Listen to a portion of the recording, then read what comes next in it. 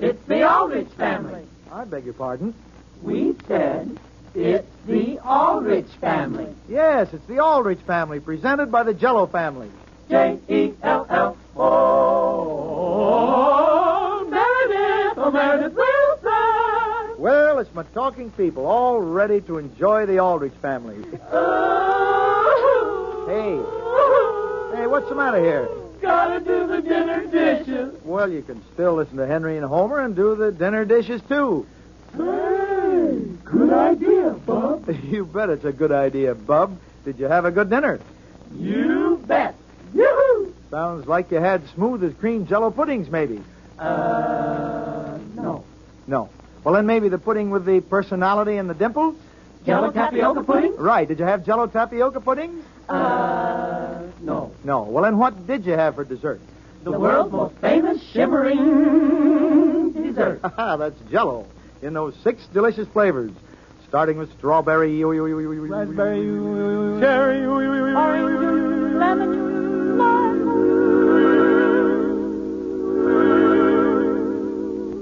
Jell. Oh, but you won't like it. Oh, no, not much. Hey, look at that clock. It's time for... The Aldrich Family, based on characters originated by Clifford Goldsmith and starring Ezra Stone as Henry with Jackie Kelk as Homer. Henry Aldrich. Coming, Mother.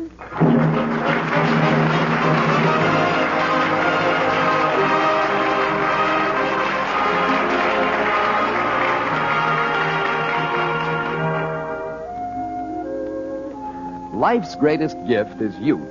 And fortunately, it isn't confined to any one age. Youth can be recaptured at any time by anyone who simply shares the experiences of an enthusiastic teenage boy like Henry Aldrich. The scene opens in Henry's bedroom. It is Saturday morning. Now listen, Henry, that's no way to hold it. It is so you have to tip it. Then how can you get the knife in? Homer, let go. Gee whiz, whose piggy bank is this anyway? Okay, go ahead if you're so smart. Why should I help you scrape up money to throw down the drain? What do you mean, down the drain? If I can get enough money out of this bank, I'm going to ask Kathleen to go to a movie tonight. Henry, you're crazy. You take Kathleen to a movie, and what have you got?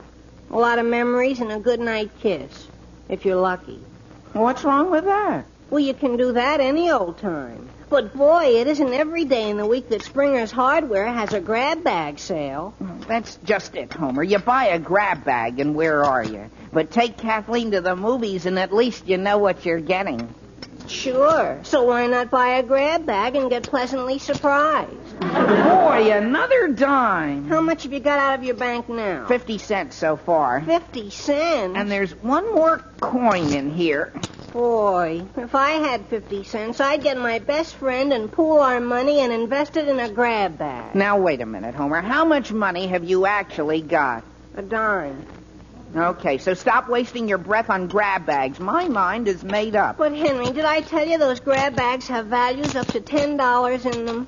Hey, look, a quarter. Yeah? That gives me exactly enough to cover Kathleen. 2 balcony seats, 2 sodas, and a nickel's worth of candy. Boy, what you couldn't get at Springer's for 75 cents. 75 cents? You mean they have Grabbags as low as that? Sure, none of them are over $1. Homer, you're crazy. Are you telling me they have $10 values all for under $1? Sure, it's the chance of a lifetime, Henry. You can't lose. But how can you be sure what you're getting? That's the beautiful part. You can't. That's where the fun comes in. Gee, it does sound interesting. And you know what you might win, Henry? That bicycle pump you've been wanting. Oh, boy, do you really think so? Oh, Henry? Yes, Father? Please step out here in the hall a moment. Sure, Father. Homer, wait here. Okay, but don't be long. I was just passing your room, Henry, and I couldn't help overhearing. You mean about the Grabbag sale, Father? Doesn't that sound swell? Frankly, son, it sounds a little risky to me. Risky, Father? Gee whiz, it's the chance of a lifetime. Yes? When you invest in one of those Grabbags, you can't lose. Even though you have no idea what it might be inside? But that's the beautiful part, Father. There might be anything inside. There might also be nothing. But Homer said their value's up to $10. Henry, I want you to make your own decision in this matter. But remember one thing. Merchants can very seldom afford to give away anything valuable. But, Father, do you know what I might get for 75 cents? A bicycle pump. Henry, you're being very optimistic. I have it on good authority. Now, son, I know all about grab bags. I've had my fingers burned. You haven't. But, Father, these bags are entirely different. Henry, let me explain one more thing. From time to time...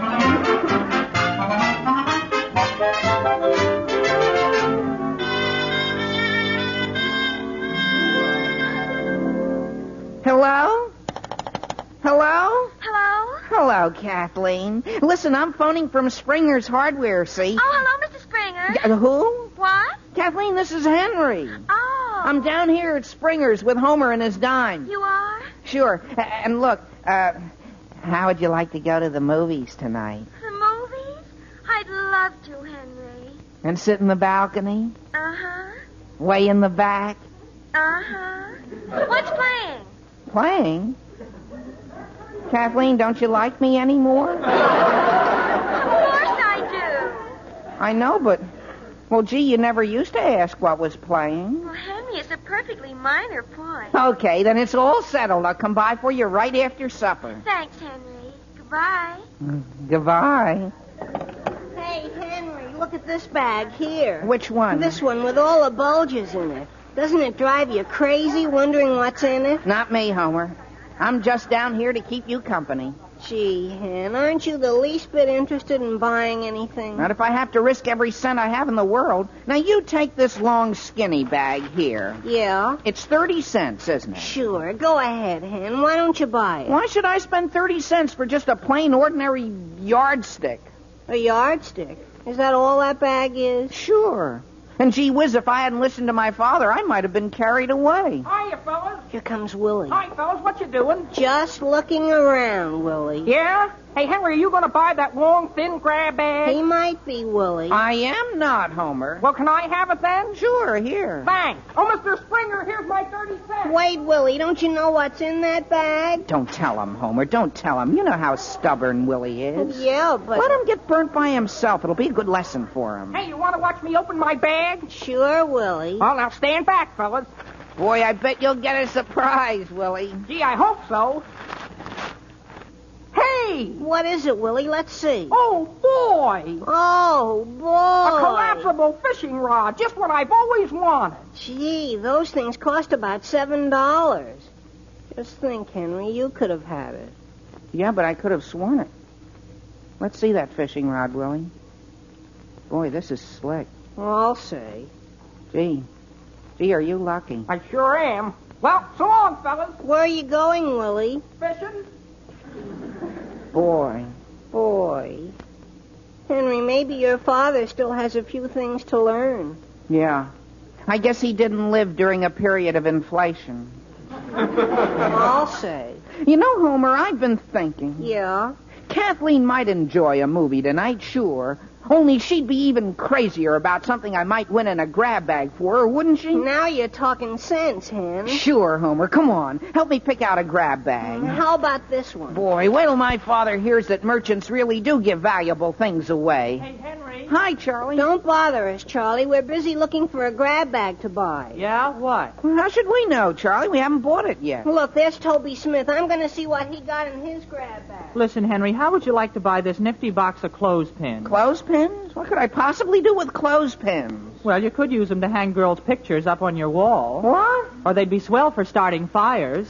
Charlie, you're crazy. Oh, now look, Henry, I paid 25 cents for them, and I'll let you have them for 20. Oh, no. 15. Nothing doing. 10. What'd you pay a quarter for a thing like that for? I got it in a grab bag, and boy, am I going to sue Mr. Springer. Well, look, Charlie, naturally merchants can't give away valuable things in every grab bag. Hey, Henry, guess who just bought what for 60 cents? Who? A paint sprayer. What? Toby Smith for only 60 cents. Homer, what could you do with a thing like that except spray paint? Plenty. I happen to know my father would pay $5 for a new paint sprayer. $5? $5? Sure. Cold cash? Cold cash? On the line, Henry. He's going to need one to paint our house. Oh, boy. Oh, boy. Let's start looking, Homer. There might be another sprayer in these grab bags here. There might. Gee whiz, goodbye. Where are you going, Charlie? Home and get some more money. One thing about a paint sprayer, Homer, you can tell it by the feel of it. Okay, I'll start feeling from this side. Sure, and I'll start over here. And we'll feel toward each other. Oh, boy. Yes, Mr. Springer? Sorry, but we can't allow any feeling around. Take your chances like everybody else. Sure, Mr. Springer. Boy, Homer, that's what I call loyalty. How do you mean? Gee, Mr. Springer is practically a member of our own family, isn't he? He is. Sure, he's engaged to my Aunt Harriet. Well, frankly, I don't blame him for being cranky. Homer, are you positive you didn't feel anything remotely like a paint sprayer? Positive. You couldn't mistake a thing like that. Boy, what I couldn't do with $5. Makes me weak to think about it. Let's sit down. Hey, Henry, Yeah? I found one. A paint sprayer? Yeah, I'm sitting on it. Homer, are you sure? Sure, I'm sure. Gee whiz, Homer, I forgot I left my 75 cents at home. Well, that's a fine thing. Look, Homer, you stay right here and guard this paint sprayer while I run home for my money. But what if somebody else wants to buy it? Just don't let them. And, Homer, if you can keep it for me, I'll give you $1 when I sell it. Okay, Henry, run.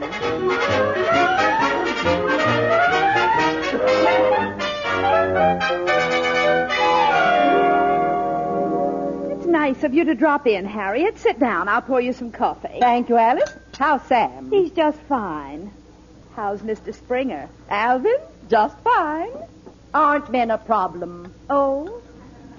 Have you and Alvin had a quarrel, Harriet? Oh, no, just a little disagreement. Alvin thinks I should take up painting again. Really? Yes, he believes in women having outside interests. But as I said to him, I said, Alvin, I said, frankly, I don't think I'm very talented. Do you?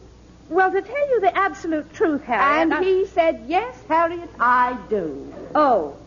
Oh, he did? Of course, he admits he doesn't know a thing about art, but he knows what he likes. Isn't that nice? Poor Alvin. He just can't help seeing me through rose-colored glasses, I guess.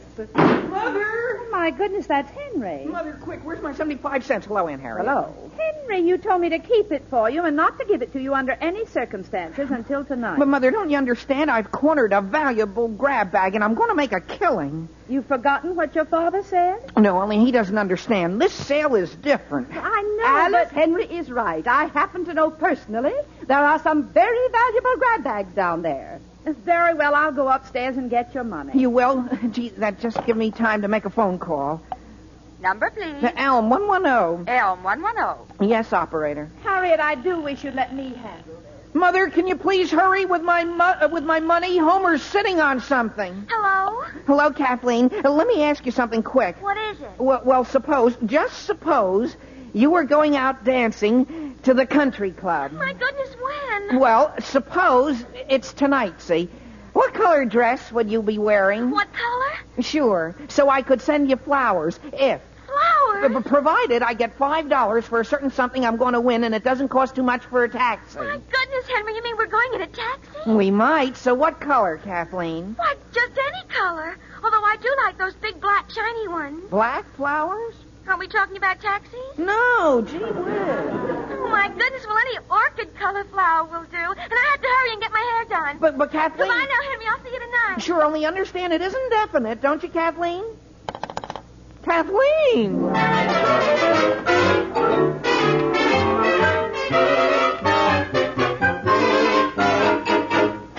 Now, wait a minute, Charlie. What are you doing? Well, what do you mean, what am I doing? I'm trying to pick out a paint sprayer. But you're not allowed to feel the grab bags. You just have to take your chance. Now, listen, Homer, since when do you own this hardware store? Charlie, get away from this grab bag. But it might be a paint sprayer. And it might not. And besides, it's reserved. Then it is a paint sprayer. Now, listen, Charlie. Now, Homer, let go of me. Now, look, Charlie, don't get mad. I didn't mean to push you. Let's just talk this over calmly. Oh, yeah? Listen, you little pipsqueak. Charlie, you're backing me right into the garden hole. Springer, I'll take this grab bag here. Hey! How much? Hey, that's Henry's grab bag. Oh, lady. Homer, you've got the hose looped over your arm. Lady, come back. Homer, look out! Hey!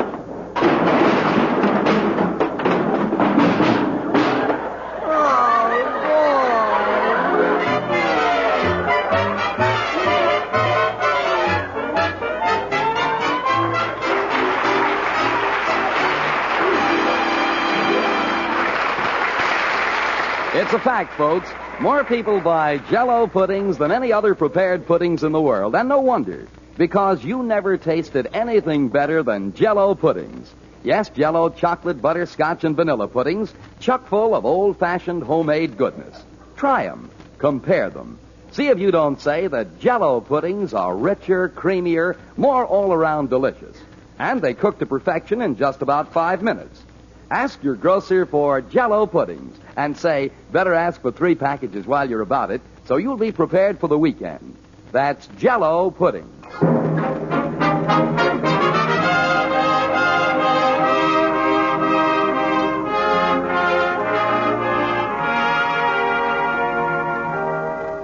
And now, getting back to the troubles of Henry Aldrich.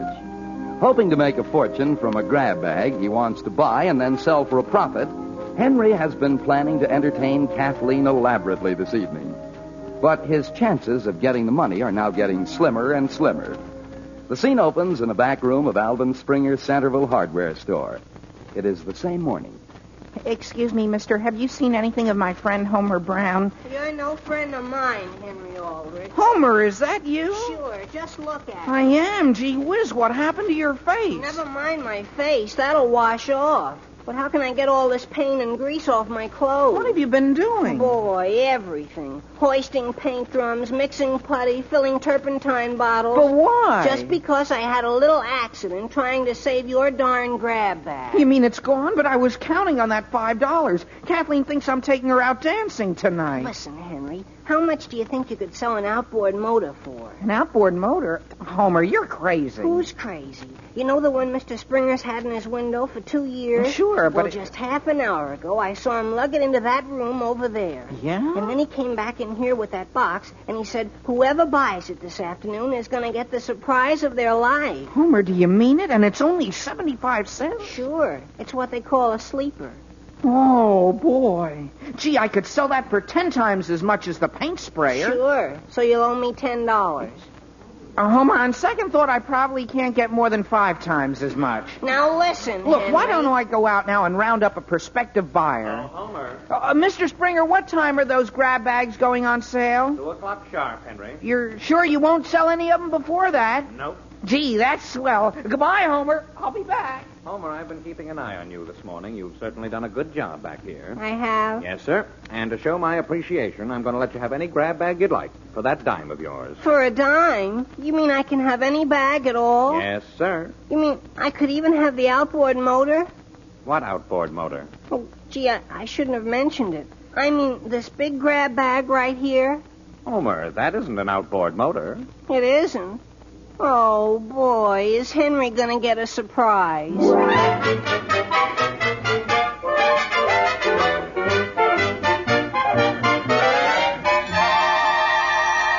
Hello, Kathleen. Henry, is it only you? What do you mean, only me? Oh, my goodness, you dragged me out from under the dryer. I did? And I'm standing right here, positively dripping. Look, Kathleen, I just wanted to tell you that the thing I'm selling now is much more valuable than the thing I was selling before. It is, Henry? Yeah. What is? I can't tell you. I'm down at the Acme Machine Works right now. Henry, we are going to the country club tonight, aren't we? Sure, absolutely. And not only that... Yes? Kathleen, how would you feel about a season ticket? A season ticket? Sure, and go every Saturday night in the year.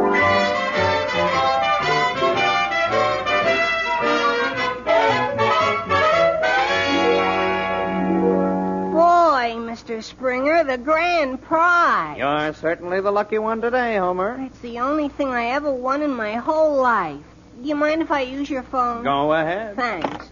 Number, please. Elm 610. Elm 610. Gee, Mr. Springer, to think Henry's Aunt Harriet painted that all by herself. Yes, sir, and she's never had a lesson in her life. Would you believe it? Well, to tell you the truth... Neither would I. All it needs now is a nice frame. Hello. Hello, Mother. Guess who this is? Homer, don't be silly. Listen, Mother, a wonderful thing just happened. I just bought a grab bag. I thought you didn't have enough money to buy one. Well, I didn't, but Mr. Springer just had me move a few paint drums and gave it to me for practically nothing. Really? And, Mother, I won the grand prize. You what? Sure, and it's something you've always wanted. And I'd be willing to let it go cheap. Homer, It isn't... Sure. It's a sort of a painting. Oh, my heavens. For the inside or the outside of the house? What? Homer, you're a dear. And now would you hang up? I'm too excited. Okay, and don't worry, Mother. Mr. Springer's going to clean me up. That's nice, dear. Goodbye. Goodbye. Oh, Mr. Springer, Yes, Homer. have you tried looking at this painting upside down?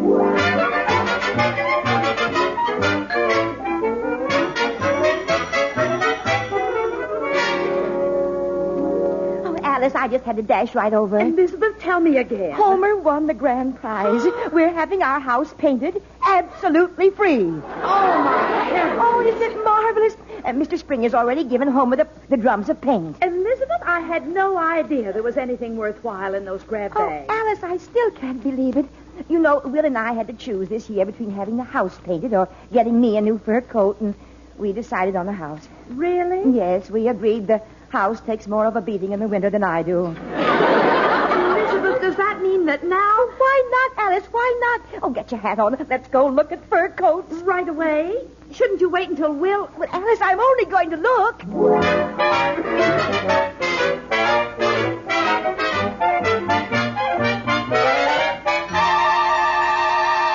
Hello? Are you listening, Kathleen? Of course, Henry. Then what happened? Well, I found a fella who had a boat, see, but no motor. Yes? And you sold him your motor? Not exactly. No? He sold me his boat. My goodness. Well, that is, I gave him my IOU, and by next summer the boat will be mine, I hope. Henry, that's wonderful. My goodness, I'll be the proudest girl at the dance.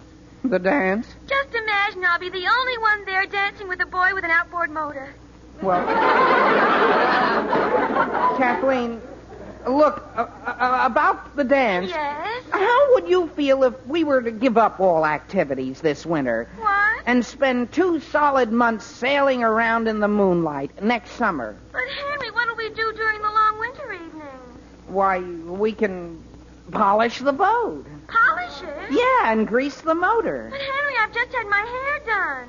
Well, I'll tell you. Oh, gee, look at the time. It's 1:30. It is? I've got to get back to Springer's and buy my grab bag. But, Henry... And I'll bring the outboard motor right over to your house, Kathleen, so we can admire it together.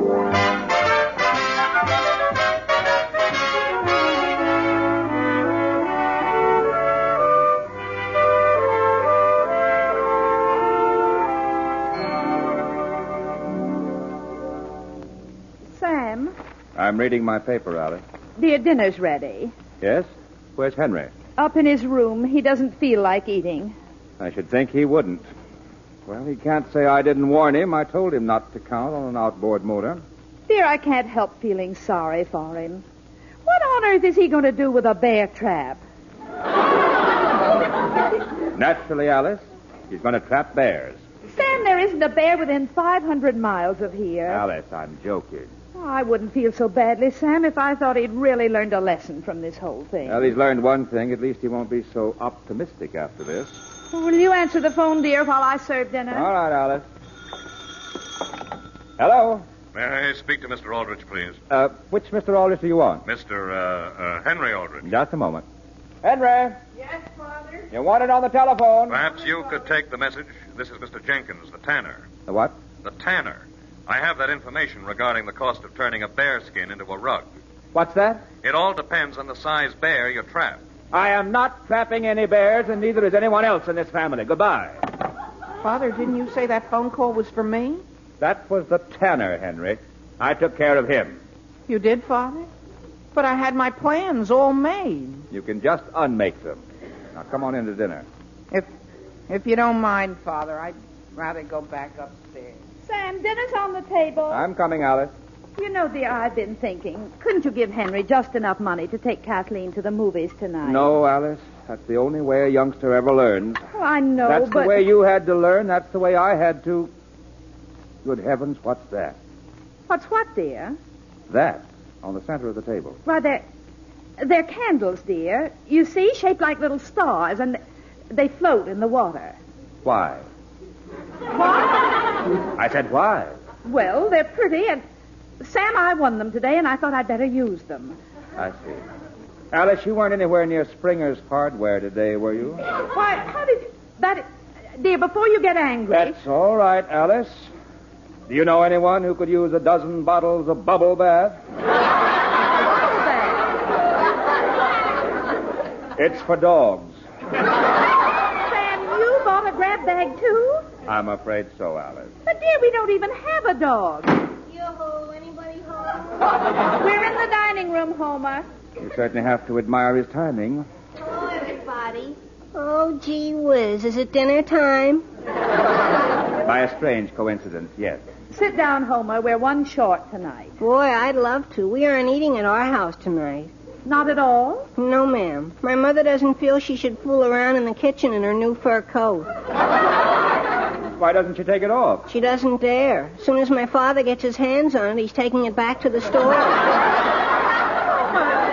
What's that under your arm? Oh, gee, I almost forgot. It's my grand prize. See? Good heavens. Only my parents felt that since it was your sister that painted it, Mrs. Aldrich, you should have the privilege of hanging it. Harriet painted that? It looks good upside down, too. What on earth is it? Why, it's fish, dear. In a bowl. Sure. I looked them up in the fish book. I think they're suckers. Yes? Homer, you brought it to the right place. Alice, get me a hammer. Sam, what are you going to do to it? Hang it over the mantelpiece. Gee whiz. Where it'll be a lesson to all of us the rest of our lives.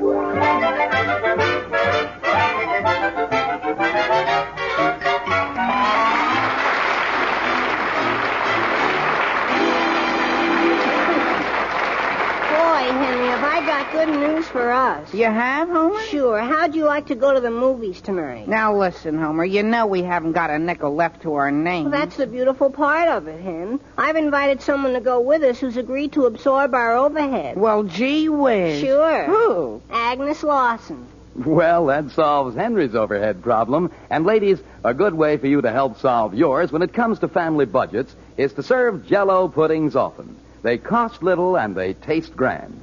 Yes, Jell-O chocolate, butterscotch, and vanilla puddings. A trio of treats, chock full of old-fashioned homemade goodness. Tomorrow night, try confetti tarts. Just prepare a package of Jell-O vanilla pudding as usual. When cool, pour your luscious, creamy Jell-O vanilla pudding into crisp individual baked pastry shells. Chill thoroughly, then top with a generous helping of well-drained canned fruit cocktail. Remember, all three Jell-O puddings made with milk are nourishing, and they cook to perfection in just about 5 minutes. No wonder more people buy Jell-O puddings than any other prepared puddings in the world.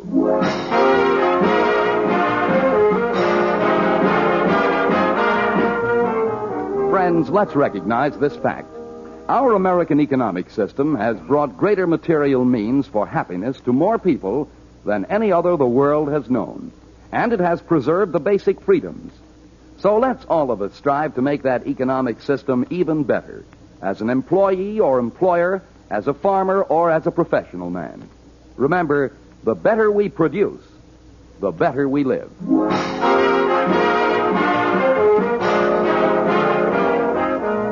The Aldrich Family, starring Ezra Stone as Henry with Jackie Kelk as Homer, is written by Patricia Jowdry and Del Dinsdale with music by Jack Miller. Mr. and Mrs. Aldrich are House Jameson and Catherine Roth. And this is Dan Seymour in New York saying, The Aldrich Family is brought to you by the Jell-O family. For desserts that are delicious, boy, believe me, you should know. They are made by famous Jell-O. Listen again next Thursday, same time, same station, to another sparkling half hour with the Aldrich Family. This is NBC, the national broadcasting company.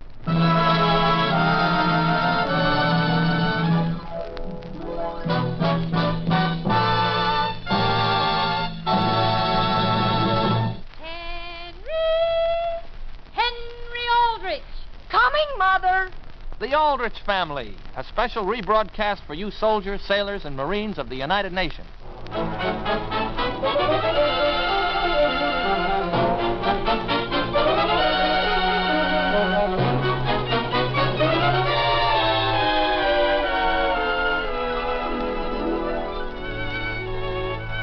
And now for the Aldrich Family with Dick Jones as Henry and Jackie Kelk as Homer.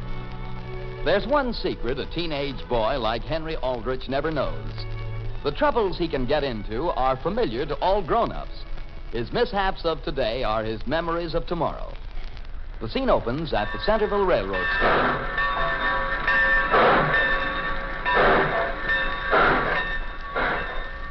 Homer, look at her. Look at her. Oh, boy, is she good looking. Oh, boy, Henry. Not so loud, Homer. Look at her. She must be coming to visit the Clarks. Oh, boy, Henry. What do you suppose her name is? How should I know what her name is? She's kissing Charlie Clark's mother. Oh, boy. And now she's kissing Charlie's father. Oh, boy. And now she's shaking hands with Charlie. Oh. Listen, Homer, close your mouth. Look, Henry, they're putting her in the car and driving off with her. Where do you suppose they're going? Up to Charlie's house. And look, she dropped something, Homer. Come on, let's see what it is. Hey, Charlie, your friend dropped something. Hey, Charlie, come back. Here it is. It's an envelope. An envelope? Is it for me? No, Homer. It's got a name on it. Miss Dorothy Hopkins. Dorothy Hopkins? Do you suppose that's her name? Is there anything in the envelope? No. And listen, give me that. What are you going to do with it? I'm going to keep it. Boy, I haven't seen a girl that good looking all winter.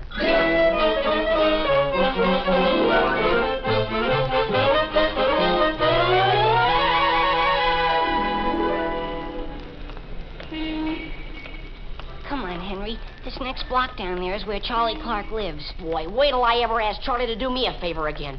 You just wait, Homer. Did he hang up when you asked him if you could meet Dorothy? Sure he did. Look out. I'm going to start limping. Henry, that's no way to do it. You mean you're just going to limp in and meet Dorothy? Why not? Gee whiz, Henry, you've got to do it right. You've got to fall down right in front of the Clark's house. I have? Sure. You mean just walk along and then all of a sudden fall down? No. You start running, see? And then I'll trip you, and then I'll carry you in. Now listen, Homer, I'm not going to do anything like that. I can fall down without your helping me. Come on, we'll just be jogging along. Okay. And just as you fall, Henry, be laughing. Well, here I go, Homer. Now listen, Henry, what did you do this to me for? Did you fall down too, Homer? I can't get up. I can't get up. Homer, you didn't fall any harder than I did. Now come on over here and pick me up. Boy, I think I broke my arm. Oh, no, you didn't. I know you, Homer. You're just trying to get Dorothy's sympathy. Now come on. I've got to lie here until you pick me up. Well, hold up your head so I can get a hold of you. Easy now, Homer. Easy. Why, you didn't hurt yourself. That doesn't make any difference.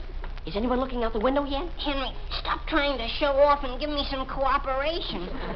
Boy, are you heavy. Well, help me up the steps. And don't forget, as soon as she gets me straightened out on the sofa, you're to say you've got to beat it home and get me some rubbing liniment. Oh, no, I don't. I stay right there with you. I don't trust you.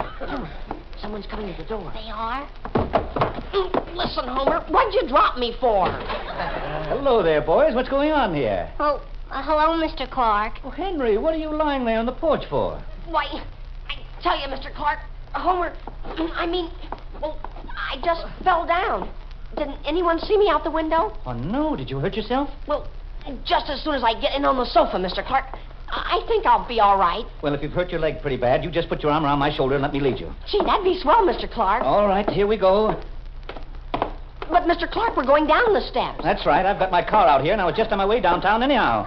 But, Mr. Clark, we were on our way inside. Oh, Homer, you get around the other side of Henry. Yes, sir. But where are we going? Down to the hospital. I'll have him there in 2 minutes. To the hospital? Listen, Henry, I'm going home. Homer, what'd you drop me again for?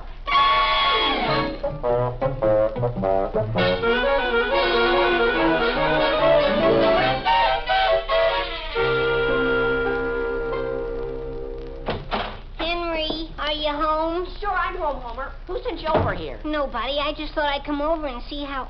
Listen, Henry, what happened at the hospital? Nothing, Homer. Nothing at all. Well, what'd they do to you? They didn't do anything.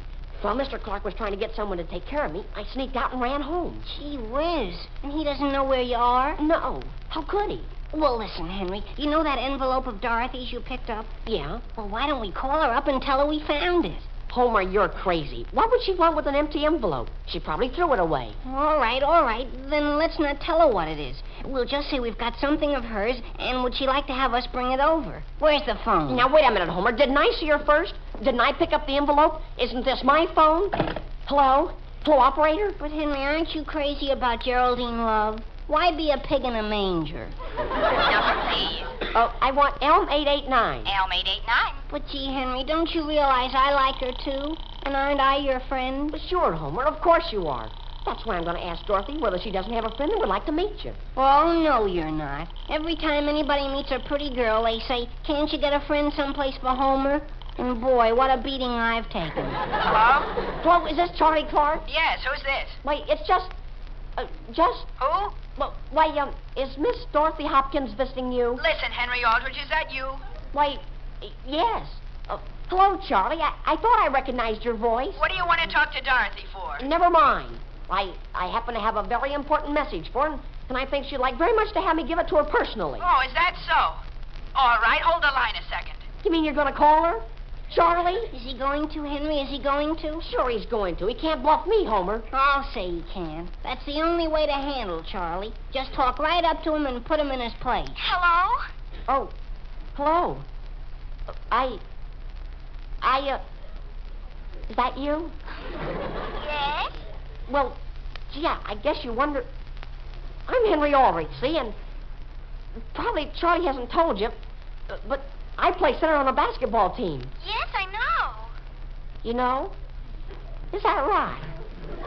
Did you happen to know about the track meet I was in last spring? Well, I didn't win any first, but I got 2/3, and I might have won the pole vault if I hadn't broken my pole. Yes, I know all about it. Is that right? Well, I guess I know almost as much about you, too. I saw you downtown this morning. You did? Down by the station. And, boy, the minute I saw you... Boy. The station? I wasn't down at the station today. Sure you were. And you dropped something. Wouldn't you like to have me bring it over? Is this Henry Aldrich? Sure. Isn't this Dorothy Hopkins? No, it's Geraldine Love. How did you know I was over here at Charlie Clark's? Geraldine? Geraldine, not Dorothy? You're Geraldine Love? Henry Aldrich, did you think you were talking to Dorothy Hopkins like that? How'd you get on the phone? Charlie told me you wanted to speak to me. And if you're that hot up to make the acquaintance of any girl that happens to come into town... Henry, what have you got of Dorothy? Never mind. Just forget the whole thing. Goodbye. Come on, Henry. Shall we start over? No, Homer. I think we'd better just drop the whole thing.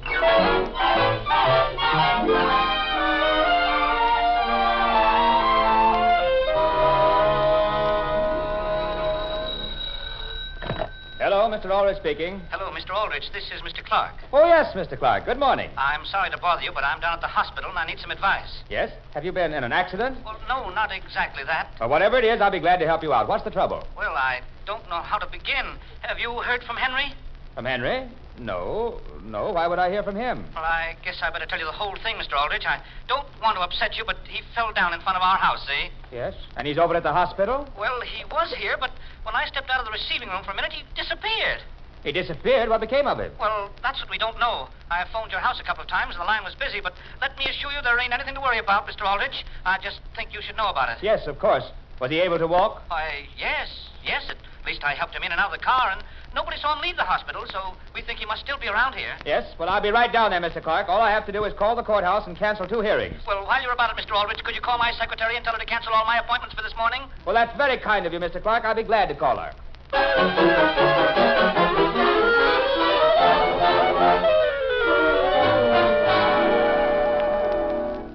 Now listen, Charlie Clark. Go on, get away from in front of our house. You make me, Henry, you make me. Henry, come on. Close your window and ignore him. Homer, stop pulling on my shirt. I know how to handle Charlie. Charlie, I want to tell you something. You're standing out there on my father's front lawn, and he spent a lot of money on grass seed last fall, and if none of it comes up next summer, I'm going to tell him who's the cause of it. And let me tell you something. What is it you've got that belongs to Dorothy Hopkins? And why should I tell you? Because she's my cousin and she told me to come over and get it, that's why. Is that so? Well, in the first place, I don't even have anything. Oh, yes, you have. And what's more, I know what it is. All right, then what is it? What is it? Never mind. But you better throw it down to me right away. And I want to tell you another thing. If it breaks when you throw it, you're responsible. Is that so? That shows you how much you know. Hey, Henry, keep him there a second while I go get a glass of water to throw him. That's an idea, Homer. Only, instead of just a glassful, get a lot. Henry, for the last time, do you hear me? Yes, I hear you. So you want me to throw something down to you, huh? Yes, I do. Well, come up here under the window so you can really catch it. Why? Charlie, I hope you don't think I'm going to throw anything as valuable as this to you way out there and have you miss it. All right, then I'm standing closer. That isn't close enough. Come a little closer. How about this?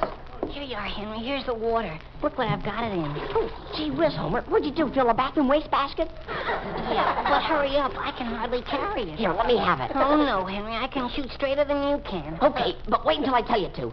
Oh, Charlie. Hurry up. I'm hurrying. I just want to explain one thing.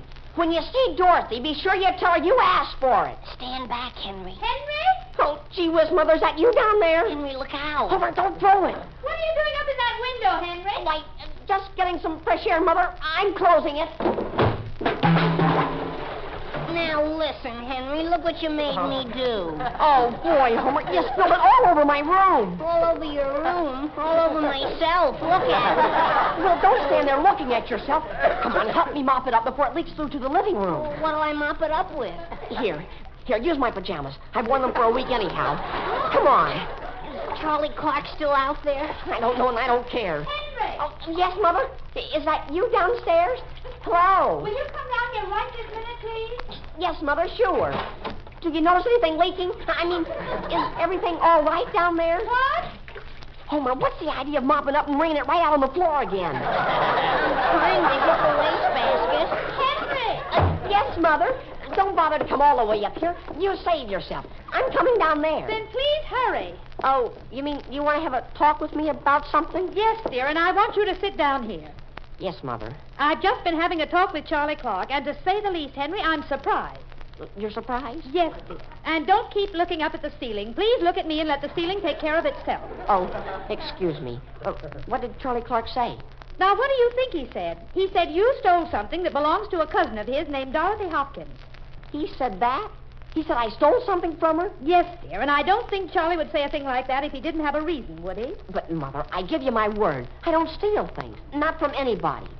Remember, the only time I ever stole anything in my life was that pocket full of candy out of the box in your bureau drawer about 5 years ago, and I got caught, and it made me sick. And besides, I didn't like it. Then, dear, do you know why Charlie said you took something? Well, all I can say is he certainly got a powerful imagination. He told me that what you have of this Dorothy's is extremely valuable. He said that? He said that? He certainly did, and he's going all around town saying you stole it. And I'm going to do something about it.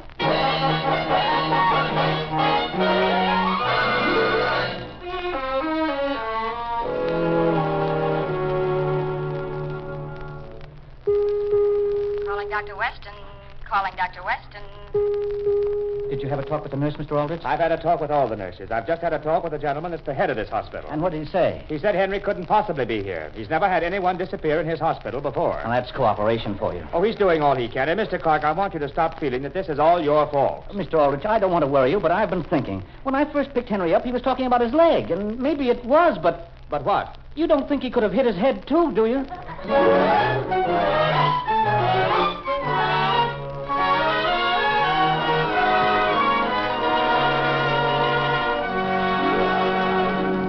The Aldrich Family will be back in just a moment. In the meantime, here's a selection by Alan Roth and the orchestra.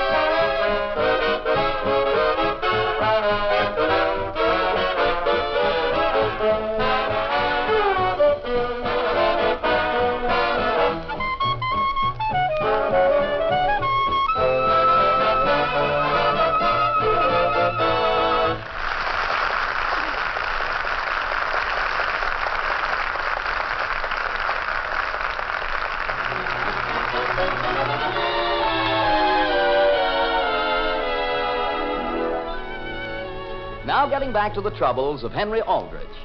In his efforts to meet the new girl that's in town, Henry first tried to make out he hurt his leg. Next, he led her to believe that an empty envelope which he dropped at the station is really something of considerable value. As the scene opens at Charlie Clark's house, the young lady in question is speaking. Oh, I don't blame you, Charlie. I agree with you entirely. And I'm glad to hear you say that, Dorothy. Charlie, I wonder what it could be of mine that Henry Aldrich has. You mean you haven't any idea what it is? I can't think of anything. Unless it could be my wristwatch. Oh, your wristwatch. You've lost it? Well, I haven't lost it exactly. I thought I left it at home on my bureau because the catch was broken on the strap. But it still might be your watch, mightn't it? Well, tell me, after he refused to throw it out, what did you say? I said, listen, Henry Aldrich, I don't intend to have any cousin of mine that's as fine a young lady as Dorothy Hopkins is insulted like this. Oh, really? Then what did he say? He didn't say anything. He thought I was going to climb up the side of the house and beat him up, so he closed the window. You scared him? You really did? Sure I did. I even told his mother on him. Well, frankly, I don't blame Geraldine Love for getting mad if he's that kind of a boy. And did you see Geraldine stalk out of here and beat it home? She said she was never going to speak to Henry again. I know.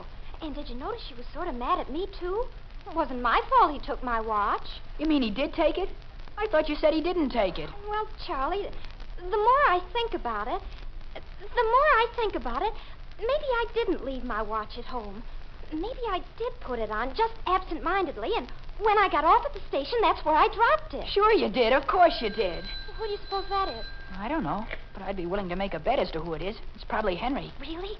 Do you think you really scared him into bringing my watch back? Sure I did. You should have heard me talk to him, Dorothy. How do you do, Charlie? This is Mrs. Aldrich. Oh, how do you do? Is your mother in, Charlie?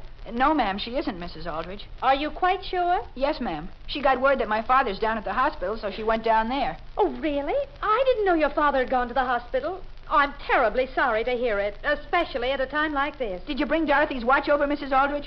Her watch? Yes, ma'am. Didn't Henry confess to you?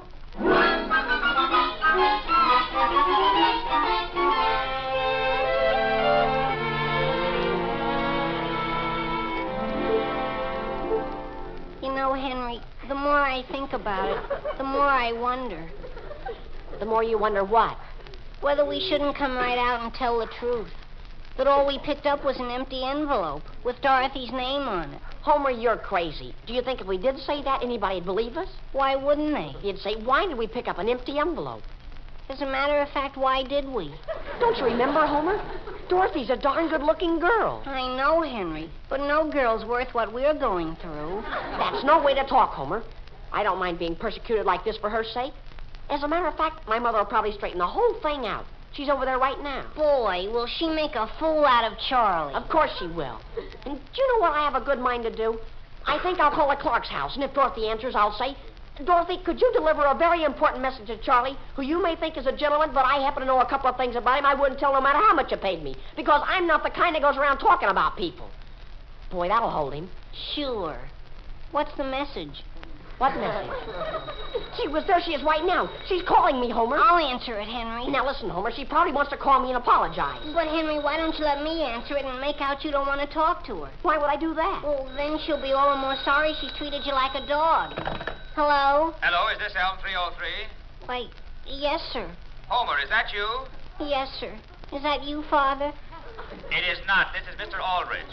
Oh, excuse me. Did you want me to go home? Oh, what are you doing over at our house? Wait, I'm just sitting here reading a good book, Mr. Aldrich. Where's Mrs. Aldrich? She's gone over to the Clarks, Mr. Aldrich. Over to the Clarks? Then she knows about it? About what? About Henry. Oh, you know, too? If she comes in, tell her I'm on my way home. I'm just trying to get in touch with Henry. Goodbye. He's right here, Mr. Aldrich. Mr. Aldrich? Does Dorothy want me, Homer? No, your father's looking for you, and he wants you to come right home.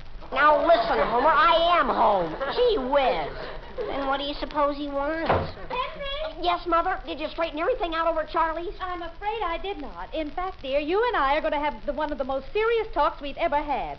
What about? That watch, dear. That watch?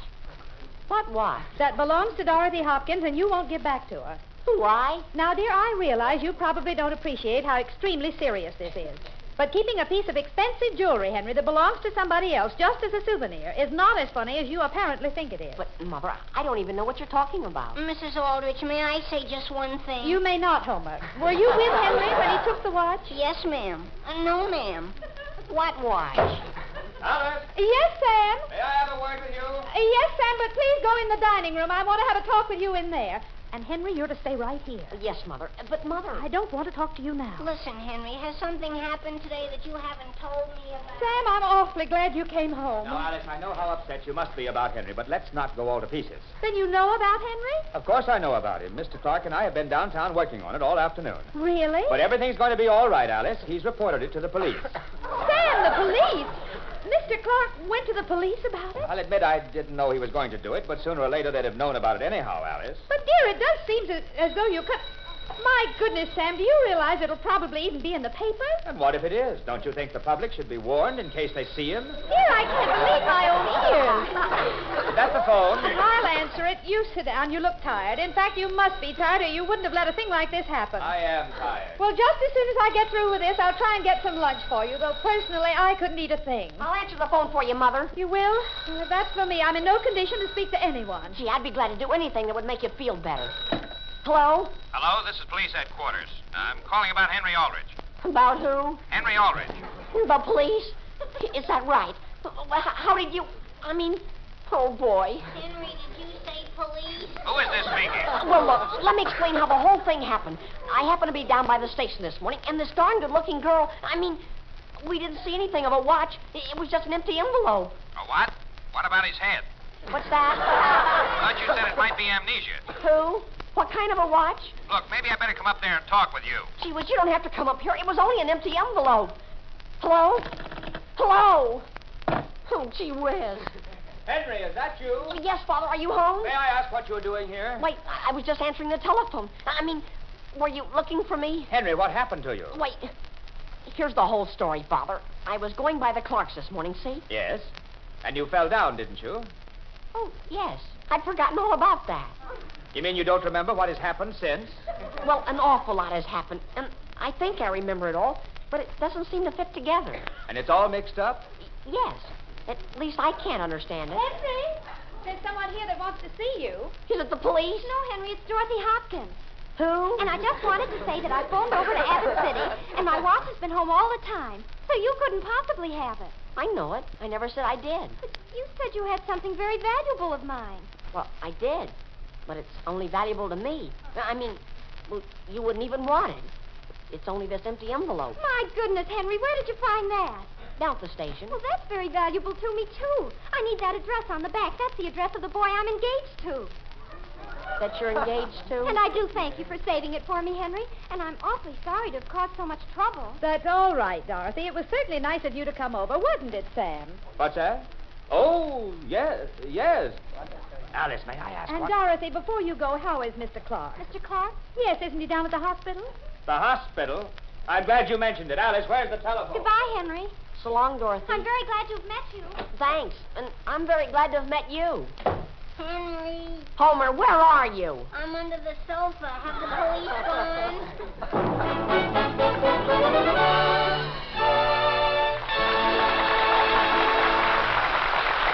Henry will be back with us in just a minute.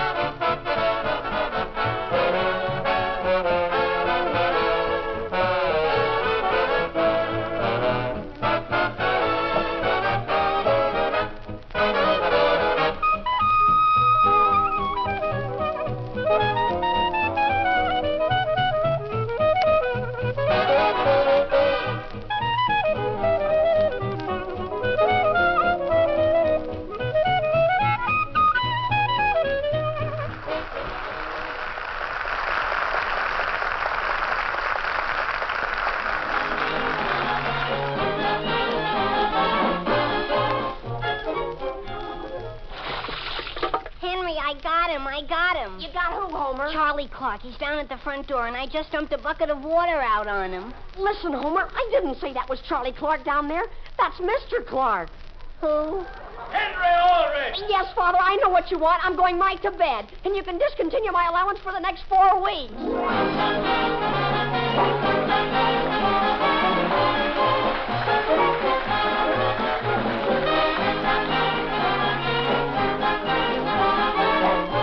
The Aldrich Family is written by Clifford Goldsmith with music by Jack Miller. Mr. and Mrs. Aldrich are House Jameson and Catherine Roth.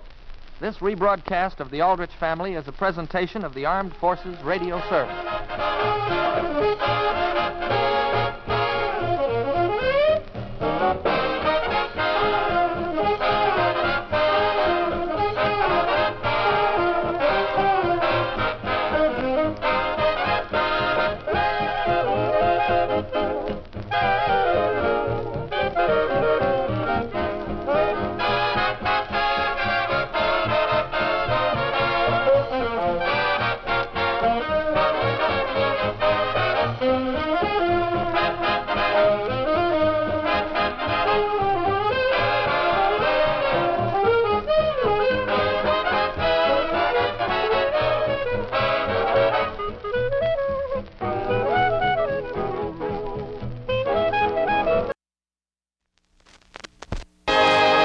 Jell-O, everybody, the Jell-O family of desserts presents... Henry Aldrich. Coming, Mother.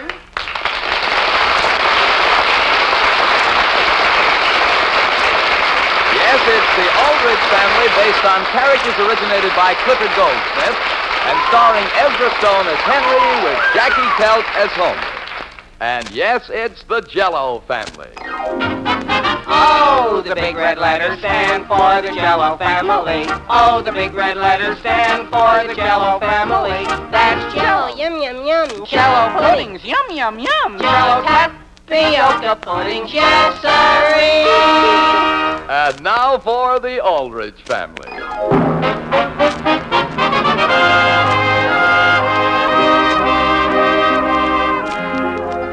One of the things you remember best after you've grown up is the number of the house and the name of the street where you spent your teenage. And no doubt it was something like 117 Elm Street, where Henry Aldrich lives. It is early morning, and the scene opens in the Aldrich kitchen. Sam? I'm in the basement, Alice. I know, dear, and could you please shovel the coal a little more quietly? You'll wake the Kilmers next door. Alice, coal is not something you can shovel quietly. Well, please try. It's just 5:45. Mary, are Henry's pancakes done? Dear, open your eyes before you stumble and fall into the skillet. Yes, Mother. My goodness, I can't see why Henry had to force us all out of bed in the middle of the night simply because he has to go to work. Dear, he didn't force us. We volunteered. Who did? I did? Yes, dear. Mother, I couldn't have. That's one thing Kermit impressed on me after he got out of the Army. Never volunteer for anything. Mary, if your own brother shows this kind of ambition, the least you can do is cooperate and see that he gets off on a full stomach. Alice, where's the whisk broom? Sam Aldrich, how did you get your pajamas that dirty? I got into a landslide.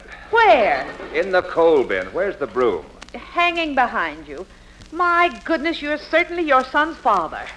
When you're shoveling coal in the middle of the night, what can you expect? Now, Sam, don't you grumble, too. You're the one who's always after him to show more initiative. Well, I didn't mean for him to show it at 6 o'clock in the morning. Now, Sam? Besides, his schoolwork is just as important as his initiative. He and Homer will never get those circulars delivered before their first class. Sam Aldrich, you certainly don't have much confidence in your own son. Now, who on it? I'll get the phone. Would you like some pancakes, too, Father? Mary, pancakes are not something you eat when your stomach's still asleep. Henry, are you drinking your milk? I'm just starting to, Mother. Hello? Alice, this is Elizabeth Brown. Has Will showed up at your house? Will? My husband. Is he on his way over? I don't know. He was half asleep and I sent him out for the milk. And he opened the back door and just kept going. Oh, my goodness. So if he shows up there, will you give him one of Sam's robes and some bedroom slippers and send him home? Yes, Elizabeth. Goodbye. Goodbye. Oh, and Alice. Alice? Yes, Elizabeth? You don't think this job will be too taxing on Homer, do you? Taxi? Well, I took him to the doctor last month, and Alice, the poor boy has practically no metabolism left at all. I'm sure it'll do him a world of good, and I'll keep an eye open for Will. Goodbye. Goodbye. Mother, is there anything on that telephone table besides the telephone book and the memo pad? No, dear. What are you looking for? A perfectly wonderful letter I got from Kermit yesterday. I thought as long as I'm up, I'd sit down and answer it so he could see the effect it's having on me as soon as possible. Dear, this is no time to be answering letters. Please see that Henry gets his pancakes first. Yes, Mother. But I could very easily do that and write the first draft at the same time. Mary, the morning's complicated enough as it is. Henry, are you eating? Sure, Mother. Look, I'm already halfway through my half a grapefruit. Oh, that's fine. Then drink your milk. Hey, Henry. In the dining room, Homer. Hi, Henry. Good morning, Mr. Aldrich. Homer, dear, it's me. Oh. Oh, sure. Are you ready to start, Hen? Just as soon as he drinks his milk and has his pancakes. I'll go see what's holding them up. Give me room at the table, Henry. What are you doing? Stuffing the rest of the circulars in these envelopes. Gee whiz, Homer. Haven't you done that yet? Henry, I'll be done by the time you're finished eating. Here are your pancakes, Henry. Oh, it's about time. Boy, don't you realize we have to be in school by 8:30? Well, my goodness, that's a good example of the appreciation you get around here for working to the bone. Would you mind standing up? Gee whiz, what are you looking for? Nothing. You can sit down. I just thought the letter might be on your chair. Henry. What? Who was that? Mary. Your sister? Well, sure. Well, I'll be darned. What were all those things sticking out of her head? Oh, the curlers. Yeah? Boy, you have to get up pretty early in the morning to see what a girl's like under everything. Homer, what are you doing? Hey, circulars in the envelope. No, you're not. You just stuffed a paper napkin into that top one. I did? Gee whiz, open your eyes. What was that? Nothing, just me and the hall clothes tree. You ran into it, Father? No, it jumped out and attacked me. Henry, I want to make one thing clear. No matter where you are, no matter how many circulars you have left to deliver, at 8:15 you're to drop everything and make tracks for school. But, Father, we have to finish. Sure, we've already been paid $2. That's your responsibility. You're just to get to school on time. Is that clear? Yes, Father. Come on, Homer. Let's start. But I'm not finished stuffing. You can do it on the way. Sam, where are the boys going? To work. Goodbye, everybody. Hi-ho, But Henry! hi-ho. It's off to work we go. My goodness, Sam, why did you let him go before he finished his milk? He'll survive, Alice. Now come on. Where? Back to bed. Before we clean up? Before I fall flat on my face. Come along. Mother, I can't find Kermit's letter anywhere. Mary, it's 6:15. Father, I have to find it. Suppose it falls into some strange hand. Well, suppose it does. Father, I'd just die. I'd lie right down and die. Good heavens, what sort of a letter did he write? Oh, Mother, it was beautiful. When Kermit writes a letter, it isn't just a letter. It's got language in it. That's novel. And it isn't the kind of language I'd like strangers to see. Well, if it was in the house, it couldn't have walked off. Now, where did you have it last? Well, that's the whole thing. I'm positive I put it on the desk last night. On the desk? Yes, I know, because Henry was sitting next to me putting circulars into those envelopes, and... Oh, my goodness. Now, Mary. Oh, my goodness. Mary, calm down. Calm down, Mother, calm down, when my private life may be spread all over town. Mary? Mother, Kermit practically proposed. Father, out of my way. Where are you going? Out and stop Henry before he ruins my life. Mary! Mary! Sam, stop her. She'll catch her death of cold in nothing but her nightgown and curlers.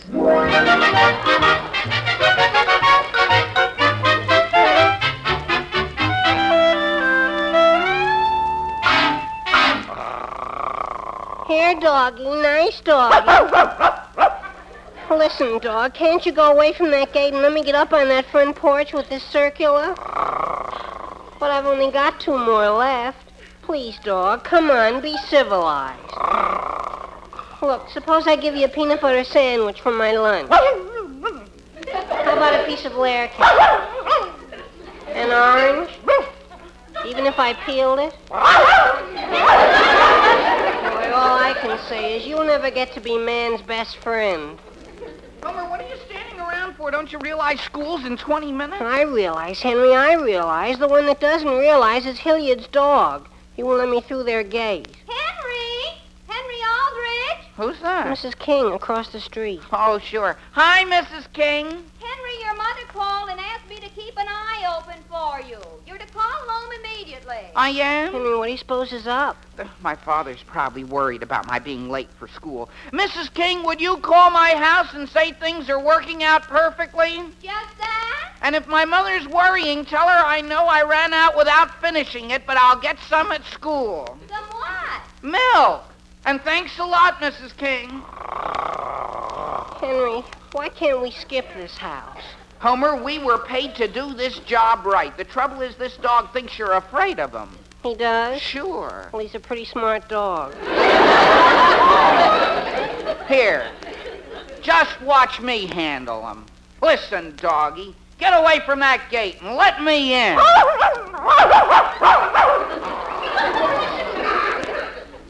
Well, I guess it won't hurt to miss just this one house. Sure. And we can leave the 2 circulars at that house where old Miss Fletcher and her older sister live. 2? For one family? Henry, I heard they're not speaking to each other. And we wouldn't want one of them missing a swell razor blade sale, would we? No, I guess not. Come on, and let's hurry. What for? We've got plenty of time. I know, but I want to get to school a few minutes early to look over my composition. Composition? That's due today, for English. Didn't you write one? Not yet. I was planning on writing mine during study period on my father. A whole composition in one period? Well, I'm not exactly writing a whole composition. I'm taking the one I wrote for history last week, and where it says Abraham Lincoln, I'm erasing and writing in Will Brown. That's not a bad idea. Sure, especially if I keep a carbon copy to show my father. Let's cross the street. Okay. What's yours about? That trip we took to Washington last year. I spent 3 days writing it. It's even illustrated with the snapshots we took in front of the White House and places. No kidding. Am I mentioned? I'll say. Let me read you what you said to that guard in the Treasury. You go into that? Do you explain I didn't know the money was real till after I picked it up? I'll read you the whole... Well, gee whiz. Can't you find it? Well, hold my lunch while I go through the rest of my pockets. Are you sure you wrote it, Hen? I mean, you don't suppose you just dreamed you did? Homer, it was no dream. I put it right next to my plate this morning so I wouldn't... Oh, boy. What's wrong? Oh, boy. Homer, what besides that napkin did you stuff into those envelopes?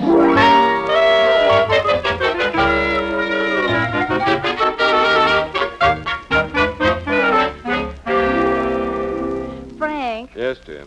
Frank Anderson, please put down that paper. I know you don't like to be upset at breakfast, but this isn't a letter that can be ignored. Letter? From who? Henry Aldrich to your daughter Kathleen. When I got up to close the window at 6:30 this morning, I saw him sneak up on our front porch, put this letter in our mailbox, and then run off down the street. Oh. The only reason I happened to read it was in a plain white envelope, and I thought it was a circular. Just read it. Now, Phyllis... Frank? Very well. But I think we should leave the kids alone. When they get to our age, they'll have trouble enough to... Who's Kitten Face? What? Kitten Face. That's the way it starts. Dear Kitten Face, and it's signed Honey Bunny Boo. Dear, it's what's in between Kitten Face and Honey Bunny Boo that scares the daylights out of me. What could a couple of kids write that could... Oh, good heavens. Good heavens indeed. But did you read this part about... About what? Well, never mind. Phyllis, this is practically a proposal. I know. What are we going to do? We're not going to do a thing. What? But Frank... Oh, the trouble with you, Phyllis, is you don't recognize a joke when you see it. Joke? Well, of course, no kid could possibly write a thing like this in all seriousness. Well, I'm sorry, Frank, but I can't bring myself to regard the possibility of Henry Aldrich as a son-in-law as a joke. Yes. Well, if you like, go ahead. Go ahead and what? Speak to Kathleen. Me? And make it quite clear I'm behind you 100%. Well, Frank, I was planning on you talking to her. Me? My goodness, what's a father for? Well, to have man-to-man talks. Oh, but Frank... Now, Phyllis, don't look at me that way. Just remember, I was the one who wanted a son.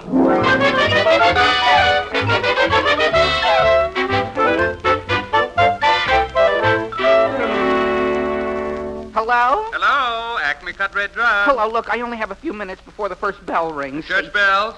No, we don't carry them. What? No, I'm calling about your circulars. Oh, yes. Our special this week is 2 packages of razor blades for 24 cents. I know, I folded them. Razor blades? No, the circulars. Oh, of course. How many packages shall we send up? What packages? Aren't you calling to order? Mister, you're not listening. I'm one of your boys.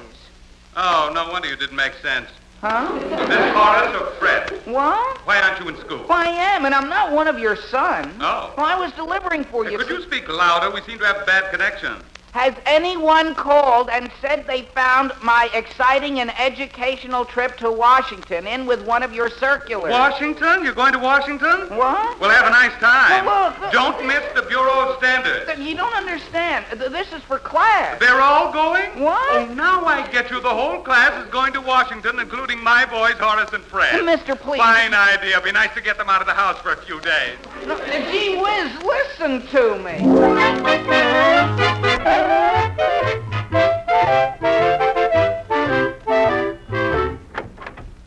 Good morning, Mrs. Clark. Come right in. Thank you. I wonder if you could spare a cup of powdered sugar. Of course.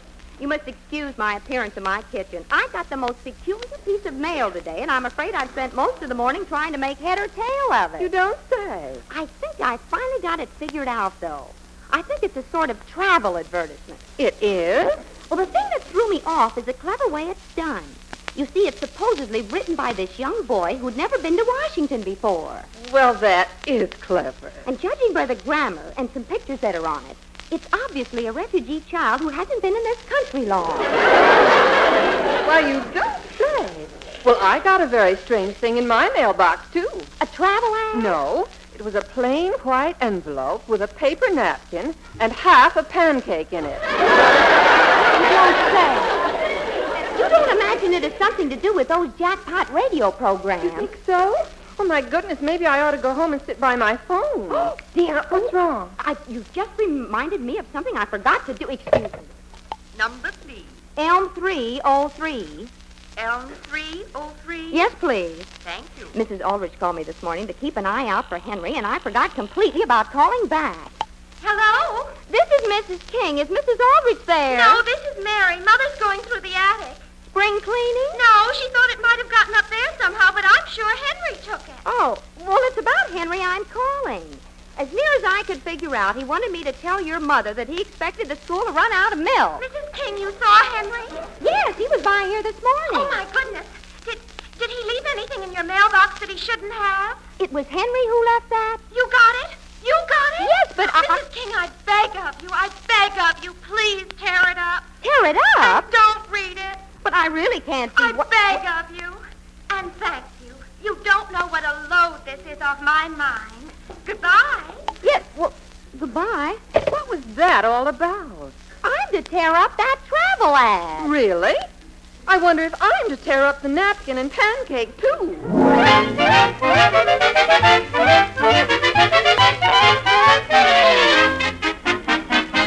Oh, the big red letters stand for the Jell-O family. Oh, the big red letters stand for the Jell-O family. That's Jell-O. Yum, yum, yum. Jell-O puddings, yum, yum, yum. Jell-O tapioca puddings, yes, sirree. Yes, sirree. And say, Mr. Seymour. Why, Jell-O, it's Mr. DeHaven, our esteemed Centerville druggist. Why, sure, and I thought you'd like to know about a new concoction we're serving at the lunch counter these days that's making a big hit. Well, you know, Mr. DeHaven, my favorite dessert is... Oh, sure, I know. That's why I wanted to tell you about this new idea all the kids are crazy for. Jell-O?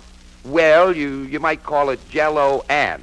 Well, go on, Jell-O and what? Jell-O and ice cream. Say. Sure, you just fix the Jell-O as usual, see, in any of the red flavors. When it's slightly thickened, you fold in softened vanilla ice cream and chill in sherbet glasses. It looks so pretty and tastes so tasty, why, even the ladies have been thanking me for the tip. And so do we, Mr. DeHaven. Jell-O's such a favorite, we're all glad to hear of delicious new ways to serve it. Now, those red flavors, as you call them, would be strawberry, raspberry, and cherry, of course. And there's also orange, lemon, and lime. They're mighty good, too. You bet. So look for the big red letters on the box. They spell Jell-O, and Jell-O spells a treat. And now, getting back to the troubles of Henry Aldrich. It is later the same morning, and the scene opens in a corridor of Central High School. Miss Eddie! Miss Eddie, could I please speak to you a second? Henry, I'm late for my next class. Good morning, Miss Eddie. Oh, good morning, Gloria. But, Miss Eddie, there's something very important I have to tell you. What is it? The truth. I beg your pardon. Yes, ma'am. I knew you'd be impressed. It's like I told Homer. Boy, Miss Eddie may not give you that impression, but under everything that's on top, she's a person who appreciates the truth. Henry, just what am I being oiled in preparation for? Oil? Oh, nothing, Miss Eddie. I just want to explain about my composition I was supposed to turn in to you today. You haven't done it? No. That is, yes. I mean, well, you see, Homer and I were walking downtown yesterday, and there was this sign in the window, Boy Wanted. Your composition is about a trip downtown. No, it's about Washington. The one who's the father of our country? No, the one that's D.C. And this place was having a sale on razor blades. What place? That we were delivering for. Only I think Homer stuffed it into one of the envelopes. Just a moment. And he threw it. Just a moment. Oh, you mean you understand, Miss Eddie? No, I do not. And I've taken about as many of your complicated explanations as I'm going to. But, Miss Eddie... Henry. Oh, boy, is that Mr. Bradley? It is, and suppose you make your explanations to him, and I'll expect an excuse from him or your composition. But, Miss Eddie... Henry, I've been looking for you. Mr. Bradley, would you be willing to listen to a very simple explanation of something very complicated that happened to me this morning? Not at this moment. Please take this. What's that? A quart of milk. Your mother dropped by with it a few minutes ago. Well, gee whiz. I hope this isn't a subtle form of criticism of the milk we serve in the school cafeteria. Well, gee whiz, no. Oh, and about that explanation... Henry, please take the milk.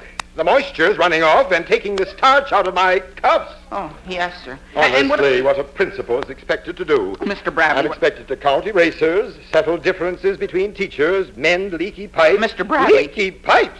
Good heavens, I forgot all about the leak in the boys' locker room. Excuse me. But, Mr. Bradley... Later, Henry, I have to call the plumber. But look, I even have a circular to prove my story. What circular? This one, look. Oh, I see. Very well, here. Well, what's this? 50 cents. You can get me 4 packages. Yeah, what? And in the future, Henry, please do your razor blade selling outside of school hours. Mr. Bradley, wait. You're not giving me a chance to tell the truth.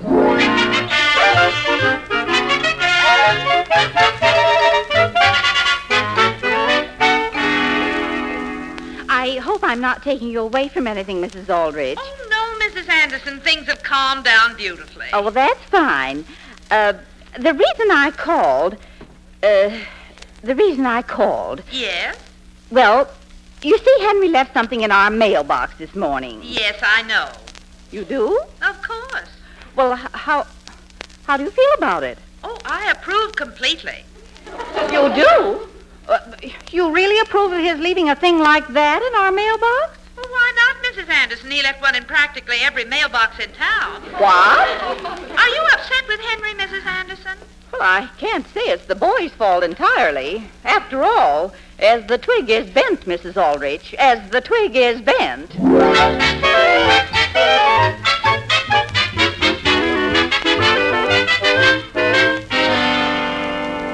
Come right in, Mrs. Anderson. Oh, thank you, Mr. Bradley. Take a chair. Thank you. I hope you'll pardon my appearance, but we had some difficulty in the boys' locker room, and I was giving the plumber a hand, and, well, I'm afraid I got quite a dousing from one of the joints. Well, I wouldn't intrude on your time like this, Mr. Bradley, but it is rather important. That's quite all right. I'm always happy to see one of my mothers. Now, what is our little problem? Well, It is a little problem, I trust. Well, I just spoke to Mr. Anderson on the phone, and he agreed if the boy's family feels that way. That is, well, could you look into Kathleen's marks and tell us if it would be all right if we were to send her to my sister in Chicago for a few weeks? You want to take her out of school? Yes. Come in. Mr. Bradley, I ran all the way downtown during study hall, see, but all they'd give me was 2 packages. Packages of what? Razor blades. That's their rule. Just 2 to a customer on the special. So here's your change. And now, about my Henry, composition... you're interrupting a talk I was having with Mrs. Anderson. Oh, gee whiz. Hello, Mrs. Anderson. How do you do? I was by your house this morning. I know. You got that thing I left there? We certainly did. Pretty good, huh? Really. I've seen better. And here, you may have it back, envelope and all. What? You mean this is my... And if you're going to leave personal things in our mailbox, might I suggest you address it to the person to whom it's intended? Oh, boy. Mrs. Anderson, you don't know how I've been trying to put my hands on this.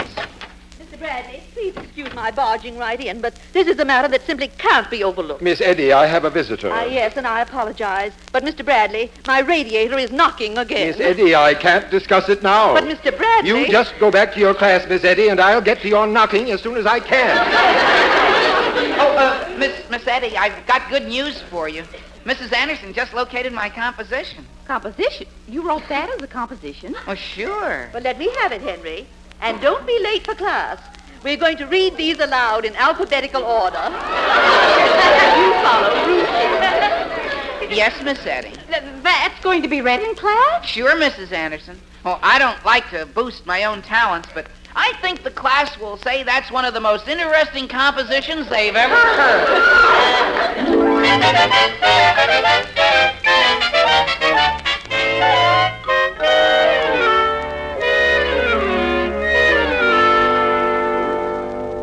Would you like another cold compress for your head, Mary? Compress? Mother, the only thing I want for my head is a shotgun. Now, Mary, you're taking this whole thing much too seriously. Too seriously, when every person in town knows my entire private life? Mary. Mother, if that's a certain person, tell him that as far as I'm concerned, he and I are no longer in the same family. Mary, really? Oh, that's okay, Mother. Mary has every right to feel the way she does. Boy, if I had a letter of mine like that read in a public class... Henry... And I just want you to know, Mary, I made a mental note of every kid in that class who laughed. And it'll be a long day before I'll even give them a short hello. Oh! Henry, I think you'd better leave Mary alone. Yes, Mother. Mary. Now what? Well, if it'll make you feel any better, I got an A for your letter. For sincerity and atmosphere. I'll get the phone. Hey, Henry. Don't come in here, Homer. Mary's not in the mood for human company. I don't think. Listen, Henry, don't get mad. I mean, you know how these things happen. What thing? Well, I've got kind of bad news for you. You know that $2 we were paid for delivering the circulars? You lost it? No. It just disappeared. Homer. I'll be darned if I know where it went. I'm sure I had it this morning. Homer, you mean I went through all that I did today and I'm not getting any money besides? Well, my goodness, some people are so lucky. That was Mrs. Scott on the phone. Mrs. Scott? Yes, she got a paper napkin in the mail this morning, and she unfolded it a while ago, and there were $2 bills in it. What? What? And she doesn't even know what she did to win. Homer, come on. Henry, where are you going? Just one certain place, Mother, and just go through one last simple explanation. What?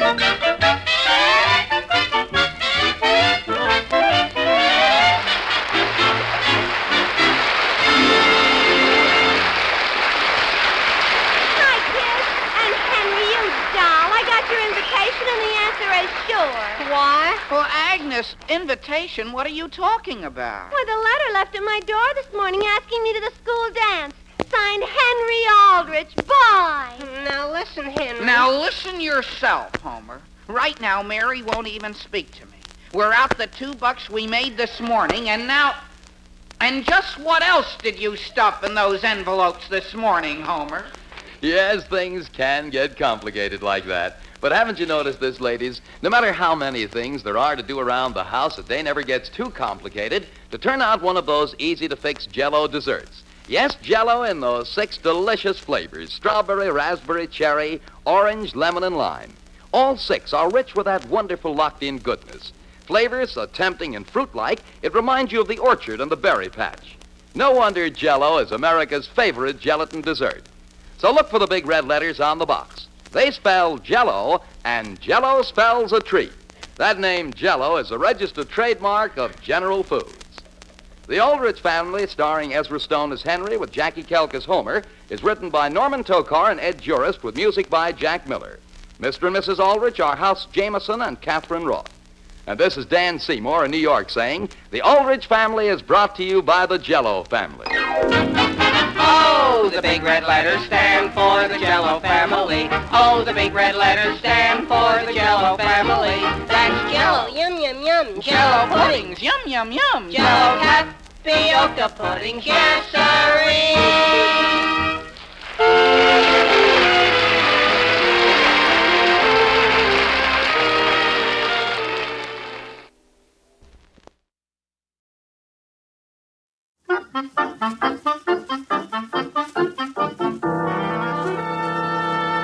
Thursday, meet the new Plymouth. Thursday, enter the big Plymouth contest. But right now, Plymouth presents... Henry Aldrich. Coming, Mother.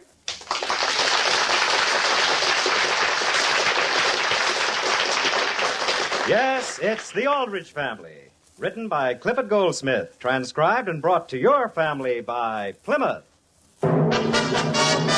Get set for a new kind of low-priced car. Go to your nearby Plymouth showroom Thursday. Meet the new Plymouth.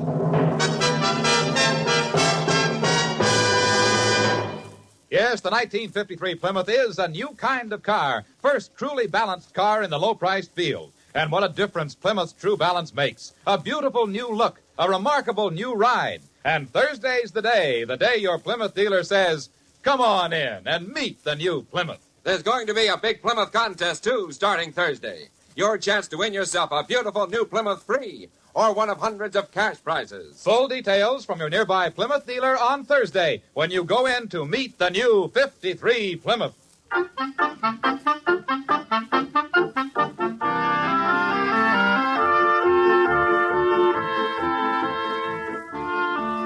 Families today are pretty much the same as families yesterday. Fathers and mothers and children never change very much from one generation to another. And the ever-present spark plug is always a typical teenage boy like Henry Aldrich. The scene is the Aldrich dining room. The time is morning. Could you please pass the toast, Mary? Another piece, Henry. Yes, please. And Father? Well? Can I please have another egg? Dear, that'll make 3 eggs. Yes, Mother. Henry, your normal appetite is rather frightening, but now you're eating like a man with a purpose. Gee whiz, I do have a purpose, Father. I'm building myself up. I'm on the debating team. You're on the debating team, dear? Well, I'm not exactly on it, Mother. I'm really just trying out for it. They're having the trials this afternoon. How did you happen to go out for debating, Henry? Well, it's just sort of the kind of thing that appeals to me. Mother, would it be too much trouble to open a can of sardines? Sardines for breakfast? Well, everyone says that fish is brain food. Isn't that so, Father? Oh, I don't know. It didn't keep them from getting caught. Aren't you going to finish your toast, Mary? Here, you can have it. Thanks. And will you please pass the marmalade? How much do you have to weigh to make the debating team? Well, I don't have to weigh anything. But I don't see any point in going to a thing half-heartedly. Well, dear, if you do make the team, I hope Aunt Harriet will come to hear you speak. She just won't believe her ears. Well, gee whiz, why should everybody be so amazed just because I'm anxious to improve my mind? I think everybody ought to improve their mind. No sense in overdoing it, though. Oh, I won't go overboard, Father. On which side of the debate are you speaking? On which side? You have 2 sides, haven't you? Father, they don't even have a team yet. Do you really think you can make the team, dear? Well, I hope so, Mother. I'd hate to be doing all this eating for nothing. So I don't think it'll be entirely wasted. Oh, would you excuse me, please, while I run upstairs and get some notes I've got to use? Yes, dear. Sam, I'm simply delighted. I wouldn't be a bit surprised if Henry made a good debater. He's sort of a chip off the old block. He has a quick mind. Thinks fast on his feet. Who do you suppose that is, Mother? Don't bother to come to the door, anybody. Is Henry through eating? Well, hello, Willie. Henry will be down in just a minute. How does he feel this morning, Mrs. Aldrich? Is he a little nervous? Why should he be nervous? Well, you know, trying out for the debating team. It can be pretty nerve-wracking. Well, Henry didn't act like he was nervous. He didn't eat like it either. Are you going to try out for the team, Willie? Oh, no. I'm on it. How many eggs do you eat a day? Eggs? Yes, to keep yourself in good condition for debating. Oh, I'm not on the talking end of the team. On which end are you? I'm the manager. What I really went out for was the track team, but my legs went back on me. What are the duties of a manager? Well, for one thing, I correspond. You correspond with whom? With all the other managers. We get together and correspond. Sort of write letters, you know. Oh, yeah. That's quite an accomplishment. I'm sure you do it very well, Willie. Yes, ma'am. I worry about it quite a lot. And you persuaded Henry to go out for the debating team? Oh, no, sir. That was on account of Ellen. Ellen? Yes, sir. Ellen Standish. What does she have to do with it? She's very pretty. And she's also on the team. I know who she is. Mother, she's that girl that can talk your head off. That's the one. Ellen Standish? She's very pretty, though. But she is the one that talks a lot. Sure. To everyone except Henry. And he figured that if he could get on the team, she'd talk to him. Well, that explains Henry's sudden craving for the finer things. Yes, sir. But she's pretty, Mr. Aldrich. It's been a great pleasure for me just to manage her.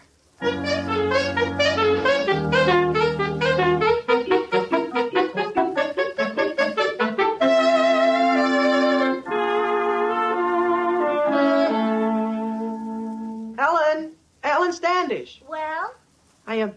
I just finished my tryout for the debating team. Oh, did you? Sure. I thought perhaps you'd be glad to know I may be on the team with you. Are you going down the hall a ways? I'm going into the library here. Oh. Say, Henry, is that you? What is it, Homer? Hello, Ellen. I just finished my tryout. Are you going out for the team, too? Sure, we'll all be together. Oh. Goodbye. Goodbye. Goodbye, Ellen. Ellen? Henry, they said you and I should wait in the classroom across the hall until the tryouts are all over. Okay, let's go in. Boy, I sure hope I make the team. Well, what subject did you talk about? I talked about how I helped my mother grow tomatoes last summer. Henry, it isn't pronounced tomato. It isn't? No. In parliamentary procedure, it's tomato. Tomato? Well, who do you know that calls it tomato? Did you ever hear anybody talk about French fried potatoes? That isn't the point, Henry. Common people call it tomato. But when you're trying to make the debating team, it's tomato. Hey, fellas, I got some great news for you. You have, Willie? Did we make the team? The faculty is in conference right now. I'll let you know as soon as they tell me. Hey, Willie! What were you going to ask him, Henry? Whether I could give part of my speech over. As a matter of fact, Homer, I know a lot of people who aren't common who say tomato. Well, Henry, all I know is that if I had to stand up before 3 members of the faculty, I'd be mighty sure I said tomato. Boy. The part that makes me mad, Homer, is I could have just as well said asparagus and been on safe ground. Hey, fellas, the meeting's over. What did they decide, Willie? Yeah, what? Well, one of you guys is going to be awfully disappointed. We are? Well, tell us which one it is. Now, listen, Henry, I'm the manager, and I'll make the announcement when I'm good and ready. Besides, it shouldn't make any difference to you how they decide it. You mean I didn't make it? No. They liked Homer's voice better. They did? No kidding. Sure, it carries farther. They say they can hear your voice even in the last row of the balcony. Lucy Adams also made the team. Well, I gotta go back and attend to some correspondence. Gee, Henry, I'm sorry. Oh, gee, there's nothing to be sorry about, Homer. If you want to know the truth, I'm glad I didn't make it. With Lucy Adams on it and everything. Ellen Standish is on it. You know, Homer, we've been friends for a long time, haven't we? Sure. Well, I was just thinking. You've done a lot of nice things for me, so I'm going to do you a favor. You are? Sure. I'm willing to take your place on the team, just out of friendship, and I won't charge you a cent. Why? Well, don't you want to get off the team? When did I say that? Well, I shouldn't think you'd want to be on it. Hey, Henry, what do you think? What, Willie? You made the team. And I didn't? No, you're on it too, Homer. I am? Henry, that gets rid of Lucy Adams. No, it doesn't. She's on the team, too. Well, whose place do I take? Ellen Standish's. Ellen's? Ellen's? Yes, she just resigned. There, Homer. Now do you see what you've done? It isn't Homer's fault. Ellen says she's entirely too nervous to debate. Hello, Henry. Congratulations. Oh, hello, Lucy. Isn't it wonderful? Henry, I'm going home. But, Homer, haven't you heard? Lucy, you don't think debating is going to make you nervous, do you? Oh, no, I feel wonderful. I think I'll resign. Henry, you aren't going to resign just as we've got our first debate scheduled, are you? For when, Willie? Didn't you know? For a week from next Friday night. I've been corresponding about it since last August. Well, who are we debating with? Middletown High School. The subject is Resolve, that the steam engine has contributed more to the progress of civilization than the horse. Well, on which side are we? The horses. We take the negative? Sure. We don't believe in steam engines.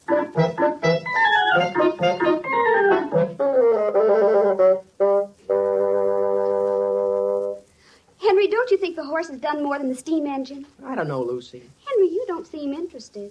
Lucy, I just don't think I'm going to be any good at this. If I can't convince myself, how am I going to convince a whole auditorium full of people? But that's the way I felt at first. Here, will you have a cookie my mother baked? No, thank you. They have fudge fillings. Fudge fillings? Well, I'll try just half of one. Here. Think of what the horse has done for agriculture, Henry. 60% of the farms in this country still use horses. Is that right? May I have the other half of that cookie? Sure, here. And Henry, how did the covered wagons cross the plains? By horse? By horse. Our forefathers didn't know what a steam engine was. Well, that's true, Lucy. And you always have cookies like this? Oh, of course. See how interesting it is? Well, it's beginning to show some possibilities. Now, excuse me for reaching in front of you. When you get through with those cookies, Henry, there are some more in the kitchen. Oh, my goodness, I wonder whether that's Willie phoning. Willie?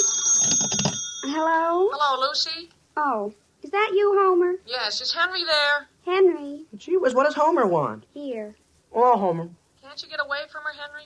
Not exactly. Boy, do I pity you. Do you know what I dug up in the library this afternoon? What? All about the Eohippus. The whatipus? The Eohippus. It was a prehistoric horse, and it stood less than 2 feet high. What was it used for? I don't think it was used for anything. But I think we ought to mention it, Henry. It'll show we dug into it. They had 4 toes. 4? Imagine. Henry, will you have another cookie? Sure, thanks, Lucy. Cookie? And Homer, did you ever think of this?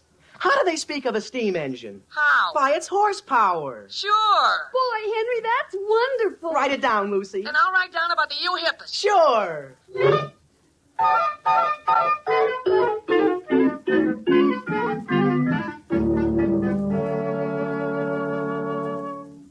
Mr. Chairman, honorable judges, worthy opponents, the subject we've been asked to discuss this evening is resolve. Henry, do you have to wave your arms? Was I waving my arms, Father? Go on. When we are through, ladies and gentlemen, it will be clearly seen that the horse is one animal that cannot be replaced. What time does the debate begin this evening? At 8:15. And boy, Father, we're a cinch to win. Where was I? The horse is an animal that cannot be replaced. Oh, yeah. What are steam engines made of, ladies and gentlemen? Of steel and iron, and steel and coal. And how do they first get them out of the mines? I'll tell you how. It'll be a pleasure. By a horse. Father, don't you think that's going to knock him for a loop? I'm afraid it will. I prepared this whole thing in a week. And what makes pulleys go round? Belts. And what are belts made of? From horses' hides. And what was the first machine ever made? A cart. And what pulled the cart? A horse. And how about Paul Revere? It's common gossip, known by every school child, how he saved America with a horse. And then, Father, I go on and I end up with a long speech about the Eohippus. The Eohippus? Yes, sir. It was a prehistoric horse that hardly came up to my knees. Don't you think it's pretty good? Well, it has 1 or 2 weak points, Henry. Yeah, but, Father, what you've heard is only 1/3 of our argument. We've divided it into 3 parts. I cover the horse as a historical contribution, Homer covers it during the present, and Lucy covers it from the female point of view. Henry, I've just pressed your blue serge suit for you. Thank you, Mother. And when you get up on the platform, don't turn your back to the audience. Why not, Mother? The seat is shiny. Henry, do you mind if I raise 1 or 2 questions? I mean, there's something about my speech that puzzles you? Well, in the first place, iron is not hauled out of mines by horses, but by mules. Well, Father, I don't like to argue, but when you get right down to it, a mule is sort of a horse. A mule is a mule. I could show you a book that says a mule is a horse. I'd like to see it. Well, anyway, I don't think that's the point, Father. The question is, which has done more for civilization?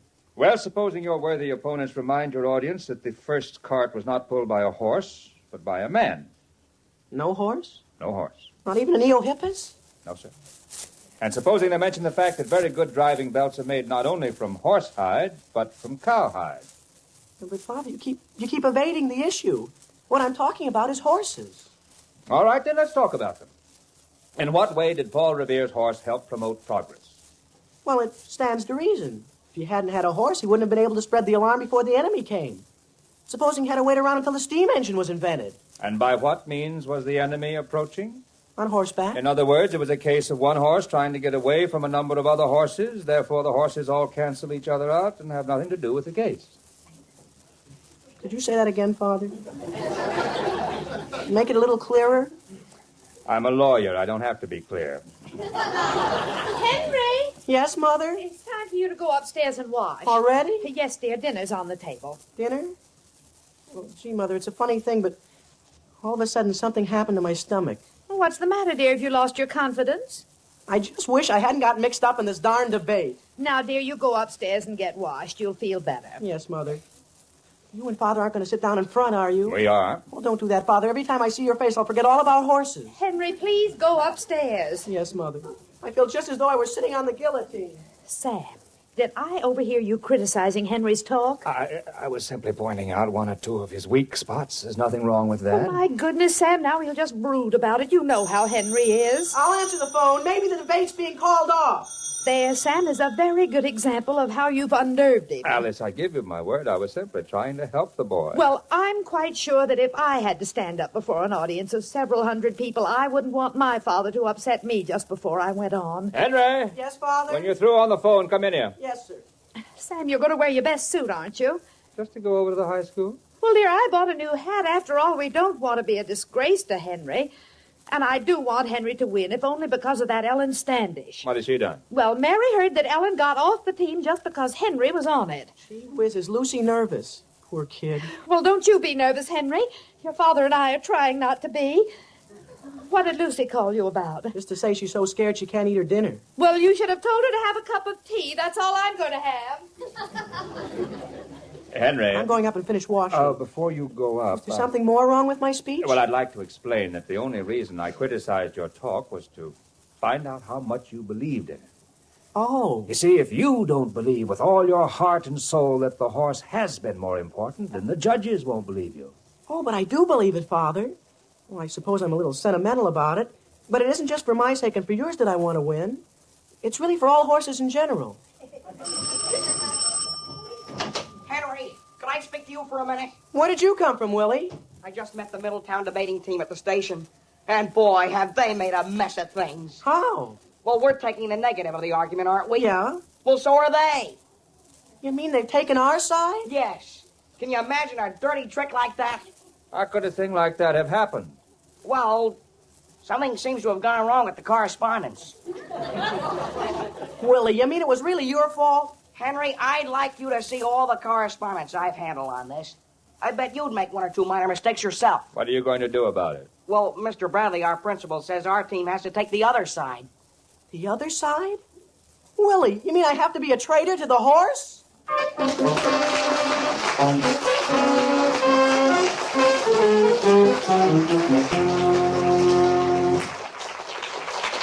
We'll return to the Aldrich family in just a moment. What's new? The 53 Plymouth, it's news. The 53 Plymouth, the low-price field has a brand new star. The truly balanced Plymouth, a new kind of car. A new kind of car. New kind of car is right. The 53 Plymouth is new from the wheels up. A whole new concept of car design. New styling, new beauty, inside and out. A wonderful new ride. Plymouth Announcement Day is this coming Thursday, so plan now to make tracks to your nearby Plymouth dealers Thursday. You'll be thrilled when you see the new Plymouth. Delighted when you get behind the wheel and handle the controls. And here's a tip. Pay particular attention to the new features of the Plymouth. 75 new features in all. Because there's a big Plymouth contest this year with $25,000 in prizes. Just for telling what you like most about this great new beauty. First prize, a sleek, racy 53 Plymouth convertible. Win it and be the envy of the neighborhood. Next 5 winners get new Plymouth sedans. And there are hundreds of cash prizes. It's fun, easy to enter, and you get full details from your Plymouth dealer. See him Thursday for your entry blank and meet the new 53 Plymouth.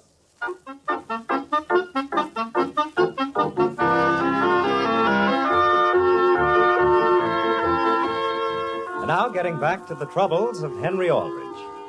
Well, after working on a debate for 10 days, Henry has just learned that his team has been preparing the wrong side.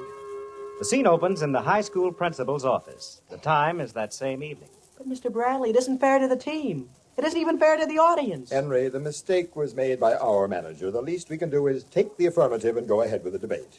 But in the meantime, how about the horse? I think the horse will understand. But, Mr. Bradley, we memorized our speeches word for word. I've even learned a whole eulogy to the horse. I can't just give the whole thing and insert the word steam engine instead of horse, can I? Henry, why do we have debates? Well... In order to develop our faculties for thinking and reasoning. But don't you see, Mr. Bradley, I'm no good at a thing like that. I can't argue. You're doing a pretty good job of it right now. But I'm losing. Yes. But you're developing your faculties. Come in. Mr. Bradley, is Henry in here? Yes, Lucy. Well, look, Henry, could we ask Mr. Bradley to do this? To do what? Well, why don't both teams agree right at the start that the horses made the greatest contribution to civilization, and then let the judges decide which team is the most sincere? Sure, Mr. Bradley, that would be interesting. No. The Middletown team are our guests, and the least we can do is have a difference of opinion with them. Yes?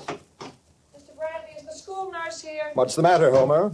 Well, it's a funny thing, but I have chills and a headache. Chills and a headache? Yes, sir, and my jaws hurt. I think I'm coming down with the mumps. Didn't you have the mumps last fall, Homer? But, Mr. Bradley, I've just been talking with the Middletown team.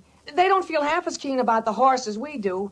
Why don't we be generous and give them the steam engine? Henry and Homer, you have exactly 30 minutes in which to prepare your arguments. Middletown will take the negative. And if Centerville is half the high school I think it is, we shall take the affirmative.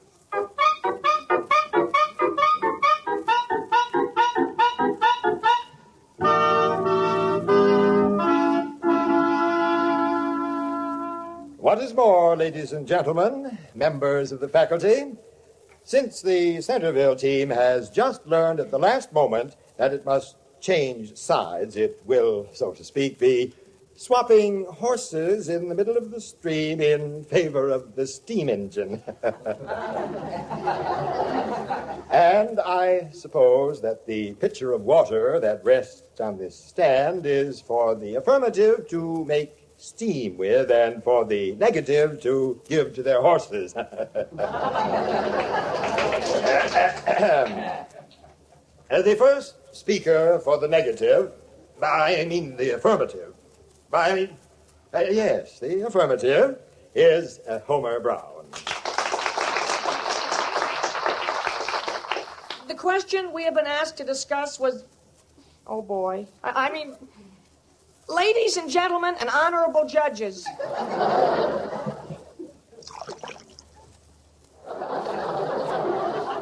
Speaking of man's best friend, the horse, the steam engine, instead of boring you for my full 6 minutes, I believe I can prove my point in practically less than a minute.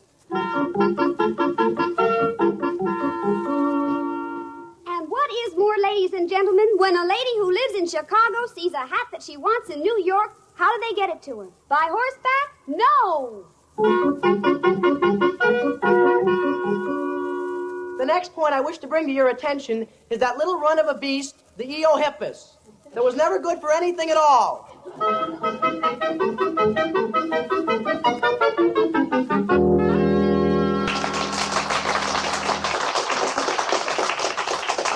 Ladies and gentlemen, you have heard both sides of the argument and the rebuttal for the negative. The Centerville team did not utilize all of its original time, and I do not know whether any of its members would care to take part in the rebuttal. If so, we will now hear from Henry Aldrich. Mr. Chairman, Centerville High School has several things to say. My worthy opponents have tried to impress on you that if it weren't for the horse, we wouldn't have any steel or iron with which to build steam engines. May I ask, where they ever got any such idea as that? Horses aren't used in mines. Mules are. The next point. My worthy opponent says that the first cart was pulled by a horse. For his information, a man pulled the first cart. And now they're glad to ride in steam engines and relax. Then how did the Middletown team get here this evening? By another steam engine. And another point. My opponents would have you believe that if it hadn't been for Paul Revere's horse, we wouldn't be here in this happy, carefree land. But what was Paul Revere's horse trying to get away from? More horses. It was horses, ladies and gentlemen, that was causing all the trouble. And I ask you, is that what you could call progress? No. No, 1,000 times no. The affirmative rests. Ladies and gentlemen, while the judges retire to try to reach their decision, a very difficult decision, I'm sure, the orchestra will entertain us with a number which they had rehearsed before they discovered their own team was to take the affirmative. It is called Light Cavalry Overture.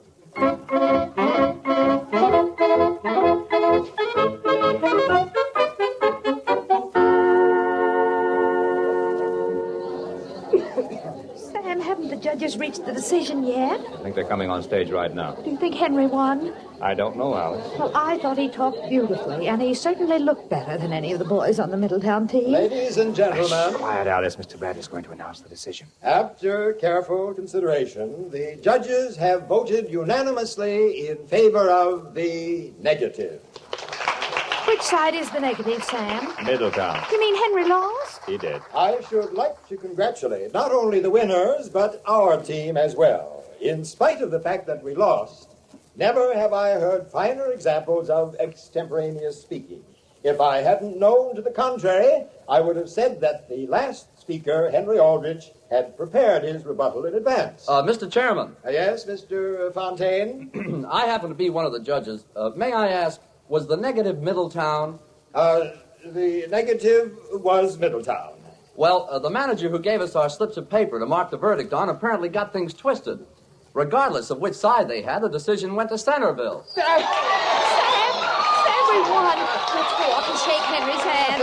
I just wish that Ellen Standish's mother could have been here tonight. Hello, Mother. How are you? Henry, let me take your hand. Gee whiz, it was because of you, Father, that we got the decision. Well, I was worried for a few minutes, though. I was afraid Middletown would mention the fact that most of the British troops were not on horseback, but on foot. You mean they weren't on horseback? Not so far as I know. Well, gee whiz.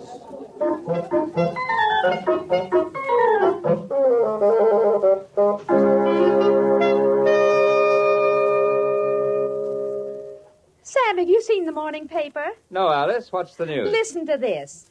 Before a capacity audience last night, Centerville High School defended the negative side of a heated battle in which they were particularly effective in arguing for the affirmative.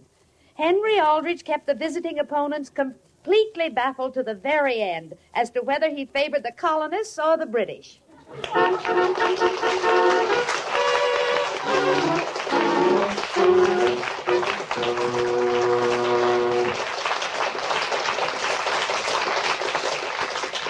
Henry, is that you in the kitchen? Yes, Father. Henry, are you eating more cookies after cleaning out the cookie jar at Lucy's house? Well, gosh, Father, a fella gets hungry all over again after walking home. Now, Henry. No wonder I'm always hungry. All I ever do is walk.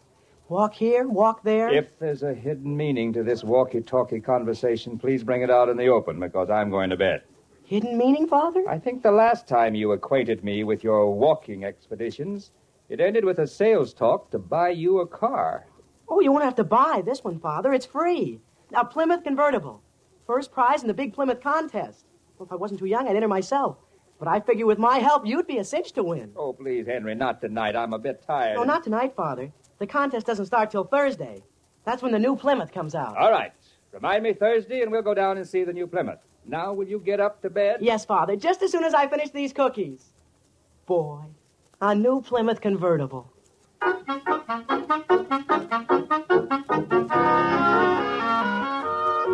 The Aldrich Family is transcribed as written by Clifford Goldsmith. Henry is played by Bobby Ellis, and Homer by Jack Grimes. Mr. and Mrs. Aldrich are House Jameson and Catherine Roth. Your announcer is Dick Dudley. Good night, everybody. And remember, you have an important date Thursday to meet the new 53 Plymouth.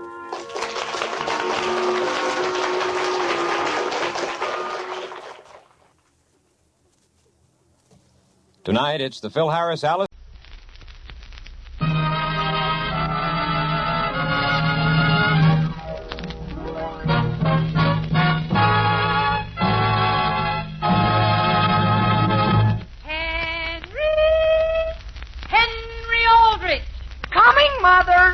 The Aldrich Family, a special rebroadcast for you soldiers, sailors, and Marines of the United Nations.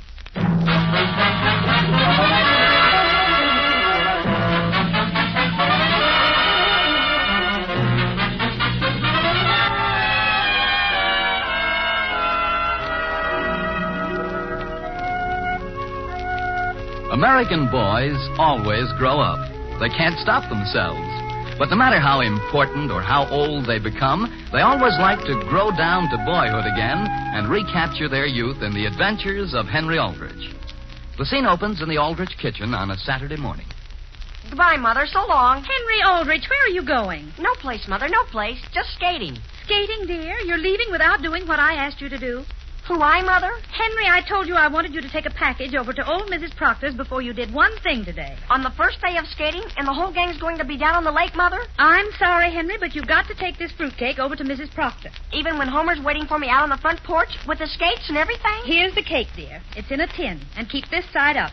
Gee, weren't you listening, Mother? Yes, dear. Now, please start. Well, where are you going, Henry? Skating? Skating, Father? Wonderful day for it. Now, Sam, I've just gotten through explaining to Henry it's going to be exactly as nice later on. Father, you aren't by any chance going to drive over by Mrs. Proctor's today, are you? Who, I? No, sir. I have a very busy day scheduled. Sam, you haven't forgotten you're going to that reception with me this afternoon, have you? What reception, Alice? Sam, I don't believe you ever hear one thing I say. I've mentioned it at every meal for the last week. To me? Oh, Henry. Yes, Homer, I'm coming. Henry, you're tipping the fruitcake just as I knew you would. Not very much, Mother. I just wanted to have it at the right angle as I went out the door. Alice, what reception are you talking about? At the Women's Club at 4 o'clock. At the Women's Club? Yes, dear. And please go answer the telephone. At 4 o'clock? I can't possibly make it. But, Sam. Hello? Hello, Sam. This is Will Brown. Oh, yes. Good morning, Will. Say, Sam, is everything all fixed? You mean for this afternoon? That's right, Sam. Well, I'll tell you, Will, I'm in sort of a jam here, I'm afraid. Yeah? What's the trouble? Could you call me again in just a few minutes, and when Alice answers the phone, you tell her how important our engagement is. Why, Sam? Well, frankly, I forgot there was a reception at the Women's Club. And she's going to make you go? Not if you handle it right, Will. Oh, I see what you mean.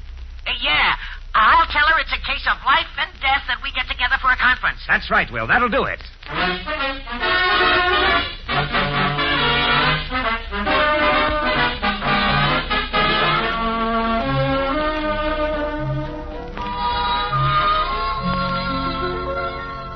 Look, Henry, look. The lake's just like glass. Oh, boy. Well... Hey, Henry, wait a second. Where are you going? I told you 10 times, Homer. I've got to deliver this fruitcake. But gee whiz, I thought you were going out on the lake with me. Oh, no, Homer. I walked a block out of my way so we could see how the ice looked. And now I've got to go over to Mrs. Proctor's. Henry, we're right here, aren't we? Why don't we put on our skates and go down the lake once before the crowd gets here? Now, Homer, don't tempt me. When I tell my mother although I'll admit I might step out here just one step to see how smooth it is. Sure, Henry. And why don't you put your skates on? And no, Homer, I'm just going to walk out a ways. In the first place, Mrs. Proctor's waiting for this fruitcake. Gee, it isn't bad out here, is it? No, Henry, and boy, watch me slide. Look out, Homer, stand back. What are you going to do? I'm going to take just one long running slide and then beat it over to Mrs. Proctor. Wait a second, I'll slide with you. Homer, I can't wait. Here I go. Whee! Hey, Homer! Oh, boy, Henry, look out! Hey, Henry!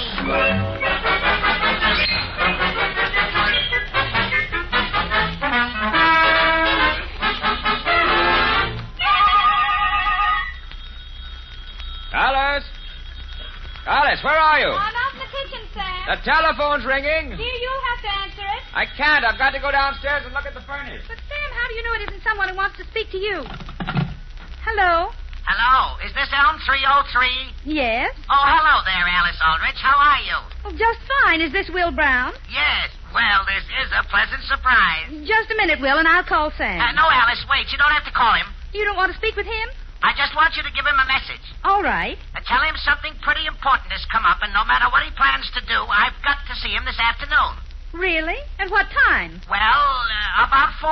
Oh, but Will... Alice, I hope he hasn't planned to do anything at 4. There are some figures I have to go over with him, and... Well, if it's that important, why, naturally... Alice, that wasn't by any chance Will Brown, was it? Yes, Sam, he's still on here. Don't you want to speak to him? What's he calling for? He says you can't go to that reception. No. Here, dear, take the phone. I've got to go back to the kitchen. Hello, Will. Hello, Sam. I fixed it for you. You don't say. Well, Will, that's too bad. Now, listen, Sam. It's your turn to phone me. What do you mean? Call me back and do the same thing with my wife. It's that reception, Sam. She hooked me. All right, Will. You can depend on me. I'll give that my immediate attention. Goodbye. Goodbye, Will, and thanks for calling. Alice. Yes, Sam? Alice, I'm certainly sorry about Will insisting I be with him this afternoon. Just what kind of figures is it you have to go over? Why, they're rather intricate figures, Alice. In fact, well, I've got to be going to the office. Dear, you won't forget to stop off and leave those things at the tailor's, will you? I won't. I've already got them out in the car. Isn't somebody at our back door there? Hello, Mrs. Aldrich. Why, hello there, Homer. I thought you were with Henry. Who, me? Why, I'll tell you, I was with him, and then he asked me. I decided to come over here for something. Dear, Henry hasn't gone skating, has he? Skating? No, Henry didn't even put his skates on. Could I just step up to Henry's room for a second and sort of look around for something that I'd like to see whether I can find? You want to go up to his room? It's okay. Boy, I want to call somebody out the back door here. Oh, Charlie. What did she say, Homer? Did you talk her into it? Charlie. Say hello to Mrs. Aldrich. She's right here behind the door. Oh, hello, Mrs. Aldrich. Good morning, Charlie. What is it you want? Why, I just... Well, you see, here's what happened. Come on, Charlie. Mrs. Aldrich is very busy baking, and we don't want to bother her. Okay. Now, don't make a mess up there, boys. Oh, no. Alice, exactly what is it I'm supposed to tell the tailor? Sam, everything of mine is to be dry cleaned. Yes. And Henry's suit and his 2 pairs of trousers are to be sponged and pressed. Fine. And tell him Henry would like at least his suit back by Monday because he hasn't a thing up in his closet except what he's wearing. Very well. Are you leaving now? No, not just yet. I've got to put in one more phone call. Mrs. Aldrich. Yes, Homer? Mrs. Aldrich, does Henry still have the same room he's always had? Why, yes, Homer, of course. Is that right? Why do you ask? Oh, no reason. The closet, the whole thing seemed a little empty. Well, what is it you're looking for, dear? Nothing, Mrs. Aldrich. Oh, Charlie. Homer, was Henry going to meet you here? Why, no, not exactly. We were going to come here, and then he'll probably be at the lake when I get back. Hey, Homer, what's keeping you? Listen, Charlie, did you find anything? I found a sweater. What good will a sweater do? What Henry needs is a pair of trousers. Well, where are his trousers? That's what I don't understand. And listen, Charlie, you gotta let me take your pants over to him. Oh, no, Homer. But, Charlie, don't you realize Henry's over at the lake, and all he's got to keep him warm is a fire? Come on now, let me have them. Oh, no, Homer, oh, no, I'll take your pants. But, Charlie, don't you realize your pants are brown? They're the same color as Henry's. All he's got to do is put them on, and nobody'll ever know he fell in. Well, why don't you go over to your house and get him your brown pants? Because my mother's looking for me, and if I go anywhere near my house, I'm sunk. Well, you can't have mine. But, Charlie, you look tired. You can get into Henry's bed and read a good book. Oh, no. Now listen, Charlie.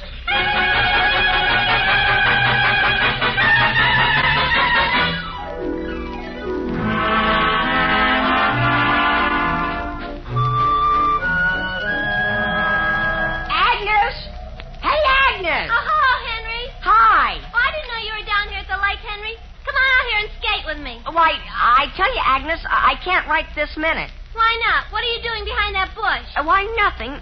Have you seen Homer? No, is he down here at the lake? Why, he was, and then he left to go on sort of an errand. Gee whiz, have you seen Charlie Clark? No. Boy. Oh, my goodness, look at the hole in the ice. What? Has someone been fishing here? Fishing?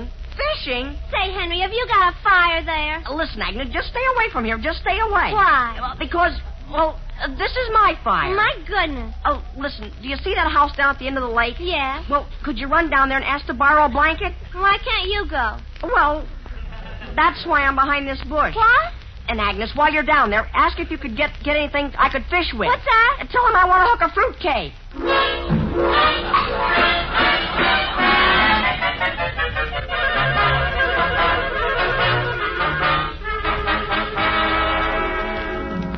Thanks a lot, Charlie. And remember this, don't worry. Now, listen, Homer, how long are you going to leave me here? I'll be back with Henry before you know it. Just stay in bed and enjoy that book. Okay. And don't call anybody. Okay. And listen, Charlie, do you want me to pull down the shade in case you want to take a nap? No, I don't. Just stay away from that shade and bring my pants back. Okay. Homer? Yes, Mrs. Aldrich? Are you still up in Henry's room? Why, I was, Mrs. Aldrich, but I'm not now. I'm coming downstairs. Could I speak to you out in the kitchen, please? Now? Well, I'll be there just as soon as all I have to do is put something down here in the living room a second. Very well, but please hurry. Yes, ma'am, I'm coming. Here I am, Mrs. Aldrich. Dear, I'm terribly sorry, but I'm going to have to ask you to run down to the store for me. Now, Mrs. Aldrich? Yes, dear.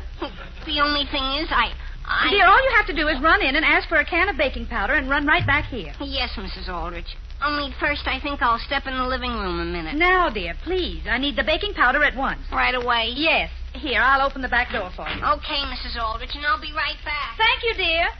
Homer, you don't have to run that fast. Alice, Yes, Sam? are these brown trousers of Henry's supposed to go to the tailor's, too? Where did you find those? On a chair in the living room. My goodness, I thought Henry was wearing his brown trousers. Well, as long as you have them, you might as well tell the tailor to dry clean them. They've been needing it for a long time.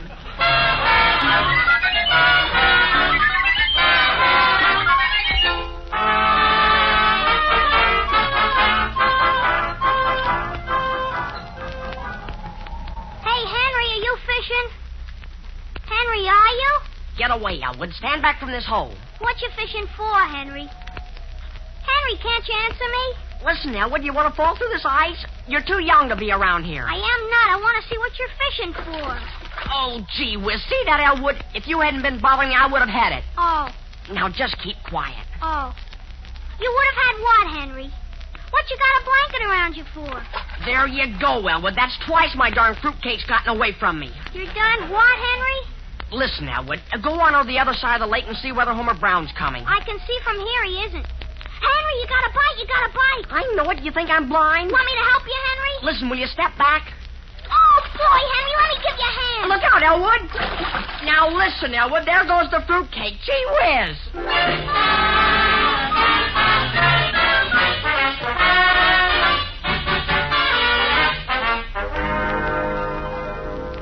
Hello?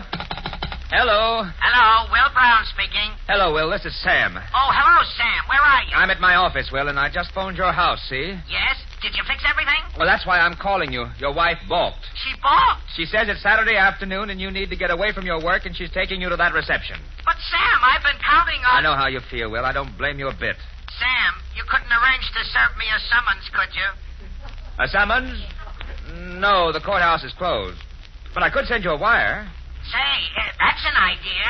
And make it strong. I know what I can say. Good. And, Sam, when you send it, don't send it here to my office. Send it to my home. Then Elizabeth will be sure to open it. I understand, and don't worry, Will. I won't. Goodbye. Goodbye. Hello? Hello, could I speak with Mr. Samuel Aldrich, please? This is Mr. Aldrich. Oh, Who is this speaking? why, this is Homer. Who? Homer, don't you remember Homer? I had breakfast at your house this morning. Oh, yes. Homer. Mr. Aldrich, Mrs. Aldrich happened to mention that you took some clothes to the tailor when you left the house a little while ago. Yes, what about them? Well, why aren't they there? What's that? I've just been over to the tailor's, and he doesn't know anything about them. Of course he doesn't. If Mrs. Aldrich is worried about them, tell her they're in my car, and I'm going to take them in a few minutes. Oh. Well, do you know where your car is? You mean it's been stolen? It has. With Charlie's. Homer, I can see my car from my window here. It's parked right there on Main Street. It is on Main Street? Yes, of course, right in front of the barber shop. Oh, then I guess it isn't stolen. Goodbye.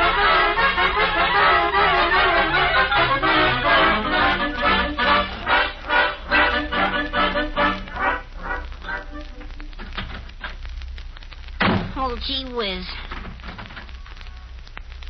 Now, wait a second there, young fella. Oh, boy. Are you speaking to me? Is this your car? Why, yes, sir. No, sir. I'm just looking through it. That's what I thought. What's your name? My name? You think I haven't been watching you? You even tried to get into the trunk. Yes, sir. I'm looking for something. Yeah? Look, a friend of mine dropped a fruitcake, see? I mean, first I borrowed another guy's pants, see? And this is his car? Yes, sir. No, sir. It's Mr. Aldrich's car. Mr. Aldrich's? Yes, sir. It was his wife who baked the fruitcake. Oh, so it's a fruitcake you're looking for? Yes, sir. No, sir. He's taking it to the cleaners, see? Now, wait a minute. What's your name? Don't you understand? Charlie's pants. They're holding everything up.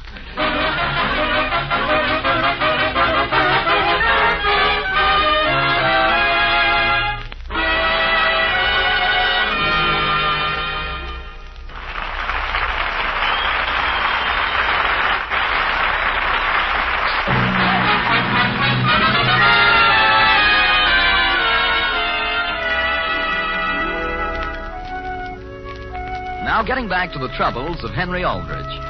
Henry, while supposedly delivering a fruitcake for his mother, has fallen through the ice on the lake. Now, while he's waiting for someone to bring him a pair of dry trousers, the scene opens with Homer returning to Charlie, whose trousers he had borrowed. Charlie. Hey, Charlie, wake up. Oh. Now listen, Homer, where are my pants? Not so loud, Charlie. Do you want Mrs. Aldrich to hear you? Mrs. Aldrich isn't here. I heard her go out. Who is here? Nobody's here.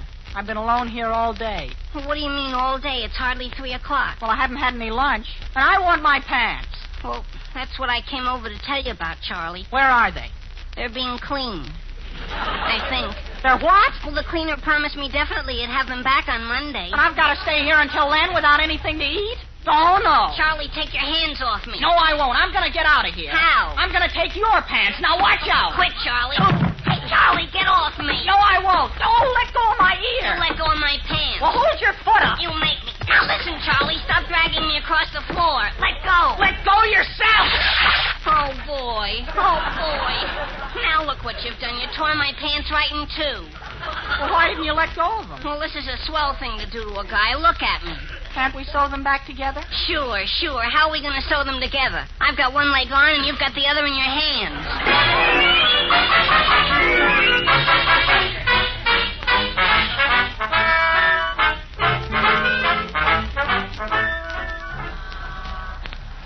Sam, I certainly want to thank you for fixing everything up with Elizabeth. No trouble at all, Will. When she got that telegram.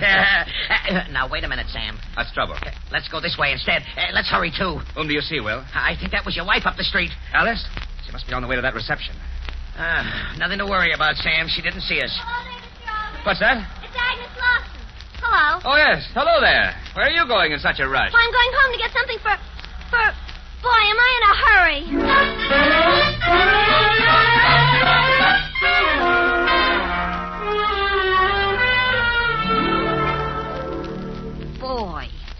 Boy, of all the... Listen, Homer, get off that bed. It's my turn to lie down for a while. What's wrong with that chair you're sitting on? It's hard, and I'm tired. Well, I'll tell you one thing. The next time I do something to try to help you out, Charlie, don't think you know more than anybody else that ever lived. Hey, is anybody in there? Gee whiz, who's that? It's Elwood, fellas. Is it all right to come in? Oh, hello, Elwood. Where'd you come from? Listen, Henry wants to know where you are. Does Henry want to see me? Sure, Homer. What you lying down for? You sick? I'm getting up. Say, come here a minute, Elwood. Come here a minute. What for? I just want to see something. Listen, Homer, he's got knee pants on. Well, they're better than nothing. What do you mean by that, Homer? Nothing, Elwood, nothing. Just come here to Homer. What for? Elwood, I'm not going to hit you. Come here. Come here.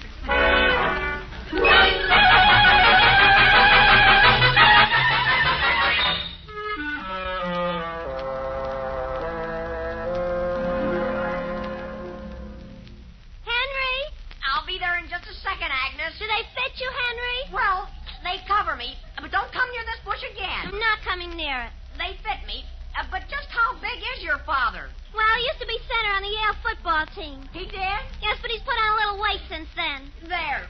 Now I guess I have them on all right. My goodness. What's the matter? Henry, you're just a sight. Boy. Hey, Henry. Gee whiz, who's that? Here they are, Henry. Here they are. Listen, Homer, where have you been? I've been trying to get you these pants, and boy, here, put them on. Homer, I've got a pair of pants on. You have? Are those pants? Sure, they're Agnes's father's. Agnes's who? My father's. Oh. Well, Henry, don't you want Elwood's? Elwood? How'd you get Elwood? I just borrowed them. And then went over to Charlie's and got a pair for myself. And here are yours. Homer, I certainly hope you don't think I want to wear knee pants, do you? Well, why shouldn't you? I wore them right out in public all the way over to Charlie's house. Henry, isn't that your father over there? Where, Agnes? Where's my father? Right out there on the lake. Look at him skate. Oh, boy. Stand in front of me. Gee whiz, is that my father with him? Yes, sure. They certainly are doing some fancy figure skating. Homer, won't you please stand in front of me? No! Agnes, what's the There matter? goes Mr. Aldrich. He just fell in. He did? My father fell in? Oh, boy, Henry. Oh, boy. Look out. Homer, where are you going? Where do you think? To your father. I'm going to take him Elwood's pants.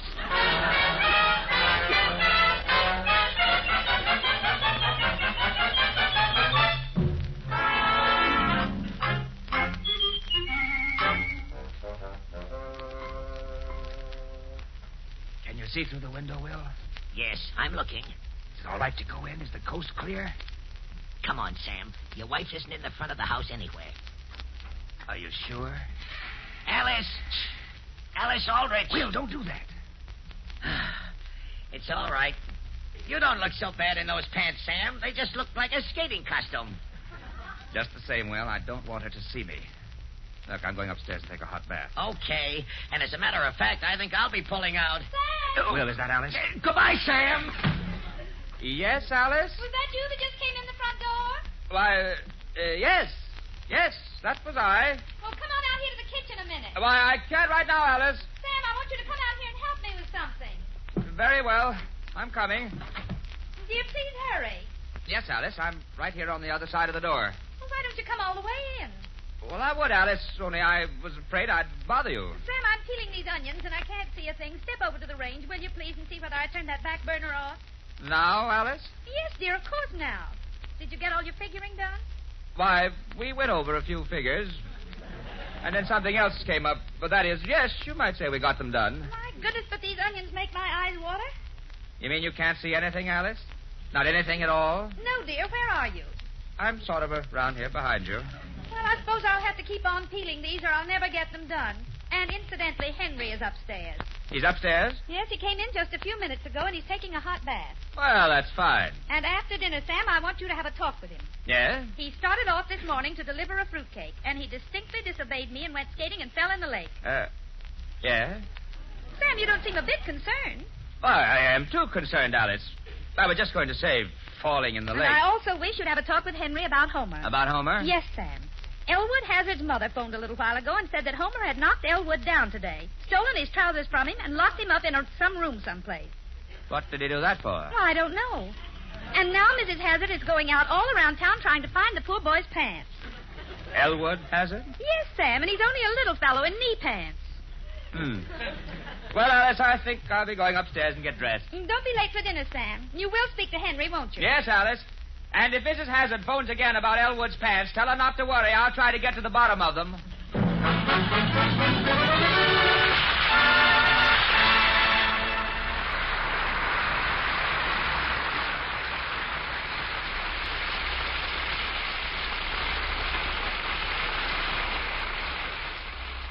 Henry, did you take part of this morning's paper? Who, I, Mother? Yes, dear. There was a picture in it of some man who fell into the lake yesterday.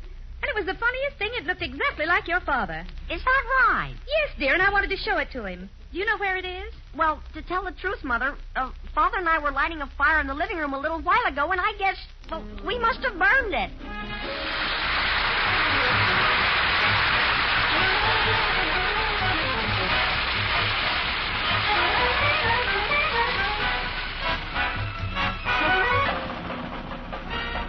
This rebroadcast of the Aldrich Family is a presentation of the Armed Forces Radio Service.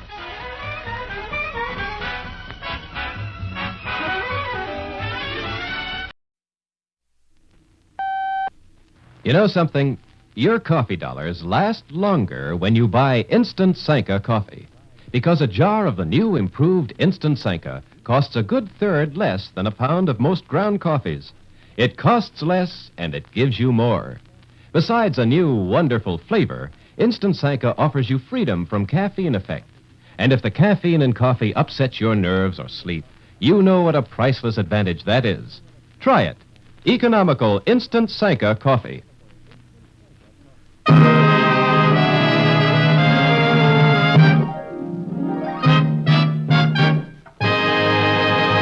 Hello, everybody. Now, America's Red Letter Desserts present... Henry Aldrich. Coming, Mother. Yes, it's the Aldrich Family, based on characters originated by Clifford Goldsmith and starring Ezra Stone as Henry with Jackie Kelk as Homer. And yes, it's the Jell-O Family, America's Red Letter Desserts. Oh, the big red letters stand for the Jell-O family. Oh, the big red letters stand for the Jell-O family. That's Jell-O, yum, yum, yum. Jell-O puddings, yum, yum, yum. Jell-O tapioca puddings, yes, sirree. And now for the Aldrich Family. It's late afternoon, and the scene opens in the Aldrich front hall. Henry, I just spoke to Marilyn Patrick on the phone, and she wants to know if you're coming to her weekend skating party. Well, sure I'm coming, Mary. Well, she asked me to make up a list. Who are you going to take? Just put a question mark down, temporarily. You haven't asked anybody? Oh, sure, I've asked. Anita Swanson. Whose father owns the supermarket on Elm Street? Yeah.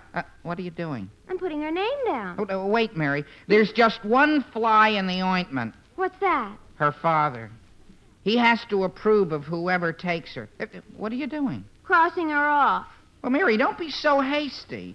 Mother! I'm in the kitchen, Henry. Excuse me, Mary. If Anita doesn't work out, Henry, you can always ask some other girl. Mary, every girl has a father. What is it, Henry? Mother, would you mind if I asked you a frank question?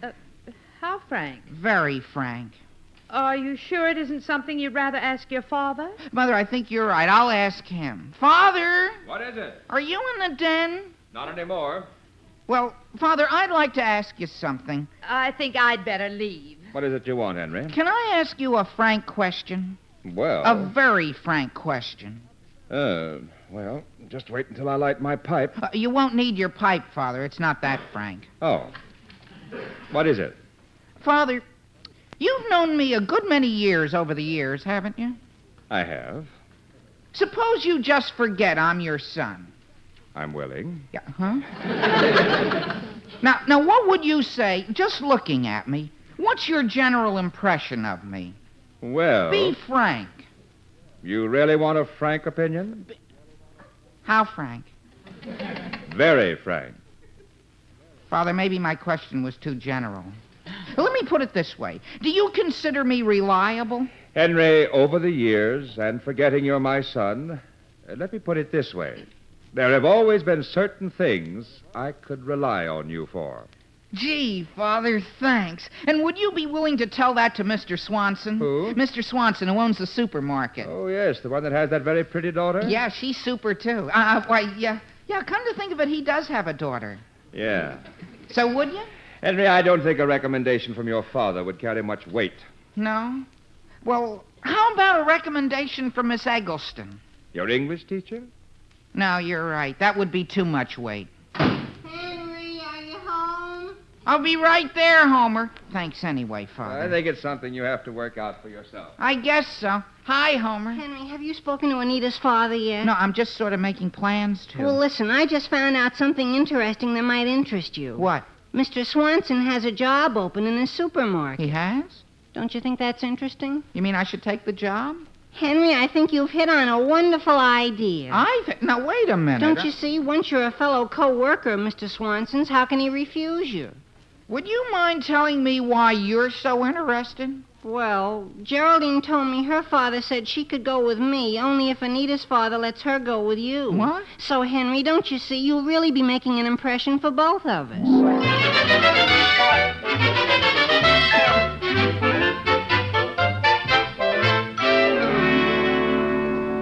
Alice, have you seen that old briefcase of mine anywhere? No. And, Sam, I'm just wondering if you should have let Henry go down and apply for that job. Now, Alice, he had his heart set on it. What could I say? Well, if he was so anxious to work, why couldn't you give him a job in your office? That's exactly what I offered to do. What did he say? Unless I gave Mr. Swanson a job, too, it wouldn't do him any good. I don't understand. Who does? I could have sworn I put that briefcase right here by my desk. I thought you discarded that old briefcase. I did, but the handle on my new one broke, and I'm using the old one meanwhile. Have you seen it? Well, it must be around somewhere. I should hope so. I've got some very important papers in it that I need for this afternoon. Sam, do you think Henry was dressed warmly enough? Alice, forget Henry for a minute, and let's find that briefcase.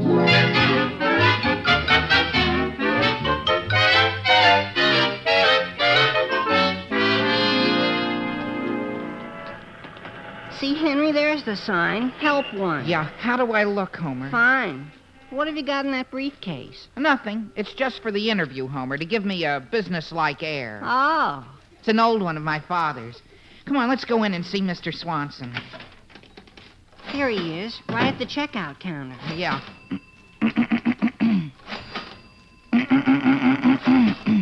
Oh, Mr. Swanson. Yes, what can I do for you? I came in about the job you have in the window. Oh, 1 second.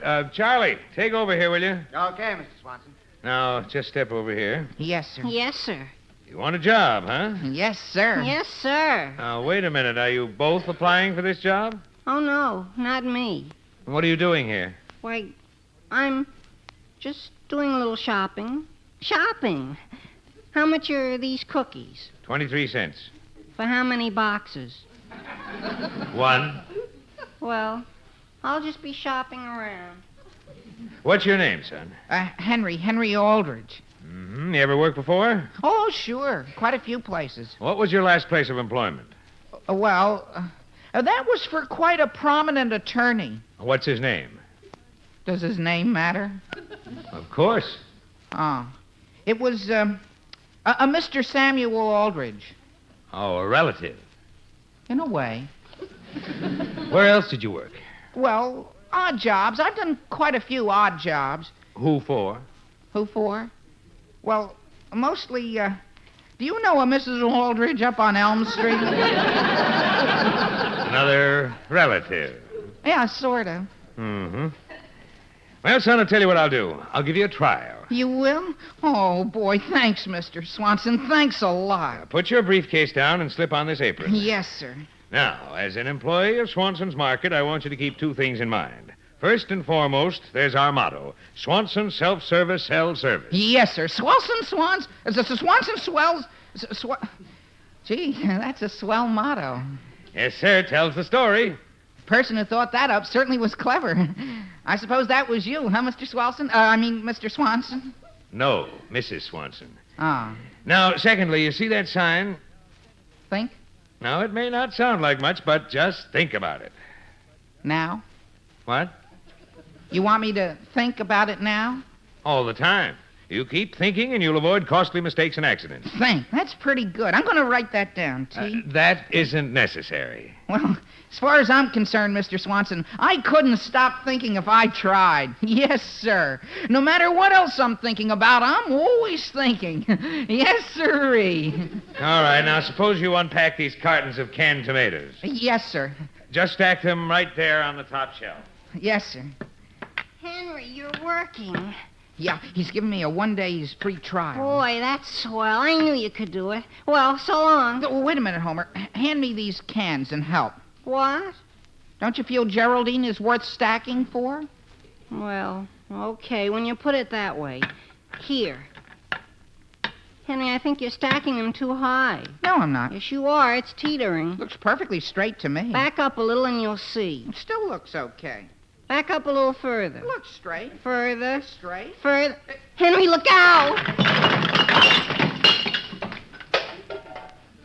Oh, boy. Well, what happened? You backed right into that stack of beer cans. And here comes Mr. Swanson. Oh, boy. So long, Hen. Homer, you mean you're going to leave me to face the music alone? Henry, from the look on Mr. Swanson's face, I don't think there's going to be much music. I'll just be shopping around. But, Homer, you... What is it? What happened? Why, it's nothing that can't be straightened out, Mr. Swanson. And it's a good thing that beer comes in cans. Yes. And it's too bad that ketchup doesn't. Ketchup where? Oh, boy. Well, that'll come off the walls pretty easily, don't you think? Think? Don't you? Suppose you take off that apron. You mean I'm fired? Have you got a driver's license? Yes, sir, but... I'd like you to take some deliveries out on the truck. On the truck? Say, that would be swell. Only shouldn't I clean up the ketchup first? No, I think you'll be a lot safer on the outside. Here are the keys. Mr. Swanson, have we got a Henry Aldrich here? We certainly have. What is it? He's wanted on the phone. I am? Gee whiz, who would be calling me here? Go ahead and answer it. Henry, while you're on the phone, I'll be taking the orders Homer, out. I thought you were gone. You thought I'd leave you in a spot like that? Where are the keys to the truck? Are you going to take this call, Aldrich? Yes, sir. Okay, Homer, you be loading the truck. Right there on the counter. Thank you. Hello? Hello, Henry. This is your father. Hello, Father. How's everything going? Why, it's going, Father. Good. Henry, I don't suppose you know anything about it, but frankly, I've looked everywhere and I'm desperate. You didn't see that old briefcase of mine anywhere, did you? Well, do you need it? Yes, there's some papers in it that I've got to have for a very important conference over in Abbott City this afternoon. Have you seen it? As a matter of fact, Father, I know just where I can lay my hands on it, and suppose I bring it down to your office. Fine, and the sooner the better, Henry. Yes, Father. Goodbye.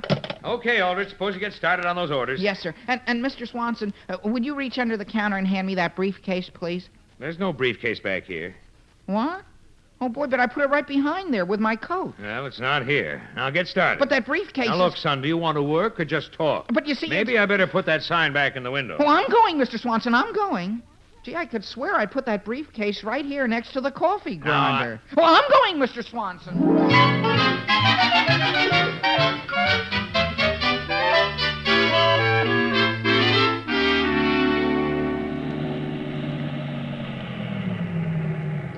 Now, Homer, have you got that straight? Sure, Hen. While you're making this delivery, I'll go back to the store and see if I can find the briefcase. And remember, don't let Mr. Swanson catch sight of the truck. Don't worry, I won't. And I'll come right back here and pick you up.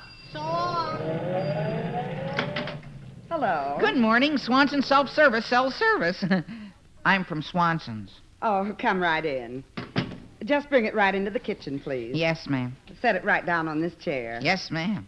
Oh, just a minute. Are you sure this is my order? It's got your name on it. Yes, but I didn't order this briefcase. What? Oh, boy, I've been looking all over for that. Well, goodbye. Well, look, before you leave, I wonder if I could ask a favor of you. Oh, gee, sure. Swanson Self-Service sells service, you know. No, I didn't know. It's our motto. Oh. Well, do you see that home freezer over by the sink? Yes, ma'am. It was just delivered this morning, and I had the men put it next to my stove.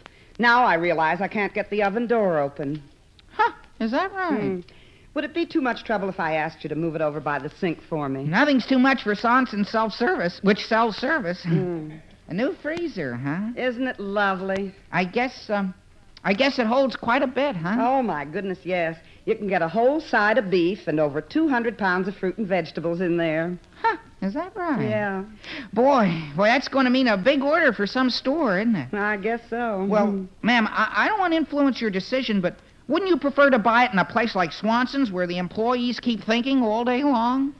As a matter of fact, I probably will buy it there. Really? Yeah. Well, I wouldn't necessarily expect you to tell Mr. Swanson I recommended you. That is, unless you really feel you want to. Well, I'll be glad to tell him that. You will? Mm-hmm. Oh, boy, if you do that, Mrs. Billings, there's no question who I'll be ice skating with next weekend. I beg your pardon? Over by the sink, huh? Yeah. I'll have it over there in a jiffy. Is it very heavy? Gee whiz, no.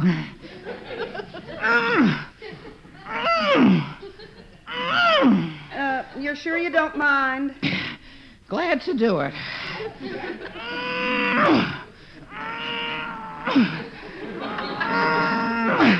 How's that? I think it almost moved that time. I just need more leverage. Yeah. There. I'm getting it now. Oh, wait a minute. I think you better... That's okay. Did you turn the lights off? Don't you see what you did? You pulled the cord right out of the freezer. Oh, boy. Guess I forgot to disconnect the plug. Oh, now you've probably short-circuited the whole house. Wait, isn't there something they do with a penny? Not these days. Now, just don't stand there, Sonny. Do something.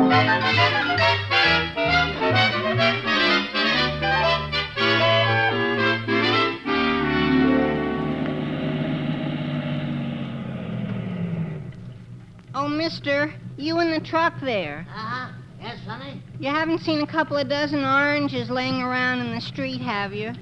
No. Gee whiz, they dropped off my truck somewhere around here. Well, thanks. Oh, Sonny, just a second. Yeah? Would you mind giving me a push? I think my battery's gone. Well, I'd like to, but I couldn't find the briefcase, and now on top of that, I've lost the oranges, and he's probably wondering what's keeping me. It'll only take a second, and I was supposed to deliver those chickens a half an hour ago. Chicken? Yeah, on my truck. Just take a second. Okay, I'll back up behind your truck. Yeah. No, wait till I get in now. Just keep her rolling till I wave and then cut away. Okay. Let her go. Yeah, keep going. No, wait, hold it. What? Hold it! My brakes are starting to... Hold it! No. Oh, no. What happened? Look. Oh, boy. Look at my chickens. They're all over the place. Never mind the chickens. Whose bumper is that laying on the ground?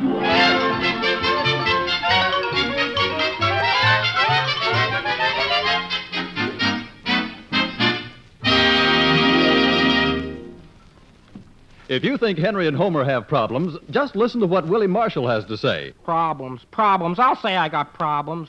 My folks go out nights, I have to stay home as babysitter for my younger brother Gulliver. When my folks have people in nights, I have to entertain them playing Hearts and Flowers on the piano. Gee, it gets so a guy can't even enjoy his dinner. Oh, cheer up, Willie. Just ask your mother to have Jell-O for dessert, and you'll feel swell, whatever happens. And say, have you folks heard about the new quick-setting way to make Jell-O? You know, you get beautiful finished Jell-O desserts in just about 1 hour. Now, all you do is dissolve the Jell-O in 1 cup of hot water. Then add 1 cup of ice cubes or crushed ice, filling the cup to the brim with water. Stir until the ice melts thoroughly, then chill firm in the refrigerator. And in just about 1 short hour, there's a beautiful Jell-O dessert all ready to serve. Try a Jell-O treat this new quick-setting way tomorrow. And remember, it's Jell-O for red-letter desserts.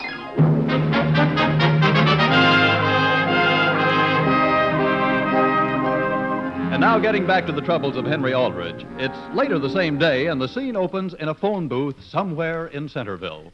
Hello? Is this Harrison's electric shop? That's right. Well, I'm the fella who just bought some fuses there. You who? Speak up, son. The fella from Swanson's Market. Oh, you're the fellow who just bought some fuses. Well, what's wrong now? Were those very good quality fuses? Well, sure. Well, I'll tell you, every time I put one in, it blows right out again. Well, there's nothing wrong with those fuses. You still got a short somewhere. I told you should never have fooled around with those pennies in the fuse box. That wasn't my idea. It's illegal, too. I know. Besides, you can get terrible damage resulting from that. Well, maybe you better come over and take a look at it yourself. Well, I can't right now. But, gee whiz, I'm in a terrible spot. I don't want to lose a good customer, but on the other hand, what's Mr. Swanson going to say? Who? Mr. Swanson. Mr. Swanson. Oh, yeah. Yeah, one of his fellows was in here a while ago and bought some fuses. Well, that was me. That's all? Well, can't you please come over? Sorry, I won't be free for another hour at least.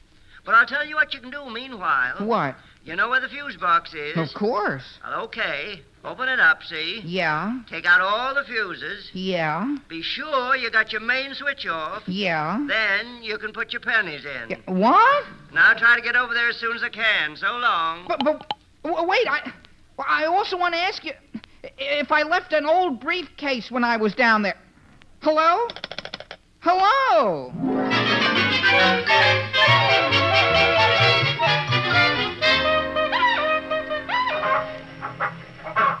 Here, chickie, chickie. Nice chickie, chickie. Uncle Homer's not gonna hurt you, little chickie. Chickie, won't you please come to Uncle Homer? Now listen, chickie, come down off that roof or I'll wring your darn little neck.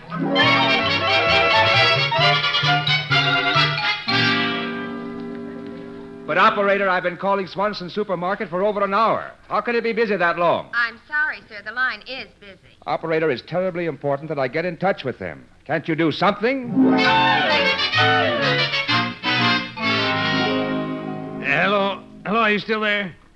Yeah, Mrs. Ferguson, please believe me. Your order went out of here 2 hours ago.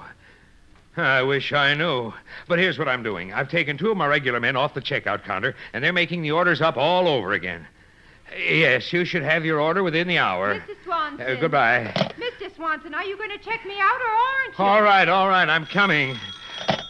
Hello, Swansons. Your order will be there inside of an hour. Mr. Swanson, Mrs. Jones is raising a fuss over at the meat counter. She says you promised to save her a chicken. Did the butcher tell her our delivery was 3 hours late? Yes, but Mrs. Jones... Mr. Swanson, look at that mob at the checkout counter. They're going crazy. Oh, good grief. Let's get over there.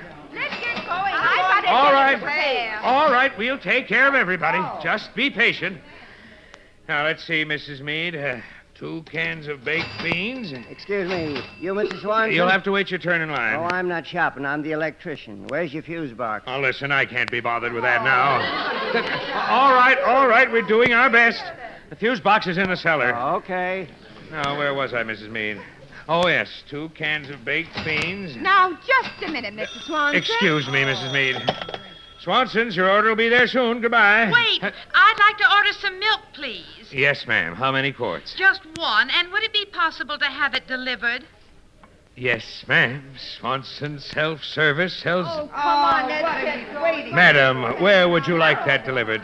Well, that all depends. In what part of the store is Henry Aldrich working now? What's that? Henry Aldrich. I'm his mother, and I know this is a lot of trouble for you, but I'd like the milk delivered to him. Hello? I'm here. And will you please tell him not to gulp the milk? Yes, ma'am. And when I see him, I'm going to tell him a few other things. Goodbye. Now, let's see, Mrs. Meade. 2 cans of baked beans. Mr. Swanson, that's the 3rd time you rang up those beans. Huh? Oh. Mr. Swanson, come quick. What now? There's been an accident. What kind of an accident? 4 shopping wagons crashed at the corner of Oatmeal and Soap Flakes. Oh, no. And the place looks like it was hit by a blizzard. Oh, Mr. Swanson! Mr. Swanson! You! Where have you been all this time? Mr. Swanson, I can explain everything. You see... Never mind the explanation. What did you do with all those orders? Well, you Henry see... Aldrich. Oh, gee whiz. What did you do with that briefcase? Well, I can explain everything. You see... Never mind him. What about those orders? Now, look here, sir. Father... Will you keep out of this? This boy works for me. Mr. Yes, Swanson... well, it so happens that he's my son. Father... Oh, he's your son, huh? Well, let me tell you something. Wait a minute. All right, you'll all be... What happened? Who turned out the lights? I'm not going to let him add my bill in the dark. What kind of Now, wait, everybody. Stand still. Please don't move around in the dark. You're knocking the merchandise over.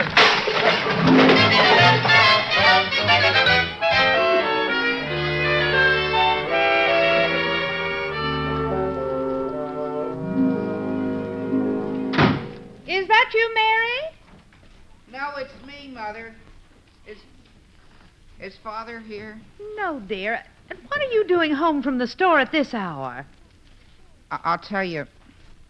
The store closed a little early today. Really? Why?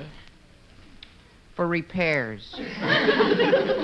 And I think they'll be closed tomorrow, too.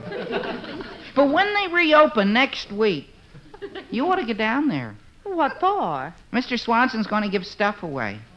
Free? Practically. For every item you buy, you can have 2 of them just by paying another penny. Well, what's he doing that for? He said it's the only way he hopes to get back the public's goodwill. Has Father called at all? Yes, he said he was going to drive over to Abbott City. And, Henry, I think it was very careless of you to misplace his briefcase. I know it was, Mother, but the first thing tomorrow, I'm going over my entire route and try to turn it up. Well, that's funny. That sounds like your father driving into the garage now. Oh, boy. Mother, I'm going up to my room for a while, and if you don't have to mention that to Father, if it's all the same with you. Well, now, Henry... And if Homer calls, I'll take it on the upstairs phone. You're not coming down at all? Not for a few days. And incidentally, if anyone in the Swanson family calls me, I'm going away for the duration. Oh, dear. Oh, good evening, Sam. My, that was a quick trip to Abbott City. I didn't go to Abbott City. Well, I thought you said you were. I started, Alice. I just didn't get there. Well, what happened? I'll take your coat. Thank you. Well, as I was driving along Main Street... Yes? You won't believe this. Won't believe what? As I was driving along Main Street... No, it's too ridiculous. Sam, for heaven's sake, tell me what happened as you were driving along Main Street. Well, a chicken blew in my window and laid an egg in my lap. It's unbelievable. What's a chicken doing on Main Street? Anyway, I hit another car. My goodness. Oh, nothing serious, but I decided against driving any farther. I'll get that. They're probably calling from Abbott City to find out what happened to me. Well, I'll get the door. Hello? Speaking.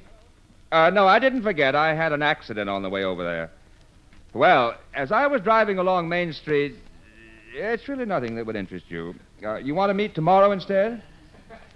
Well, the only trouble is that my briefcase containing the papers has gone astray, and I don't know if... Wait. Oh, just a minute.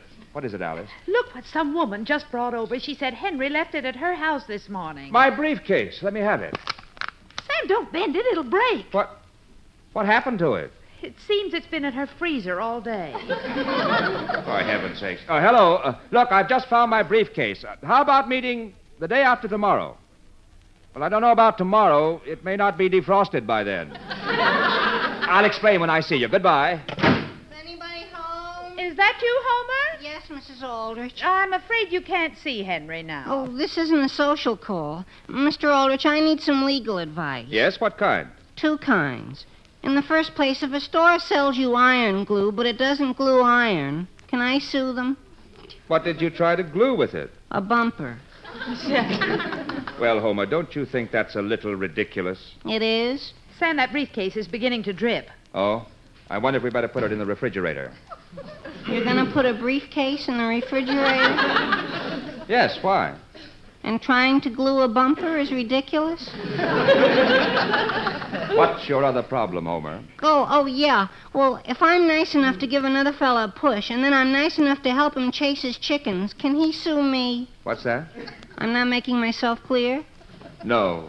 Alice, can we eat soon? Oh, of course, dear. Would you like some nice vegetable cutlets? Vegetable cutlets? Swanson's didn't deliver my order either. But vegetable cutlets? Mrs. Aldrich. Yes, Homer? Could I interest you in some nice chickens?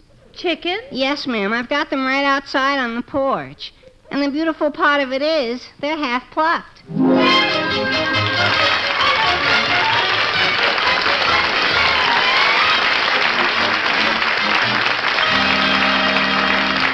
Boy, Homer, we certainly went about getting a girl for that skating party the hard way. Boy, Henry also. When all we actually have to do is go to the telephone and call someone just like that. Sure, So Henry. we call, Homer. Come on, pal, think. Think? Listen, Henry, after what we've been through with that word today, let's just relax and let second nature take its course. You mean good old Gladys and Agnes? Sure. Sure, that's a happy ending for our boys, just the way Jell-O is always a happy ending for any meal. Because everybody goes for gay, colorful Jell-O in any of those 6 delicious flavors: strawberry, raspberry, cherry, orange, lemon, and lime. All 6 have delectable fruit-rich goodness, wonderful fresh-tasting flavor that reminds you of the ripe, juicy fruit. And there are dozens of glamorous ways to fix Jell-O. Have it riced or cut into sparkling cubes, served with any favorite fruit. Just look for the big red letters on the box, 'cause it's Jell-O for red letter desserts. Oh, the big red letters stand for the Jell-O family. Oh, the big red letters stand for the Jell-O family. That's Jell-O, yum, yum, yum. Jell-O puddings, yum, yum, yum. Jell-O tapioca puddings, yes, sir.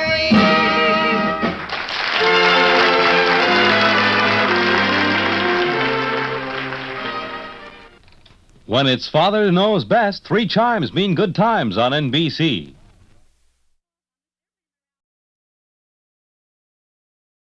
In just a moment, hear the Aldrich Family. But first, this is Bob McKenzie. You may never have thought about it, but NBC spells variety and weekday listening, too. There's Bob Hope and Dave Garroway, with 2 of the most entertaining 15 minutes in radio. Welcome Travelers bring you Tommy Bartlett and interviews with visitors to the Windy City, while each weekday evening, John Cameron Swayze gives you a capsule commentary on the sidelights on the news. Yes, day in and week out, your best bet in radio is this station. And now it's the Aldrich Family on NBC.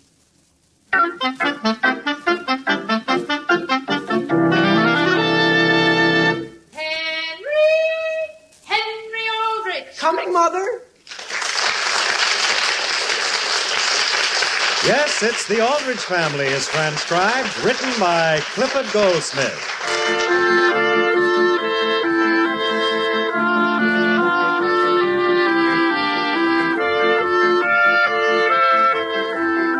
"117 Elm Street in Centerville is a house like many other houses, and it might be a very solemn and staid place if there weren't a boy in it. And when that boy is a typical teenager like Henry Aldrich, well, it's a place where unexpected things are always happening. The scene opens in one of Centerville's grocery stores. The time is afternoon. Hello? Hello?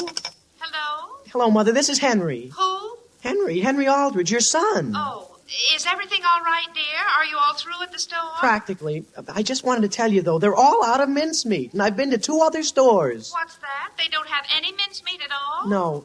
Mr. Preston said people shouldn't let their shopping go till the day before Thanksgiving. He said that... Dear, I don't care what he said. It's going to be a blow to your father. But I guess he'll have to be satisfied with pumpkin pie. I know, but they don't have any pumpkins either. Don't they have any canned pumpkin? Oh, canned pumpkin? And, Henry, have you picked up the turkey? No, not yet. I haven't been over to that side of the store. Well, dear, you go over there just as soon as you hang up and tell Mr. McGill you want the turkey I ordered 3 weeks ago. Yes, Mother. Only how about sage? What about it? Hey, Henry. What do you want, Homer? When you get through with that phone, I want it. What's that, Henry? Mother, I said, what shall I do about sage? They're all out of it. Henry, they can't be. Mr. Preston said it's account of the late shopping. Well, dear, you ask Mr. Preston whether he can't fix up Mrs. Aldrich with just a little sage for her Thanksgiving dinner. I'm sure he has some put away somewhere. Listen, Henry, when can I use that phone? Gee whiz, Homer, can't you see I'm talking to my mother? What's that, Henry? Nothing, Mother. I'm just talking to Homer. Henry, you aren't fooling around down there with Homer, are you? What's that? It sounds to me like you haven't done any of the shopping I sent you to do. Well, I'm doing the best I can, Mother. Gee whiz, all I've got is 2 pair of hands. Listen, Henry, I've got to use that phone. Well, please hurry, dear, and don't waste any time with Homer. But, Mother. Goodbye. Goodbye. Boy, Henry, it's about time. Gee whiz, Homer, you have to push a guy right out of the booth? Don't speak to me. Don't say a word. I'm trying to remember 5 different things to tell my mother. Gee, I gotta get some sage. Number, please. Squash, chestnut, cinnamon. Number, please. Cinnamon. Operator, just make it plain 232 without the cinnamon. May I have your number, please? I told you, 232, Elm. Elm 232. Gee whiz, now I've forgotten our whole Thanksgiving dinner. Squash, chestnuts, cinnamon. Oh, boy. Squash, chestnuts, cinnamon. Hello? Yeah, listen, Mother, what came after cinnamon? What's that? Who did you want? Isn't this my mother? Well, yes, Homer, it is. Have you got everything for our dinner? Well, the only thing on your list that they've got is breadcrumbs and cleaning powder. Well, did you get them? Well, yes, but it isn't much of a Thanksgiving dinner. What's that? Oh, boy, cranberries. What? I just happen to remember cranberries. That's what came after cinnamon. Well, what about them? I can't get any. Oh, now, Homer, they must have at least a few cranberries. No, they haven't. Henry Aldrich got the last half pound. What's that? Oh, Homer, you aren't wasting your afternoon with Henry Aldrich, are you? No. Only gee whiz, he bought the last cranberries. Well, dear, I don't see how we can have turkey without cranberries. Well, you don't have to worry, Mother. I've got something even better. Oh, that's good. What'd you get? Ketchup. Ketchup? To go with turkey? Oh, well, I like it on anything. And so does Father. I know, dear. And it's red. If you pour it on corn kernels, it looks just like cranberries. Oh, Homer, did you tell Mr. McGill you want our turkey? Well, that's another thing. There's only one. Well, one is all we want. No, I mean one turkey for everybody. And Mr. McGill isn't sure, but he's pretty sure Mrs. Aldrich reserved that. Now, dear, Mrs. Aldrich didn't reserve that turkey any more than I did. I asked Mr. McGill to put it aside for me weeks ago. You did? Yes, now run right over and tell him. Hey, Homer, I gotta use that phone again. Well, just a minute, Henry. Homer, is Henry Aldrich there? Well, yes, Mother. Well, he hasn't got hold of that turkey, has he? Just a minute. Henry, what's in that big bag there? Squash. Now, hurry up, Homer. Mother, it's all right. It's squash. Oh, Homer, did you get any squash? Well, that's what I was going to tell you. They don't have the kind you wanted. Look, shall I get the kind Henry got? Dear, get any kind, just so long as your father has a good squash when he sits down with his turkey. Okay. Hey, Homer, will you let me have that phone? Okay, here. Well, thanks. Hello? Hello? Listen, Homer, why are you handing me your mother? Well, hang her up. What? Goodbye, Mother. Boy, will I be glad when Thanksgiving is over. Homer, will you please get your oranges and flour and stuff out of this booth? I'm getting them out, Henry. Listen, where did you get that squash? There aren't any more. There aren't? Henry, I'm getting sick of you taking the last everything in this place. Homer, you gotta keep your eyes open around here. Number, please. Elm 303. Elm 303. Just a minute there, Aldrich. What's that? What do you got there in your hand? A can of pumpkin. It was the last one on the counter. I'll say it was. I've been looking all over for it. For this? That's part of Mrs. Bartlett's order. Now give it to me. Well, gee whiz. Hello? Hello, Mother. What do you think just happened? Dear, what is it you want now? Well, I was going to ask whether one can of pumpkin would be enough. Well, I guess I could make a pie with one can. But, Mother, they just took it away from me. What? The man said Mrs. Bartlett saw it first. Dear, do you realize tomorrow is Thanksgiving? It sounds to me as though you aren't even trying. Mother, you'll be glad to hear I got a lot of parsley. Parsley? There doesn't seem to be much of a demand for that. I took 6 pounds. Henry, do you have our turkey? Oh, yeah, gee whiz. You say you have it? No. I'm glad you reminded me. Well, you hurry right over to Mr. McGill and ask him for it. Yes, Mother, I'll go right away. Goodbye. Hey, buddy. Yes, sir? Did you want me? When you took that can of pumpkin, did you pick up a can of cinnamon, too? Cinnamon? No, sir, I haven't even seen any cinnamon. Well, somebody took a can of cinnamon right out of Mrs. Bartlett's order. Hey, Homer. What, Henry? Is Mr. McGill here at the meat counter? Yeah, he's in the back room wrapping... he's wrapping something up for me. Okay, I'll wait for him. Well, he may be in there for quite a while, Henry. Why waste time? Why don't you go over to the other side of the store and do some more shopping? I finally got all mine done, except for one thing. You sure? Why don't you go over and get some cinnamon? They don't have any. Well, sure they have. I just got a can. All I have to buy is something right here from Mr. McGill. Oh, you do? Sure. Hey, Homer, before I forget, have you got your composition written for English? Well, gee whiz, we don't have to have it ready until Monday. Well, I know, but I'm going to do mine tonight. Then I'll have a free mind for the whole weekend. Gee whiz, what's keeping Mr. McGill? I'm going to go back there and look for him. Now, wait a minute, Henry, wait. What for? Well, the composition is supposed to be about what you did on Thanksgiving Day. I know. Well, how are you going to write about what you did on Thanksgiving Day on the day before it? All I'm going to do, Homer, is eat. I'm going to eat turkey at noon, and then in the evening I'm going to have cold turkey, and just before I go to bed I'm going to have some more turkey.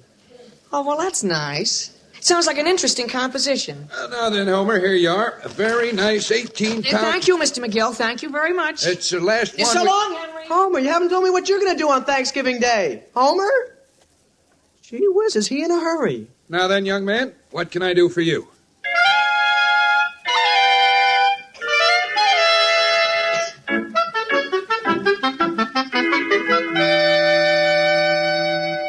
Henry, didn't you explain to Mr. McGill that he promised me a turkey? Well, sure, Mother, and he said that he could definitely promise you one. When? The day after tomorrow. Henry, I need a turkey for Thanksgiving, not the day after. When Homer took that turkey, did you tell him he was really taking our Thanksgiving dinner? Mother, I didn't have a chance to. He just grabbed it from right under my nose and ran. And Mr. McGill said Homer told him we didn't want the turkey? Well, Mr. McGill said Homer didn't actually say it. He just implied that we didn't. Very well, Henry, here's what I want you to do. You're to go over to the Browns and tell Homer's mother exactly what happened. And demand the turkey? You don't have to demand it, dear. If you just explain things, I'm sure Mrs. Brown will be only too glad to give it to you. She will? Yes, dear. Now start right away. Yes, Mother. And hurry right back with it. Yes, Mother. Alice, Yes, Sam? where did you just send Henry? Over to the Browns, dear, to get that turkey. Now, wait a minute, Alice. Dear, I'm sorry. It isn't theirs, it's ours. And we have guests coming. But, Alice, the Browns are old friends of ours. You can't do a thing like that to them. Not at Thanksgiving. And besides, in all fairness, they have an equal right to that turkey. Now, the sensible thing to do is... Whom are you calling? Number, please. Elm 391. Elm 391. Sam, you aren't inviting anyone else for dinner, are you? No, Alice, I'm calling the market. Dear, believe me, they don't have any more turkeys down there. Very well. We'll get something else. Old Hill Market, good afternoon. Good afternoon, this is Mr. Aldrich. Oh, yes, sir. I'd like to place an order with you. All right, Mr. Aldrich. Now then, I'd like a couple of real nice roasters. What's that? Roasting chickens, say 5 or 6 pounds each. But, Mr. Aldrich, where am I going to get them? What's that? There isn't a chicken left in the place. Oh. Well, then you'd better make it a couple of good-sized ducks. Personally, I like duck just as well as turkey. No ducks, Mr. Aldrich. No ducks. Now, wait a minute. You must have something. Tomorrow's Thanksgiving. I know, Mr. Aldrich, but it seems like everybody waited till the last minute to do their shopping. My wife and I are having salmon. We're having company for dinner. I'll tell you what I can do, Mr. Aldrich. How would you like me to cut up a nice oxtail for you?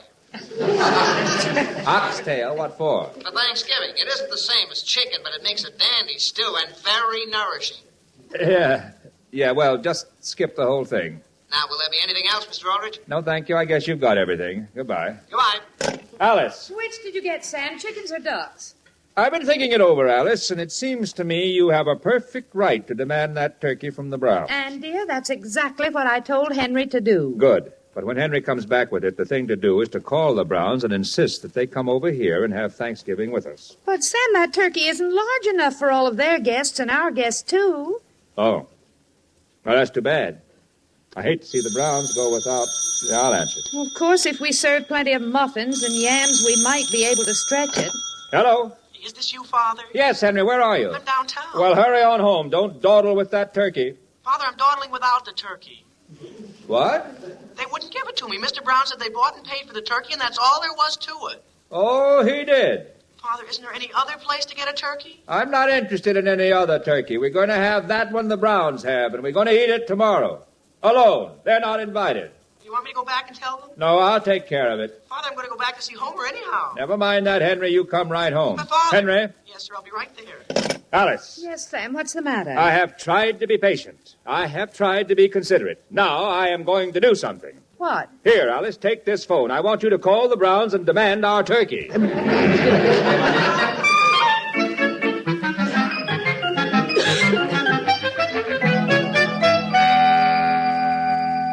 Is that what she said, Elizabeth? Yes, Will. Why, in all the years I've known Alice Aldrich, I've never heard her talk that way to anyone. All right. All right. If they want to make an issue of the turkey, it's all right with me. Mother, I'll be back in a little while. Homer, where are you going? Just over to Henry's. It isn't so late, Mother. Homer, let's get this straight. You're not to have anything to do with Henry Aldrich. Not ever? Not until we've eaten that turkey. And if he wants to speak to you, that's his loss. Yeah, but look, I've got to write a composition, and I need a little advice about Thanksgiving. Well, you won't get it over there. I don't think the Aldriches are celebrating Thanksgiving this year. Well, can't one of you answer that phone? Now, Elizabeth, don't touch it. It's probably Sam Aldrich calling to pick a fight with me about that turkey. Well, now, Will, the least you can do is talk to him. Even if he loses his temper, you don't have to lose yours. Elizabeth, I'm just going to sit here absolutely calm. Father, would you be willing to help me with my composition? What's your problem? Well, I have to compare what the Pilgrims did on their first Thanksgiving with what I did tomorrow. Well, for one thing, you can point at what you did tomorrow. Yes, sir. What did you do tomorrow? What's that? Homer, what are we talking about? Will, I think you should at least go to the phone and tell Sam you're not going to give him that turkey. He'll find out soon enough, Elizabeth. He'll find out. He's found out already. Well... What's that? It's the front door. And I'm not going to sit here and just hear bells ringing. I'll go to the door. I'm willing to do that. Let me know who it is. The same here, Father. Hello there, Will. Well, Sam Aldrich. Aren't you, that is, won't you come in? No, thanks, Will. Mr. Brown, is Homer here? Now, Henry, you stay right here on the steps where you are. Don't bother the Browns. Oh, Henry's no bother. Is there something I can do for you, Sam? Will, I don't know what this is all about, but I take it that Alice lost her temper when she phoned your wife a few minutes ago. Just between ourselves, Will, women have a tendency to exaggerate the importance of things. You're right, Sam. I tried to reason with Elizabeth. I'm afraid she went a little overboard herself. When you get right down to it, there isn't any turkey in the world worth sacrificing our friendship over. No, of course not. And Alice will be the first to admit the same thing. That's just the way Elizabeth feels. So, I just wanted to tell you to enjoy the turkey and have a fine Thanksgiving. Now, wait a second, Sam. The fact is, I was just going to start for your house with that turkey. No, Will, no. Just forget the whole thing. No, Sam, I mean it. You wait right there. Gee whiz, Father, is Mr. Brown really going to give us the turkey? Henry, if he brings the turkey out here, we're not going to take it. Why not? Don't you think I have any pride? I never got down on my knees for a turkey before. Here you are, Sam. It's all wrapped and everything. Oh, no, Will. No, Will. Where are you going with that turkey? Be quiet, Elizabeth. Here, Sam. Oh, no, Will. I wouldn't think of it. You keep it and have a nice dinner tomorrow. Now, Sam, there's no use in your going down those steps without this. Here, Henry, you take it. Shall I, Father? No, Henry. Come along. Sam! There's no use following us, Will. It's your turkey. No, Sam, it's yours. I'm putting it right here on the front walk. All right, Will. If you want to leave it there, it's all right with me. There it is on the sidewalk, Sam. I'm going back in the house. And Henry and I are going down the street. Father, hey, Father. What's the matter? Look at those 3 dogs coming. What's that? Hey, get away from there. Stop! Just look. One of them took it. What's that? He took it. Come back here. Well, Will, that was certainly a foolish thing for you to do. What do you mean, for me to do? What did you leave it there for? I left it. You put it down there yourself. Well, why didn't you pick it up? Why should I? It's your turkey, Will. If you want it, you go get it. Come on, Henry. We've got other things to do. Yeah, but gee whiz, Father. Well, of all... What's the matter, Father? Come on, Homer. We've got to chase a dog. A dog, Father? For Thanksgiving?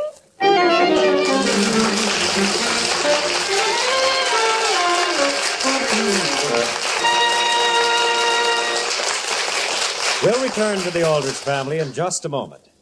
Now, I don't know how it's going to turn out, but it's one sure bet that tonight's Phil Harris Alice Faye show will deliver a full half hour's worth of family comedy.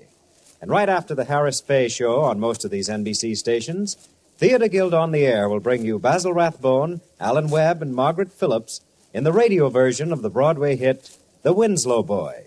And then there's adventure with a pair of NBC programs as Jack Webb stars in this week's Dragnet story from the files of the Los Angeles Police Force, while William Gargan will be on hand in the title role of Barry Craig, confidential investigator. So stay tuned to this NBC station and listen for the Phil Harris, Alice Faye Show, Theater Guild on the Air, Dragnet, and Barry Craig, confidential investigator.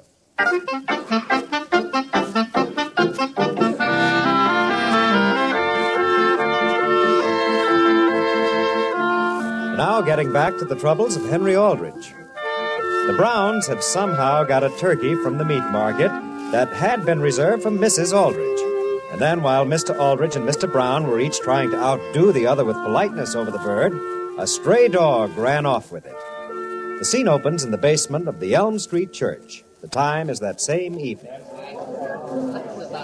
Step right in, folks. Step right in. The auction's going to begin shortly. Hello there, Mr. Johnson. Oh, hello, Mr. Aldrich. Hi, Henry. Hello. Has the bidding started yet? No, we'll be starting pretty soon. Pretty nice turkey. Nicest bird you ever saw. 25-pounder. Come on, Henry. Step right in, folks. The auction will begin shortly. Gee, Father, I just happened to remember something. You know that darn dog that stole our turkey? Mr. Brown's turkey. Yes, sir. Well, I think his name is Dodo, and he belongs to that family that lives down on the corner of Main and Elm. Where? You know, where the fence is broken down. Oh, yeah.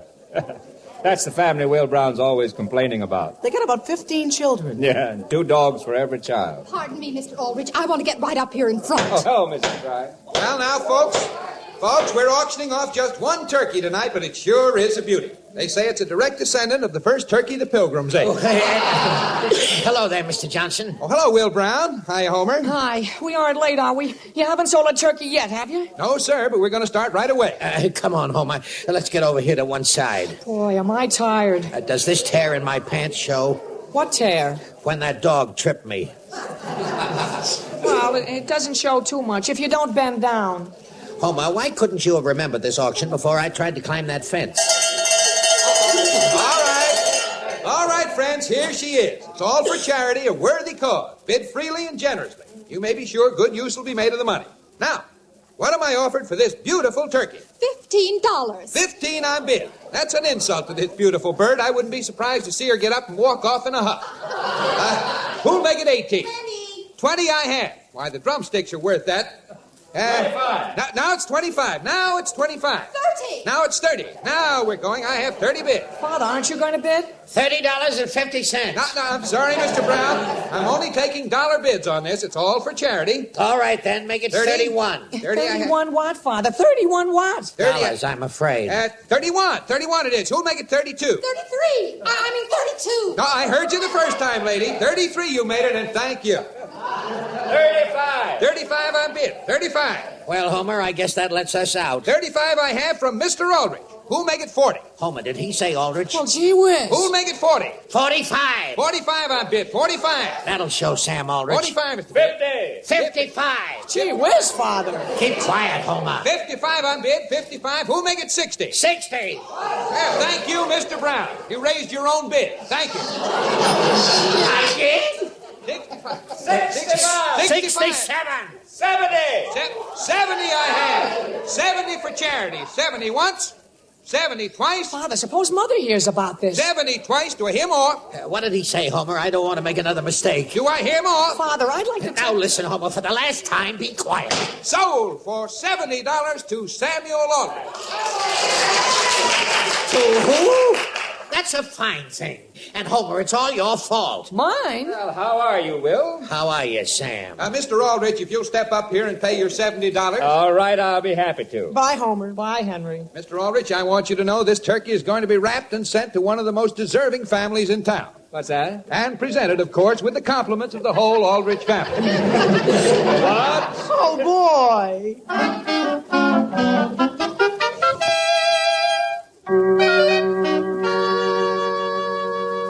Here, Dodo. Come here, Dodo. Nice doggy, Dodo. Won't he give you the turkey, Papa? Dodo, give Papa the turkey. Junior, keep away. Do you want to frighten him? Here, Dodo.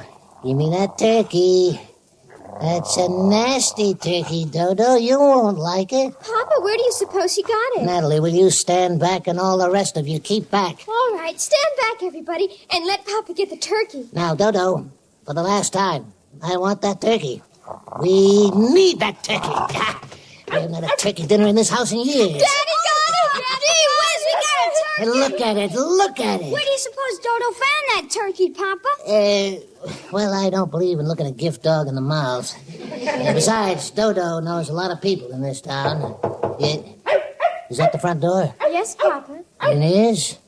Now, look, Junior, take this turkey and go into the kitchen with it. All right. It's our turkey now. Good evening, Mr. Foley. I've got a surprise for you. What's that, Mr. Johnson? Here you are. It's partly from the Elm Street Church and partly from Sam Aldrich. Well, what's this, a turkey? A 25-pounder and all the trimmings to go with it. Oh, Papa! Gee whiz, another turkey! Happy Thanksgiving! Happy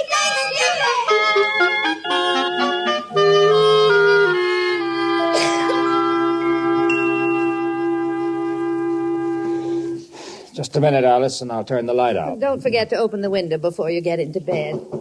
Mother. Yes, Henry, come in. Mother, I hate to bother you, but could you look over this composition for spelling? Not tonight, dear, but leave it here. I'll go over it in the morning. All right, and thanks. Good night, Henry. Good night. Good night, dear. You know, Alice, I've been thinking it over. You've been thinking what over, Sam? I don't see any reason why we should ask the Browns over for dinner tomorrow. To be quite frank, dear, I agree with you. I'll admit we've been good friends, but after the way Will acted today... And I didn't like Elizabeth's attitude. So we might just as well... Dear, how do you spell Pocahontas? What's that? I guess Henry spelled it right. Anyway, I don't see any point in having guests here for a dinner of cranberries and chestnuts. But, dear, I told you we're also having corned beef hash.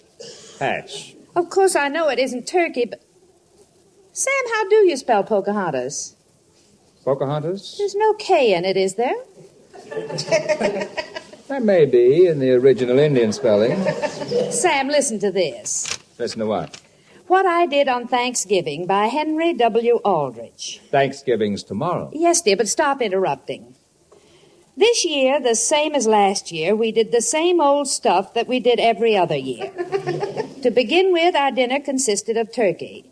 Only he scratched that out and wrote chicken. Yeah? Where does he think he's going to eat chicken? Then he scratched that out and just left it blank. Oh. After we finished this hearty meal, we felt very stuffed and all sat around and talked about the price of things and the weather and business and stuff like that. Back in the old days, however, it was much more interesting. Then there wasn't much food for anybody, and the Pilgrims had to shoot turkeys just like Indians. Pocahontas was one Indian, for example, but she was a good Indian. Mincemeat, in those days, they didn't have at that time, nor things like sage, because no more ships came in that year. When you once got some food, you had to hang on to it for dear life, because almost anybody might steal it, usually a wolf. There were no stores to buy things, so if a wolf took your turkey and stuff, you were out of luck. Let me see that eye. But it was because of all this that the Pilgrim Fathers, from whom we are all sprung, celebrated their first Thanksgiving and bowed their heads when they sat down over what was in many cases just plain cornmeal mush, which is something that even my mother has never gotten me to like as much as I admire the Pilgrims for the other things they did. But even cornmeal mush is all right, I guess, as long as they had neighbors to share it. Because, as my father says, when it comes to Thanksgiving, it's the spirit and not the stuffing that counts. Father, Homer's on the phone. His folks say if we could bring over a few eggs, they have some cornmeal to make cornmeal muffins, and won't we come over for dinner tomorrow? What do you mean, won't we come over? You tell them to pack up their cornmeal and come over here. I can ask them. Yes, dear, and tell Mrs. Brown if she has any cinnamon to please bring it. I'm going to make applesauce.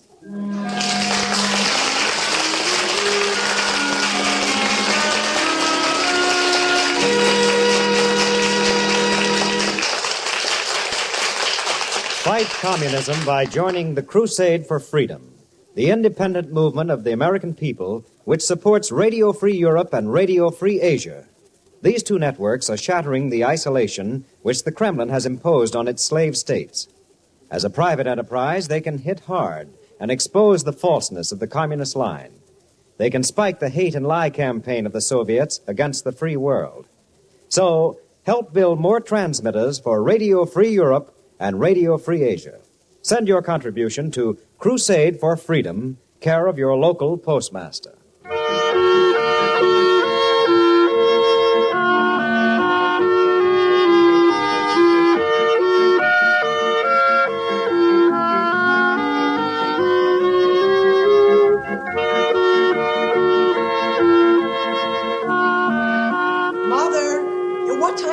Dinner. Not for another hour or so, dear. Well, look, Mr. Foley's dog, Dodo, is out in the front yard. Yes, Henry? And Homer and I are going to take him and do a little hunting. Hunting, dear? Just around the neighborhood and see what we can dig up.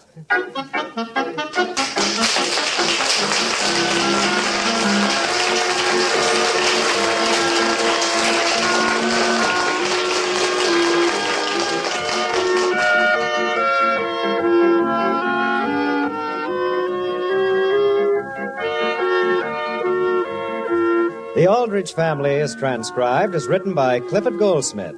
Henry is played by Bobby Ellis and Homer by Jack Grimes. Mr. and Mrs. Aldrich are House Jameson and Catherine Roth. Your announcer is Dick Dudley.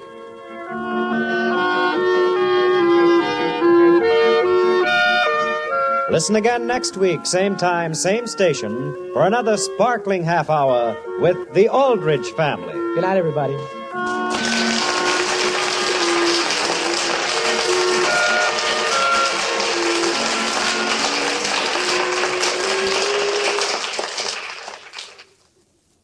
Tonight, it's the Phil Harris... Coming,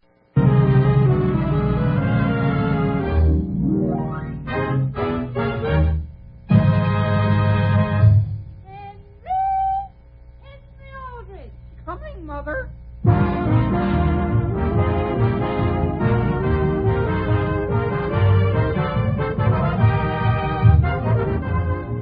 The Aldrich Family, starring Ezra Stone and written by Clifford Goldsmith, brought to you by Jell-O Puddings. Those delicious new desserts all America's been talking about.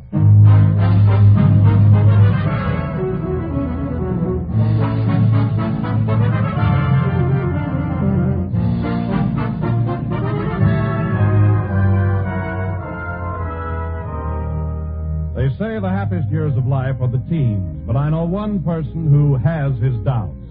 Henry Aldrich. Henry has all the troubles and growing pains that most boys go through in their high school days, for Henry is a typical American boy. The scene opens in the Aldrich kitchen. The time is Saturday morning. But, Mother, why won't you? Because we can't afford it, Henry. We can't afford just 8 cents? I'm sorry, but that is the condition this family is in. We can't afford 8 cents for what, Mother? Believe it or not, Mary, we can't afford just 8 cents worth of breakfast food. You mean Father's lost his law practice? Your father has not lost his law practice. That 8 cents would be only the beginning. Of what? Well, Dizzy and I are saving breakfast food coupons, Mary, to get an outboard motor for a rowboat.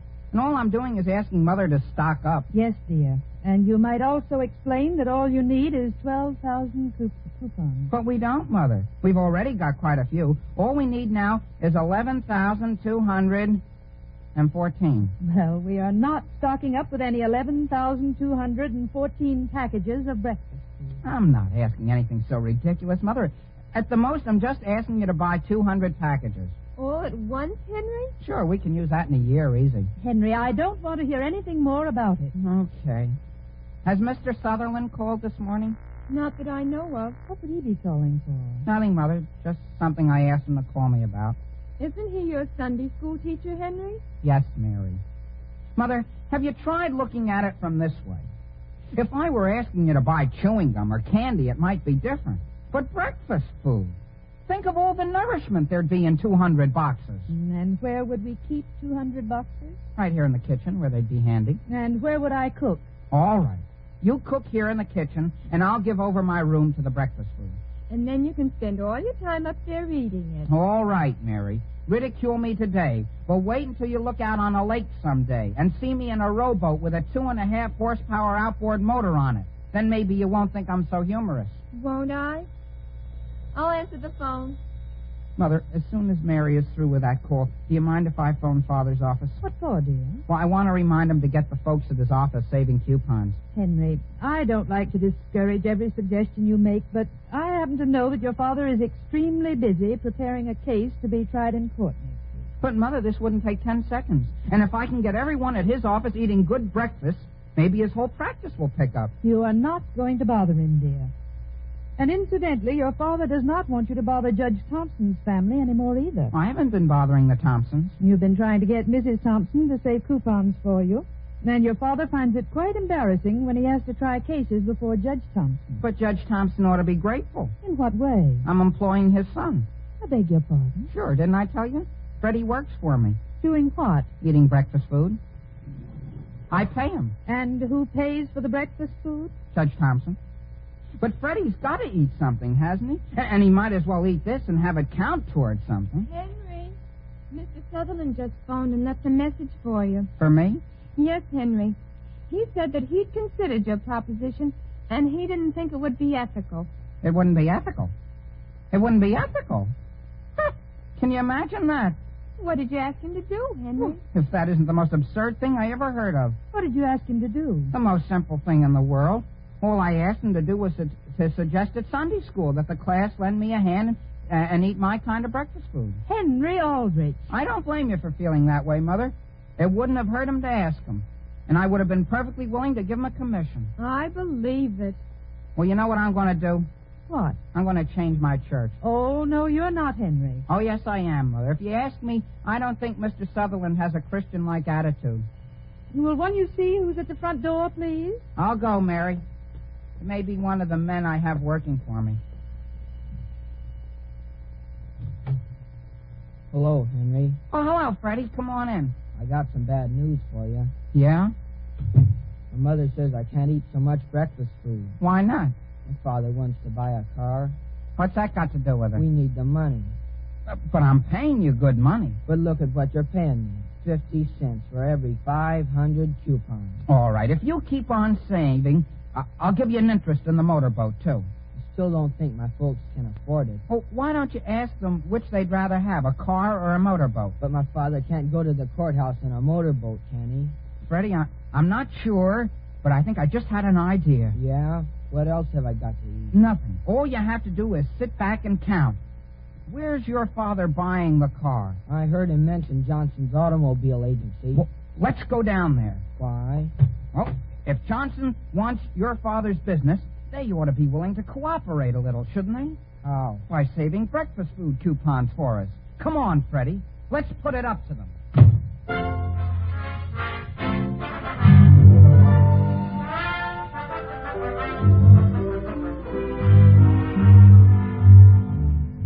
Joe, see who the two gentlemen are out in the showroom. Okay, Mr. Johnson. Hi. What can I do for you? How do you do? We're just looking. You have some very nice cars here. Are you buying a car? Well, we aren't exactly, but a friend of ours is. He is. Yeah, and he asked us to sort of look around for him. What's his name? Well, I'm not sure he'd want his name mentioned just now. He just wants your advice. Yes, sir. How much is that car? $7.95. That's the kind he's considering. How much is that sedan over there? $28.40. $2,840? Yes, sir. Is that FOB or delivered? FOB. How many spare tires does that include? 2. Only 2. You mind if we try sitting in it? Do you have to sit in that one? Well, we would like to see what it's like. No. You sit in the back, Henry. Why should I sit in the back? Who's buying this? Boys, let me show you something. When you push each other against the doors like that, it scratches. Gee, that's the trouble with a black car. It shows every button you've got. Gee, I must have hit it. Don't touch anything in there. No, sir. Not a bad dash, Freddie. I don't like it as well as last year's, Henry. Yeah, well, is that the speedometer? That's the clock. That isn't the right time, though, is it? It isn't even running. What's this here? That's an ash receptacle. Would you mind putting it back, please? Gee, it broke right off. I asked you not to touch it. I know, but it shouldn't break like that. Well, what do you know about that? You mind my asking, does either of you have $2,800 in your pocket? I haven't. Do you have it between you? No, sir. Well, will you step real carefully, like, out of the car? Wouldn't you be interested in our making an offer? For this job? Well, it's a proposition for any car. No. But we know somebody that's buying. Well, what's your offer? Well, do you mind if I ask what you eat for breakfast? What's that got to do with it? Wouldn't hurt to tell us, would it? Would you mind getting out of this? And out of this showroom? Sure. We'll get out gladly. I guess he doesn't know who your father is, Freddie. Nor do I care who he is. What is it, Joe? Just a couple of wanderers. I guess you don't want his father to buy his car here, huh? Who is his father? Judge Thompson. You're Judge Thompson's boy? I sure am. Well, certainly glad to know you, young man. Thank you. How do you do? I'm the son of Sam Aldrich. Sam Aldrich? Well, you look just like him. Yes, sir. That's what everybody says. Well, make yourselves at home here. Yes, sir. You want the rest of your fenders ruined? Or what's a pin scratch? Now, if there are any questions you'd like to ask, boys, just begin to shoot. Yeah? What kind of breakfast food do you eat? What's that? You heard him. Yeah, you see, we're saving coupons, and we thought maybe... What kind of coupon? Well, I've got one right here in my pocket. Here it is. We don't eat that kind right now, but I'll certainly speak to my wife about it. You will? I'll get her to try it someday. You couldn't get her to start tomorrow morning, could you? Well, Joe, see this coupon? Yeah? Beginning tomorrow morning, you get your wife to save these. You mean I got to give up cinnamon buns? Well, we're going to help these boys out. Tell the fellas out in the shop there to eat this, too. Oh, gee, that's pretty nice of you. But here's what you're to do for me. The judge, believe it or not, is thinking of buying one from the Yellow Arrow people. It's a good car if you don't want to drive it very far. The Yellow Arrow? And you'll tell him about our car. Oh, sure. Which model here do you think your dad would like, Freddie? I like that $2,800 job. You hear that, Joe? The boys have taste. You think so? Now then, when would you like to have us send a demonstration car over for you? To ride in? Sure. Well, gee, are you doing anything next week, Henry? Not that I'd planned. Next week it is. Now, here, boys, before you go, I've got something for you. Right here on this table, here's 2 blotters for you, young man, and 2 blotters for you. Well, gee whiz, what'll it be next? You'll find that we'll treat you right. Mr. Johnson. What? Isn't that Judge Thompson across the street? Judge Thompson? So it is. You'd like to have me call him? I don't think you ought to bother him right now. He's probably in a rush someplace. Well, let's call him anyhow. Well, he may not like to be pushed into a sale. Oh, Judge. Hey, Judge. Yes? I'd like to have you come back here to the showroom a minute. I couldn't possibly stop right now. That you in there, Freddie? Henry wanted me to look at something. Don't be late for lunch. Well, it's too bad he isn't going to come in. Yeah, it is. Isn't it?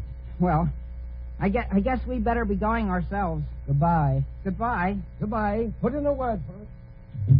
Come on, Freddie. We've got to hurry. Where are we going now? Where do you think? Why just stop at Mr. Johnson's? Let's get the Yellow Arrow Company eating for us, too. Come on.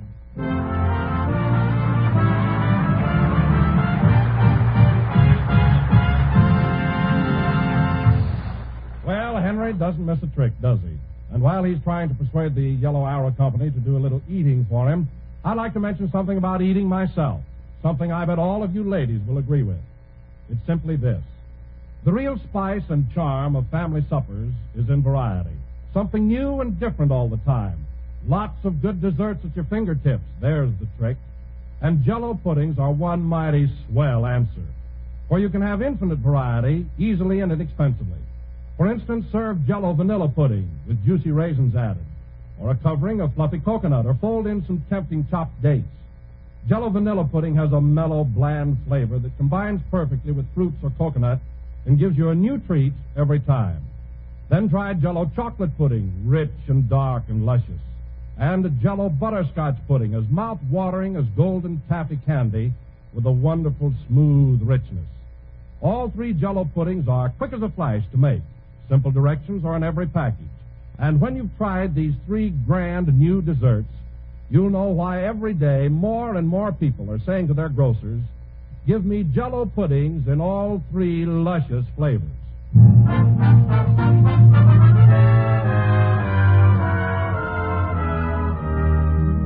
From Henry Aldrich's activity over the last few days, his coupons should be arriving in truckloads. We pick him up now as he is counting with Freddie in Judge Thompson's home. 2,465, 2,466. I'm getting tired, Freddie. Don't tell me you want to stop. Maybe it's because I don't like to do anything that's wrong. Well, go on and count, Henry. Okay. 2,467. Listen, Freddie. Do you think that what we've been doing resembles bribery? Bribery? My father thinks it does. How does he even know about it? In an unguarded moment, I told him. Everything? Well, just 1 or 2 of the high spots. And he says we ought to go to your father and confess. Forget it. All we've done is ask somebody to save a few breakfast food coupons. Sure. That's the way I think I'll look at it. And besides, Mr. Johnson hasn't even given all of his yet. That's what I say. Well, 2,468, 2,000... No matter what you say, Freddie, I'm going to tell your father. Henry, do you want to make the mistake of your life? But it was last Saturday that we did it, and I haven't slept since. Well, don't go down to the courthouse to confess it. You mean it would make it legal if I did it down there? He doesn't like to be bothered. He's very strict about a thing like that. Hello, Freddie. Where did you come from, I Father? always spend Saturday afternoon at home. Mother here? She's out someplace. Who's that in there with you? Just Henry. Where?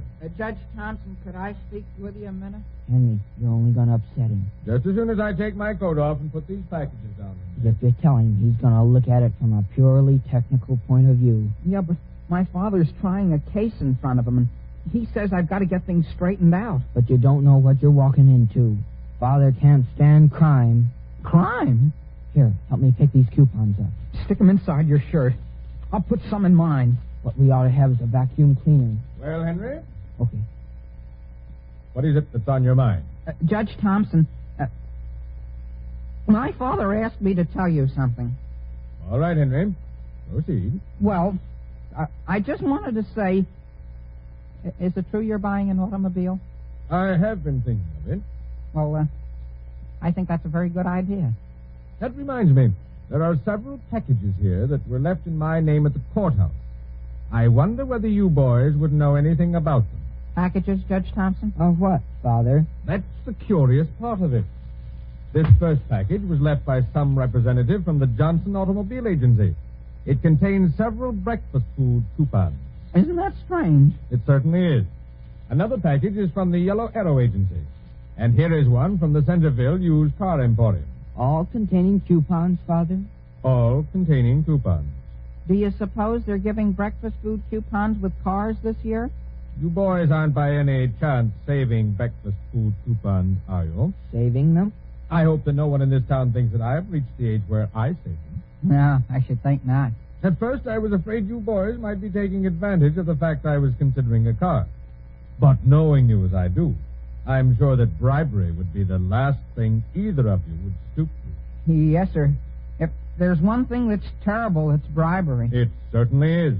And it's one thing I never tolerate. Yes, sir. I'll tie these up again. You mean they're going to return them?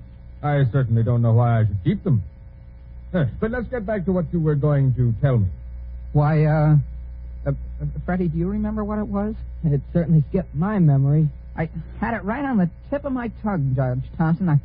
I couldn't tell you now if I had to. Freddie, what in the world do you have wadded up inside your shirt? Oh, that must be my underwear. What do? Just carry it there? I see Henry's does the same thing. Yeah, mine keeps slipping down.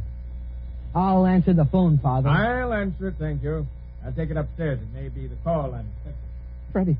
Freddie, take a look out the window. What? Coming up the walk. It's Mr. Johnson. This is a fine time for him to come. Didn't I tell you I should have confessed? I certainly didn't stop you. You go to the door, Henry. You go yourself. This is your house.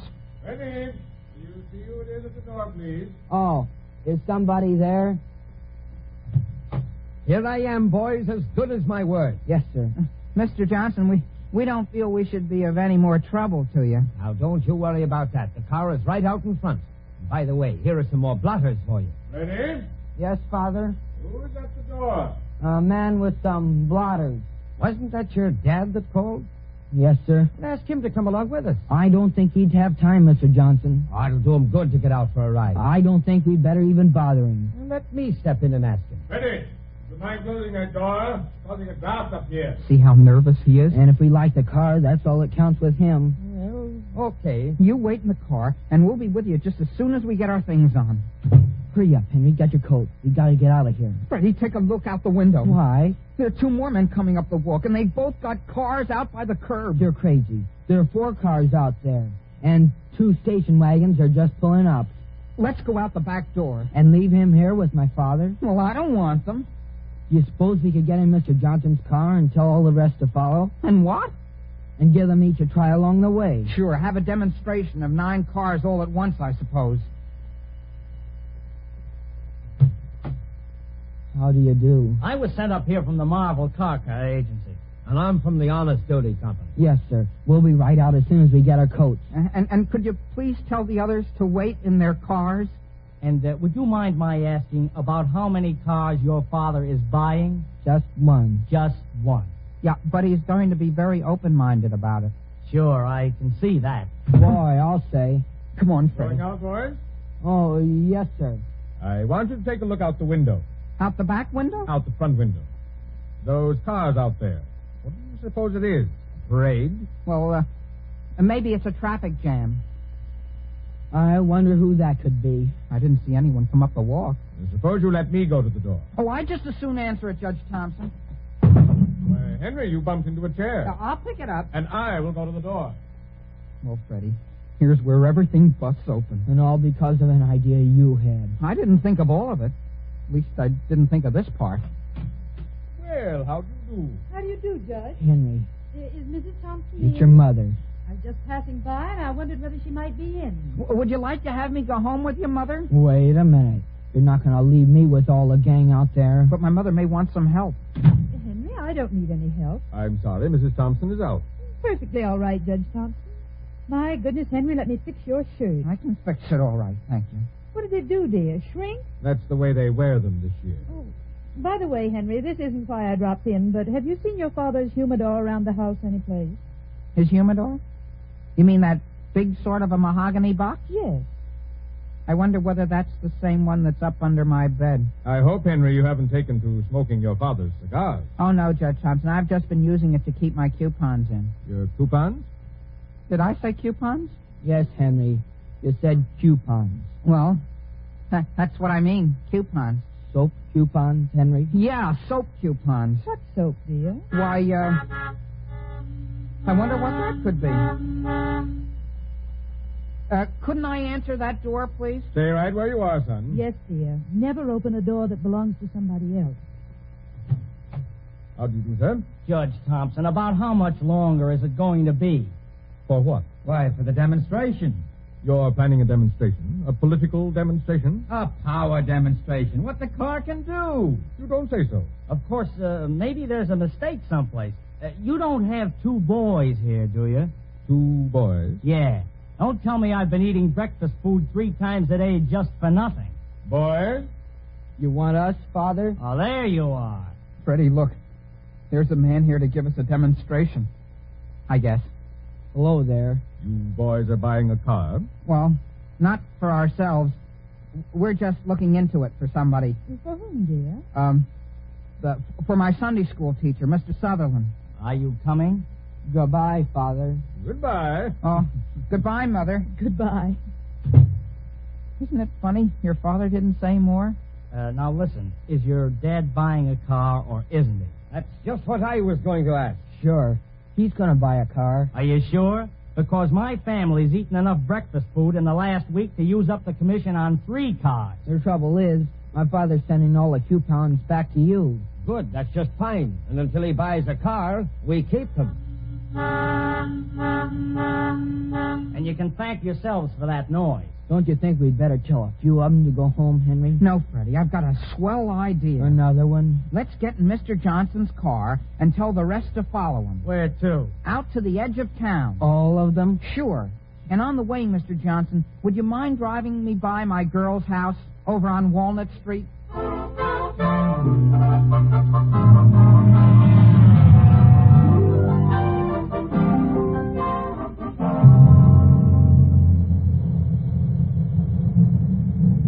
Now listen, boys, you've timed all 9 of us in first gear. You've timed all 9 of us in second gear. You've even timed all 9 of us in reverse. There isn't anything more a car can do. There's just one thing more, Mr. Johnson. There is. Sure. This is a peach of a road, and there's hardly any traffic on it. Couldn't all 9 of you line up and we'll have a race? A race? 9 cars have a race on a public highway? Why not? Are you crazy? And anyhow, there aren't 9 of us anymore. What became of the rest? They've given up breakfast food and have gone back to their normal life. You mean the sale is between us two? It is. Well, why can't we see you two race? Oh, no. You're afraid to. What do you mean I'm afraid to? Certainly looks it. I wouldn't be a race. I'd leave them so far behind. Says who? I do. Well, line up then. You will race? If it's speed you want, we'll give it to you. How fast does Judge Thompson usually drive a car? Oh, quite fast as a rule. He does? Well, then, this is the car for him. Oh, here he is. All set? He's all ready, Henry. I'll start him. Oh, no. Let me start them. It was my idea, Freddie. Okay. Get on your mark. Get set. Got her, Mr. Johnson? I've got her. Go.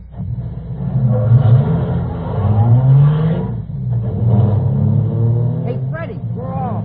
Can't you sort of open her up, Mr. Johnson? It is open. Yeah, but he's way ahead. We'll beat him or I'll give you the car.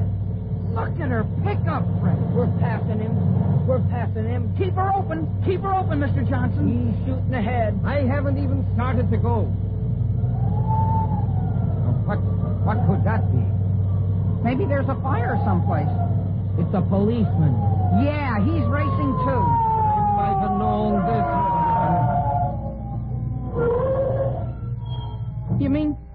You mean we can't finish the race? All right, stay right where you are. What is this, anyhow? Oh, we were just racing, officer. That's going to be a big help. You know what the law permits? Yes, sir. All right, follow me back to town. We're going to have an escort. We certainly are. Pull over to one side and let this car that's coming go by. Freddie, look who it is. Who is it? Well, Judge, you couldn't have come along at a better time. Uh-oh. It's my father. Something gone wrong, boys? Where did you get the new car, Dad? I bought it, Betty. It was delivered just after you left. It was.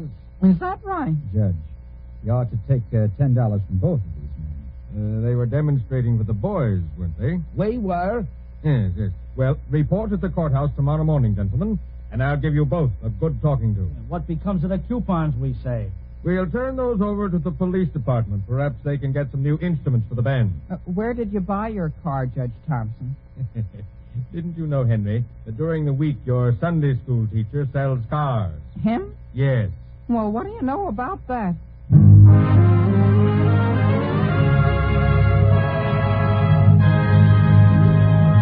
Henry Aldrich will be back with us in just a moment.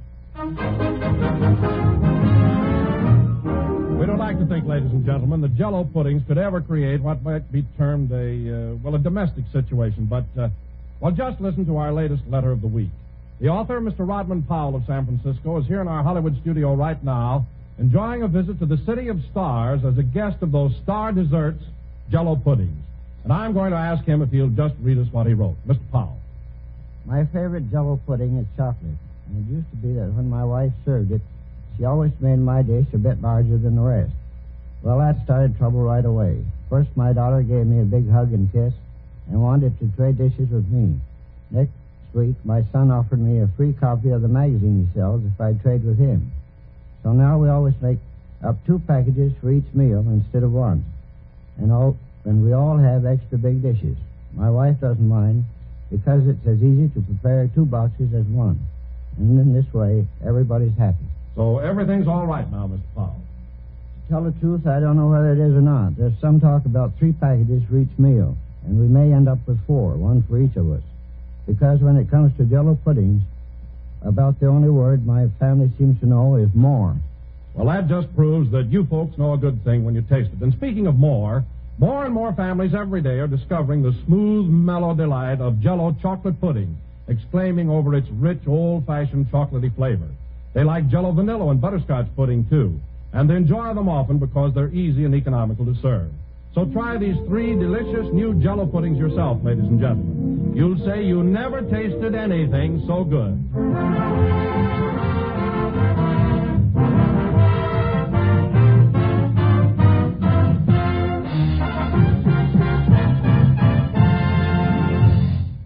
You know, Mary, Mr. Putney says I have a perfect lip for it.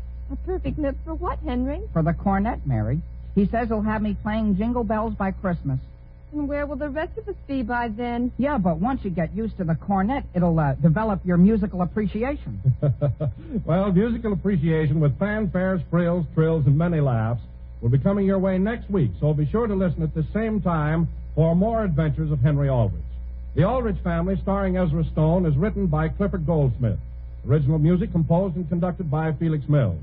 Don Wilson speaking and wishing you good night for those delicious new desserts all America's talking about, Jell-O puddings.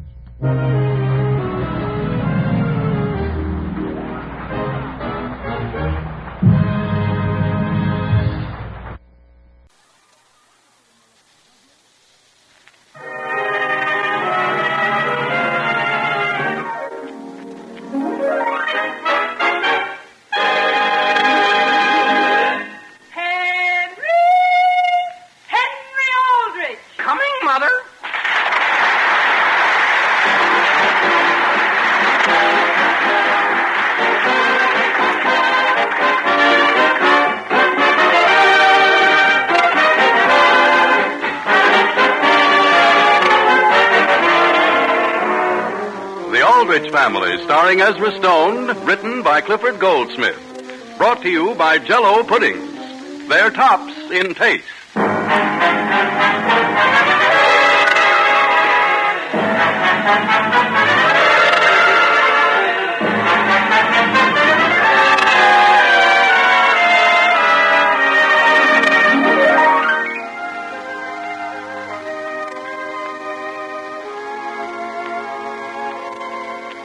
To the gallery of typical American boys, such as Penrod, Tom Sawyer, Peck's Bad Boy, we add the name of Henry Aldrich. But now let's go out to the little town of Centerville. Our scene opens on a hillside on the outskirts of town. The model airplane race Henry and his father worked for weeks to win has just finished. Henry is talking to Mr. Collins, the referee. Yes, but, Mr. Collins, my plane was flying against a very strong headwind. But I made allowance for the headwind. You did? Yes, Henry. Mr. Collins, what kind of a watch did you time Henry's plane with? With this stopwatch. Is it a pretty good one? It is. Billy Walker's model covered the course in 1/2 of a second less than Henry's. Not by my watch, Mr. Collins. Is yours a stopwatch, Dizzy? No, but it used to belong to my grandfather. Is your grandfather an official for this race? No, but he carried this watch for 35 years and nothing ever happened. Hey, gee whiz, look at it. Did it break, Dizzy?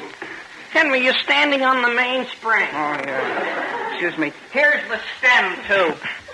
Well, where did Mr. Collins go? He walked away.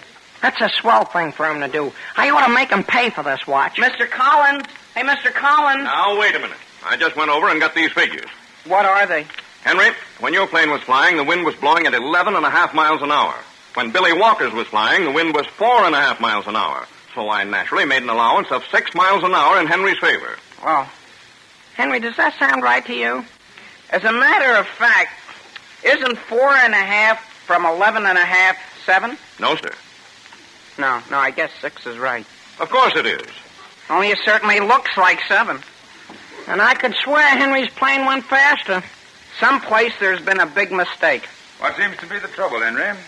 Father, you and I lose the race by just half a second. And a half a second is a half a second. I know, Mr. Collins, but that's all it is. Henry, may I speak with you? Where, Father? Right over here. You want to speak to me, too, Mr. Aldrich? No, thank you. What is it, Father? Henry, don't you think that as long as we lost the race, it would be better if we said nothing more about it? But, Father, Dizzy's watch didn't register 16 and a half seconds. Does his watch have half seconds on it? No, but up until a few minutes ago, it always kept perfect time. Henry, I happen to be doing some business with Billy Walker's father, and it might be just as well if you didn't say anything more about it. But, Dad, look at all the time we spent building that plane. After all, we did finish second. Sure. Henry, I want to tell you when your father something. Sorry, Dizzy, but I've got to go back to the office. Well, you'd be very much interested, Mr. Aldrich. Tell Henry. Henry, I knew all the time there was something phony. Henry, wasn't every plane that was supposed to go in the race be made by a father and a son? Sure. Well, I'll bet you anything Billy Walker and his father didn't make theirs. Well, where do you think they got it? I know where. I was just overlooking at it, and I remember seeing the very same thing down in Jones's sporting goods store. Are you sure, Dizzy? There's only one thing about it that's different. Billy's is blue and the one at the store was red. Then it can't be the same plane, can it? No, that's what you think. I scratched a little of the blue paint off, and right underneath was the red paint. Yeah? Yeah. Henry, if you win, it means a trip to the Capitol. Well, gee whiz, I don't care what my father says. I'm going down to Mr. Walker's office. Now, wait a second. Don't go rushing into this. Why not? I've got a book at home that'll tell you exactly what to do in a case like this. Well, what should we do? Well, before we come right out and accuse anybody, we've got to get proof. That's the important thing, Henry. Naturally, Dizzy. Anybody knows that. Because you accuse somebody doesn't mean he's guilty. You've got to get proof. I hope you don't think I didn't know that. Yeah, but you don't know as much about those things as I do, Henry. No, well, I know where I'm going. Where? Follow me. When we bust this case open, it'll shock everybody. Sure. Especially my father. Yes, sir, when he hears of it, he'll be speechless.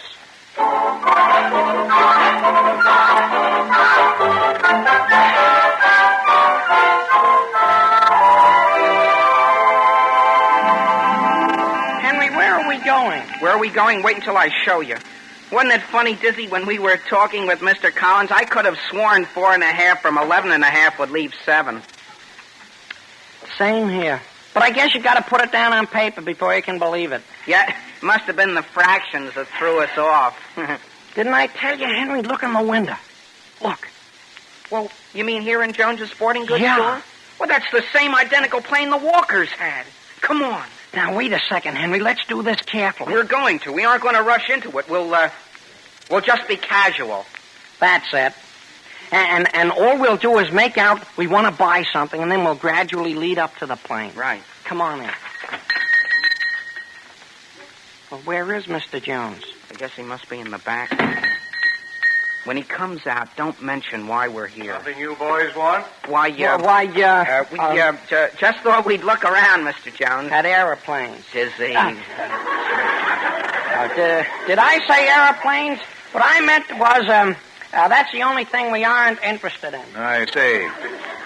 Mr. Jones, do you carry baseball bats?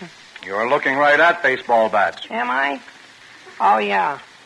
Oh, maybe that's why I mentioned them. How much are they, Mr. Jones? 50 cents up. Oh, yeah. Well, how much are your tennis rackets? $1.95 up. Oh, yeah. Well, how much your fishing tackle? $25 down. Oh, Dizzy, look at the airplane models. Oh, sure enough. I haven't seen those before. Which kind? The kind Mr. Walker bought. What kind did he buy? Oh, did he buy one? Who? I thought you said Mr. Walker bought one. When did I make that statement? No, Dizzy, you misunderstood. What Mr. Jones... No, just what did you boys come in here for? Well, Mr. Jones, would you mind if we should ask you something confidentially? What? Did Mr. Walker buy one of those planes you have in the window? Buy one? Not here, he didn't. I only stocked up with 5, and they're all right there. Are you sure you couldn't have miscounted them? Yes, sir. Why? Oh, nothing. Nothing. We were just asking out of sheer curiosity. Casually. Well, look who's coming across the street. Oh, gee whiz, Dizzy, it's Mr. Walker. Well, Mr. Jones, I guess we better be going. Good afternoon, Jones. Oh, hiya, Walker. Hello, Mr. Walker. Sorry my boy and I had to beat you today. Oh, we were glad to have you win. think I'll be going, Dizzy. I think I might as well, too. Oh, Walker, maybe you can answer a question for these boys. Oh, that's all right, Mr. Jones. Don't bother him about it. What was the question? Well, I can assure you, Mr. Jones, I don't know how the question even came up. Oh, Walker, Henry and his buddy thought you bought an airplane here. You mean the plane Billy and I won the race with? Oh, no, Mr. Walker. Well, what plane did you mean? Oh, not any, Mr. Walker. Henry's just confused. Oh, well, I'm relieved to hear that. I'll be seeing Henry's father down at his office in just a few minutes. Hello, Henry. Hiya, Phyllis. I just saw your father, Henry. You did? Mr. Collins was talking to him. Well, Mr. Collins was quite mad about something. About what? I'm leaving, Dizzy. Well, so am I. Goodbye, Mr. Walker. Goodbye. Gee whiz, Dizzy, now look at what you've done. Well, I at least tried, didn't I? Didn't I tell you my father doesn't want to upset Mr. Walker? You never mentioned it. Well, you should have known anyhow. All we did was practically accuse him of cheating. That's... Henry. What? Never mind about your father. Here comes mine right towards us. Good. I hope the first thing he asks is where your watch is. That's friendship. I tried to help you win the race, and what thanks do I get? Henry, wait for me. What does Phyllis want? What do you think I just heard Mr. Jones say to Mr. Walker back in the store? What? They looked at each other very suspiciously, and Mr. Walker said, "Where do you suppose those boys got that idea?" He did, Phyllis? Yeah. Do you see that, Henry? And now do you say I haven't helped you? Well, I don't know. Did he say anything else, Phyllis? Mr. Jones said, "Well, I guess we spiked that." Oh, we did, eh? Is that important? Is it important, Phyllis? Is it important? Well, I gotta go, Henry. I'll see you later. Gee whiz. Henry, all we gotta do now is to go through with it. Don't you think so, dear? I've got a fingerprint outfit at home, and I always knew that someday it would come in handy. We'll find out whether that plane of Billy Walker's did come from the store. Sure, all we have to do is get Mr. Jones's fingerprints. And then Mr. Walker's. Only maybe we ought to be careful about taking Mr. Walker's. He won't even know we're doing it. And listen, Henry, we ought to be really systematic and get everybody's print in town. Everybody? Do you realize how big this town is? But, Henry, look what they do in Washington. They don't get a few, they get millions. Well, I guess maybe if they can do that in Washington, we can handle this town. Come on.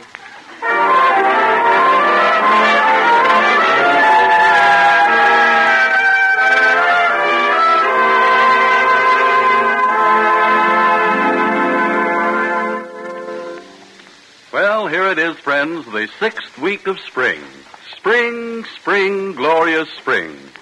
When a young man's fancy lightly turns to thoughts of, well, you know the rest of that saying.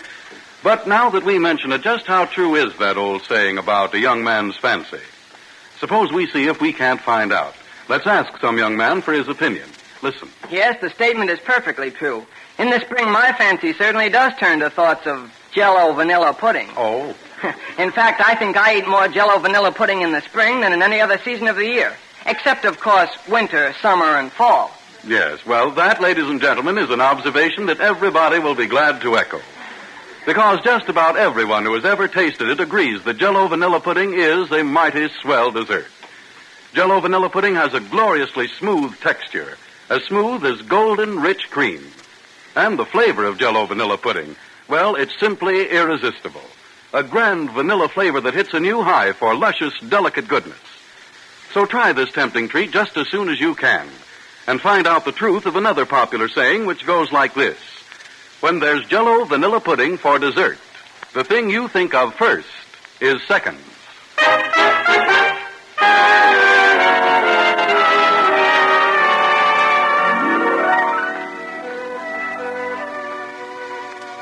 Now, getting back to the troubles of Henry Aldrich. Henry feels that he has been cheated out of first place in an airplane model contest, and is trying his best to prove it. The time is evening. The scene opens in Henry's room. It's a funny thing, Henry, how my grandfather was able to carry this watch for 35 years, and I drop it at the end of a week. Listen, Dizzy, put that away. Haven't we got work to do? I've got to get it all back together. I've got it all back together except for these two wheels, and if I don't find out where they go, my father, well, will kill me. He will, huh? But we're coming to the most crucial part of our job. Here we are. We've got fingerprint powder and fingerprint ink. Henry, aren't your folks having some guests here tonight? Well, I don't think we ought to take their fingerprints, Dizzy. Listen, I thought you weren't going to show favoritism. Yeah, I know, Dizzy, but they're all right, then. We just as well not start this. Well, can this fingerprint ink do any damage? How could it? But supposing it should get on something. It comes right out. Oh. Listen, here are the instructions for washing. It says, easy method for removing. No worry need be caused by damage. Merely dip in kerosene, rinse, and wash with strong abrasive. If first results are not satisfactory, add lemon juice and rub harder. Well, gee, there isn't anything to worry about there, is there? Of course there isn't. The only thing is, Dizzy, when you shake hands with a person, I should think they'd feel the ink pad in your hand. Do you think they would? Well, why not? What would they think it was? Almost anything. For what? Name me one other thing that feels like a pad of ink. All right. How would this be? We'll just rub a little ink on the palms of our hands. That might work. Sure, look, I've got some on already. Now watch, when I hold my hand down here at my side, do you notice it? No. Yeah, I think I'll put a little on. Well, hurry up so we can be downstairs when the guests begin to come. Okay. I'm all fixed. Wait a second. Have you got a handkerchief? What for? I've got it. Use your own. My watch is wrapped up in it. My watch is... Here, take mine, here. Never mind, I haven't got to anymore. Come on downstairs. When we go into the living room, you let me shake hands with your mother and father. Why can't I have one of them? Why should you, their son, step up and shake hands with them? Do you want to give the whole thing away? Well, I get the first two guests, then. Yeah. And when I get the ink on your mother and father, watch them carefully. The minute they touch something, socko, we've got them. You don't think my mother or father bought that plane, do you? No, but you never can tell. Someday they might be wanted for something. Henry! Yes, Mother? Are you out in the hall? We're just coming into the living room. You mustn't stay down here long. Oh, we won't, Mother. Good evening, Mr. Aldrich. Good evening. Wouldn't you like to shake hands with me? Shake hands? Weren't you here with us for dinner? Yeah, but I just came downstairs again. I don't think it's necessary to shake hands. Henry, could you hand me my pipe, please? I'll hand it to him, Henry. Let me hand it to him, Dizzy. Please, Henry. Here, Sam, I'll hand it to you. Thank you, Alice. Mrs. Aldrich, wouldn't you like to shake hands with me? No, thank you, Dizzy. Won't you boys sit down before one of you knocks something over? I think I will. I guess I will, too. Henry. Yes, Mother? I don't like to seem rude, but we are expecting guests. Well, couldn't we stay down here just until they've arrived, Mother? Why do you want to do that? Well, don't you think it'd be nice for us to help greet them? Henry, I'd do as your mother asks. Well, in that case, I think I'll be going home. Oh, must you go? I think I will. Do you like to shake hands now that I'm leaving, Mr. Aldrich? I don't think it will be necessary. I may not be seeing you again right away. No. Sam, the least you can do is shake hands with the boy. Well, if it'll make him any happier. Here, shake hands. Goodbye, Mr. Aldrich. Goodbye. Would you like to shake hands too, Mrs. Aldrich? I'm sorry, but I've got to go out to the kitchen. I'll go to the door with you, Dizzy. You know, I think I changed my mind, Henry. I may not go home after all. Just 1 minute, boys. Something you wanted, Father? Dizzy, what's this I have on my hand? Why, This black ink. Why... Well, how do you suppose that could have gotten there? May I see your hand? My left hand? Your right hand. Oh, well, what do you know about that? Do you suppose I could have gotten that from you? Henry, may I see your hand? Were you talking to me, Father? May I see it, please? Well, will you look at that?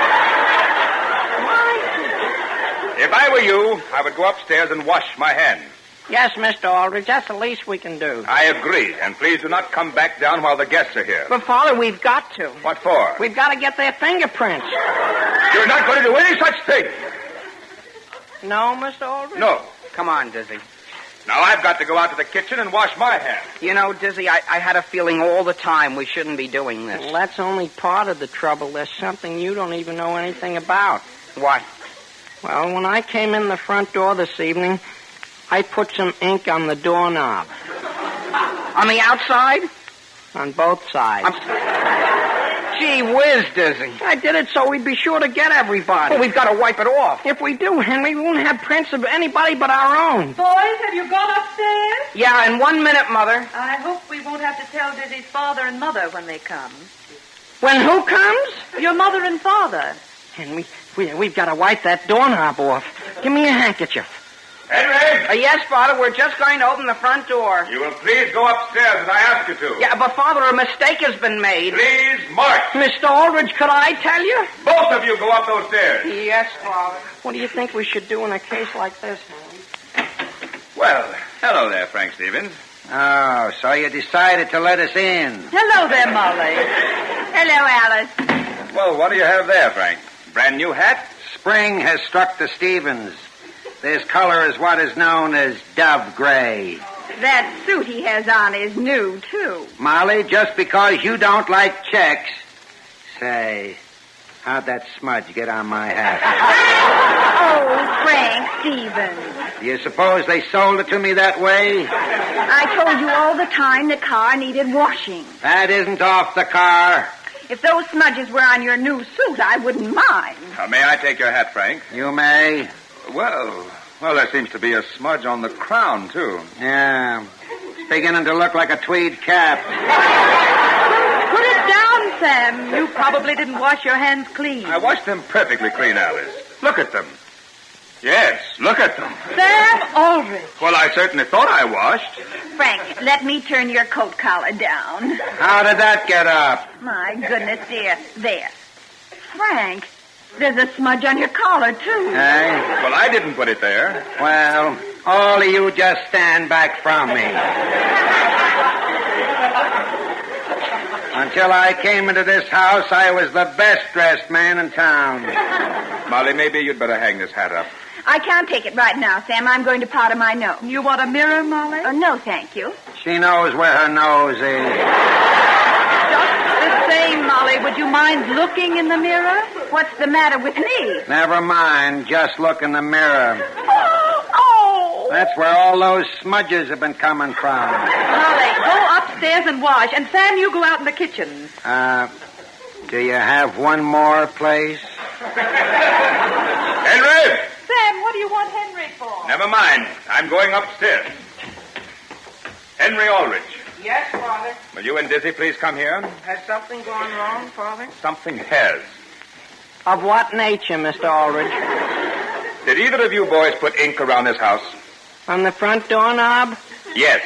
Well, the fact is, Father... What is all this fingerprinting nonsense? And that's what we tried to tell you. We didn't do it as a joke. We're trying to prove Mr. Walker is guilty. Didn't I tell you to forget Mr. Walker? But he wasn't fair. Tell him about what we have in your room, Henry. Yeah, sure. We've got a cardboard box we found in the Walker trash barrel, and it's the box their airplane came in. Henry, I want you to go straight to bed. Yes, Father. Where do you want me to go, Mr. Aldrich? You, Dizzy, may go downstairs and take a look at your father's hat. Are there some fingerprints on it? There are. Do I hear Basil's voice up there? I'm coming right down, Father. Do you know anything about this? Well, it's this way. What's the matter with you? I'm going to sneeze. Well, where's your handkerchief? It's right here. Basil, look at your grandfather's watch. Father, could I please come down? I'll see you at breakfast. Sam, quick! What's the matter? Another guest is at the front door.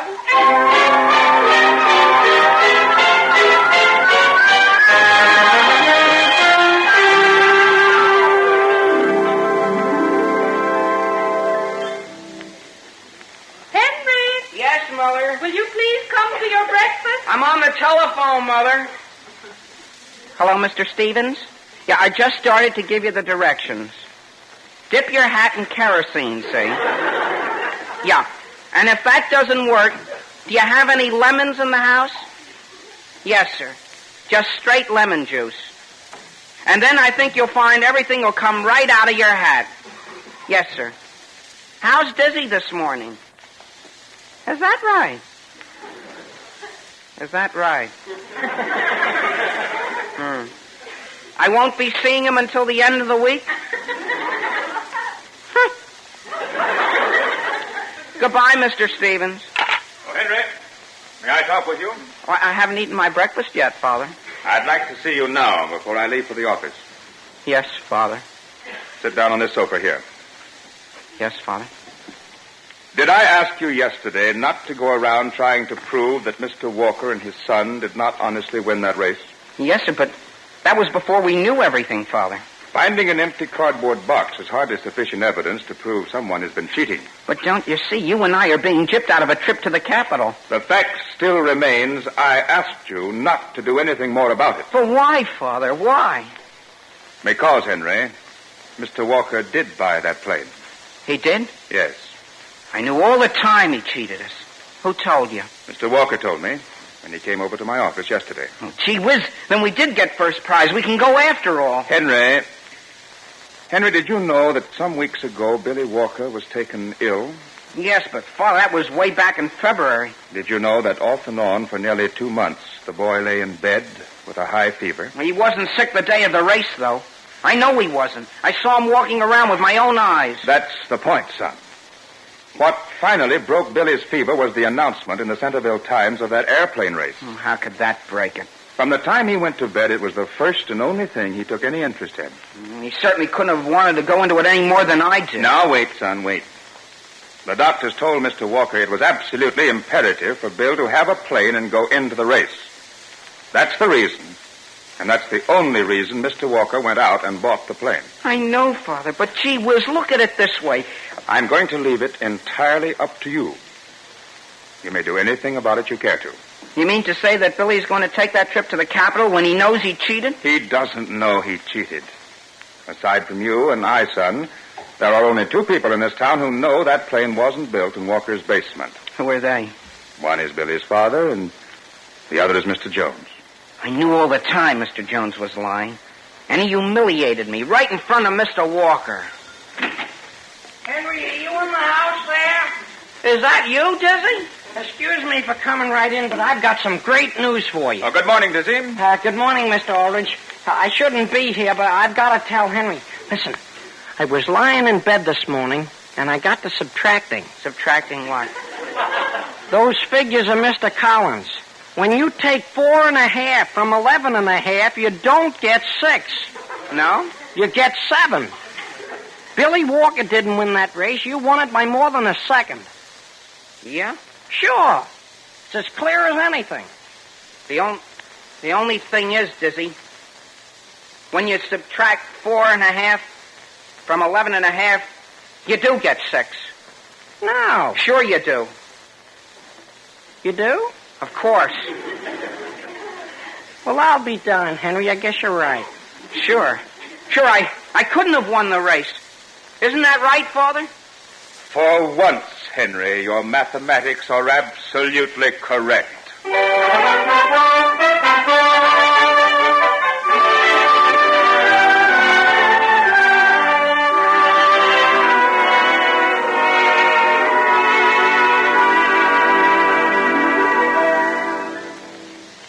Ladies and gentlemen, is there a swell, tasty dessert in the house?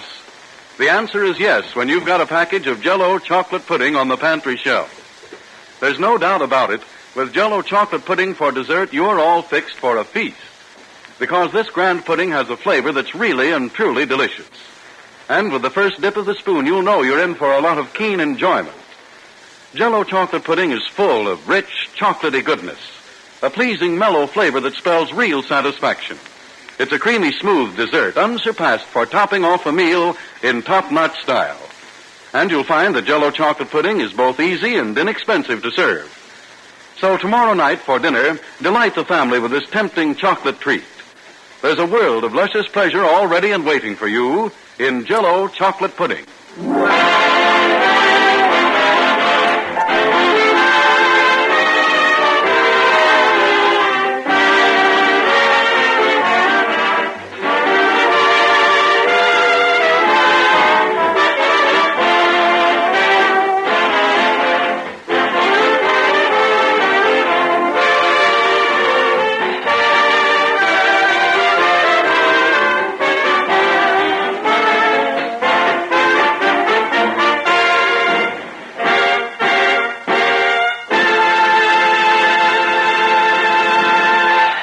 Henry, I can't begin to tell you how pleased I was with you this morning.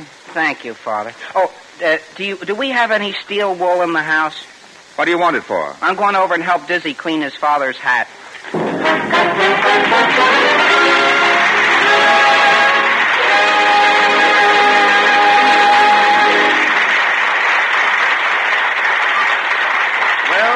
If there is anything left of Mr. Stevens' hat when Henry and Dizzy get through with it, I'll eat mine. The Aldrich Family, starring Ezra Stone, is written by Clifford Goldsmith. Original music is composed and conducted by Jack Miller.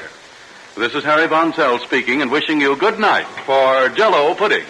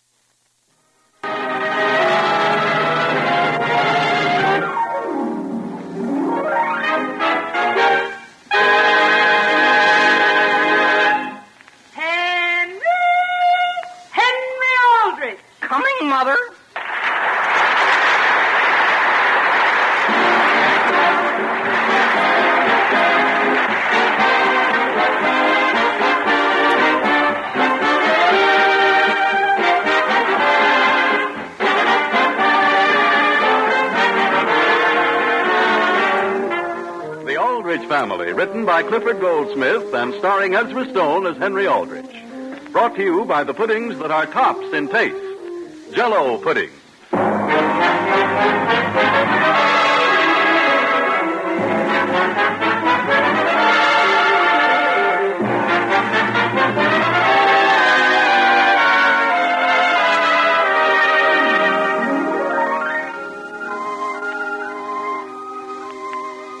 Do you remember when you were in your teens?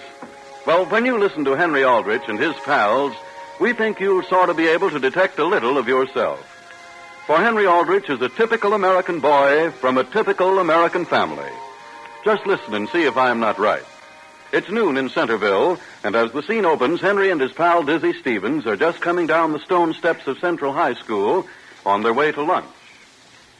Well, Dizzy, what I want to know is where it could have gone. Listen, a lunchbox isn't something a person just overlooks. Well, you certainly overlooked yours. Oh, no, I didn't. Somebody took mine. And boy, I didn't eat any breakfast this morning. Can't you buy anything? How am I going to buy anything? The only thing I've got in my pockets is this knife. Gee whiz, Henry. You wouldn't like to sell that knife, would you? Oh, no. It's got 2 blades, a corkscrew, and a combined can opener and nail file. I'll give you 20 cents for it. No. I'll give you 30 cents. No. Say, Dizzy, I think I know who took my lunch. Yeah, who? Irwin Cooper, and he's right over there. Hey, Irwin. I'll wait here.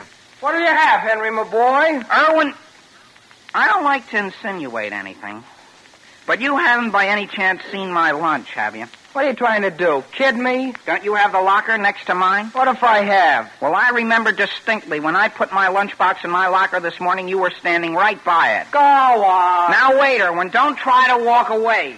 Irwin. Hey, Irwin! Hey, Henry. What do you think just happened to me? What? Do you remember Violet Hawkins? Who's she? The girl I always wanted a date with and never dared dream she'd even look at me. I don't know her. Sure you know her. She's the one that slapped me in the face the time I tied her to the desk. Did she just slap you again? No. Wait till I tell you. She just asked me to be a partner at the class picnic. She did? Sure. Who are you going with? Oh, I haven't asked anyone yet. You're not supposed to. You have to wait until a girl asks you. I do? Sure. Hasn't anyone asked you yet? Well, I've been too busy for anyone to ask me. How could they even find me when I've been here, there, and everywhere looking for something? I found you. Dizzy, do you happen to know the name of that girl in our class with blonde hair? With blonde hair? Yeah. That's the way half of them are. No, she's the one that when she speaks, It's in sort of a low voice. Oh! You know who I mean? No. Well, I'll tell you, Dizzy. She wears high-heeled shoes, and Erwin Cooper is crazy about her. Oh, I think I know the one you mean. That darn girl, Henry. What's the matter with her? Boy, I wish she'd asked me to go to the picnic. Henry, do you realize what you're doing with that knife? What? You just cut your tie in two. Gee whiz, and that was one of my best. Henry, you ought to sell that knife before you do some real serious damage. No. I'll give you 50 cents for it. Yeah? Yeah, with 50 cents you can buy out the school cafeteria. I'm hungry, but I'm not going to sell this knife. And besides, look. What is it? I just found 10 cents in my pocket. Are you sure that isn't mine? How would your dime get in my pants pocket? Well, I had a dime and change this morning. Henry Aldrich! He was Dizzy. Stand in front of me, quick. What's the matter? Come on, let's go across the street to DeHaven's drugstore. Hurry up, Dizzy. Hey, wait for me, Henry! Henry, somebody's calling you. It's Agnes Lawson. She ruins every lunch hour I have. Yeah, well, I'm going to leave you before she ruins mine. Dizzy, come back! Henry, I want to ask you something. I'm busy, Agnes. But wait, Henry. What for? Henry, do you like fried chicken? Do I like what? Do you like peanut butter sandwiches? How many do you have? Do you like deviled eggs? Listen, Agnes, I'll take anything. Well, how would you like to take me to the picnic? You mean you haven't got any of those things with you? Of course I haven't. Would you like to be my partner, Henry? Well, the only thing is... Oh, has somebody else asked you? Well, somebody asked me not to accept any offers until I see about something else. I love to put up a lunch, Henry. I just get the biggest kick out of it. Don't talk any more about food, Agnes. Huh? I'm starved. The last class I had was in nutrition. Oh, gee, that's too bad, Henry. Gee whiz, I'm hungry enough to eat a well-balanced lunch. Say, Agnes, you know who that was that just went into DeHaven's drugstore there? Just now? Yeah, that girl with blonde hair and high-heeled shoes. Oh, come on, let's go in and see. Oh, I don't think you better go in, too. I'm going in to meet a couple of the fellas in here. Oh, you are? Well, will you let me know about the picnic, Henry? Yeah, give me 3 days, Agnes. But if you'd rather not wait that long, I'll understand. Goodbye, Henry. Hey, Henry. Hiya, Homer. Henry, come over by this table a minute. What'll you have? Do you know who that girl is sitting at the counter? Which one? The blonde with the blue eyes. Yeah, isn't she a beauty, though? You couldn't loan me a dime, could you? Well, that's all I got myself, Homer. I'll pay you 25% interest. No, I've got to go over to the counter and get my lunch. I saw her first, though, Henry. Yeah. What do you have? Oh, yeah. I guess this young lady was here first. Oh, well, I haven't decided yet. Oh. Mister, is that baked ham there? Yes, sir. What's that next to it? Roast beef. Oh. What's this? Sliced chicken. Well, I'll take apple pie. Apple pie. A small piece. That's a nickel, isn't it? Yes, sir. Put a scoop of ice cream on it. Could I trouble you for a paper napkin, please? Oh, sure. How many would you like? Just one. Here, gee whiz. Take the whole container. Do you want whipped cream on that pie? Well, no extra charge. Shoot the works. Here you are. Not bad. That'll be 15 cents. 15 cents? Nickel for the pie, dime for the large ice cream. Yeah, well, that's fair enough, only, did I happen to order ice cream in the first place? You don't want this? Well, would it be an awful lot of trouble if I didn't take it? You mean I gotta dismantle this thing? Yeah, well, I'm afraid so. Listen, what do you want? Well, Could I have the menu, please? Oh, sure. You wouldn't like a piece of apple pie on me, would you? Oh, I don't think I should. Well, why not? Gee whiz, mister, one apple pie and, I think I'll take the same. Just plain? Yes, sir, plain. Well, it certainly seems good to have spring here. Hmm. I like spring. I like to go on picnics, too. You do? Yeah. Are you going to the class picnic? Oh, I'm not saying yet. Buddy, what's the idea of shaking pepper all around? Gee whiz, mister, I didn't even know I had it in my hand. Would anyone mind if I should take ice cream on my pie? You want ice cream, too? Large or small? Well, I think I'll take, small. Not large? How about you, buddy? Well, as a matter of fact, I don't think I'll eat anything at all. I must be hungrier than you. Yeah. Frankly, I was just going to eat to kill time anyhow. Oh, could I have a chocolate malted, too? A chocolate molded? One chop!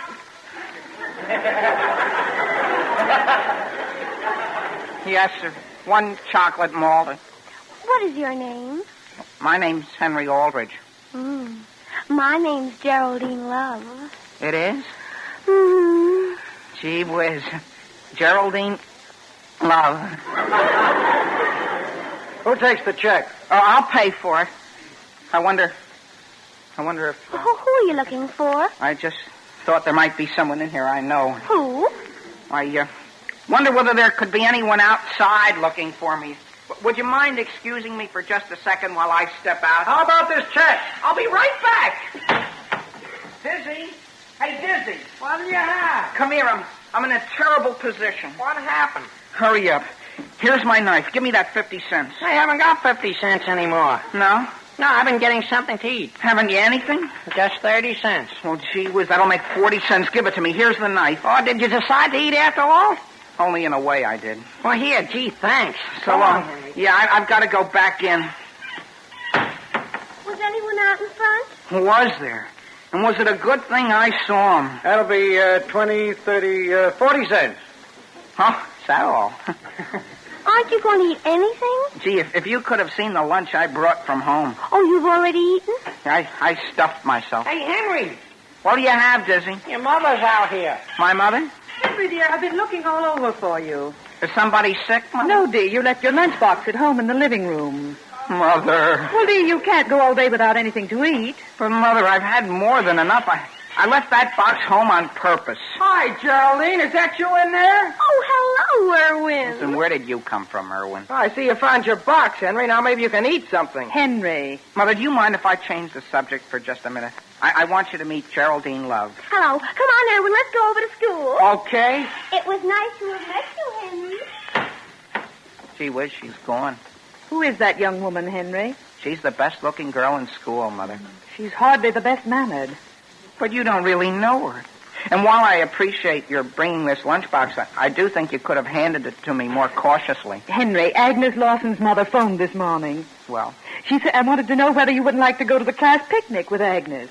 I hope you didn't tell her I would. Well, why wouldn't you, dear? Mother, I couldn't possibly. Why not? Because. Henry, there isn't any girl you know quite as nice as Agnes. But, Mother, she can't begin to compare with Geraldine. I'm sure she isn't as rude as that young woman. You're just jumping at conclusions. Henry, Agnes's mother has always been so nice to you. And so is Agnes. But she's still not my idea of a girl I'd like to go on a picnic with. Then I don't think you should accept any more of her hospitality. Henry, say, Henry, aren't you going to be late to class? Oh, hello, Agnes. Oh, hello, Mrs. Aldrich. The last bell may ring any minute, Henry. Well, there's still lots of time, Agnes. Henry, don't you think this would be a good time to tell Agnes what we were just discussing? But, Mother, look at the clock. I didn't know it was so late. It won't take 1 minute. What is it about? Well, Agnes, would you like to have me go to the picnic with you? Oh, Henry, of course. Well, I'd like to go with you. See that, dear? It didn't take 1 second. Oh, I'm so glad you can go, Henry. I think I'd better hurry. Do you mind if I walk with you? No. Goodbye, dear. Goodbye, Mother. Goodbye, Mrs. Aldrich. When are you going to eat your lunch? During music. Henry, look, hurry across the street. Oh, Henry Aldrich. Oh, gee whiz, Geraldine. Could I see you alone, Henry? I'll wait for you right at the entrance, Henry. You better go right on in, Agnes. Henry? Well? Henry, Erwin Cooper can't go to the picnic. Would you like to be my partner? I? Be your partner? Of course. Well, gee whiz. Would you? The only thing is... Has someone else asked you? I can fix it, all right. I can fix it. I'm sure I can. Really? Of course. Oh, Henry. Henry, I'm so thrilled you can go. Gee whiz, think how I feel. I'm going with you. Boy, I'm going with you. Can you bring the lunch, Henry? I bring it? Oh, I just hate to put up an old lunch. Sure, I'd be very glad to. Oh, my goodness, we better hurry. Henry! Hey, Henry, I've got a message for you. Come here. What is it, Dizzy? Come here. Could you excuse me, Geraldine? You won't forget, Henry. Forget? How could I? Listen, Henry, let me tell you, boy, you're going to pass right out. Why? I fixed it up for you. You fixed what up for me? To go to the picnic. With who? The girl you said you wanted to meet. But I just met her. Oh, no, Henry, that isn't the girl you wanted to meet. I just talked to the one you want. She's crazy to have you go. But, Dizzy, I've already got a date with this one. It's too late to tell the one I've talked to you can't go, Henry. She busted a date purposely. Boy, aren't I your pal? I'll say you're my pal. That makes 3 girls and 1 picnic.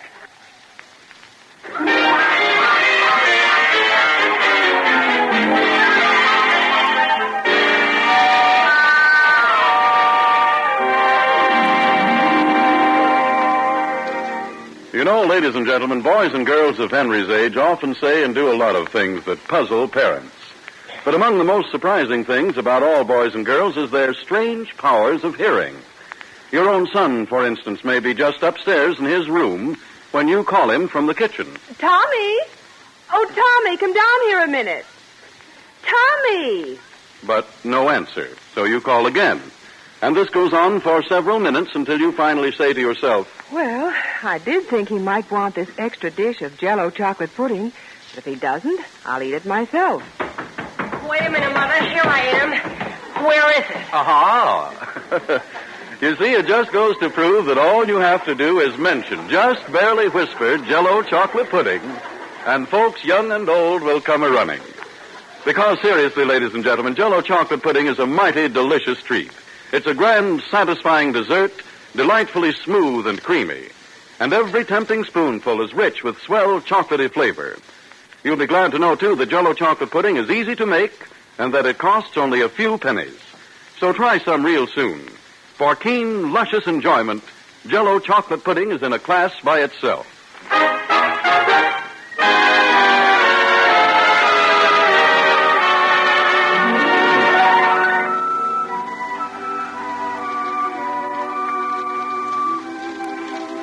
Now, getting back to Henry Aldrich, when we left him, Henry, through no fault of his own, was dated with 3 girls for the class picnic.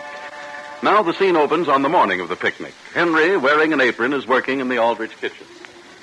Mother, is this all the wax paper we have? Well, Henry, you've already used 2 rolls. But I'm making the sandwiches big. May I ask how big Geraldine's mouth is? Look, Mother. Look at this swell bottle of stuffed olives. Where did you get enough money to buy those? I sold a picture that was up on my wall. Mother, I wonder why Geraldine doesn't like to put up a lunch. What did Agnes say when you told her you couldn't go with her? Very little. Well, Henry, I still don't like it. But don't you think it was all right for me to tell the girl Dizzy fixed up for me that I couldn't go? That was entirely different. Henry, what's become of the portable phonograph that was up in my room? Mary, I meant to speak to you about that. Do you need it today? What's more, I'd like to know what became of that pillow that was up in my room. Well, which one? The Princeton one. Couldn't I borrow that if I'll take very good care of it? I'm going to rent a canoe, Mary. Why can't you take my Harvard pillow, Henry? Gee whiz, as though I could ask any girl to sit on Harvard. Why not, Henry? Well, in the first place, it's coming out at the seams. So Agnes will notice that. Agnes? I'm not going with Agnes. I thought you were. Mary, didn't you tell Agnes? Tell her what? Mary, the message I gave you. When? When you were going over to her house yesterday, I called downstairs to you. I didn't hear you. But you must have. I said, Mary, will you please tell Agnes I can't take her to the picnic because I have a very urgent engagement. Well, I certainly didn't understand you, Henry. Well, gee whiz, if that doesn't leave Agnes in an embarrassing position. Why Agnes? Why Agnes? She'll have to eat her lunch alone. Oh, no, she won't, dear. But, Mother, I couldn't take her. You certainly will, dear. But what will Geraldine think? You've known Agnes a great deal longer than you have Geraldine. But, Mother, haven't you caught on? I'm not fond of Agnes. If I take her, I'll be embarrassed the whole afternoon. Mary, could you let me speak to Henry alone, please? Yes, Mother. But I fully disapprove of the whole thing. That's because neither one of you is a boy. And what's more, you've never had to take out Agnes. Henry, I realize Geraldine must be a very pretty girl. Well, she's beautiful, Mother. Well, let's grant she's the most beautiful girl that ever lived. But don't you see how Agnes is going to feel? And her mother's always been so nice to you. Oh, don't misunderstand me, Mother. I'm very fond of Agnes's mother. In fact, if it were a choice, I'd rather take her.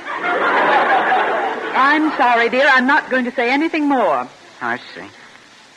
Does that mean yes or no, Mother? I've said all I'm going to. Henry, Dizzy's at the front door. Hey, Henry! I'm coming, Diz. Henry, I'm in an emergency. What's the matter? Do you want to buy this knife? I'll let you have it for 50 cents. It isn't worth 50. You try to sell it to me for 50. And if you don't buy it, I won't have any lunch at the picnic. Why not? My girl can't go. She can't, Dizzy? No. It would be your girl. Listen, Dizzy.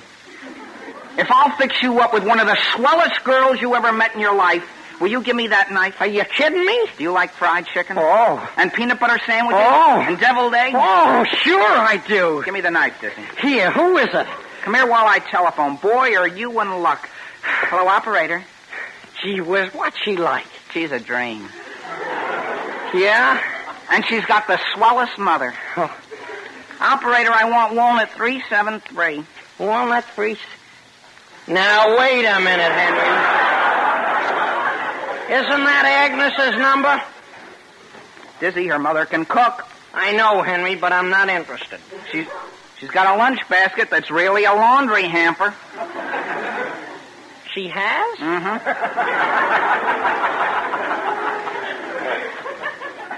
Oh, operator. The line's busy. Well, will you let me know when it isn't? Boy, am I going to have a swell time with Geraldine. You know what I'm going to do, Dizzy? What? Well, I'm going to rent a canoe. Well, where'd you get the money? I sold a set of books I never read. And hey, look at this phonograph. Gee whiz, what did you sell to get that? Oh, nothing. Want to listen to something swell?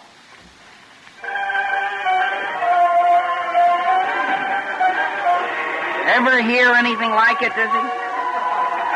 I got a pillow from Princeton, too.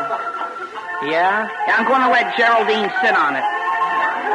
Right in the middle of the canoe. And then, you know what? And then what?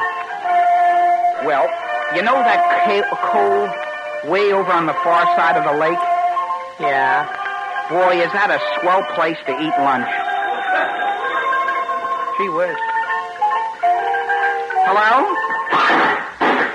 Henry, look what happened to the record. Hello, Agnes? Agnes, how would you like to have me arrange a very pleasant surprise? How would you enjoy going today with Dizzy Stevens? What does she say, Henry? Oh, no, Agnes. I think you've got the wrong idea of him. What's that? Oh, no, Agnes. He isn't like that. Hang up, Henry. Henry, to whom are you talking? To Agnes, Mrs. Aldrich. Henry, you are not to tell her you can't take her. Yeah, but, Mother... Did you hear me? Yes. Hello, Agnes? I'd like to go with you. No, I'd be very glad to. I'll pick you up in about an hour. Goodbye. Henry, could I have my knife? Gee whiz. Am I going to have a swell time? Agnes and Geraldine both at once.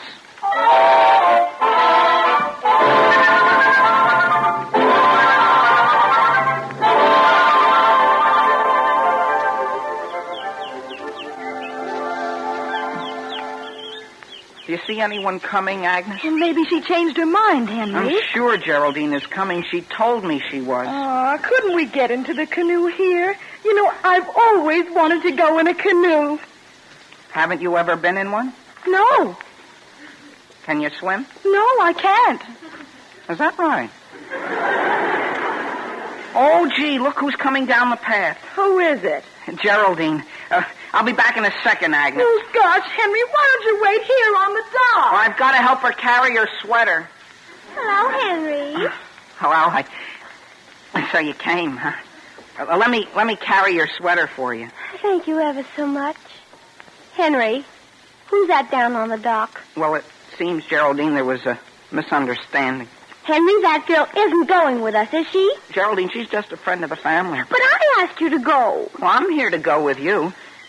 She's really going just for my mother. Hi, Geraldine. Now look who's here. Erwin Cooper, I thought you couldn't come. I'm here, though. How are you, Henry? Glad to see you, my boy. I'm glad to see you. Oh, we're both glad to see you. Who's that calling you, Henry? Oh, it's just a girl.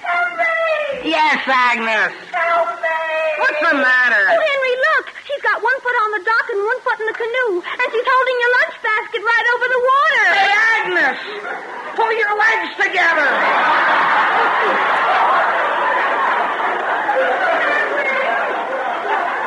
I'm gonna fall in. Well, put that lunch basket down, Agnes. I'm going.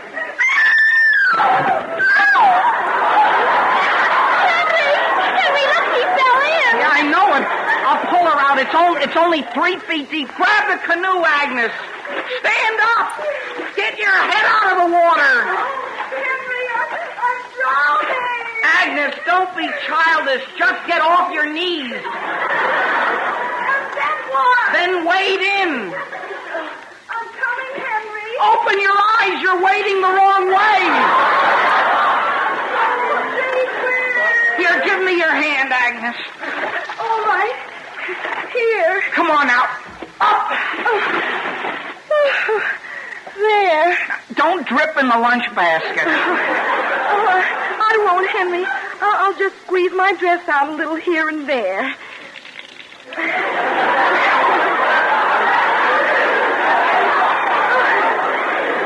I'll be all right. Now look, Agnes, don't you think you ought to go right straight home? Oh, no. The sun's awfully warm. We can get in the canoe and it'll be dry by the time we get to the other side of the lake. Where's Geraldine? Oh, there she is. Look, out on the lake with Erwin. Gee whiz. They're in a canoe. And they took my lunch basket. Come on, Henry. Get in this canoe with me, huh? Sure. I'll get in. Isn't it lucky you have this crimson pillow for me to sit on? Yeah. Say, did you know your hair has all come down? Oh, I let it down on purpose. Henry, do you mind if I play this phonograph while I lean back in the sun? Well, if you have to.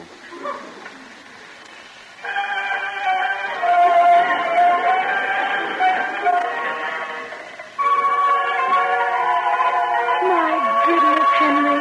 Aren't we lucky? Everything has ended up just beautifully.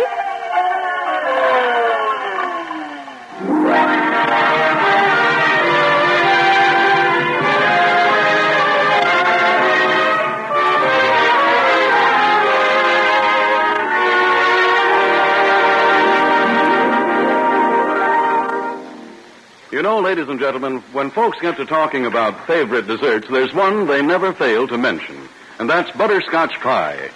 Yes, sir, butterscotch pie is a mighty swell treat. And it's marvelously easy and inexpensive to make, too, when you make it with Jell-O butterscotch pudding. Because when you use Jell-O butterscotch pudding for the filling, you do away with all guessing. You save time and effort. And you make certain that every single pie will be a grand success. Furthermore, this rich taffy-colored pudding gives you a pie filling that's as creamy and satin smooth as can be. And you'll be delighted with its golden butterscotch flavor, its zestful, satisfying goodness. So follow the lead of so many smart, modern housewives. Tomorrow night, treat the family to a luscious butterscotch pie made the easy way with Jell-O butterscotch pudding. Ask your grocer for several packages of this tasty dessert. But be sure to say Jell-O butterscotch pudding, because only Jell-O butterscotch pudding can give you such rich, mellow enjoyment.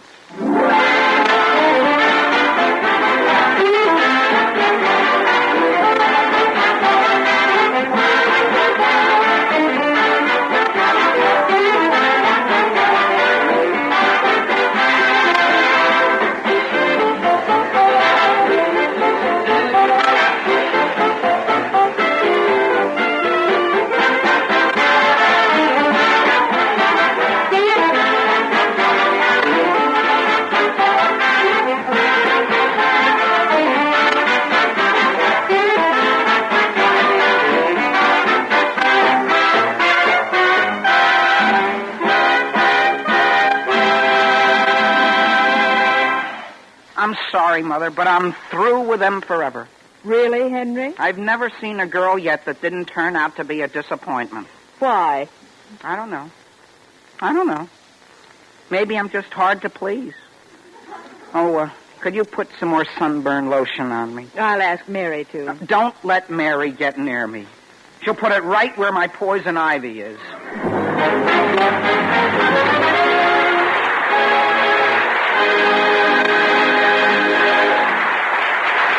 The Aldrich Family, starring as the Stone, is written by Clifford Goldsmith. Original music composed and conducted by Jack Miller. This is Harry Bonsell speaking and wishing you good night for the puddings that are tops in taste. Jell-O pudding.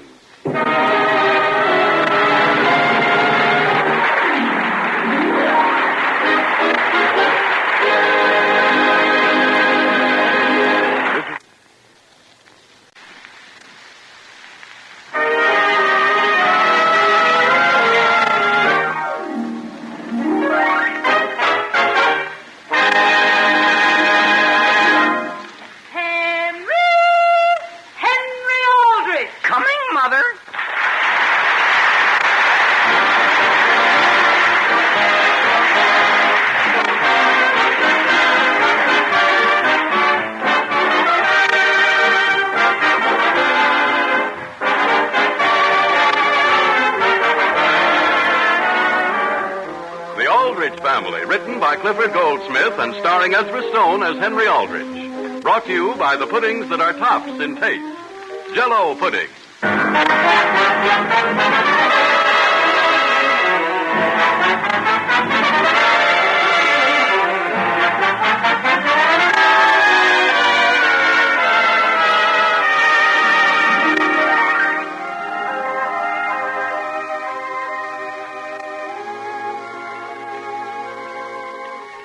Do you remember when you were in your teens?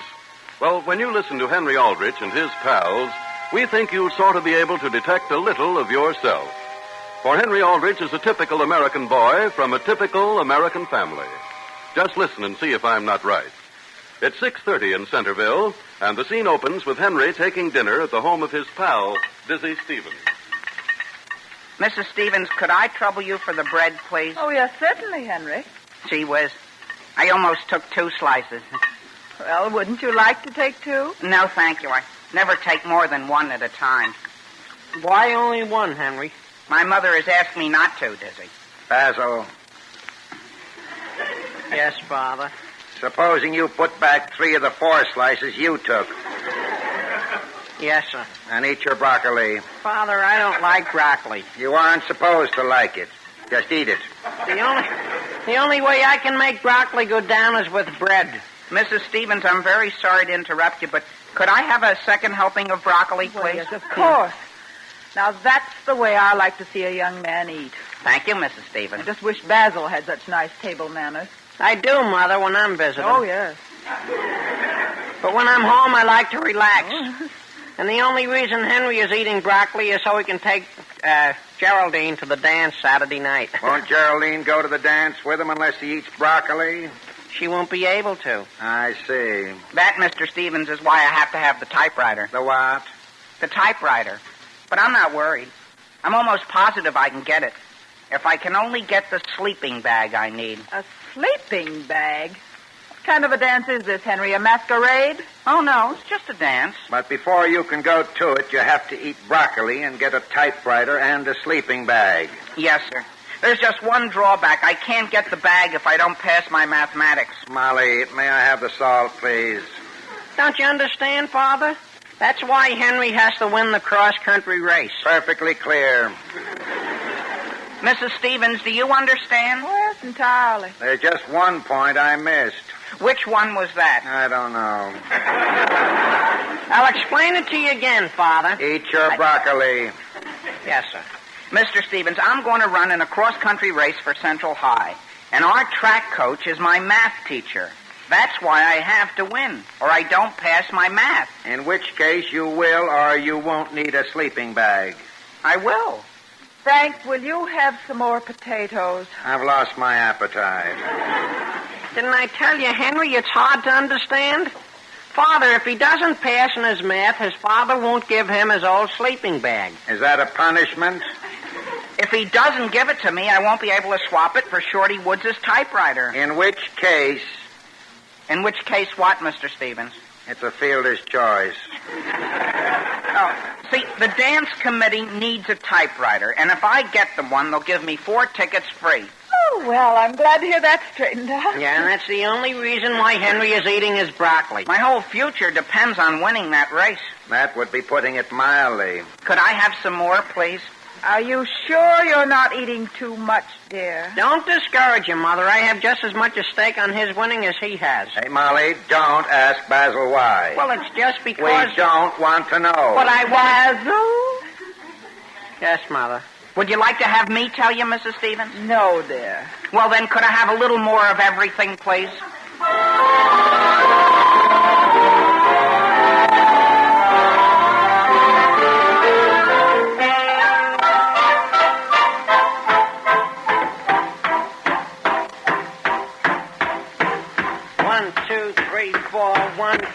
Lift your knees higher, Henry. I have to run like this even in a cross-country run. Don't you want to develop? But this is going to overdevelop me. 1, 2, 3, higher. I'll hit my chin. Basil? Wait a minute, Henry. Basil? Are you and Henry upstairs? Yes, Mother. Oh, what are you doing? We're just talking a little something over. Well, is that noise you're making while you're talking necessary? I'm developing Henry. Well, why can't you develop him outdoors? It's raining. And besides, if Henry would run on his toes as he should, you wouldn't even hear him. Well, please ask him to. Get up, Henry, and start again. I'm quitting. You mustn't sit down, Henry. Do you want to stiffen? I ate too much broccoli, Dizzy. Besides, I don't think I'll ever be able to make time in your father's golf shoes. Why not? They weigh 5 pounds each. They've got spikes on the bottom. Sure they have. That's to give you a grip on the road. Do you want to go into a 3.5-mile race slipping and sliding all over the course? I'm not in training anymore. So you don't want to go to the dance and take Geraldine. You don't even care whether you get the 2 tickets you promised to give me. No. Henry, do you realize what Middleton High did to us last year? The final score for the meet was 65-0. But, Dizzy, why not leave out training and just let me go into the race fresh? Okay. Okay, if you know more about how to run than I do. Okay, then.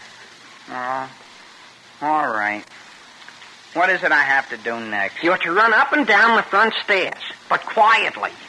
With these shoes on? You won't hurt the stairs. I spread newspapers on each step.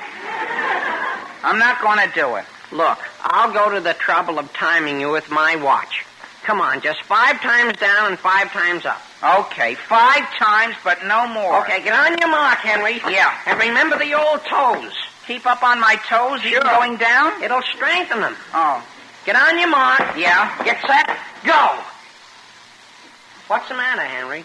There's one step there that doesn't have a piece of paper on it. Well, skip that one. Oh. Come on, get on your mark, get set, go. I'm off. Come on, Henry. Let her out. Come on, let's see what you can do. Now, come on, back up. Middleton's right behind you. She's closing in on you. She's gaining. You're crazy. She is, too. Now start down again. Basil, what's going on here? Middleton's trying to pass him. Well, come down here. Oh, my head.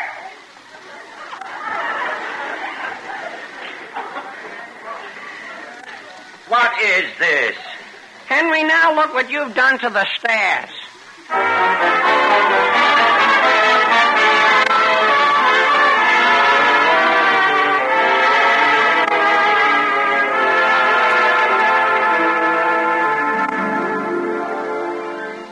But, Father, I'm not asking you to get track shoes and track pants for me. I thought you were. Oh, no. You'd really be getting them for Central High. I see. Mr. Aldrich, do you realize that last year every man on the Middletown High School team finished before any of ours did? Did they? And we certainly don't want a thing like that to repeat itself.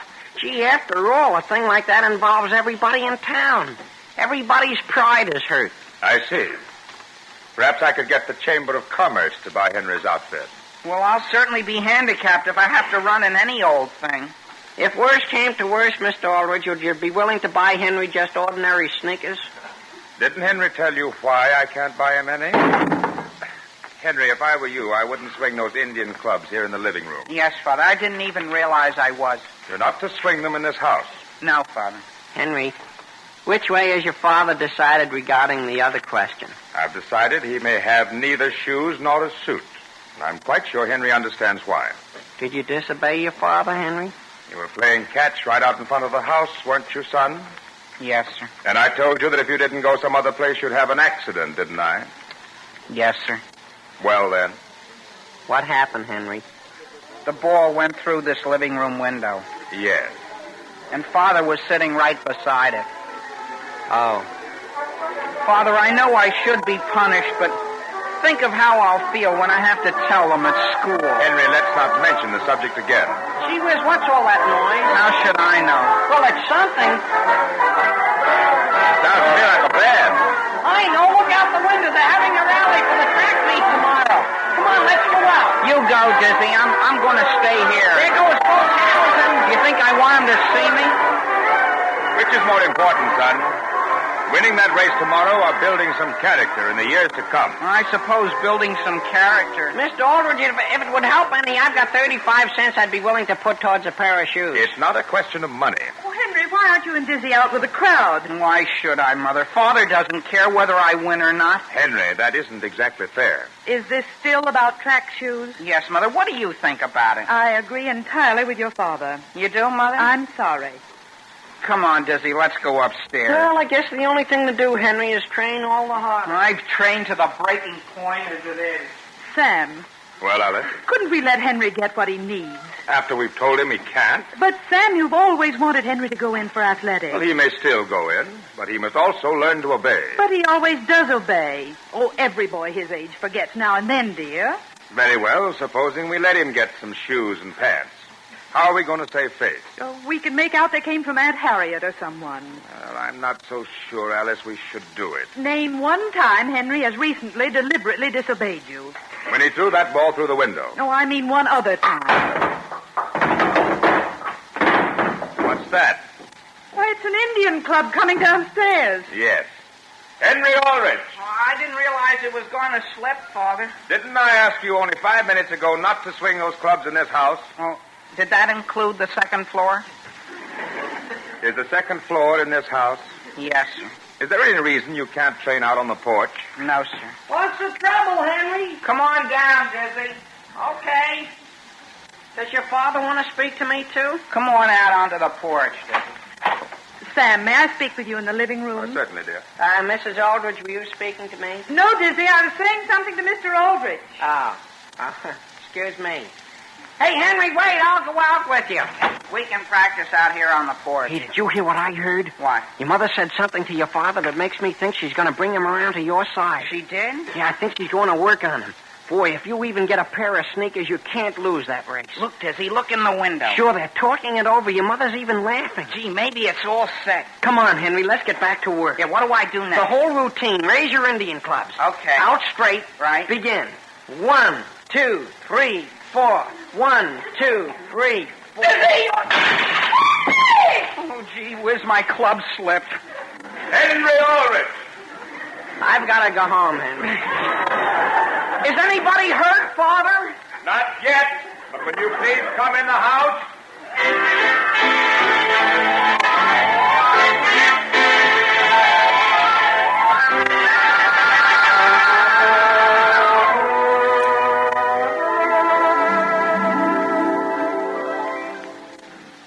Well, friends, it's just about time for Henry's High School and other high schools and colleges to hold their mid-year graduating exercises and award prizes for various scholastic attainments.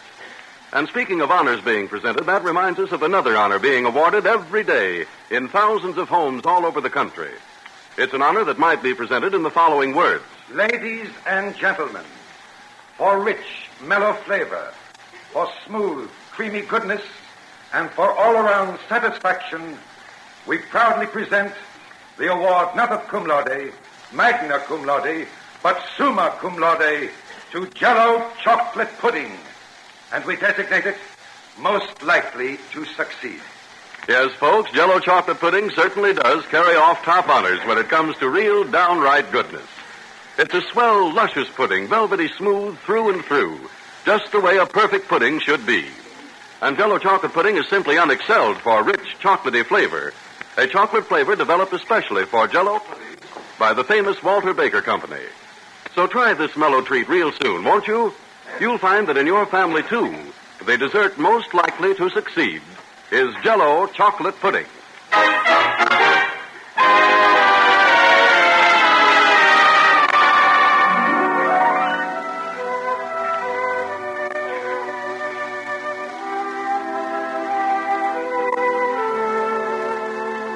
Now, getting back to Henry Aldrich. Henry is to run for Central High in a cross-country race. Unfortunately, when we left him, he had neither track shoes nor a track suit. As we return, we find him warming up at the starting line.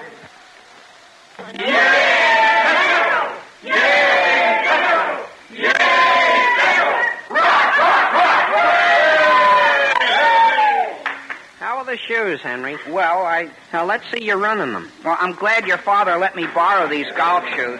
I thought you said they were too big for you. I've got 3 pairs of socks on. That's using your old head. How do you feel, boy? Guess I never felt better in my life. Oh, that's swell.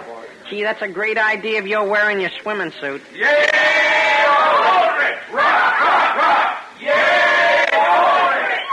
Dizzy, that was for me. Gee, the whole school's in back of you. It's up to you, Henry. Don't worry about me. Boy, did you hear Gwendolyn yell out like that?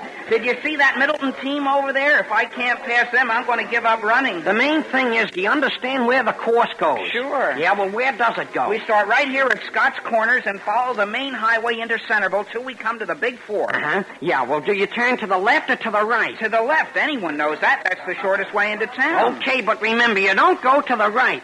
And listen, Henry, if you can, start right with the gun. Remember, this is a 3.5-mile race. If you can get a quick start, you're in. I thought you didn't want me to take the lead. Take it until you can jockey for position. After that, hold back, see? Yeah. Save yourself. Oh, sure. And don't try to pass whoever grabs the lead. It's a come-on. They always put a sprinter in there purposely to tie you. Hello, Henry. She was Geraldine. I'm going up to the finish line, Henry. Are we going to the dance tonight? Sure, if I win this race and pass in my math, I am. And Geraldine, will you promise to save all your dances for me? Oh, Henry, of course I will. Hey, Aldrich. Who's calling me? Aldrich, come here. Oh, gee, did you want me, Coach? How are you feeling? Oh, gee, Coach, I could race 10 miles. Fine. Now, I'll tell you what I want you to do. Yes, Coach. Central has got to win, see? Yes, Coach. But you and Irwin Cooper are the only 2 I can spare for this race. Yes, Coach. And there will be 6 running against you from Middletown. Yes, Coach. The whole thing is up to you. Yes, Coach. Now, here's the dope. Take the lead right at the start. Yes, Coach. Run those 6 boys from Middletown right off their feet. Yes, Coach. And then, when you've shot everything you've got, Irwin Cooper, who's been holding back, will come forward and win the race. Yes, I don't win it? Well, after all, isn't this for the school? Yes, Coach. This isn't the time to ask it, but could you tell me if I passed my math exam? I'll let you know about that when the race is over. Well, there's the 2-minute signal. Now go in there and give everything you've got. Okay, Coach. Gee whiz. Henry. What'll you have, Mother? Don't you think you ought to be wearing a coat, dear? Mother, don't embarrass me. Good luck, son. Thanks, Father, only I can't win the race. They aren't going to let me. If you see Geraldine, will you tell her? Oh, you'll win it. They don't want me to. And your mother and I are going to get in the car and drive on up the road a ways. Henry, what do you think has happened? What? Irwin Cooper just turned his knee and he can't run. You mean I'm the only one running for That's Central? right. Clear the way, everyone, so the boys can line up here. Coach, hey, Coach! Yes, what do you have? Do you still want me to take the lead? Oh, do whatever you can. Just get in there and run. Yes, Coach, sure. Line up, boys. Yay, Central! Central! Central! All right! Get on your mark. Get set. Kill him, Henry! What's that, Dickie? Henry, run! Go on, Henry, go on. I'll follow you on my bicycle. Don't interfere with me, Dizzy. You're doing great, boy. I am? Yeah. Could you put on just a little steam? The 6 Middleton guys have already rounded the turn. I'm holding back on purpose. Oh, that's using the old head. I got it all figured out. Sure. But don't you think you ought to run a little faster? Don't talk to me so much. Darn it all, anyhow. What's the matter? My shoestring busted. Well, what difference does that make? Come on, keep going, Henry. But I can't run with my shoe half off. There, I kicked it off. Now you're coming. Look up ahead. They're less than a quarter of a mile in the lead. I'll never be able to catch them in one shoe. But you've got that much less to carry than they have, haven't you? Yeah, but look. Well, take the other one off, and you won't have anything holding you back. Okay. While I take it off, you keep your eye on Middletown. I'm watching them. I won't let them get out of your sight. All you have to do now is sprint a little, and you pass them in no time. Oh, boy, does that feel good. Watch me go. Oh, aren't you glad you took them off, Henry? Oh! Darn that stone, anyhow. Henry, I forgot you got to run on gravel for the next 2 miles. That's going to help. Dizzy, I'll never be able to catch up with him. Well, get over and run in the ditch. Yeah, that's an idea. Oh, gee whiz, why didn't you tell me there was water in here? Well, get out. I'm certainly glad I wore my bathing suit. Look at them up ahead. I've got an idea, Henry. You keep on running, see? Where are you going? Never mind, I'll be back and save the day before you know it.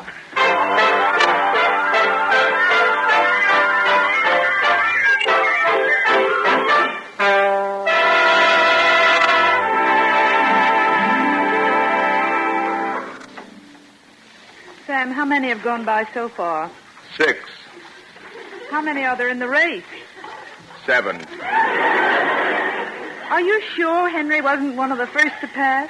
I certainly haven't seen anyone go by in a red bathing suit. Probably the coach is having him hold back. Hold back? Uh-huh. Well, what's the sense in that? Strategy, Alice. You save yourself till the finish, and then you put on a burst of speed. Well, isn't that smart of Henry to think of it? Oh, here he comes, Alice. He's coming around the curve. On a bicycle? Oh, no. That's strange. That's Dizzy. Mr. Aldrich! Mr. Aldrich! Oh, Dizzy, has something happened to Henry? He lost his shoes. What was that? He's rolling in his stockings, feet on gravel, and Mr. Aldrich needs some sneakers. Well, we couldn't possibly get any sneakers now. Sure we can get some. It's only a minute up to the store. Well, all right, hurry up. Get in the car. Okay. Sam, I thought you said it would ruin Henry's character if we bought him shoes. Character. Think of his arches.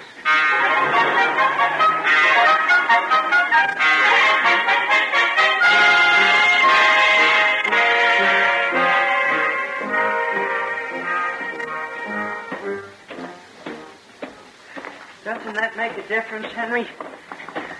Henry, don't those shoes make a difference? Hey, Henry! I can hear you. I can't speak. Put on the steam, boy. Yeah. Let me get on your bicycle with you. You're not going to quit, are you? What's the use of my keeping on? The rest have already finished, and the crowd's probably gone home. But, Henry, no matter how tired you may be, you should always finish your race. You've only got another quarter of a mile. I don't care whether I pass my math. I don't even care whether I take Geraldine to the dance. But do you want Central High to go down in history as not finishing this race? Well, I'll finish.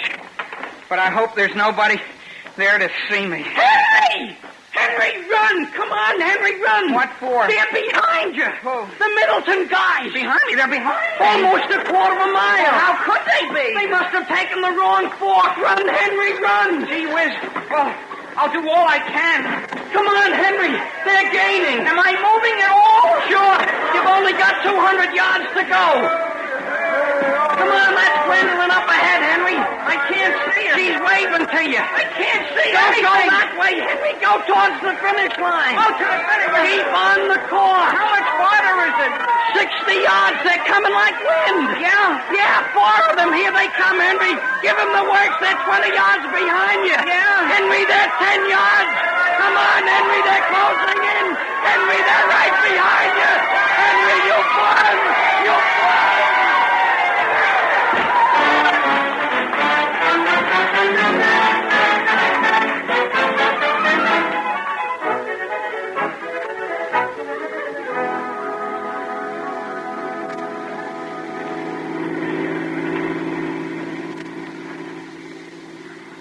Sam, I think this is the grandest idea you had, our dropping in for a few minutes and watching the young people dance. Henry will probably be the hero of the ball. Yes, and my goodness, has he been busy today. First he won that race, and then after getting his mark in mathematics, he had to exchange the sleeping bag you gave him for the typewriter so he could get the tickets and take Geraldine. I should think he'd be exhausted. Here we are. I'll open the door. Oh, thank you. Sam. Well? You don't suppose Henry's winning that cross-country race had anything to do with his getting 98 in mathematics, do you? Why, no. No, it couldn't have. No, Alice, I've decided that boy has character. Yes, character. Yes, I'm really encouraged. Come on, let's go in, dear. Thank you.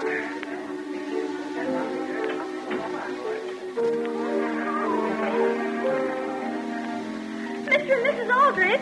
Oh, yes, Geraldine. Have you any idea where Henry could be? What do you mean, dear? Well, he's disappeared. Nobody can find him. What do you mean he's disappeared? Well, he brought me to the dance, and nobody's seen him since. Well, hasn't he even danced with you? No. I've just been sitting and waiting and waiting. Sam, what do you suppose has happened? Hey, Mr. and Mrs. Aldrich. Dizzy. Dizzy, have you seen Henry? I've been trying to find him. Oh, my goodness. Maybe Middletown's kidnapped him. Why? Boy, they were certainly very indignant when he won that race. I know who might know where he is. Who? The coach. He's down in the basement sneaking a smoke. Come on with me, Geraldine. All right, Dizzy. Will you come back and tell us? Look out for these stairs, Geraldine. Oh, Dizzy, do you think Middletown really has done anything to him? Come on around the landing here. If they've even touched them, we'll get them. Well, gee whiz. What's the matter? Do you see what I see? What? Henry. He's gone to sleep right here on the stairs. He's gone to sleep. Oh, so that's all he cared about bringing me. Hey, Henry. Don't wake him. I'm going upstairs. Hey, Henry. I'm going up and dance with anyone I please. Henry. Well, move over, boy. I'm tired, too.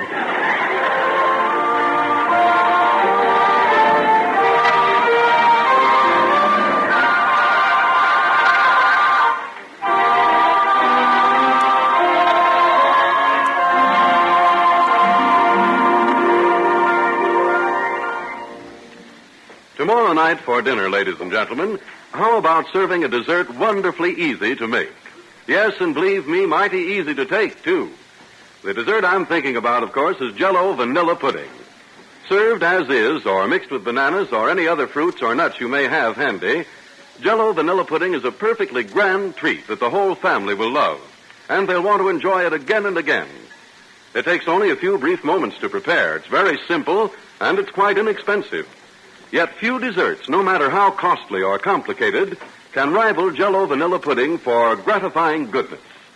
It has a flavor that is really swell, a rich, delicate flavor that you'll find supreme for sheer satisfaction. So enjoy some Jell-O vanilla pudding tomorrow, and try those other delicious Jell-O puddings, too. There are Jell-O chocolate pudding and Jell-O butterscotch pudding.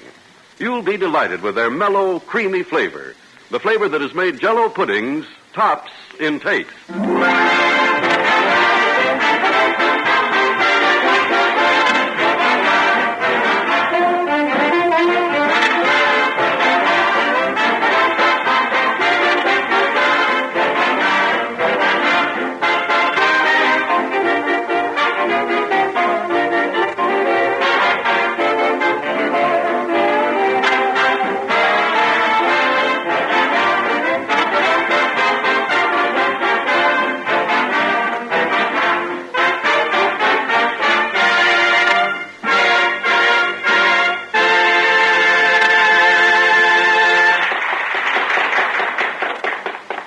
Father, did I tell you I'm going into partnership with another guy and buy a car? You don't say so. Yeah, here's the ad for it in the paper. It says, take your pick for $50. Isn't that an ad for building lots? No, Father, look. It says, big sale. These cars won't last much longer.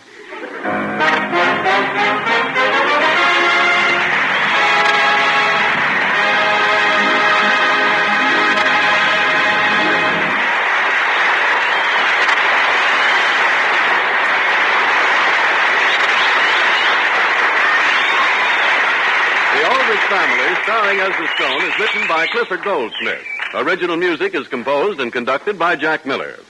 This is the last program in the current series of Aldrich Family broadcasts, but Henry Aldrich will be back on the air on Sunday night, June 23rd, in place of Jack Benny. So remember, all summer long, Henry Aldrich will come to you on Sunday evenings at the same time and on the same station you now hear Jack Benny. This is Harry Von Zell speaking and wishing you good night for the puddings that are tops in taste. Jell-O pudding.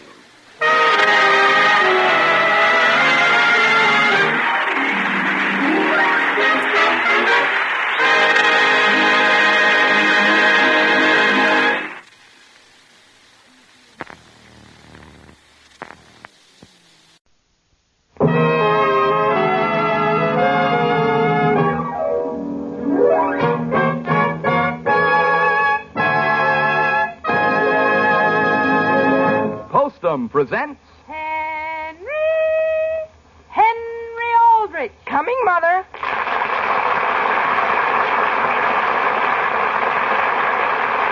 The Aldrich Family, written by Clifford Goldsmith.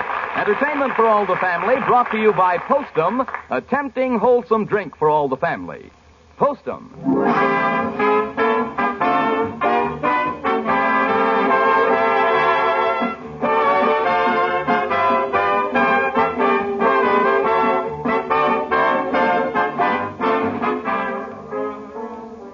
Well, friends, here it is another Thursday night, and opportunity is knocking loudly at your door, and knocking twice.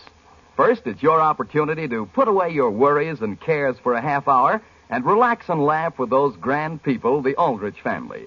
And second, it's your opportunity to find out something about that equally grand mealtime drink, Postum. Why, even in looks, friends, Postum is a winner. The kind of drink you don't waste a second tilting to your lips. It has the kind of flavor you refer to in italics. It has the kind of hearty, robust goodness that warms the cockles of your heart. Now, just don't expect when you try it that Postum is going to taste like coffee any more than you'd expect coffee to taste like tea. Remember that Postum's distinctive flavor is in a class apart.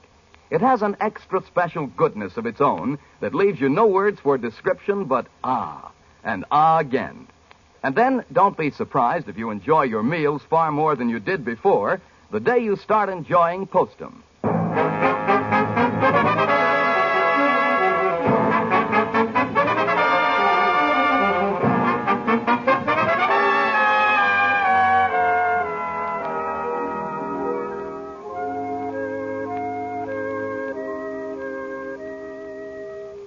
Boys like Penrod Schofield, Tom Sawyer, and Huck Finn live in our memories because they typify the teenage youngsters all of us know. And Henry Aldrich is another of these real American boys. He lives in your block, perhaps in your own home. The scene opens in the Aldrich living room. But, Mary, what have I done? You know very well what you've done, Henry Aldrich. You know very well what you've done. When? Didn't you and Homer ask a whole crowd here to our house for a Valentine party Saturday night? Sure, we even sent out written invitations. But, Henry, that's the night I'm having my party. Mary, how could you have a party? Oh, my goodness, Henry, I've been planning on it for 6 weeks. On a party? Yes, for my sorority. Oh, all right, Mary. Can't you meet at some other house? Henry, Mother says it's my party and I can have it here at our house and I'm not to budge an inch. I know, but Mary... Henry, you're wanted on the telephone. Yes, Mother, I'll be there just as soon as I get something straightened out. Mary, how about our invitations? What are Homer and I going to do? I'm sure I don't know. You can have your party at Homer's house. But Mary! Hello? Hello, Henry. This is Agnes. Who? Agnes, is Homer there? No, I was just going to call and see whether he's over at your house. There's something I have to see him about right away. Well, Henry, we're all looking forward to your party Saturday night. You are? And I was just wondering whether you'd mind calling Lillian Spencer and asking her to come. Lillian Spencer? She'd have an awfully good time, Henry. But, Agnes, I wouldn't. What do you mean by that? Well, besides one reason I'd rather not even mention, I'm not speaking to Lillian. That's all right. I'd be glad to call her. But, Agnes, that'll make 13. Henry? Yes, Mary. Just a second, Agnes. Homer's here. Well, tell him to come here quick. Agnes. Oh, gee whiz. Hey, Henry, I was just over to the bakery and ordered 4 dozen donuts. Homer, why couldn't we throw the party at your house? Why? Well, your house is a lot nearer the center of town, Homer, and And your heating system's a lot better than ours. Now, listen, Henry, don't you remember the last party we threw at my house? Homer, that was just due to an unfortunate series of circumstances. Even so, my father hasn't gotten over it yet. But, Homer, let me tell you. We're giving a party Saturday night, and it isn't going to be at your house, and it isn't going to be at mine.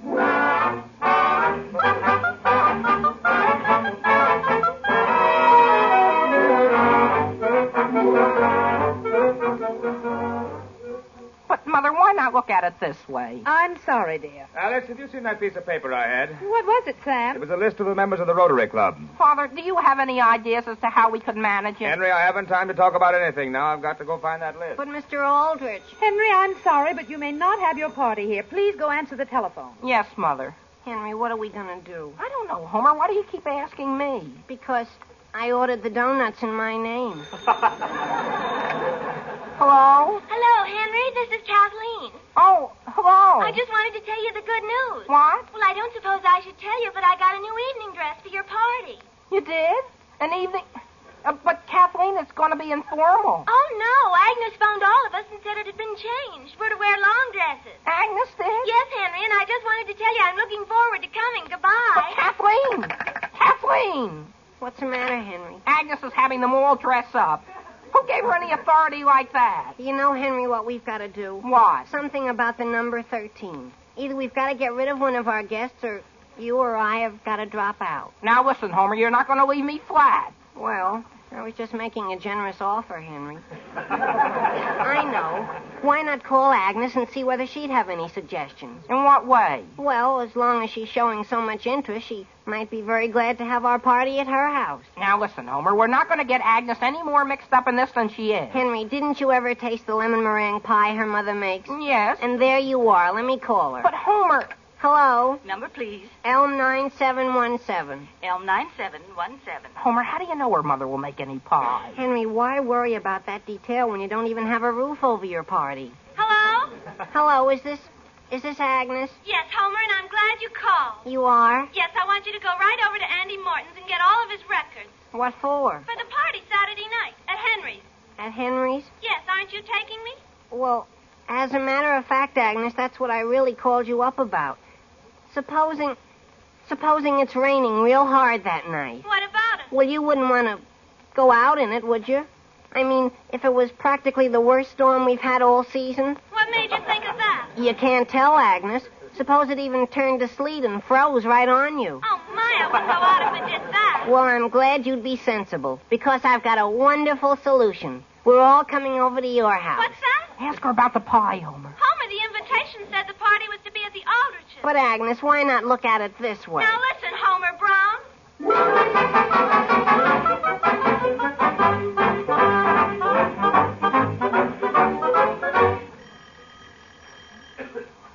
I wonder why she doesn't come to the door. You know, Homer, something tells me we're going to be sorry we're having the party at Agnes's house. Henry will have a wonderful time, and it was very nice of Agnes. But why do we have to come over a day early? Because she said we had to come and make the plans. Sure, that's what I mean. Homer, we know what the inside of our house looks like. Hello. Hi, Agnes. Hello. Come on in. My goodness, I'm so excited. Yeah? First of all, I've got a lot of ideas about things for us to eat. Oh, Agnes, so far as the refreshments are concerned, Homer and I have taken care of everything but the lemon meringue pie. But, Henry, what are you having? Ginger ale and donuts. Donuts? Sure. We just ordered 4 dozen. 4 dozen? Sure. But, my goodness, 4 dozen? Well, Agnes, that isn't so many. As a matter of fact, I was just thinking we ought to double the order. Sure. But, boys, I don't like donuts. But I do. All right, my goodness, why worry over a little thing like donuts? Naturally, we can decide a thing like that later on. Now, here's the living room. Oh, yes, yes. The first thing you want to do is move the piano down to the other end of the room. Move it? Move it? Yes, and you might as well do it now, while I tell my mother to bake a couple of cakes, in case we don't have donuts. What's that? In addition to the lemon meringue? Of course. Oh, gee whiz, Agnes. Naturally, I'd move your piano any place you want And it. so will I. And Agnes, are we glad you can come to our party here? Well, thanks, fellas. It was certainly very nice of you to ask me. And would you do me a favor? Sure. Sure. What is it? Would you mind if I asked Gertie Parker to come Saturday night? She doesn't get invited to many parties. Gertie Parker. Gertie Parker? Oh, boy. I'm glad you mentioned her. I'll call her right now. Listen, Homer, who mentioned her? But, Henry, why should you object to Gertie Parker when you're getting a wonderful room like this thrown in with her? Come on, let's move the piano. Okay, but my heart isn't in it. Push. Push yourself. Keep her going. Push. Now, wait a second, Henry. That's what I say. Homer, after we get this taken care of, how about our moving that picture that's on the wall? Well, what's the matter with it? That's Agnes's father. It is? Sure. Come on and push. Push yourself. Oh, gee whiz. Boys, may I ask just what you think you're doing? Wait. Hello, Mrs. Lawson. Henry Aldrich, I'd like to ask you again what you're doing. Wait, we're just getting ready for the party. What party? Ours. Here. Hadn't you heard? And we want you to know, Mrs. Lawson, we're very grateful. Boys, will you both please leave this house? Yes, ma'am. Without, oh, gee whiz. And I have a good notion to call both your parents. Oh, you don't have to bother about anything like that. We're going right away, Mrs. Lawson.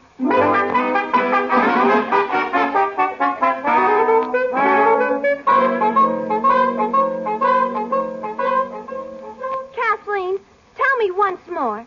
When you called Henry, just what did he say? Agnes, he said he had no desire whatever to discuss the matter. And he said that I tried to boss their whole party? Yes, Agnes, that's exactly what he said. But I don't see why he should blame me, Kathleen, for something my mother did. And I stuck up for you. I told him you didn't mean to be bossy. My goodness, I was never so embarrassed in my life. I'll never be able to face Homer again. I know, but I don't know why Henry should be so mad at me. At least, Kathleen, I did one thing. The minute I realized my mother wouldn't bake anything for them, I called the bakery and doubled their order for donuts. Really? And, Kathleen, as a matter of fact, I have an idea. What is it? First, where's your telephone? My goodness, when I get through, Henry and Homer will come around on bended knees and apologize.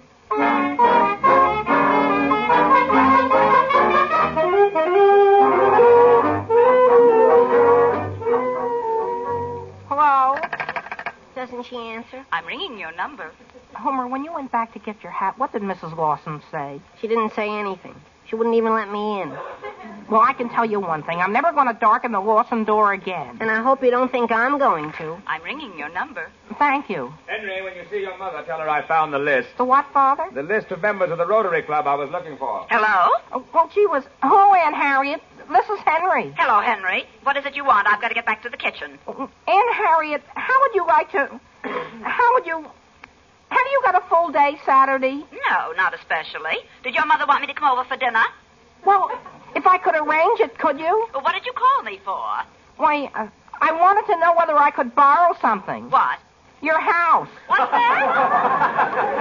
Well, Aunt Harriet, I have to give a party that evening, see? And gee, if I could arrange it so you wouldn't have to be there, Aunt Harriet, would you be interested? Why, I might. You might? Oh, boy. I'll let you have the party at my house, Henry, provided you don't invite that awful Homer Brown. Oh, but Aunt Harriet!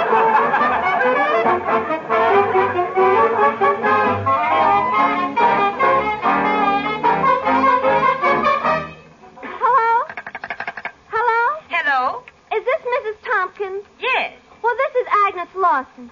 Do the ladies in your church serve suppers sometimes? Oh, my, yes. We have beautiful equipment downstairs, right off the Sunday school room. Well, could you serve a little Valentine supper tomorrow night? Why, I guess we could. Agnes, Henry, and Homer haven't any money. Kathleen, just a minute, Mrs. Tompkins. Kathleen, the food they serve wherever they have it is going to cost something, isn't it? Yes. Then why not let it go toward the church and make it worthwhile? Oh, all right. Hello, Mrs. Tompkins. Hello. Do you suppose you could serve something that wouldn't cost hardly anything? Oh, I guess we could. Something as simple as a bowl of soup and maybe sandwiches and a rice pudding. Yes. Well, we're awfully anxious to raise some money for the new organ, and I'm sure the ladies would be more than glad to.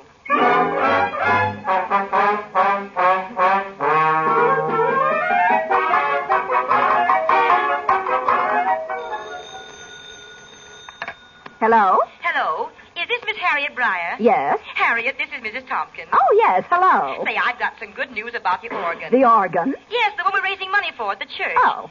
A young lady just phoned and wanted to know whether we could have a little dinner for her, a little party tomorrow night. Good. How many are you going to serve? Well, I told her it wouldn't be worth our while unless we had at least 40. Good. And she said she'd see to it there were at least that many, and she might be able to round up 50. Well, I'm awfully glad to hear that. That organ we have now bothers me every Sunday. Aunt Harriet, do you suppose you could be one of the ladies that'll help serve? Tomorrow night? Yes. Oh, I would. I'd be glad to, only I just this minute got through inviting some people over here for a party tomorrow night. Oh? Yes, I'm going to give a little surprise party for my nephew, Henry. I know he wants one. Oh. And I'm asking in quite a few. Mrs. Tarbell said she could come if it wasn't too slippery for her bad leg. Really? And another person I'm going to ask is old Mr. Perkins. Henry will like him. He's a lot of fun at a party. Good. And Miss Fredericks, she hasn't been out all winter. Good. I'm just sorry that you can't be there yourself.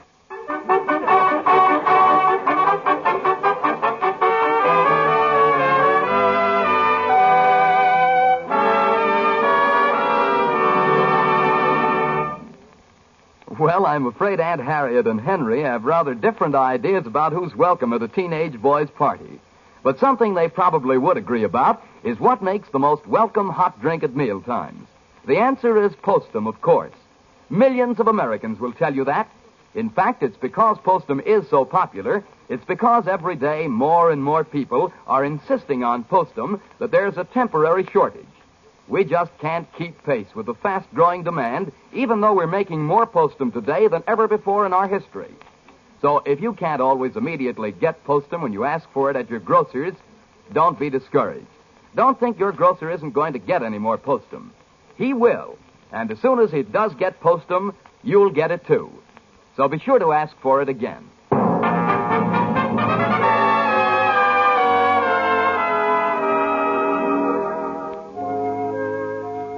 Now, getting back to the troubles of Henry Aldrich.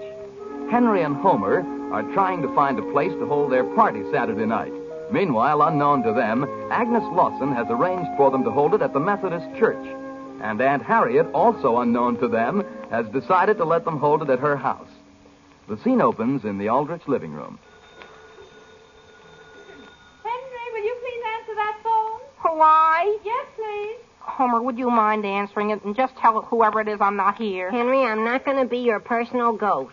But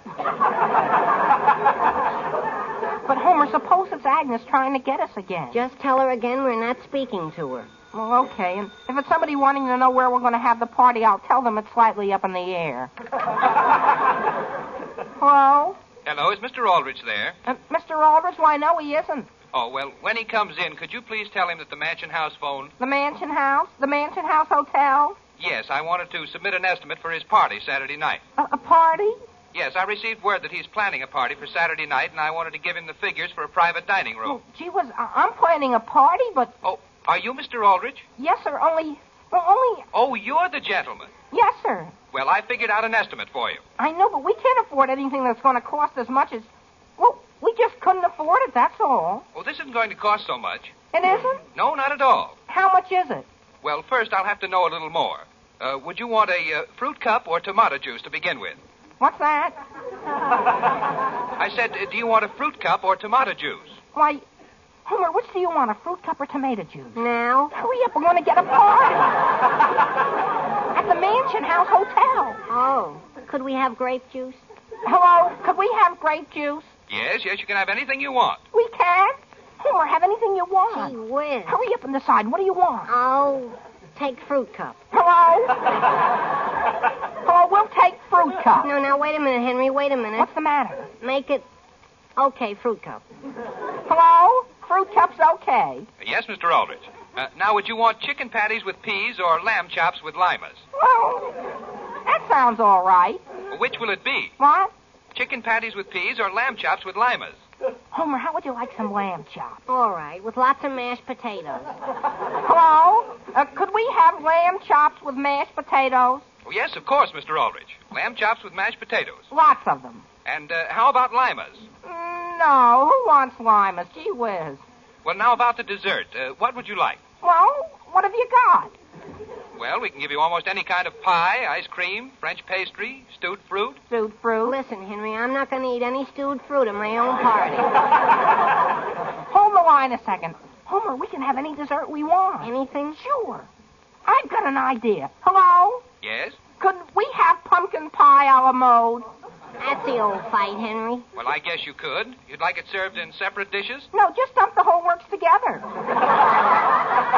Ask him about chocolate sauce. Oh, yes. Would there be an extra charge. For what? Chocolate sauce. Chocolate sauce? Yes.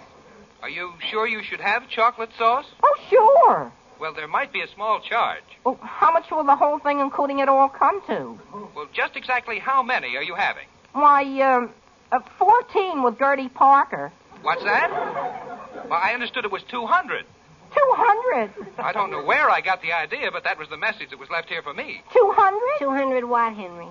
Mr. Aldrich, I'm afraid that for 14, we'd have to charge you at least $1.50 apiece. How much? Now what's happened? Well, the only thing is, well, gee whiz. You can't afford it? Oh, it isn't that we can't afford it. It's just that even without lima beans. Well, naturally, I thought you wanted something rather nice. Oh, we do, and I appreciate your offer. Only, suppose I think it over. And you'll call me back? Yes, I may, but if you don't hear from me, don't worry. Well, thank you, Mr. Aldrich. Goodbye. And thank you.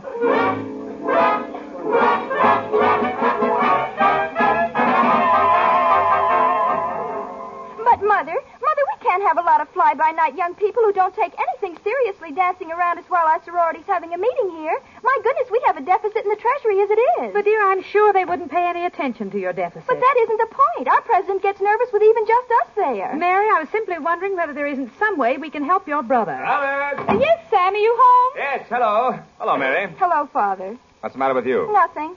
Her sorority has a deficit. Yeah? Any phone calls for me? Not that I know of, dear. No? Didn't the mansion house phone? No, Sam. No. Now, Sam, you don't have to start putting in phone calls the minute you get home. But, Alice, I left word for them to let me know whether they could take care of our Rotary Club banquet Saturday night. And we're expecting 200 guests. Hello? Number, please. I want, Elm 224. Elm 224. If you please. Sam, do you have any ideas as to where Henry could give his party? Why not right here? Father. Now, Sam. Hello? Hello, is this the mansion house? Yes? Well, this is Mr. Aldrich. Oh, yes, Mr. Aldrich. I was wondering whether you'd call me. Did I say I'd call you? Well, I understood you would. Oh, I'm sorry. I thought it was the other way around. Have you finally decided to go ahead with your party? Oh, yes, definitely. The question is, can you take care of us? I don't know why not. There's nothing complicated about it. Good. Then I don't have anything to worry about. No, not a thing. You just leave it to us. And on second thought, Mr. Aldrich, there won't be any extra charge for the chocolate sauce. For the what? For the chocolate sauce. Oh, there won't? Well, that's fine. Goodbye. Goodbye. Alice! Yes, Sam. I've got everything all fixed. And what do you think?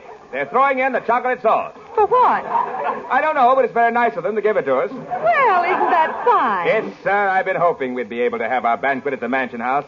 And you know, Alice, I didn't tell you before, but this year it's going to be a bit more important than usual. In what way? Well, I've heard a rumor that they're going to nominate me for president. Really? Well, dear, you deserve it. Yeah? No wonder you want everything to be especially nice. Everything especially nice about what, Mother? Henry, I'm glad you came into the room. Kathleen and Agnes stopped me on the street and said they'd been trying to get you for 2 days. They did? They did, Mr. Aldrich? Did they seem apologetic? They said there wasn't anything for you to worry about, and they'd be seeing you at the Methodist Church tomorrow night.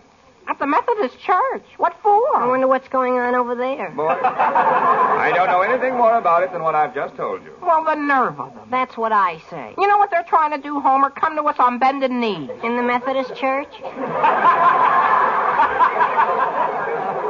We'll show them. We're going to give the best party tonight that this town ever saw. Where? Mother, that's the least of our worries. Something will open up. It always does. And, Homer, do you know what I'm going to the phone and do? What? Double our order of donuts.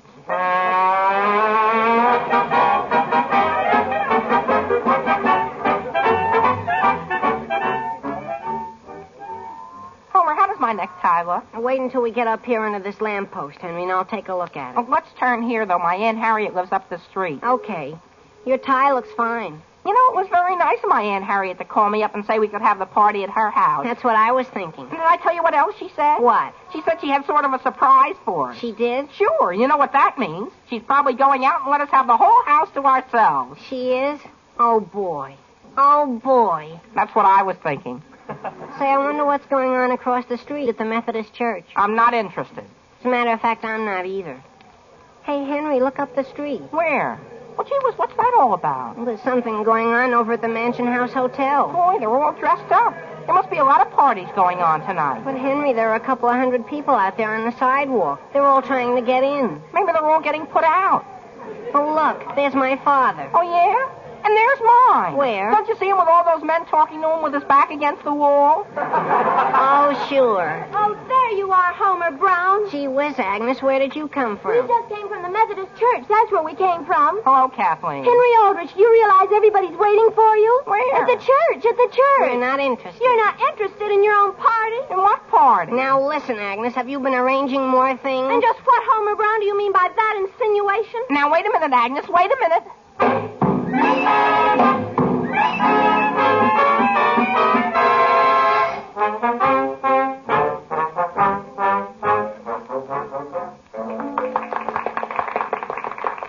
And before I sit down, ladies and gentlemen, I would like to extend the thanks and gratitude of the Rotary Club to several groups and, shall I say, individuals. First, I think we should thank Sam Aldrich for the very clever and original way in which he arranged this evening for us. I needn't tell you that for a few minutes when we first went over to the mansion house, it looked as though Sam had slipped up and arranged a table seating 16 to take care of 200 guests. But it was done, of course, simply to teach us a lesson that we mustn't expect sumptuous banquets in these days of war. In fact, this very delicious dinner consisting of pea soup and peanut butter sandwiches and, shall I say, rice pudding, and let's not forget the donuts, was just what we needed to bring us back to Earth. While the 15 soldiers who were to be our guests are eating at the mansion house and will join us later. Oh, incidentally, I understand Sam arranged their dinner to end up with a triple-headed dessert. And besides that, Sam Aldrich has asked me to say that we're going to put all the money that we've saved on tonight's dinner into war bonds. What's more, the treasurer of this church has just handed me a report to the effect that their organ has gone over the top. And I would like to extend our thanks to the good ladies of this church who dropped everything in order to make our banquet the success that it's been. I understand one lady in particular who had planned a Valentine party at her house for her nephew or someone, at the last minute commandeered all her adult guests and brought them down here to help serve, leaving the youngsters to shift for themselves as best they can. And now, ladies and gentlemen, may I introduce our genial chairman and next president, Sam Aldrich. Ladies and gentlemen, frankly, I don't know what to say.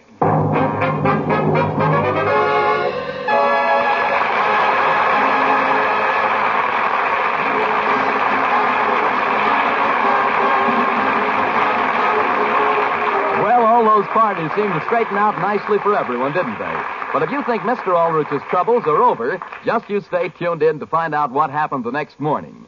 And now let me remind you that Postum, for years the favorite mealtime drink in millions of American homes, is made for your convenience in two forms. Instant Postum, which you make instantly in the cup, and Postum cereal, which you make in pot, percolator, or drip maker. Both forms make the same delicious, distinctive drink. So no matter which form of Postum you choose, you'll enjoy a mealtime cup that's a real treat.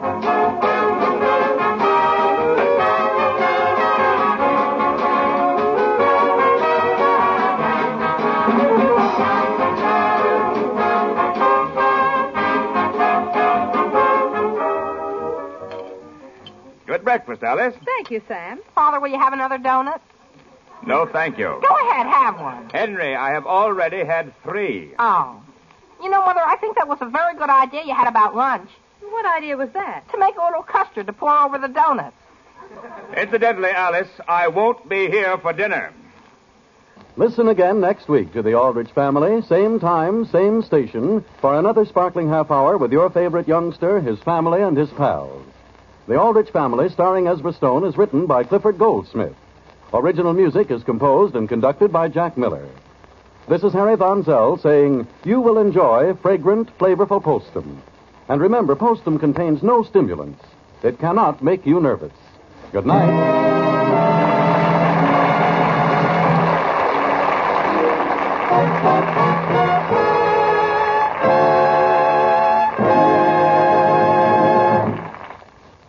This program came to you from New York. This is the National Broadcasting Company.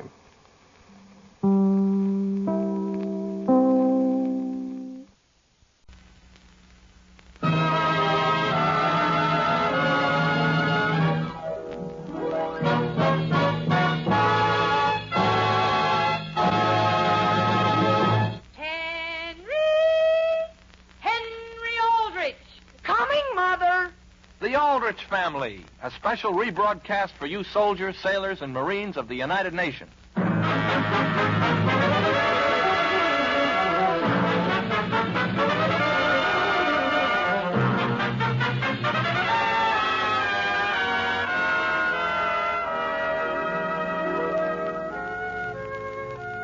A typical teenage boy has always scampered across the American scene.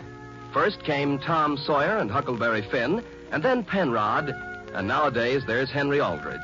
And Henry adds his own individual flavor to every mishap he bumps into. The scene opens in the Aldrich front hall.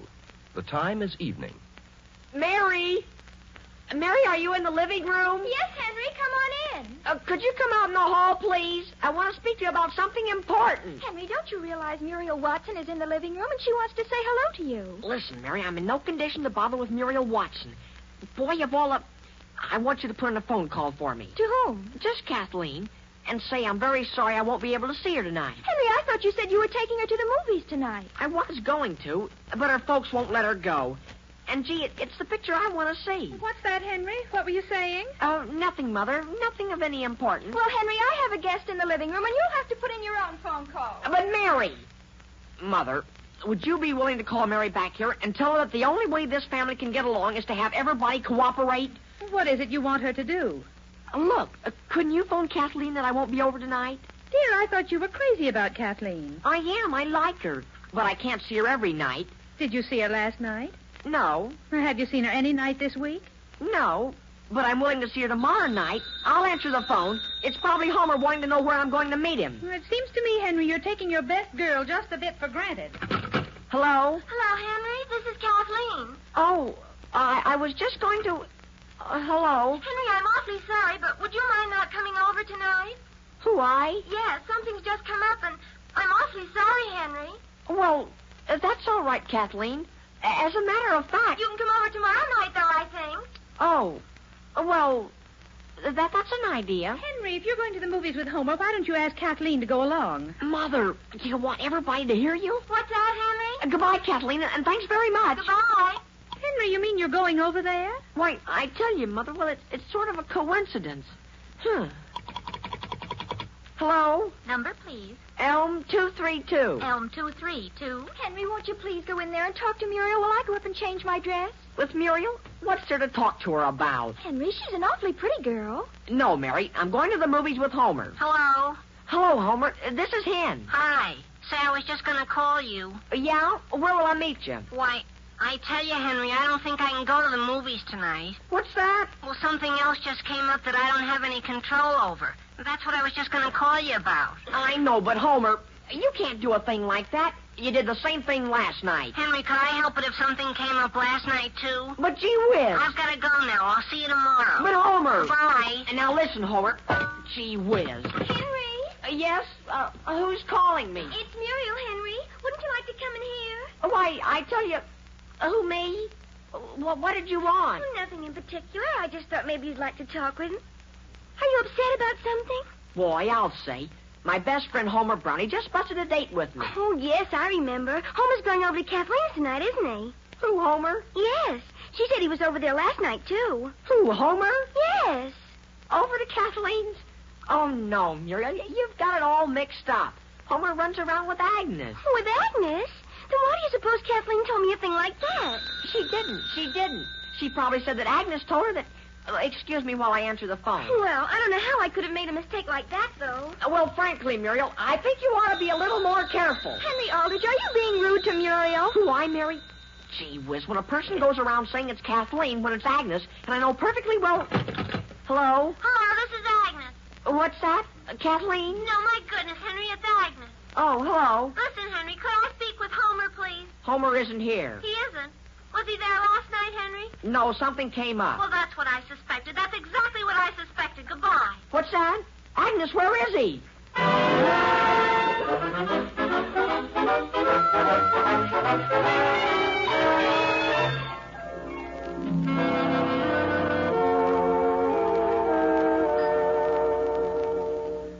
Henry? Yes, Mother? Could you bring that light around here so I can see to read, please? Yes, sure. Dear, I thought you said last evening you were going over to Kathleen's tonight. Who, I, Mother? Well, didn't you phone her last night and break a date with her and change it to tonight? I know, but I decided I'd just stay home and get acquainted with the family for a change. Henry, I want you to look at me. What is the matter? Mother, will you tell me something? Will you tell it to me frankly? Oh, I'll try to. Did you like Kathleen? Well, yes, Henry, of course. Only why do you ask, did I like her? No reason. Only I was just wondering. Gee, did you ever notice when she used to go down the street how she'd always be smiling? Dear, has something happened to Kathleen? Happened to her? No, not especially. But do you know how I'll always think of her? For as long as I live, I'll always remember how she loved chocolate marshmallow sundaes. What's that? Gee, the poor kid. She kept me broke half the time. But I didn't mind. Henry, you talk as though Kathleen Anderson were dead. Well, so far as I'm concerned, she is. She's a thing of the past. Mother, let's just drop the subject. Please don't even mention Kathleen anymore. I'm tired of hearing about her. But, Henry, I've hardly mentioned her. If that doorbell should ring right this minute, and I should open and see Homer Brown standing there, I'd haul off and... Oh, boy. Dear, wasn't that the doorbell? Yes, Mother, I'll answer it. Well, Henry, please at least unclench your fist. I'm not going to hit him hard. As a matter of fact, I'm going to get something out of this hall closet. Now, Henry? Mother, I hope you don't think I'm going to let him come to this house and add insult to injury to me, do you? Well. Hello. Oh, gee, it's you. Henry, what are you doing with that baseball bat? Nothing. Is Mary ready? Who is it, Henry? It's Muriel, Mrs. Aldrich. Henry, is it all right for me to go into the living room? Oh, yes, sure. Oh, hello there, dear. My goodness, but doesn't your hair look nice? Do you like it this way, Mrs. Aldrich? Do you like it, Henry? What's that? If you'll excuse me, Muriel, I'll go upstairs and tell Mary you're here. All right, Mrs. Aldrich. Boy. Henry, I'm awfully glad you're home. Boy. What's the matter, Henry? Muriel, would you be willing to drop into Kathleen's on your way home and deliver a note for me? Oh, to Kathleen? Well, that is, if I can find the darn thing. Is it very personal, Henry? No. Gee whiz. Do you mind if I dump out my pockets here on the sofa beside you? Oh, no, of course not. Oh, why don't you sit down here next to me? What do you suppose what do you suppose I could have done with that note? I remember distinctly writing it in Latin class today. And then Henry, do you mind if I tell you something I've always wanted to tell you, but never felt I knew you well enough before to? What? Well, I think you've just been throwing yourself away on Kathleen. Really? You know, maybe it was a good thing I lost that note. Of course.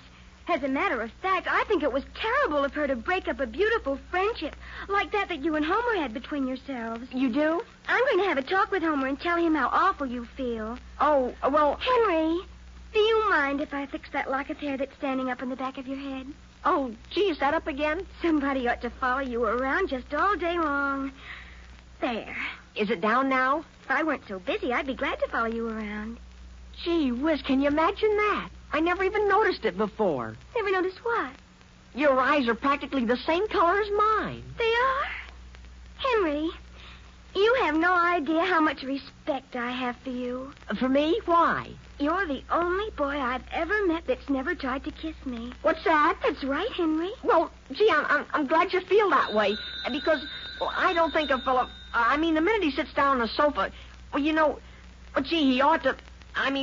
you know what I mean? Yes, Henry. Well... Henry, are you in the living room? Gee whiz. Yes, Mary. My goodness, do you know anything about that phone call that just came? What phone call? Mother's on the phone right this minute. Don't you have a teacher by the name of Miss Elliott? Yes, sure, in Latin. She's a darn good-looking teacher. Oh, my goodness, wait till I tell Mother. Mother, let me tell you what Henry just said. What's that, Mary? Listen, I'm getting along all right in Latin.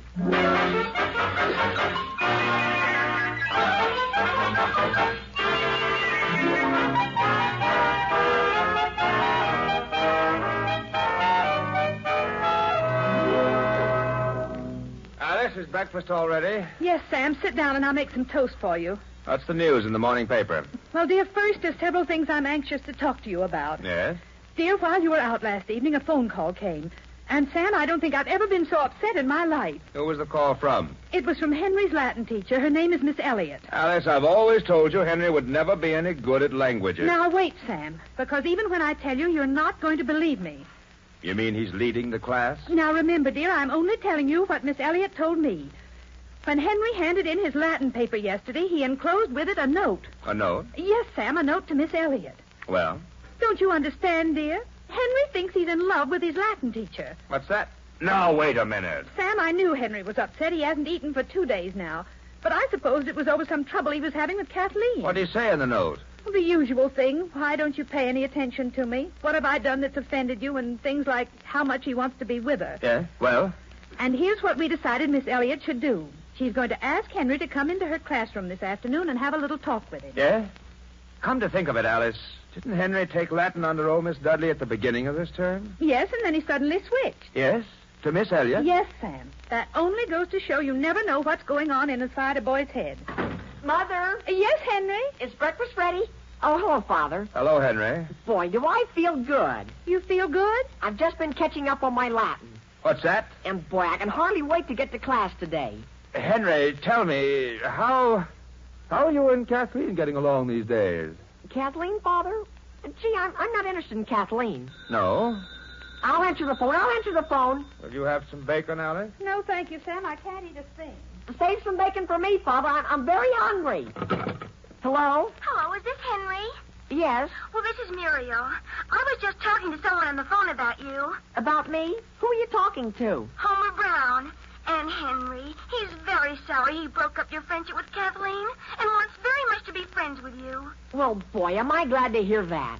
And look, Muriel, you're going to the movies with me tonight, aren't you? Oh, yes, I'm looking forward to it.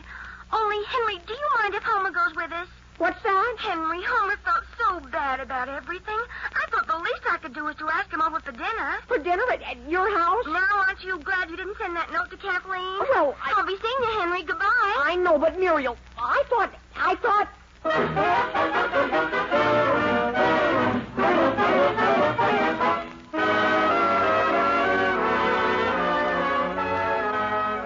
We'll be back with the Aldrich family in just a moment. Right now it's intermission and time for our intermission guest, the one and only Tommy Dorsey. Okay, Tommy?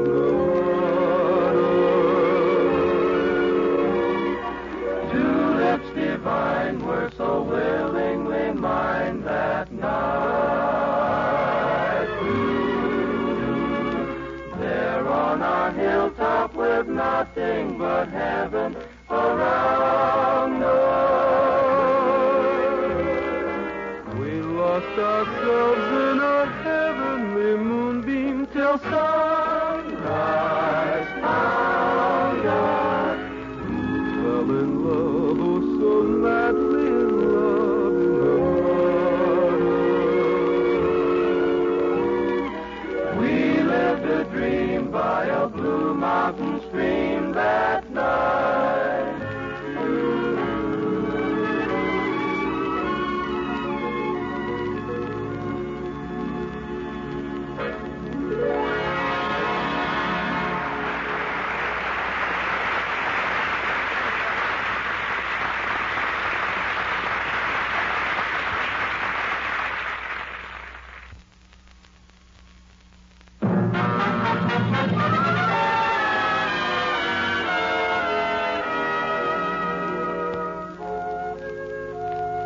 Now, getting back to the troubles of Henry Aldrich.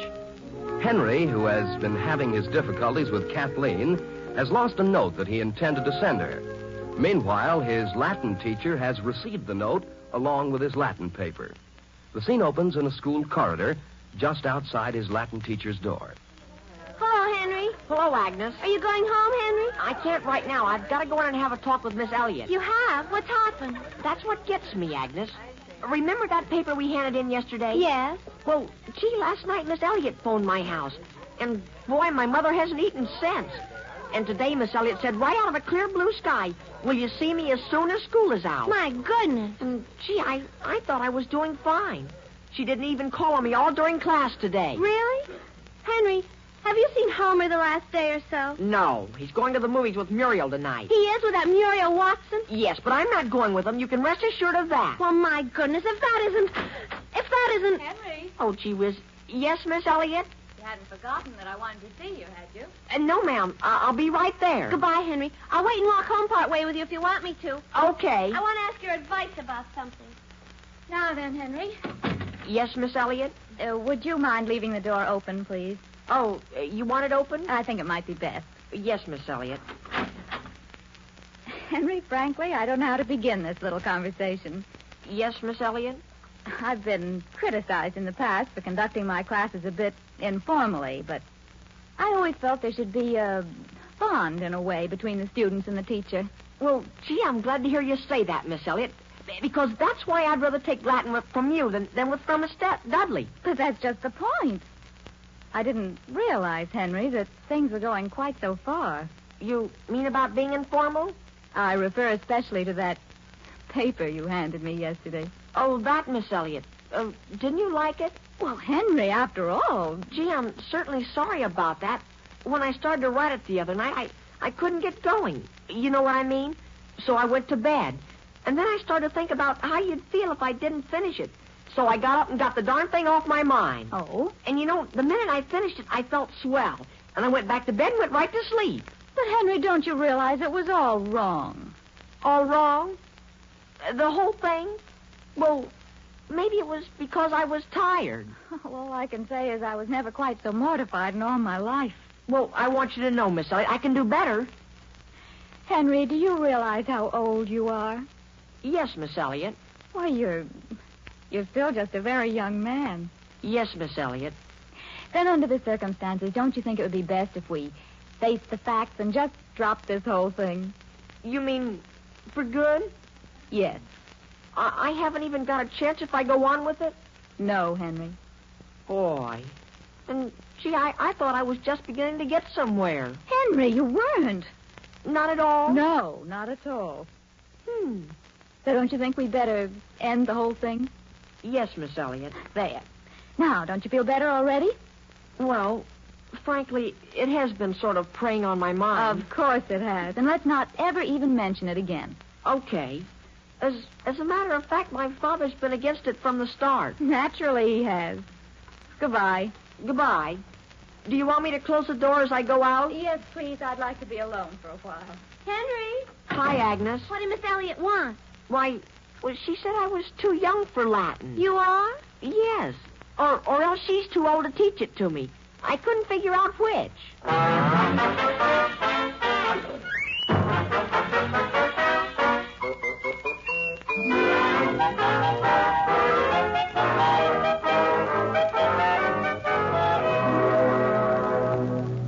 Alice, how long before dinner will be ready? Oh, at least an hour, Sam. Yes? Sam, I think you ought to have a heart-to-heart talk with Henry. A talk with Henry about Miss Elliott? Yes, dear. Now, Alice, if I were you, I'd forget the whole business. But, Sam, I can't forget it. I've been worrying about it all day. And I say let's not get mixed up in it. Every boy has to go through what he's going through. Did you? Of course. Only I didn't wait for my Latin teacher. I fell in love with my first-grade teacher. Her name was Miss Sutherland. She had light brown hair. I used to follow her home every afternoon. Sam, that was an entirely different situation. In what way? In the first place, dear, a phone call came this afternoon. From whom? That Muriel Watson. And, Sam, I didn't know she and Henry had had some kind of falling out. A falling out? I didn't even know he was interested in her. Well, that's what surprised me. And, Sam, the girl was all broken up. She kept saying that she hoped Henry would understand. Understand what? I don't know, dear. But I no sooner got through talking with her and the doorbell rang, and who do you suppose that was? Who? Kathleen Anderson. She stood there in the front hall and was practically in tears. Over Henry? Over Henry. Well, that's a fine thing. Our only son falls in love with his Latin teacher and with two of her students at the same time, mind you. What'd you say, Father? What is it that Henry's done? Not a thing, Mary, not a thing. You mean it's that awful? Now, dear, please don't let your imagination go to work. Go see who's at the front door. All right. Only would you like to have me tell you something more? No, thank you. We would not. Hello. Oh, hello, Aunt Harriet. I was just passing by, and I thought I'd drop in. Where are your mother and father? They're in the living room talking about Henry. Yes? Well, I just saw him downtown. You did? With Agnes Lawson into Haven's drugstore. Alice, Oh, come on in, Harriet. how's everything? Why, fine. Fine. At least as well as can be expected. Oh, has something gone wrong? No, Harriet, not at all. Now, Sam, what on earth has happened? Harriet, it isn't anything. We were just talking about a young woman here in town that Henry... Oh, that. Are you upset over that? What? You mean you know about it? My goodness, everybody in town knows about it. What's that, Harriet? Yes, I just saw them downtown together. In fact, I loaned Henry some money. They're downtown together. They're sitting in Haven's drugstore holding hands. Henry is sitting in the Haven's drugstore holding hands. Holding hands with... Yes, Sam. You don't think I'd make it up, do you? Alice, maybe you're right. I will have a talk with him.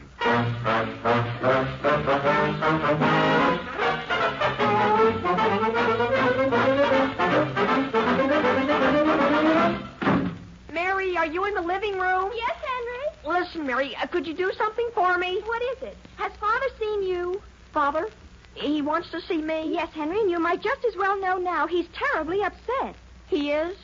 Well, look, could you please help me out? Henry, have you gotten into some more trouble? Mary, all I want you to do is deliver a note to Agnes Lawson, see? Henry, I'm not going out tonight. I mean, the first time you go by Agnes's house, could you give it to her? Isn't that strange? What's the matter? Oh, I wrote it over to Aunt Harriet's a few minutes ago when I was paying her back. Paying her. I wonder where I could have put it. Henry, you mean you're running around with Agnes? Mary, what put an idea like that in your head? Just because you happen to be walking down the street with a girl, and you go into Haven's drugstore and you think, well, gee, I might as well buy the poor kid a Sundae, is no reason for her to jump to a conclusion and think, gee whiz, where can I put that note? What's that? I remember distinctly. I put it Aunt Harriet. I paid Aunt Harriet the money. Paid Aunt Harriet for the money, and when I went into her kitchen and sat down at the table and started to write. Henry, are you home? Yes, Father. Stay where you are. I'll be right down. Oh boy, what do you suppose? Gee, has this been a day? Henry, I certainly feel sorry for you. Don't tell anybody, Mary, but I just got kicked out of Latin today. Honestly? And Muriel. Do you know what Muriel did to me? What? And do you know what Kathleen did? Henry. Yes, Father. Mary, would you mind leaving the room for a few minutes? No, Father. If you'd rather I wouldn't stay here, why, naturally. Henry. Yes, Father. Son, I don't know how to begin. Yes, Father. Naturally, every young man, that is, at least almost every young man, at least every young man that's... Yes, Father. What I mean to say is that it isn't always our fault. Naturally, sometimes it's... What's that? But in your case, Henry, in your case, I'm afraid I can't... Frankly, I can't see your point of view. My point of view, Father? Yes, that's one way of putting it. Yes, I think I know what you mean. In fact, well, I've been a little worried about myself. Yeah? Henry, Homer Brown is at the front door. Homer Brown is? Oh, Father, could I please just speak to Homer for 1 second? Yes, go on. And then I'll be right back. Don't bother. Henry, did you hear me? Homer's here. I heard you, Mary. Where's my baseball bat? Listen, Henry, what's the big idea? What do you mean, what's the big idea? And will you please close our front door? I'll close it when I go out. I know all about your trying to cut me out with Agnes. And, Henry, she's my girl. Homer, what do you talk to me like that for? I never even thought of Agnes. And how about you and Kathleen? What do you mean by a thing like that? Last night and the night before. And gee whiz. Listen, Henry, don't you realize why I was taking out Kathleen? No, I don't. It was to make Agnes jealous. What's that? Sure. Gee whiz, she was beginning to take me for granted. She was? Sure, and then you had to buy her a Sundae and spoil the whole thing. I know, Homer, but... You mean Kathleen wasn't... Boy, are you dumb. Now, wait a minute, Homer. What about Muriel? Oh, that was just a coincidence. Hello, Henry. What?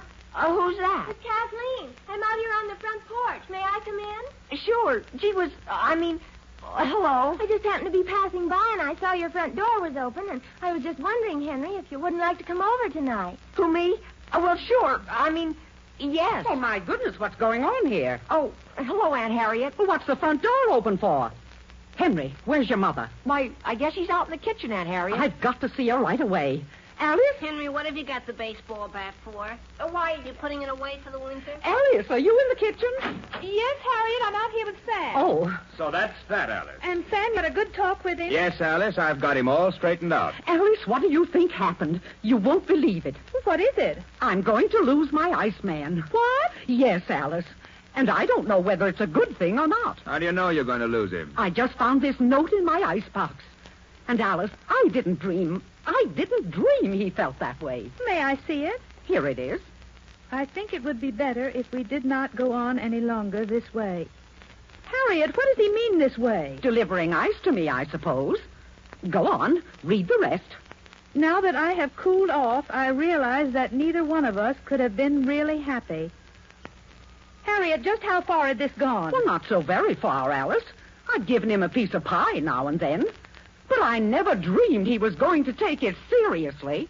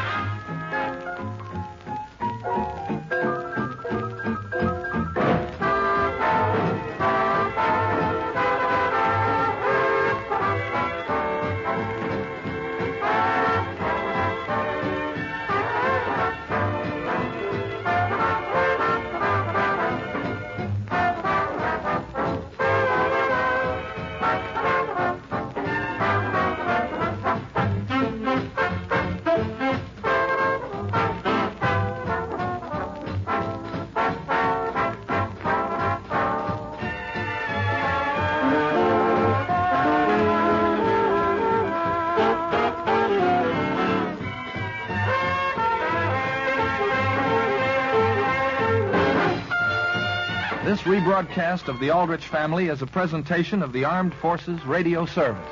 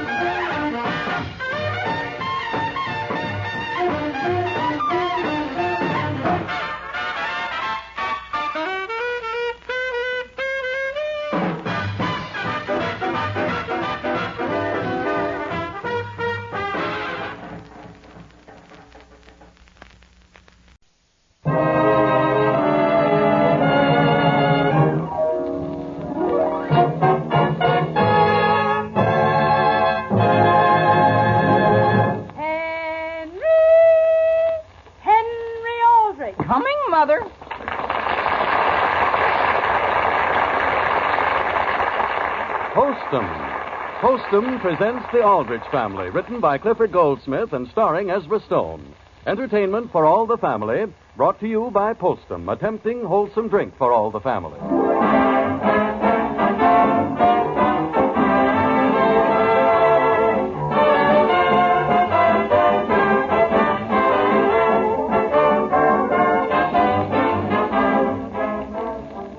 Friends, before we join the Aldrich family, let's imagine that the little voice we all have within could actually speak to us out loud.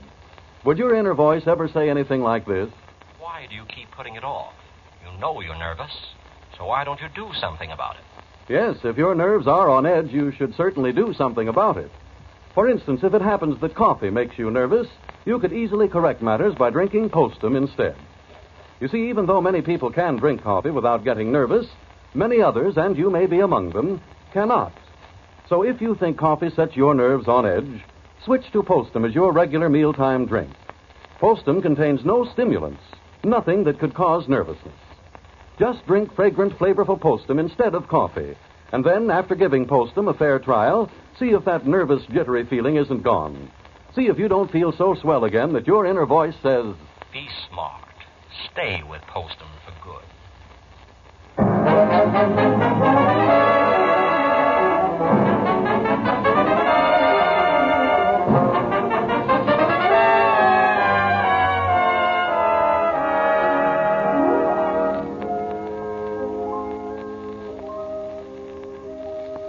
In the comfortable White House at 117 Elm Street, Centerville, USA, live friends and neighbors of yours, the Aldrich family. They live the same calm, ordered existence that any family with a high school boy leads. And if you know Henry Aldrich or any teenage boy, you know what that means. Our scene opens at the Aldrich breakfast table. Henry, if I were you, I wouldn't eat quite so fast. But, Mother, I'm late. Dear, you have plenty of time. It isn't 10 minutes to 8. But, Mother, I have to attend to something on the way to school. May I have a piece of toast, please? Here, Sam. Father, would you mind if I should ask you a sort of a technical question? What about? Well, do you find in your law practice that most people get convicted? Of what? Well, of anything. Say you're arrested, see, and you're... Well, what are your chances? Henry, what are you talking about? Nothing, Mother. It isn't anything. I guess I'll have a piece of toast, too. Here you are. Is there quite a market for bicycles these days, do you know? I don't know. Why? I was just wondering if a used bicycle brings much money. Why? Well, I'll tell you. Father, when a case comes up in court, I'm not speaking of anything specific. What about it? When a case does come up, Father, is it usually announced in the newspapers? Henry, why? Oh, no reason. No reason. Well, that was a very nice breakfast. Where are you going? No place. I just happened to decide I'd like to put in a telephone call. Sam? Well? You think Henry's studying too hard? I beg your pardon? He isn't himself, dear. Something is definitely on his mind. What makes you say that? Well, when Henry comes down to breakfast and his mind isn't on his food... And look, he didn't even touch his banana. No? Give it to me. Sam, I don't see how you can sit there and eat his banana and not even be worried. Pass me that toast. I'm going to stop worrying. It shortens your life. But why would he ask the questions he did about being tried in court or something? Alice, I get questions like that every day. Well, so long, everybody. I got to get started. Henry, you can't start for school this early. But, Mother, it's important. What's that you have in that package? Why, it's just something I have to... I'm going to... I bought it at the hardware store. Goodbye. Goodbye. Goodbye. Boy, have I got to hurry. Sam. Well? Why do you suppose he just put in that phone call? I have no idea. You have any more toast made? Who do you suppose that is? I don't know, but it certainly isn't anything to get upset about. Well, dear, I'm not upset. I'm simply wondering. Hello? Hello, is Henry there? No, he isn't. Well, Mrs. Aldrich, this is Homer. Has Henry left already? Yes. Oh, well, that's good. Homer, did Henry just call you? This morning? Yes, dear. No. No, did he put in a phone call? I don't know. Why did he leave so early? Why, I'd rather not say, Mrs. Aldrich. There's no sense in your worrying, too. What's that? Goodbye. Homer. Homer? Sam. What did Homer want? He says I mustn't worry.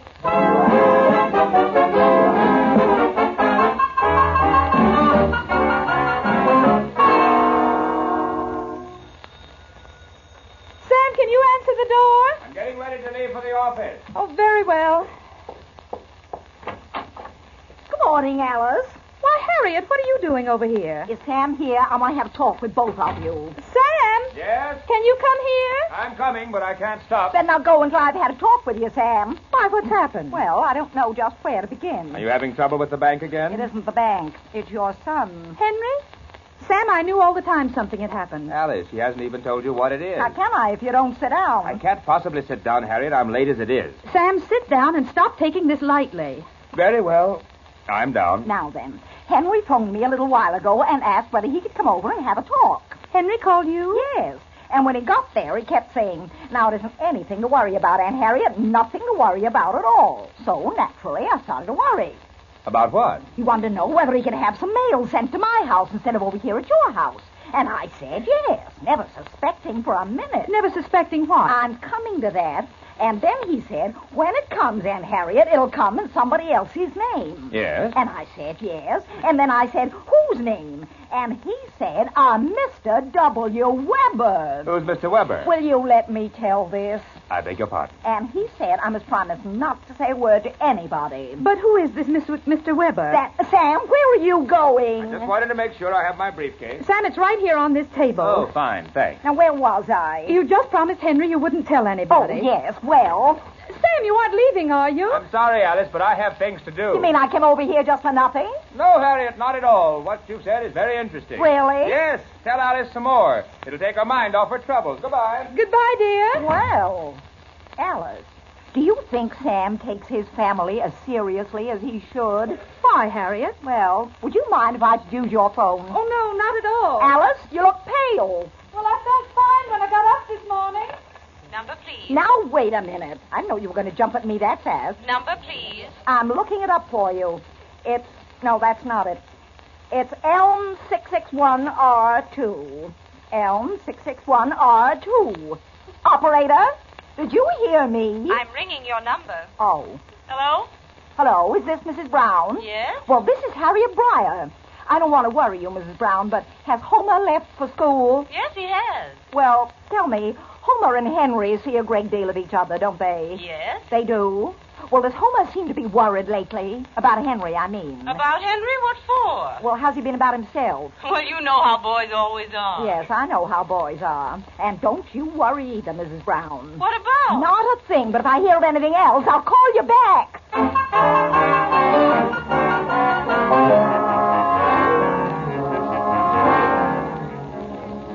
Wait, Henry, wait. Homer, do you want me to be late for school again? But, Henry, if Mr. Bull sees us, he'll grab us. Gee whiz, why does he have to live right across from the school? Well, I can't help it. All I know is we can't cross the street to go to school until after he leaves his house. About what time does he start for his office? Any minute now. We're only 10 minutes late. Boy, if there's one man in this town that can lose his temper, it's Mr. Bull. Oh, gee. Did you find out how much you can get for the bicycle? Yeah, all we can get is $8. Well, that's a nice thing, Henry. Gee whiz, are we in a fix?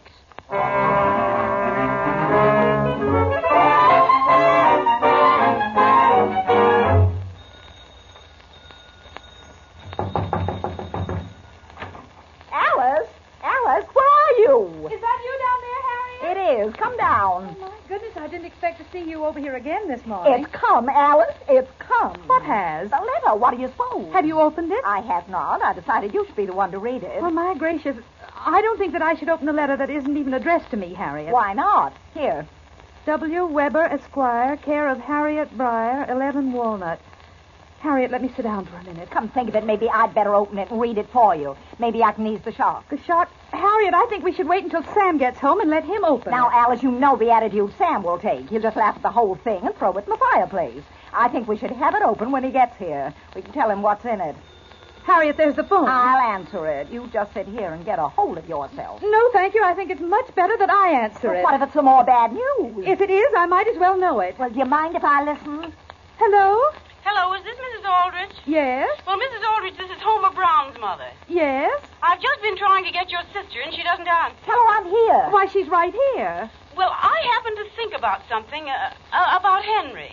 About Henry? Henry, see, Alice? Well, the school sent a note home the other day telling us that Homer's been arriving late every morning. And so we've been having him start earlier and earlier. Yes? Alice, I'm going to get a chair. But the earlier Homer starts, the later he seems to get to school. Yes? And just a few minutes ago, the school phoned and said that Homer was late again this morning. You don't say so. Have I missed something? What time did Henry leave this morning? About 10 minutes to 8. And so did Homer. And what I want to know is where those two boys go mornings. Well, Mrs. Brown, what's your theory? Alice, give me that phone while I tell her what mine is.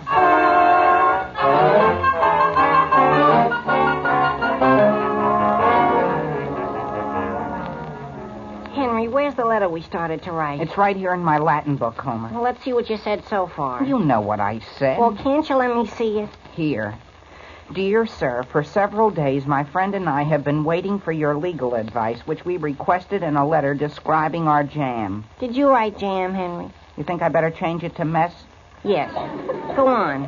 Homer, wouldn't you think he'd answer the first one by now? Henry, go on. Where was I? In a mess. Oh. Would you please advise us about fees? A, if we win. B, if we lose. If we lose, Henry. Well, gee, Homer, Mr. Bull's an influential man. You mean after going to all this trouble, our folks still may find out?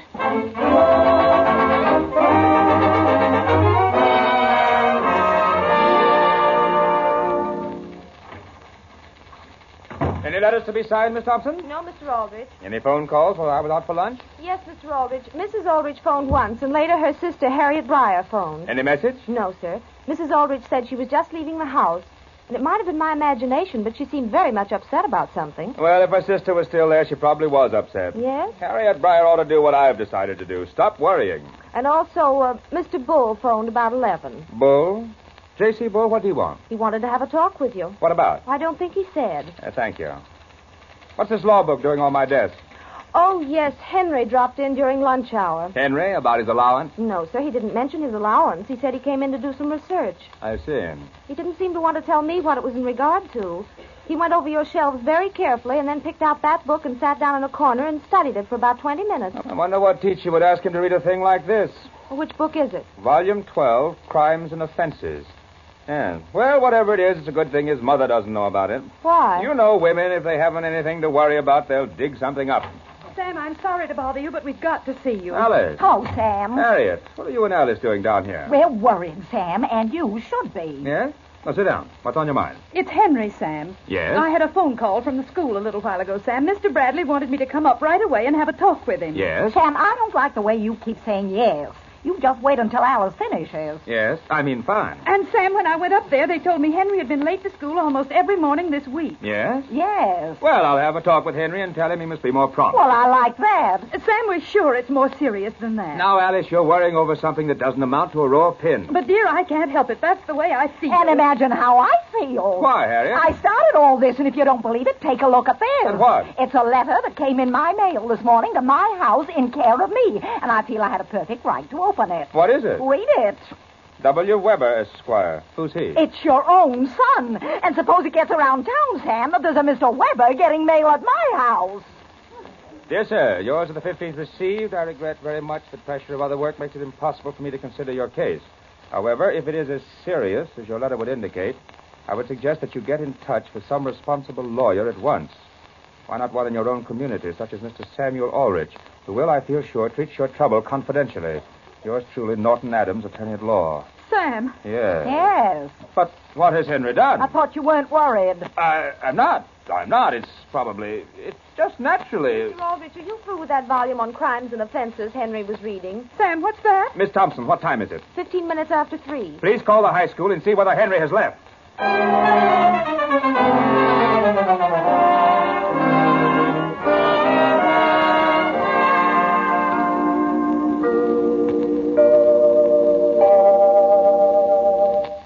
Well, things certainly don't look too good for Henry and Homer. But since there's no real proof they've done anything wrong, let's reserve judgment. And if you will, consider the proof that Postum, as a good hot mealtime drink for all the family, is just about tops. Just about the grandest treat you could hope to get. And is there any better proof than that more and more folks are enjoying Postum every day? That Postum's popularity is growing by leaps and bounds? Well, as a matter of fact, there is better proof. Your own keen pleasure when you take your first sip. When you first raise a good hot cup of Postum to your lips and discover for yourself just what the words fragrance and flavor really mean.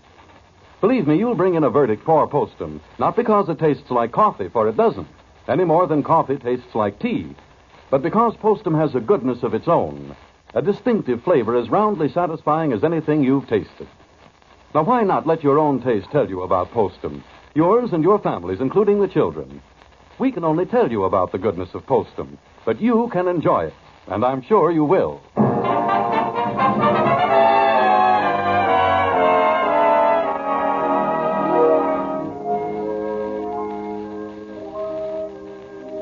Now, getting back to the troubles of Henry Aldrich, Henry and his friend Homer are in trouble.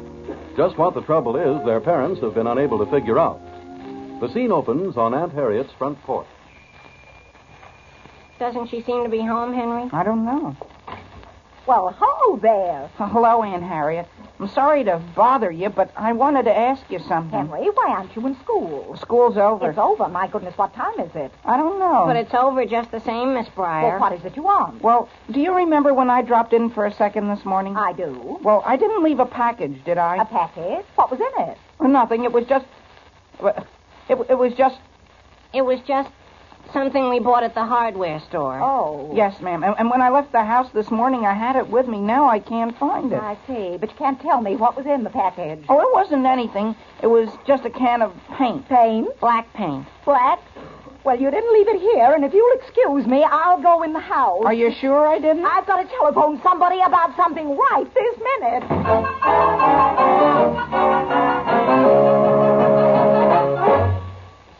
Yes, Harriet. Yes, Harriet. Yes, Harriet. Thank you for calling. Goodbye, Harriet. Miss Thompson, Yes, Mr. Aldrich. did you try to call the school? Yes, sir, the line's still busy. Did you phone that attorney over in Middletown? Mr. Norton Adams? Yes. I called his office twice, Mr. Aldrich, and then I tried to reach him at court. Keep trying. In the meantime, I'll try one other place. Number, please. Police headquarters. Police headquarters. Miss Thompson, did you cancel all my other engagements for the day? Yes, Mr. Aldrich. Police headquarters, Sergeant Kelly speaking. Sergeant, this is Sam Aldrich. Oh, how are you, Mr. Aldrich? Sergeant, my boy hasn't gotten into any trouble down there, has he? No, not that I know of. I see. You looking for anyone by the name of Weber? Weber? W. Weber. Any complaints filed against anyone by that name? No, nothing against any Weber that I know of. I see. Say, about how old is this Weber? Why, he's about Henry's age. Well, the only charges we have here are against two unidentified boys. They are wanted for petty larceny. Yes? Yes, for stealing bicycles. I see. Yeah, did you say bicycles? Yeah. And you don't know who they are? Not yet, but we're working on it.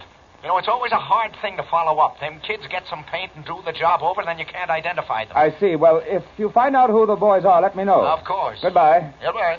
Miss Thompson. Yes, Mr. Aldrich. See whether you can get Norton Adams at once. Regardless of whether he's tied up in court, I want to talk to him.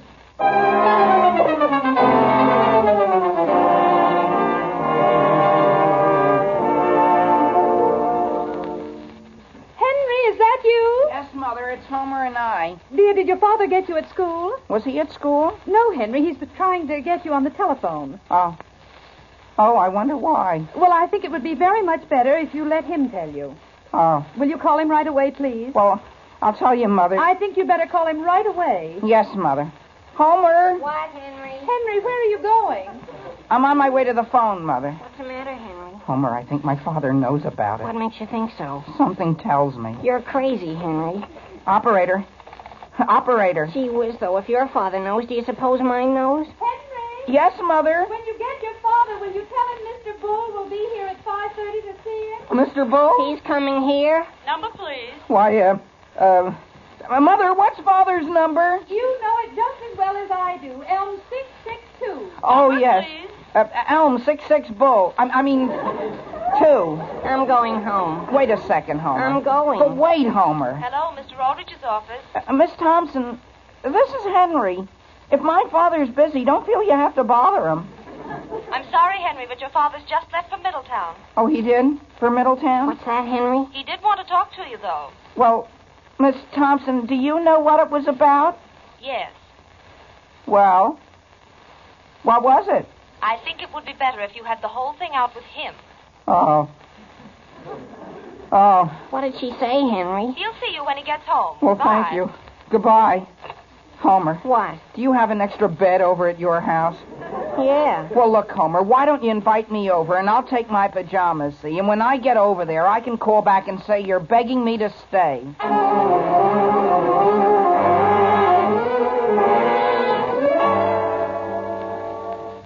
Mr. Aldrich, is that you? Yes.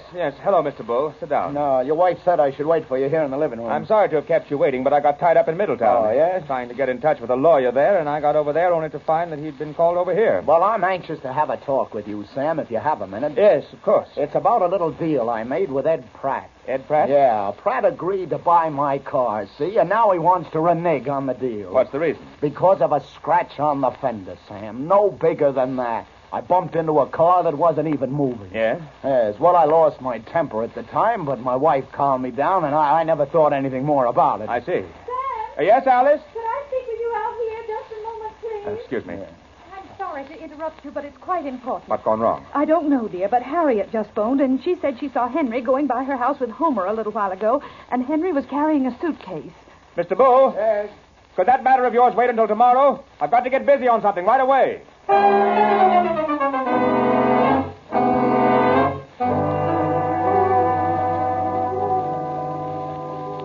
Homer. Yes, Mother? I want to have a talk with you. The only thing is, Mother, Henry's waiting out in the hall. Homer, why is Henry staying here tonight? Well, he just thought it would be a nice change for him. Do the Aldriches know he's here? Well, not right this minute, Mother, but he's going to phone them.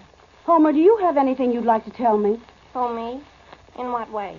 Are you sure Henry hasn't done anything he shouldn't have? Mother. Homer? Yes, Henry? You want me to stay out here much longer? You may come in now, dear. Homer, will you remember not to become involved in anything you're going to regret? No, Mother. Boy, am I glad to be here, Mrs. Brown. Well, why do you say that, Henry? I don't know. It's just the atmosphere here is so relaxing. Will you excuse me while I go to the door? I'll go for you, Mother. No, I'll go. Mrs. Brown, if that's my father, would you mind telling him I'm staying here tonight? What's that? Good evening. Is this Mrs. Brown? Yes, sir. Well, I'm Sergeant Kelly from down at police headquarters. You have a son by the name of Homer, haven't you? Homer? Homer? Homer, I think my folks are worried about me. I better go home. I've been asked to try and find him and Henry Aldrich. Henry. What, Homer? Come back. They've got us both. Now, Henry, suppose you tell all of us exactly what happened. But, Father, why did you have me brought down here to the police station? Because we couldn't find you. We didn't even know where you were, and Sergeant Kelly stumbled into you. Now, tell us exactly what you did. Well, Henry, no matter what you've done, it's better for you to confess it and get it over. Yes, Mother. Henry, before you begin, could I say something? You'll get your chance later. Henry Aldrich, now go ahead. Well, it was this way. It happened on the way to school one morning. Henry, what I want to know first is, where is the bicycle? The bicycle? Yes. It was a car. A car? Henry, I thought it was only a bicycle. Oh, no, it was a car. That's why we were so scared. Sure, a bicycle wouldn't have bothered us. Henry, go on. Yes, Father.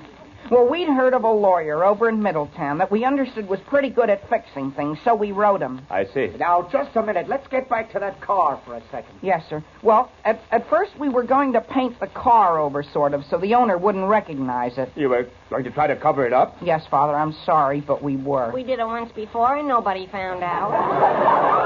Homer, who did? Henry and I did, Mother. It was easy. 1 minute now. How many of these covering-up jobs have you gotten away with? Just one. That was on a car that... Never mind. Henry, who suggested you do a thing like that? Nobody. Homer and I thought it up all by ourselves. But the owner scared us off. Boys, do you realize what a thing like that can lead to? Just putting a little paint on a car? What do you mean, just putting a little paint on a car? Sam, I don't believe it. Henry, look at me. Are you making this up? Oh, no, Father. As long as we've started, I think it's better to tell the whole thing and get it off our minds. Don't you, Homer? The whole thing? Henry, regardless of the consequences, let's hear everything. Yes, Father. Only are you going to tell Mr. Bull? Mr. Bull? Mr. Bull has anything to do with this. Please begin. But he has, Father. He's the whole story. What about him? Well, I was holding out my hand, see? Where? Out the window. Why? I was signaling for Homer. Oh, letting them know the coast was clear, eh? Yes, sir. Sam, I can't stand it. But then Mr. Bull ignored my signal and came right on. Mr. Bull saw you? No, that's the trouble. He just came right on. Wait a minute. What are you talking about? Isn't it clear? No. Well, we were backing up, see. We were parking Homer's father's car. What's that? Sure, we were almost late for school, and I said, Henry, let's park here and run. Go on. And I put out my hand, and the first thing we knew, there was a terrible scraping of fenders, and Mr. Bull got out of his car and said, I'm going to sue you for this. And where was the bicycle? In the car? What bicycle? That you took and were going to sell. The one I took? I was going to sell my own. Why? To get enough money to pay for the damage on Mr. Bull's car. But I couldn't get enough. And that's what this is all about? Well, yes. Well, why didn't you tell me when it happened? Because Homer was afraid his father would find out. Well, wait until your Aunt Harriet finds out about it. What do you mean, find out about it? Here I am. Harriet, where did you come from? Sam, I've got everything fixed for you. But, Harriet... Sam, I know it's going to kill you, but I've just gone and hired a lawyer. A lawyer? What for? To take care of Henry. You mean I'm going to be sued after all? No, Henry. Harriet, what have you been doing? I've got Norton Adams for you. But, Harriet... There isn't anything to worry about, Alice. He can clear this case up in a minute. Yes, Alice, take Harriet over in the corner and tell her a few of the facts of this case. You mean you know something I don't? Henry, I hope for as long as you live, you'll remember this. Yes, Father. Hasn't it taught you a lesson? Yes, Father. What? I'm never going to hold my hand out of a car again.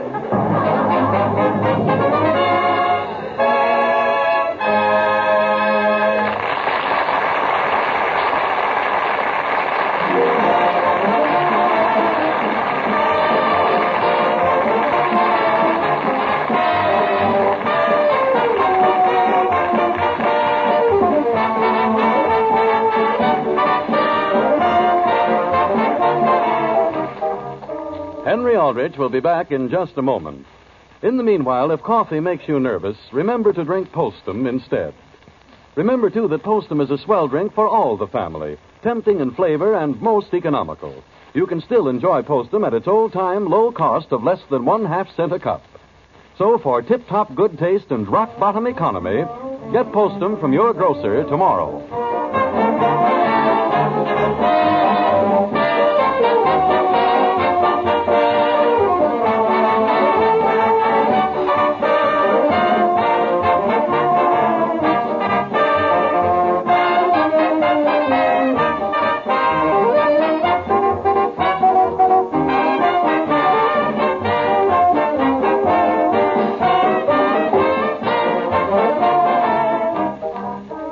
Now then, boys, won't you each have another chocolate soda? No, thank you, Aunt No, Harriet. thanks, Miss Breyer. Oh, can you imagine that? What's trouble? I've lost my automatic. Your automatic? You've lost it, Henry? Your automatic? Yes, I wonder where it is. Henry, will you excuse me while I step into this phone booth? Henry, where did you leave it? Here it is. Look, Homer, isn't it a beauty? You punch the end here, and the lead comes out here. I wonder who she's phoning.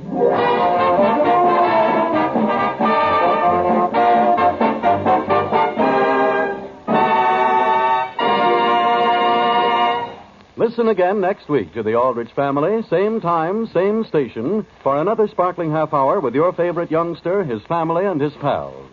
The Aldrich Family, starring Ezra Stone, is written by Clifford Goldsmith. Original music is composed and conducted by Jack Miller. This is Harry Von Zell saying, you will enjoy fragrant, flavorful Postum.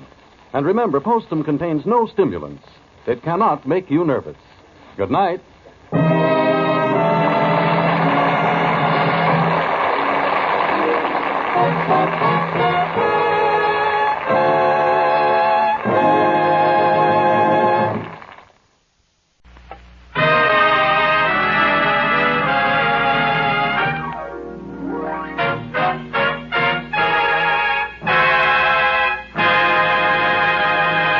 Postum presents Henry Aldrich. Coming, Mother.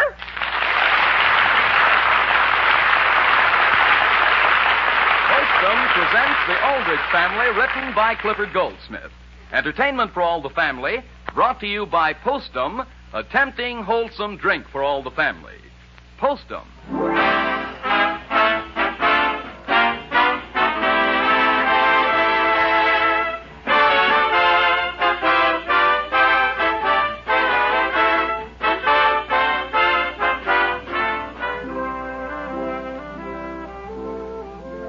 Have you noticed, friends, how a mother can sing as simple a melody as that to a baby? And very often, even before she's finished the song, that baby is sunk in sweet, sound slumber. But as we grow older, many of us lose the ability to slip off to sleep quickly. And isn't that particularly true about some of you who drink coffee? For coffee does keep many people awake, even though others can drink it without ill effect. If you happen to be one of the wakeful ones, it might be sensible to switch to Postum, which contains no caffeine or other stimulant. Nothing at all that can possibly rob you of sleep. Postum has a grand flavor, you know, rich, full-bodied, the kind of drink that makes you fairly expand with satisfaction. So if you think coffee disturbs your sleep, start now to make Postum your regular mealtime drink instead of coffee. Give it a fair trial. And then see if you're not pleased as punch that you switched. First, because you're sleeping so much better. And second, because Postum is such a really swell drink.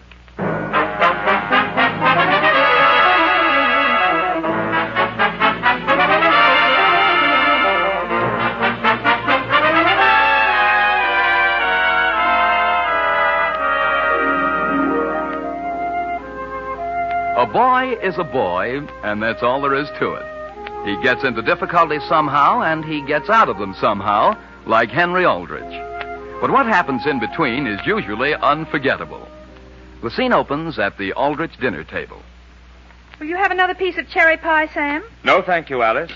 Sam, are you upset about something? Who, I, Alice? No, what makes you think I'm upset? Well, dear, you've hardly spoken during this entire dinner.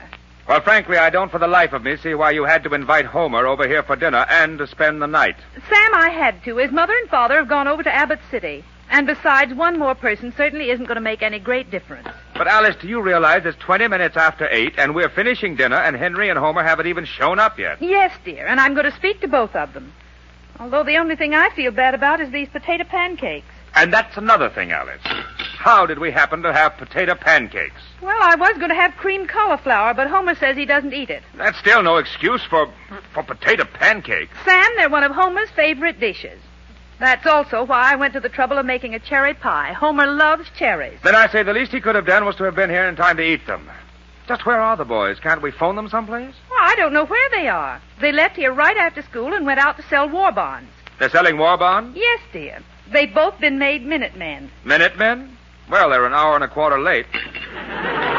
Alice, how do you know something hasn't happened to them? Now, Sam, just be sensible. They certainly aren't very far away. Oh, that may be Henry right now. He wants you to come and get him someplace. You tell Henry that wherever he is, he's to start for home at once. Yes, dear. Hello? Yes, Mrs. Kendall, this is Mrs. Aldrich. Oh, really? Really, this afternoon? You don't say so. Well, Mrs. Kendall, I'll tell him. Thank you for calling. Goodbye. Alice, did you tell him his dinner's getting cold? Sam, that was Mrs. Kendall, and she's terribly upset. Yes? What's the trouble? Well, she just discovered Henry made out a war bond pledge for her to sign, and she thought it was for $100, and it was for $1,000. Yes? And he also left one of his fur-lined gloves there. At the Kendalls? Alice, the Kendalls live at least 1.5 miles out of town. Yes, dear, on the North Road. But 1.5 miles isn't so far. I know, but it started to snow. It's snowing hard, and I say they ought to be here.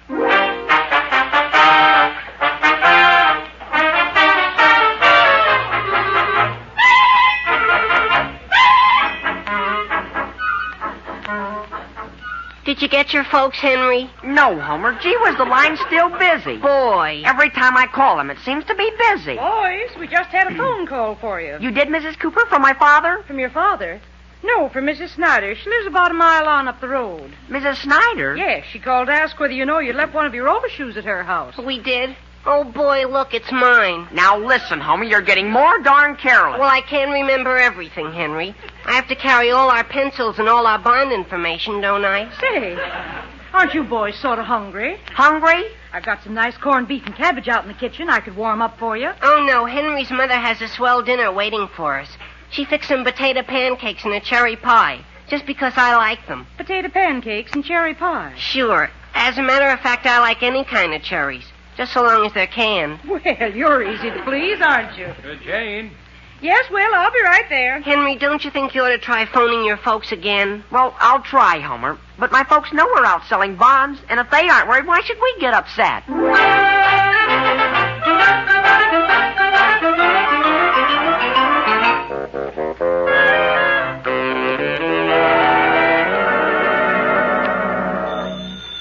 I'll answer it, Alice. If that's the boys, I want to speak to them. Hello? Yes, this is Samuel Aldrich. Who is it, Sam? It's long distance. Oh, my goodness. Hello? Sam, who is it? Hello? Alice, it's Homer's mother. Oh, my goodness, from way over in Abbott City? Yes, Elizabeth, Homer's fine. No, he's no trouble at all. Mrs. Aldrich made some potato pancakes for him tonight, and you want to speak to them? Well, Elizabeth, right this minute, he and Henry stepped out for a few minutes, but there's nothing to worry about, I don't think. Yes, Elizabeth, we'll see that he wears his overshoes. Yes, goodbye. Sam, do you realize it's going on 9 o'clock? Well, what if it is? But don't you realize it's snowing out and Henry has only one glove? I know it, Alice, but you told me not to worry. Dear, if Elizabeth Brown was worried enough to call all the way from Abbott City, it seems to me the least you can do is worry a little. Sam, let me answer it. I'll see who it is. Hello? Yes, this is Mrs. Aldrich. Yes, Mr. Edmonds. My goodness, 2 hours ago? His earmuffs? Well, thank you so much. Goodbye. Where is he? Henry left his earmuffs at the Edmonds out on the North Road nearly 2 hours ago. At the Edmonds? That means they're getting farther and farther away from home. And Sam, just listen to that wind howl out there. Well, I know what I'm going to do. Sam, where are you going? Get my hat and coat. You mean you're going to look for them? But, Sam, do you think you can drive the car through this snowstorm? Now, don't worry about me, Alice. It's the boys you've got to think about.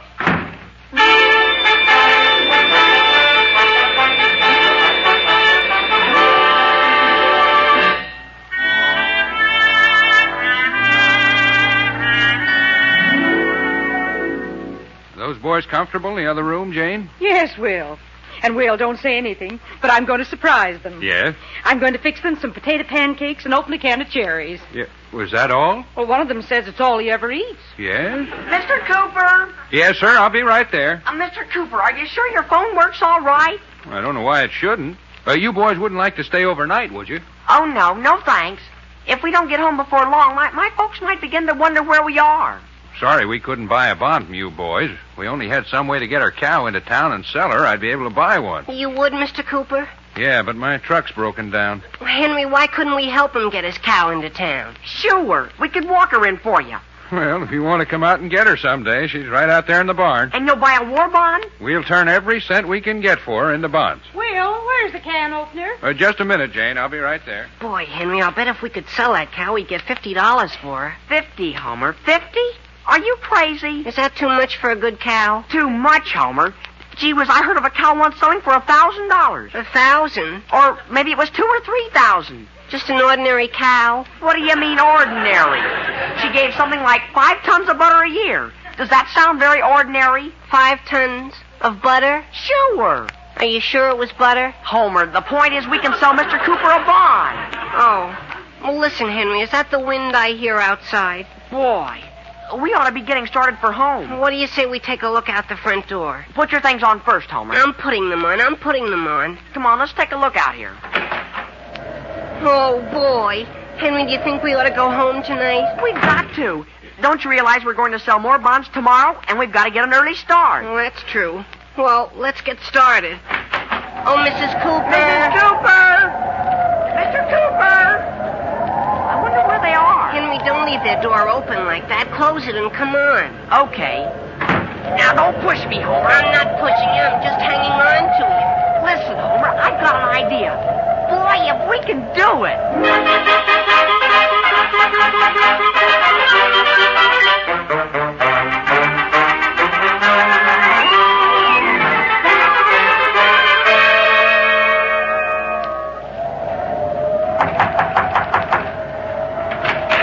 Good evening, Mrs. Edmonds. Good evening, Mr. Aldrich. What are you doing way out here? Come on in out of the snow. Thank you. I understand Henry and a friend of his were out here, and I thought you might give me some information as to which way they went. Well, as I recall it, they were here about 6 o'clock. Mr. Edmonds bought a bond from them. Oh, and incidentally, here are Henry's earmuffs. Oh, thank you. But I have no idea as to which direction they went from here, Mr. Aldrich. No? Do you mind if I use your phone, Mrs. Edmonds? No, help yourself. It's right here. Hello? Number, please. Elm 303. Elm 303? Please. You mean your boy's lost? Oh, no. No, Henry isn't lost, but it's getting on toward 10 o'clock, and naturally we feel more comfortable. Hello? Hello, is this you, Alice? Yes, dear. Where are you? I'm out at the Edmonds. Well, my goodness, Sam, they announced on the radio that the storm was getting worse and the cars were getting stuck. And I phoned for a tow truck to go out and find you. Alice, why did you do that? Because I hadn't heard from you, Sam. Did you find the boy? No, Alice, I thought that maybe by this time you would have some word from them. Well, I've had one phone call, Sam, from the Joneses. The Joneses? They live out on the North Road. And Mr. Jones says Henry and Homer had been there, and that after they left, he found an automatic pencil with your name on it. My pencil? Yes, dear. Well, that's a fine thing. Alice, I'm going to have a talk with Henry. Now, dear, let's not worry about a pencil at a time like this. Let's find the boys. All right. Goodbye, dear. Goodbye. Mrs. Edmonds. Yes, Mr. Aldrich. Which direction do the Joneses live from here? Well, you want to go on out this road about 2 more miles. 2 miles? Yes. Are the boys out there? No, but they've been out that way. Mr. Aldrich, I've just been talking with Mr. Edmonds, and he's going to take his car and work in the other direction. You sure it won't be too much trouble? No, not at all. He went to bed a little early tonight, but just as soon as he gets his clothes on, he'll be starting. Oh, thanks. Some night out. Mr. Aldrich, don't you want me to get you a paper bag to put those earmuffs in? No, thank you. I'll put them right on.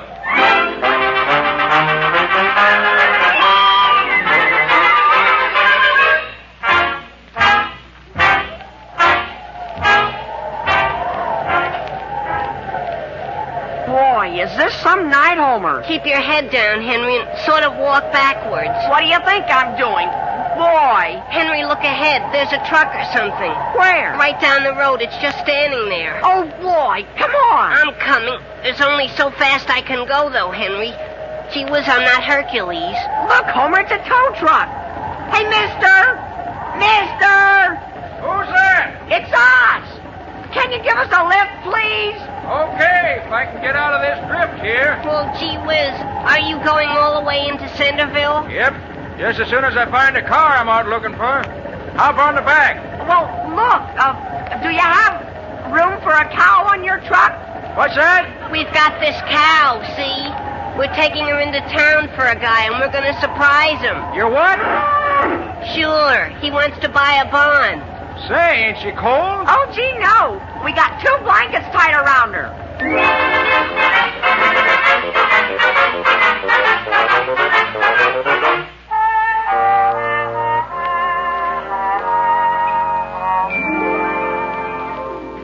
Jane, how are you coming? Shall I tell the boys to come into their supper? Not for another minute, Will. I want to get these potato pancakes a little bit browner. I knew all the time we'd find a can of cherries down the cellar. Just a case of our keeping on till we located them.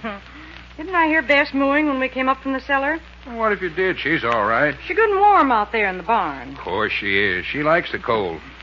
All right, Will. You better call them. Boys, Mrs. Cooper has a little surprise for you. Boys. Tell them to hurry right up, Will. Boys. Oh, boys!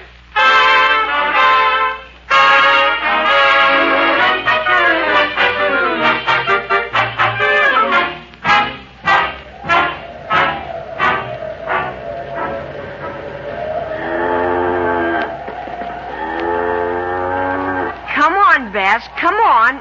Come with Henry. You know, Henry, she isn't a bad cow, is she? No, she isn't.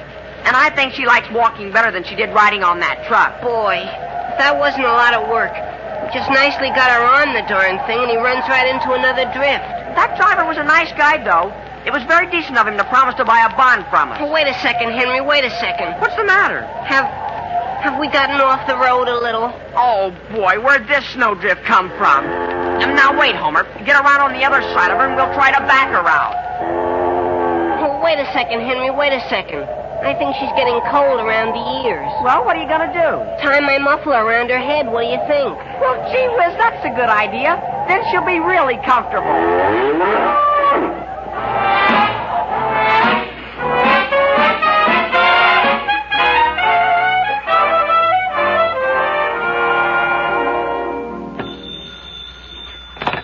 Hello? Yes, this is Mrs. Aldrich's residence. Why, no, Mr. Kilmer, I haven't heard a word from Sam. Yes, Mr. Kilmer, they went right out on the North Road. Well, if you don't mind taking your car out on a night like this, I'd certainly appreciate it.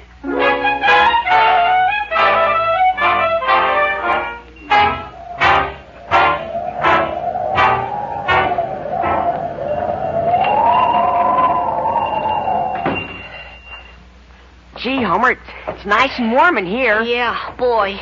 Imagine finding a roadside stand open this time of night. Boy, I wish we had a little money with us. I'll say. Something smells good, doesn't it? Homer, are you sure you tied Bess real tight? Sure, I tied her with a special slip knot I learned from a guy. She ought to be very comfortable where we left her. There isn't any wind there or anything. Something I can do for you, boys? Oh, why, no, ma'am. We couldn't have a sort of a drink of water, could we? A drink of water? Yeah, we've been out in that darn storm, and are we thirsty? Which way are you driving? We're not driving, we're walking. Walking? Yeah, we've been selling war bonds, and I guess we got a little further out than we thought we had. You've been selling bonds? Yeah. Had any dinner? No, ma'am. That's why we'd sort of appreciate a glass of water, if it wouldn't be too much trouble. Well, you certainly ought to have something to eat. I'll be glad to fix you up. Free of charge, free of charge. You want a hamburger and some soup? A hamburger? The only thing is, you don't have any potato pancakes, do you? Potato pancakes? And canned cherries? I sort of had my mind made up for those all day. Potato pancakes? And do you have any hay? Any hay? Sure, for Bess. She's outside. Henry, she wouldn't want some corn, too, would she? No, Homer. It might upset her. Well, I can get you the potato cakes and the cherries, but I can't get you the rest. Well, that's all right. I think Bess had a little supper before we left anyhow. Say, boys, have either of you got a shotgun? What's that? A shotgun? Yeah, there's a moose outside here. Gee whiz, a moose! Scared the daylights out of me. First it made a noise like a cow, and then as it swung around the building here and headed out toward the road, I saw it was a big, shaggy moose. Homer, come on. Listen, Henry, I'm not going to chase any moose. Where'd it go, mister? Where'd it go? He headed right up the road there. Homer, aren't you coming? That's Bess. Come on.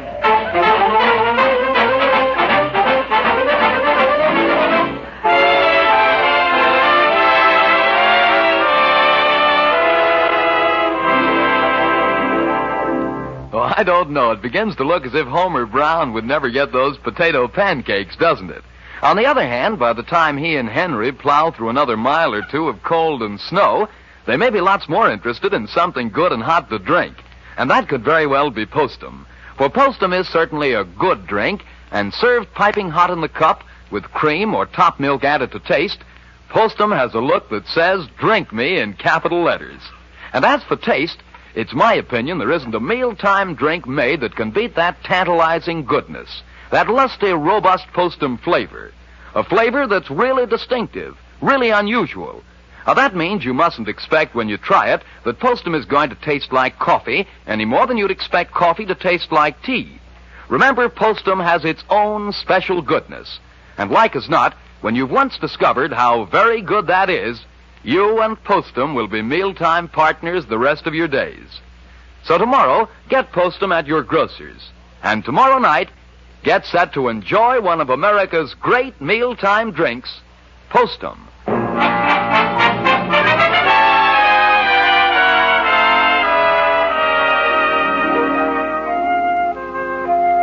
Now getting back to the troubles of Henry Aldrich. Henry and his friend Homer, out selling war bonds, have been unable to get back home in time for dinner because of a heavy blizzard. The scene opens on a road some distance outside Centerville. The time is very late at night. Aren't you Mr. Aldrich from Centerville? I am. Well, guess you're the fellow I was sent out to tow in. Oh, yeah? How'd you get your car sideways across the road like this? Well, I've been out looking for my son and a friend of his, and I was driving along, and I know you won't believe me, but coming right up the road toward me, I saw a bear. What's that? A big black bear. He was walking on all fours, and I jammed on the brakes and swerved around like this. Well, Mr. Aldrich, there aren't any bears in this part of the country. That's what I thought, but I saw it with my own eyes. What's that, another car trying to get by? Hey, what's the trouble there? There's a fella here says he was just attacked by a bear. What's that? Look, while you're hooking on, I'll go into this roadside stand here and phone my wife. Something I can do for you? Good evening. You have a telephone here? Sure, right over there by that jukebox. By the way, you couldn't be fixing something up for me that's hot, could you? Well, I've got a special on tonight. Potato pancakes. Potato pancake? No, thanks. I'll just telephone.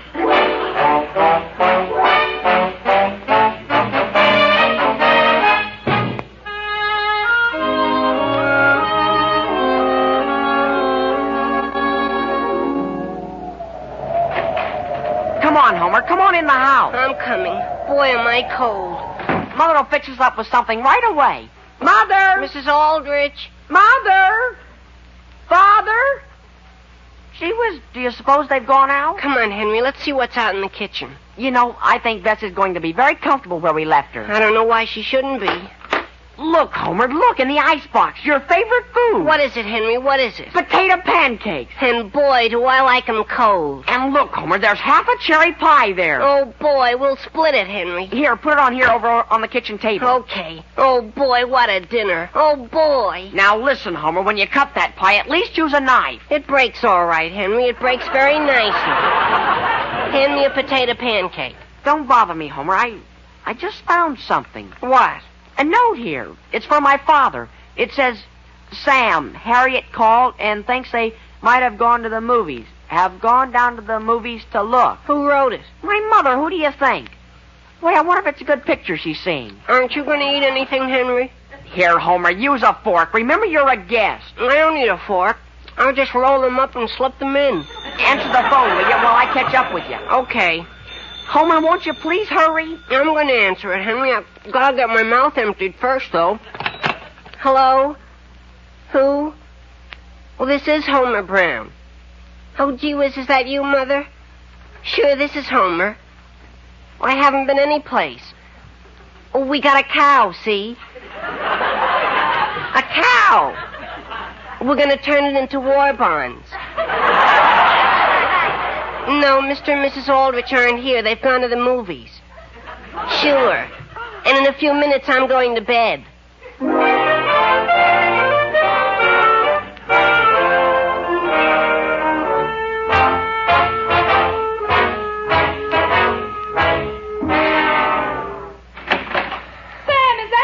Yes, Alice. My goodness, dear, where have you been? Where have I been? Where are the boys? Haven't you found them? No, Alice.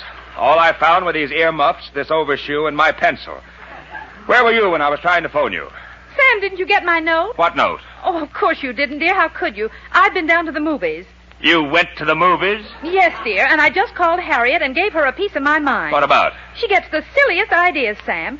First she called me and said she thought she'd seen the boys going to the movies earlier in the evening. And now what do you think she says? What? She says there's a story going around that somebody saw a bear out on the edge of town. What's wrong with that? What? I saw a bear myself. Now, Sam. I did, Alice. That's how I got stuck. Has something gone wrong with the car? No, it's all right now. I've got it out in front. And what I want to know is where I'm going to look for the boys next. Alice. Do you hear what I just heard? No, dear. What was it? Well, I'm not sure, but it sounded like a cow. Now, Sam, first you see a bear, and then you come home and hear cows. I don't know what it is I hear, but it certainly is something, and I'm going out to see what it is. But, Sam... Hello? What's that, Mrs. Edmonds? Mr. Edmonds is back home? He had to leave his car on a hill. Oh, isn't that a shame?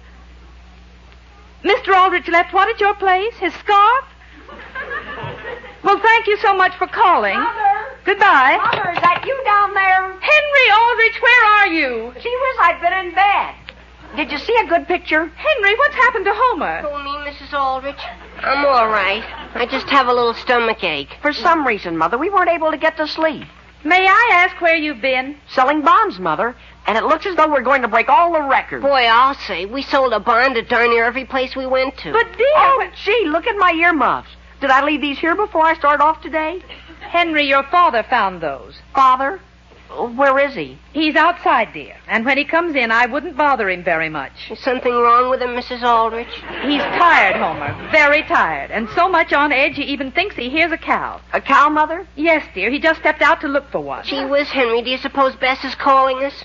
Who? Bess, Mother, Bess. Our war bond cow. Sure, Mrs. Aldrich. We're going to surprise a farmer. Surprise a what? A farmer, Mother. We're going to sell his cow for him. Where? Where? Henry, where is the cow? Out in the garage. In the garage? Sure, we brought her all the way into town. Through this storm? Yes, Mother, but we kept her good and warm. And we now have a cow out in our garage? Sure. We even gave her some oatmeal. Boy, did she lap it up. Now, dear, oatmeal. Sure, Mother, we even put some milk on it. Milk? You gave her some of our milk? Oh, no, Mrs. Aldrich. We drew some off of her and poured it on the oatmeal. Well, boys, if I were you, I'd go back upstairs before your father comes in. Right now? Right now. Will you promise to call us, Mrs. Aldrich, if he feels Bess wants us? Yes, dear. Come on, Homer. As a matter of fact, I'm beginning to feel the strain a little myself. Same here. At least I want to lie down. Alice? Yes, Sam? I know you'll say I'm seeing things, but there is a cow in our garage. Well, yes, dear, of course there is. What's that? The boys put her there. What boys? Henry and Homer, they're upstairs in bed. Why didn't you tell me? What did they bring a cow home for? Well, Sam... Of all... Now, Sam, where are you going? I'm going up and have a talk with them. Now, Sam, come back here. What for? Don't you realize those boys have been selling bonds all day? That's no excuse, Alice. Think of what I've been through tonight. But, dear, think of what they've been through, too. They sold a bond at every house they went to. Yes? And that cow, Sam, that upset you so. Do you realize what that cow is? What? A war bond pledge. What's that? Yes, dear. And they led her all the way back to town through this storm and everything. They hadn't even had supper. My goodness, Sam, don't you realize what that means? But, Alice, they might have given us a little consideration. Sam, they hadn't even given themselves consideration. There's only one thing that was important, and that was to sell just as many bonds as they possibly could. That's the only spirit with which we're going to win this whole war. Well... Mother! Yes, dear? Could you come take a look at Homer? At Homer? Yes, please. He's beginning to think the cherries in that pie weren't pitted.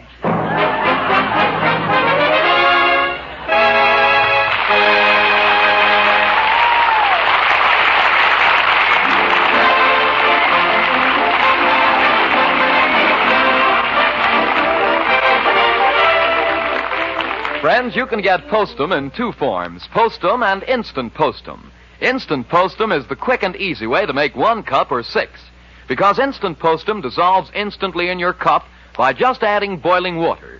No matter which form of Postum you choose, however, you can count on enjoying a delightful and distinctive treat.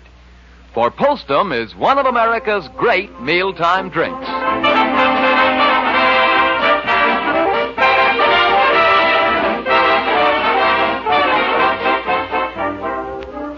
Here you are, Mrs. Cooper. Yes, Mr. Aldrich? Here's the money the boys got when they sold your cow. Well, thank you. And now you can sign a pledge for a bond. Well, it certainly was nice of you to drive all the way out here. Won't you stay and have a little bite of lunch with us? Can we, Father? Why, fine. All right, I'll go out to the kitchen and put the potato pancakes on. Potato pancake? Now, wait.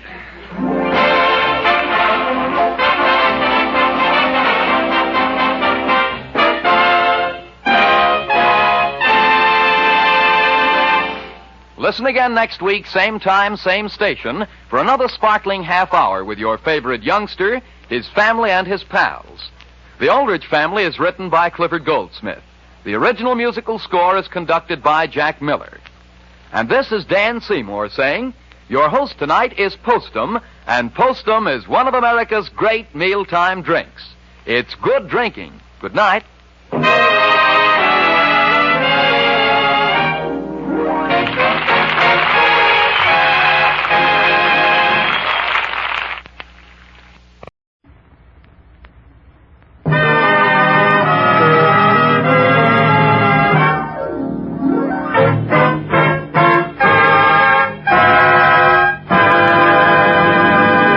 Postum presents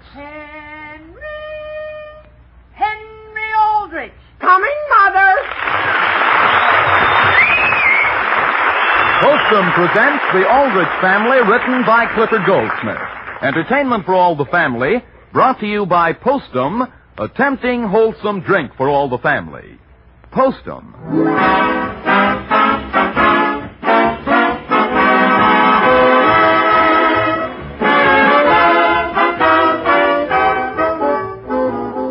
You know, friends, one of the things that makes music so enjoyable and relaxing is the perfect harmony of every section of the orchestra with every other section. But suppose that just the opposite were true. Suppose the brasses played in one key and tempo, the strings in another, and so on.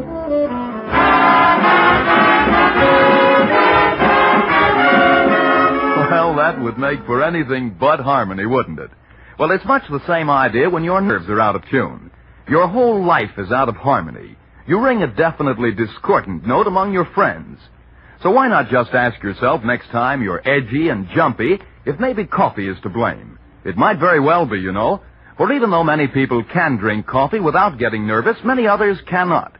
If you think you're one of those others, switch to Postum by all means.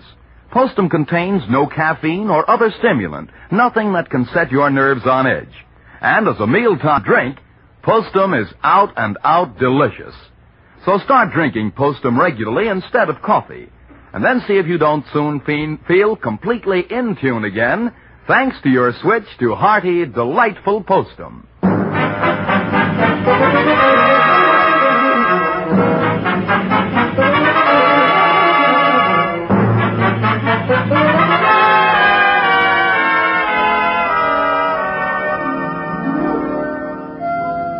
Give a teenage boy a problem to solve, and you start what always turns out to be a wrestling match, with the boy and the problem alternately throwing each other.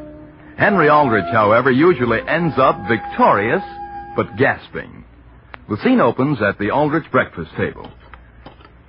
Could I have the cream, please, Father? Here you are, Henry. Thank you. Boy. Dear, it isn't necessary to eat your breakfast as though you were going to some kind of a race. But, Mother, I'm in a hurry. I've got a very full day. Boy. Henry, can't you slow down just a little? Alice, I don't like to undermine your discipline, but I happen to know Henry does have a very full day. Boy, I'll say. He's got to empty the ashes in the cellar. He's got to pick up the backyard. Father, that isn't the kind of full day I was thinking of. I've got this list, see? What list, Henry? Gee whiz, look at it. Just look at it. One grandfather's clock, one fur coat, man's, one dining room table with chairs, one rose bush. Now, wait a minute. What is that you're reading? My list. 1 pound of butter with muffins, one fireplace, an egg beater, and a cigar. What's that, Henry? A cigar, Mother, for Homer. What's that? Homer smoking cigars? No, Father, he doesn't smoke it. He just carries it around in his pocket because he's got a lot of money. Henry, may I ask what this is all about? Didn't I tell you, Mother? It's for the school play. And I've got to get all that list by tomorrow night. How about the ashes? The ashes, Father? We don't need any ashes. Henry, do you mind my asking why, if the play is going to be put on tomorrow night, you haven't started to get any of these things before now? Because they didn't tell me until yesterday that I was to be prop man. Jimmy Bartlett was before that, and they fired him. They fired him? Sure. He wasn't good at getting anything at all, so they gave him the lead. Henry! What, Mary? May I ask what Mother's egg beater is doing in your lunchbox? What's that, Mary? Oh, now, wait a minute, Mother. I was going to tell you about that egg beater, only Mary brought it up too soon. I did? Henry, why are you taking my egg beater? It's for Kathleen. She makes an entrance, see, from the kitchen, and it shows that's where she came from. What's that? Kathleen, Father. Her mother's dead. Kathleen's mother? Sure, in the play. And she's keeping house for her father, Homer. For whom? For Homer. She's Homer's unspoiled daughter. Kathleen? Kathleen Anderson is Homer Brown's daughter? What's so wrong with that, Mary? She's only a couple of months older than he is. And as a matter of fact, the dramatic coach says Homer looks more like an old man than anyone in the school. Henry, if I let you take our egg beater, will you see that it gets back to me? Oh, sure, Mother. Gee, I hope you don't think I'd go and leave a perfectly good thing like an egg beater over at the school, do you? Well, then I'll put it back in your lunchbox. Thank you. And, Mary, the next time you go searching through my lunchbox, please ask for permission. Henry, what are you doing under the table? I'm just looking at the legs, Father. I'm just seeing if they'll come off. I take it over. When you take it over? When you take what over where? The dining room table for the play. Henry, you are not under any circumstances going to take this table. I can't have it? But, gee whiz, what's Homer going to eat off of? And may I ask what we're going to eat off of? Couldn't we eat in the kitchen, Father? It's only for 3 days. Henry, do you remember last year when we loaned our sofa for the school play? Yes, Father, but that wasn't my fault it fell off the back of the car. That isn't the point. This dining room table has been in this house for 20 years. If there are those in your school who have never seen a dining room table before, you may bring them over one at a time and let them take a look at it. But that's as far as I'm willing to go. Okay, then. How about a fur coat? Could I borrow one of those? A fur coat? It has to be a man's fur coat. It's for Homer. He's very wealthy, see, and the fur has to be on the inside. Yes? Well, you've come to the wrong man for a thing like that. And as a matter of fact, I'd like to get a pair of fur gloves for him, too. And maybe a fur hat. Exactly where is the scene laid? In his dining room. Oh. Homer comes into his dining room wearing a fur coat, a fur hat, and fur gloves and sits down to dinner? Sure. I see. He can't get any coal. He can't? Do you think I ought to get some? For what? Hi, Henry. You all ready for school? I'll be ready in 1 second, Homer. Good morning, Homer. What's that you have in your mouth? A piece of bubble gum. Alice, what was that? That was me, Mr. Aldrich. Good morning.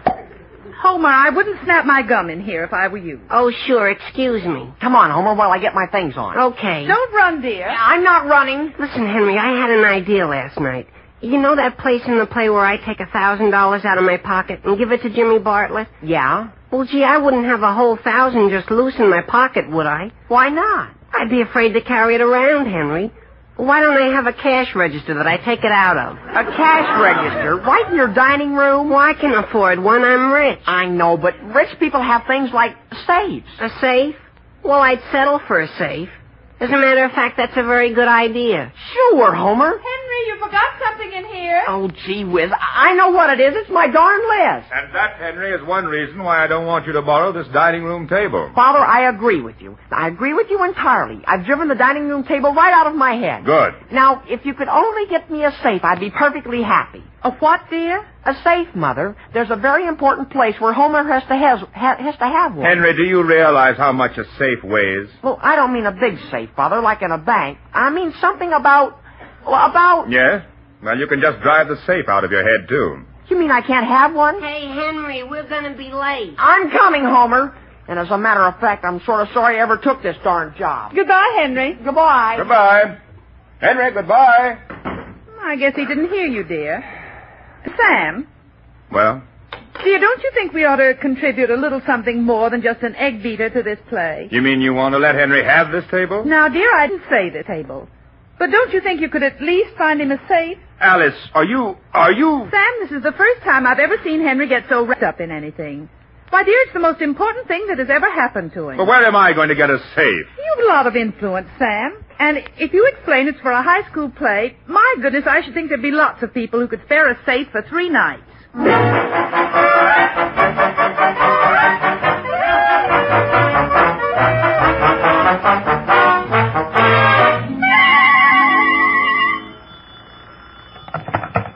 Hello, Centerville Press Office. Yes? Have we got a what? Sure, we got a safe. Who's this speaking? Oh, yes, Mr. Aldrich. Now, could you tell me again what it is you want? A safe to play with? Oh, you're in a play. Oh, I got you. Well, we got one here, yes. Weighs 3.5 tons. What's that?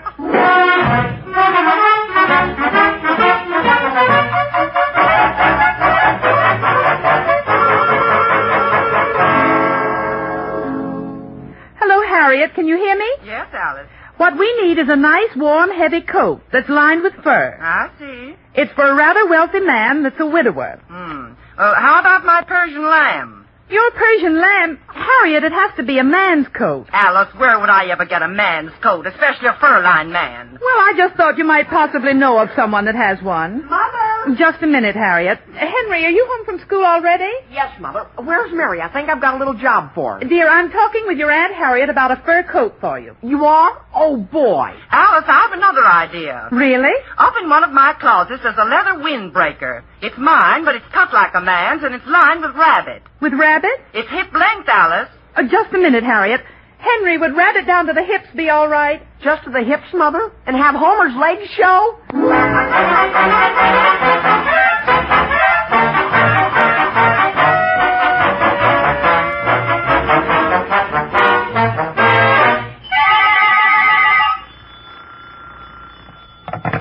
Hello, Centerville Coal and Feed. Oh, hello, Mr. Aldrich. What's that, a safe?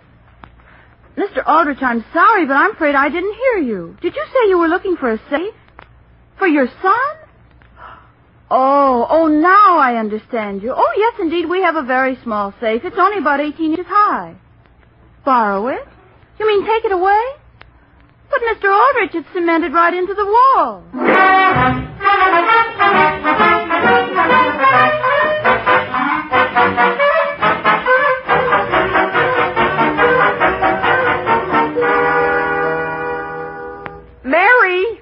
Henry, what are you dragging that dead bush into the house for? Well, that's just what I started to tell you. You know that hat you have, Mary, with the roses on it? Yes. Well, look, I'm not asking you to let me do it myself because I might damage it. But I'm perfectly willing to let you do it. And I'll even give you a line of credit on the program. If I do what? Haven't I made it clear?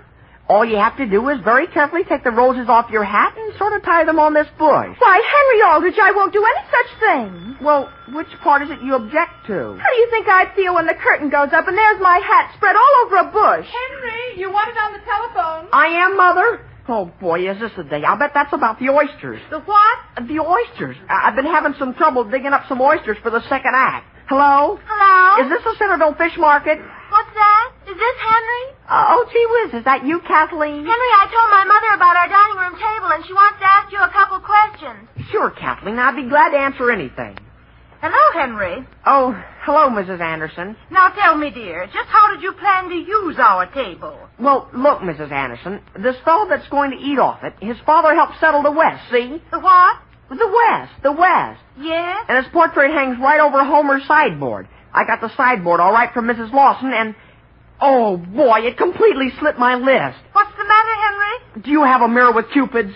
What's that? A mirror with cupids on it to hang over a mantel. No, I don't, Henry. Wouldn't just a plain mirror do? Oh, no. Jimmy Bartlett has to stand in front of it and kiss Kathleen. Kathleen? Jimmy Bartlett kisses Kathleen? Yes, ma'am. Frankly, I'm not any too much in favor of that part myself. But the play calls for a mirror with cupids to be kissed under, and what can I do? My hands are tied. Henry, I just happen to remember. Would a mirror with a deer head help? With a what? We have one with a gilt deer head carved at the top. But no cupids? Gee, the only thing is... Tell me frankly, Mrs. Anderson, when you stand off at a distance, could you mistake the deer for a cupid? What's that? It has horns, hasn't it? Yes. Well, don't the horns spread out a little, like wings?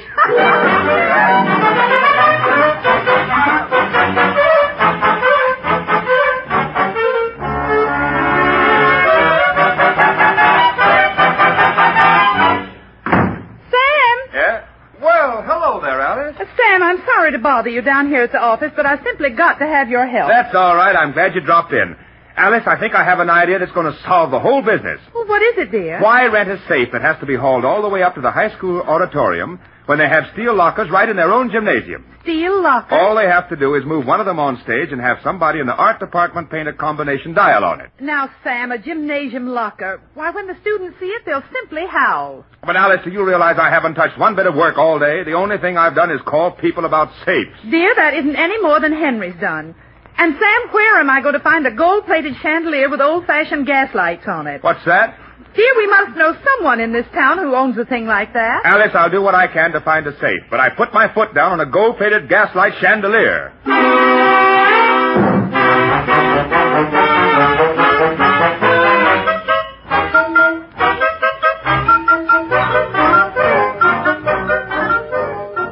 Now listen, Henry, for the last time, I'm not going to eat them. Homer, don't you realize that this is for the junior class play? What if it is? I'm not asking you to eat the oysters for me. I'm asking you to eat them for the junior class. And I'm still not going to eat them. If I'd known a thing like this was going to happen, I'd have flunked a couple of courses and dropped into the sophomore class. Homer, you don't have to eat the whole dozen oysters. Not even a half a dozen oysters.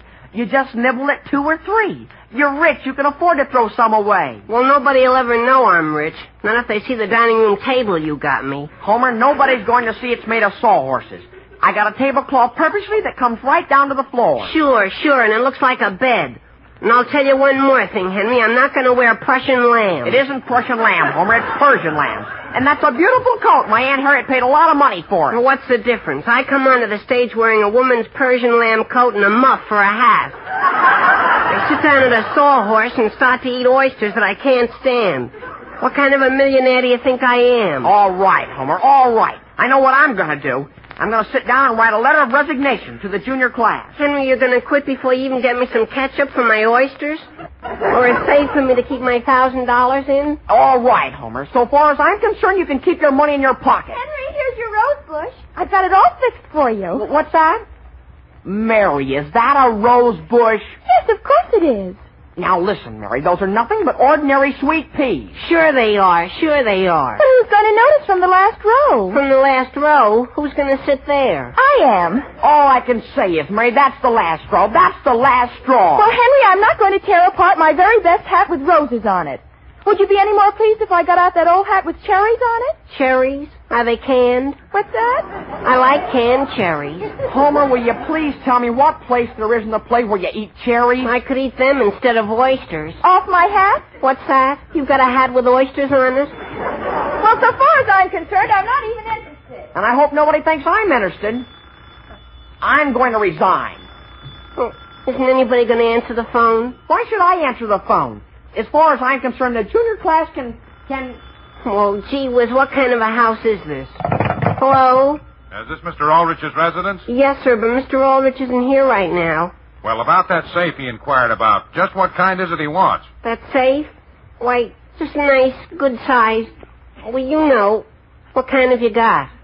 You want a single or a double door? Gee whiz, you got one with a double door? That would be good. How big is it? And so big, 5 feet high, maybe? Gee, that sounds swell. It's got to be hauled up there, you know. Sure, but we've got to have it. It's for a very rich man. Yeah, well, then I guess he won't mind the cartage, will he? Oh, no. Gee whiz, he's got $1,000 in his pocket. He's got to do something with it. Okay, I'll get a crew on it right away. Sam,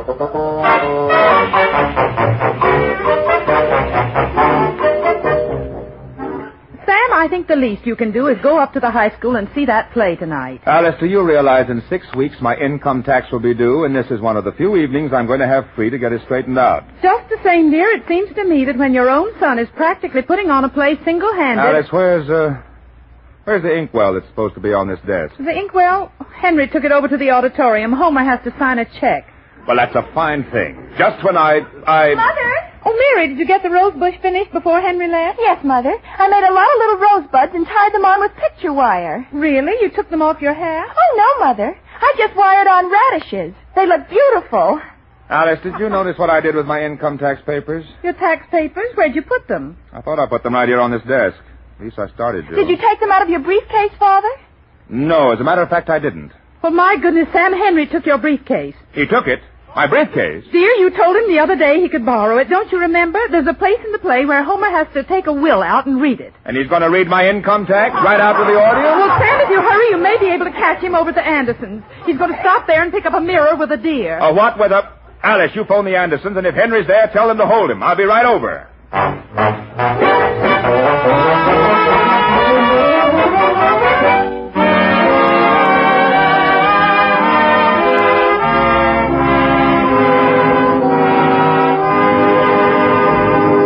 Or can't you just see Mr. Aldrich taking it literally on the run to recover those income tax papers? What I'd like to see, though, is some of you making fast tracks to your groceries tomorrow morning for Postum, because that grand mealtime drink is really something special. The aroma alone would make that evident. It's such a grand aroma. It says so plainly, come and get a swell drink, folks. And when you taste Postum, you find it actually exceeds your expectations in delicious goodness. It's not only lusty and rich and full-bodied, but definitely distinctive as well. That means you mustn't expect Postum to taste like coffee any more than you'd expect coffee to taste like tea. Postum is an entirely different drink that will quickly have all those numerous taste buds of yours fairly jumping with delight. So if you're not already acquainted, get acquainted with Postum.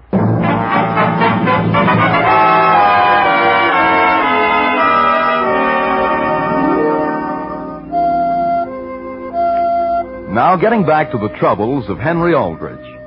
Mr. Aldrich has just discovered that Henry, without realizing it, has taken his briefcase containing income tax papers for Homer to use in the school play. As the scene opens, Mr. Aldrich is ringing the Anderson front doorbell.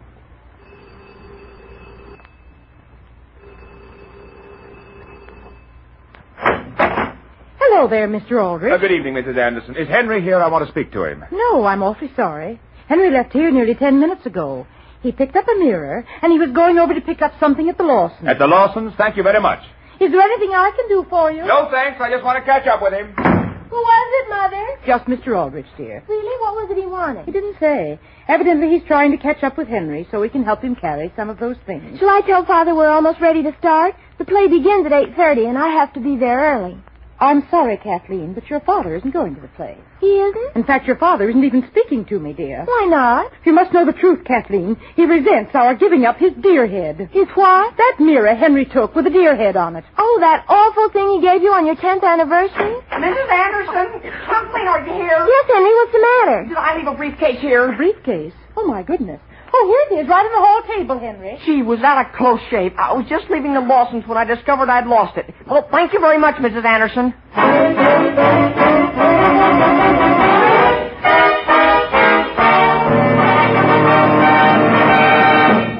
Ladies and gentlemen. Ladies and gentlemen, we regret very much that there will be a slight delay in starting the play tonight. But due to the fact that a safe has gotten stuck between the second and third floor windows, well, there will be a slight delay. And I've been asked to assure you by Miss Eggleston, our faculty advisor, that we'll begin as soon as the men have figured out what the matter is. Thank you. Listen, I saw the whole thing. Homer, will you please step back and let me get into the wings here? I saw the whole thing, Henry, and you wait. You saw what whole thing? What you had printed on the program. Look, right here. The oysters that are eaten by Homer Brown in Act 2 are by courtesy of the Centerville Fish Market. Homer, we had to give them some credit, didn't we? Well, Centerville Fish Market or no Centerville Fish Market, I'm not going to eat them. Homer, will you please stand back? The audience can see your costume. And that's another thing, the star in buffalo robe. The star in buffalo robe that you found in your attic. You're going to wear your father's raincoat over it, aren't you? That buffalo robe just looks like a very good line. And I suppose you think I didn't notice the roses. Radishes. Here I am, a millionaire, and I'm ashamed to walk into my own dining room. Okay, Homer, okay. Then you go ahead and run the show yourself from here on. You mean you're going to resign again? I might, Homer. I might very easily resign. But Henry... Homer, what's the matter with Henry? Kathleen, I was just standing here talking to him about... He's so darn sensitive. Listen, Kathleen, is my mustache on straight? It's on straight, but couldn't you have gotten a better one, Homer? What's the matter with it? I paid a dime for it. My goodness, they had some nice ones for 15 cents. 15 cents? Do you think I'm a millionaire? What's that you've got in your hand? My egg beater. Oh, boy, where's my briefcase? Where's my briefcase? Oh, here it is. Do you have to use that? Sure, don't you know I take my will out and stand there looking at it for a minute and then get mad and tear it up? Oh, yes. And that reminds me, where's my will? Where's my will? Isn't there anything in the briefcase? Oh, sure, here's some papers. Well, I've got to give Henry credit for that. He remembered to get one thing right for me.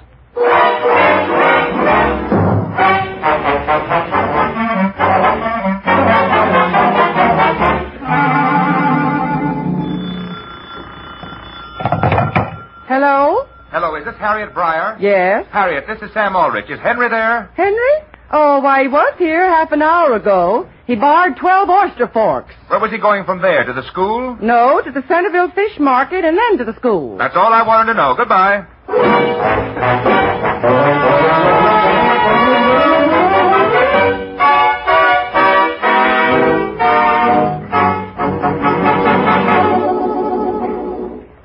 How's it going, Henry? How's it going? You were fine, Kathleen, but boy, Homer. But the audience is liking it. That isn't Homer's fault, though. He's forgotten his lines 4 times.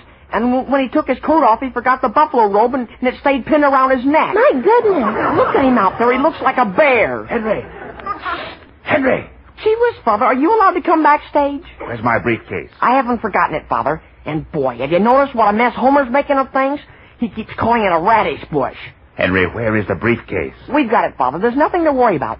And do you know what Homer did with the oysters? Instead of eating them, he slipped them in his pocket.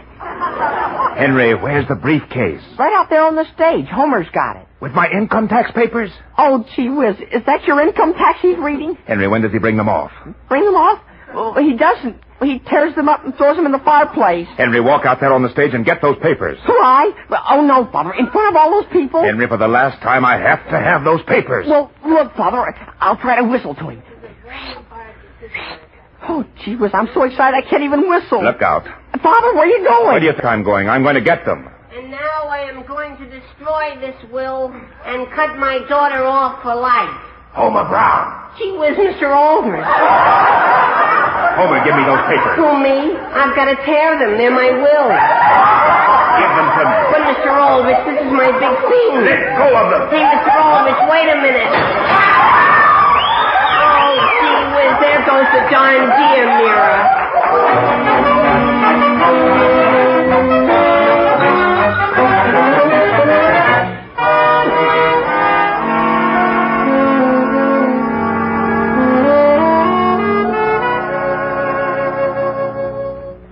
Will you have some bacon, Sam? No, thank you. Well, you certainly haven't eaten much breakfast, dear. I've eaten all the breakfast I care to, thank you. Now, Sam, you can't go through life being upset over a little thing like last night. I am not upset. I was just wondering how it would be if I gave up my practice here in town and opened an office in Abbott City. Now, Sam, I'm sure nobody even noticed you. No. Mother? Yes, Mary? Mother, I've been thinking. And don't you suppose we could move to Abbott City or someplace where people don't know Father? Mary, please go out in the kitchen and make me some more toast. Oh, excuse me. Yes, of course. Father! Henry, I don't think your father wants to talk to you right now. Mother, the man that hauled the safe for Father just called and said that due to the fact it was easier to get it down than up, the return trip will only be $22. What's that?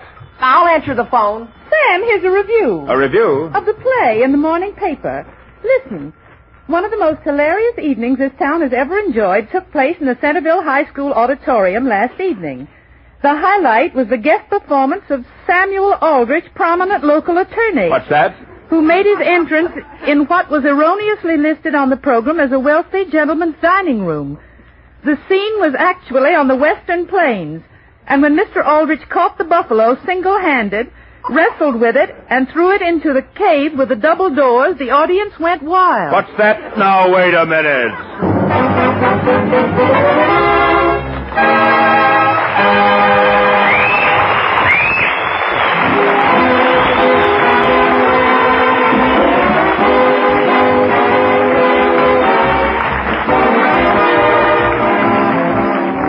Remember, friends, Postum comes in two forms. For those of you who like your drink made instantly, there's Instant Postum, which you make right in your cup by just adding boiling water. And for those who like to use pot percolator or drip maker, there's Postum. Both forms have the same enticing Postum flavor. So no matter which you choose, you'll enjoy one of America's great mealtime drinks. Postum.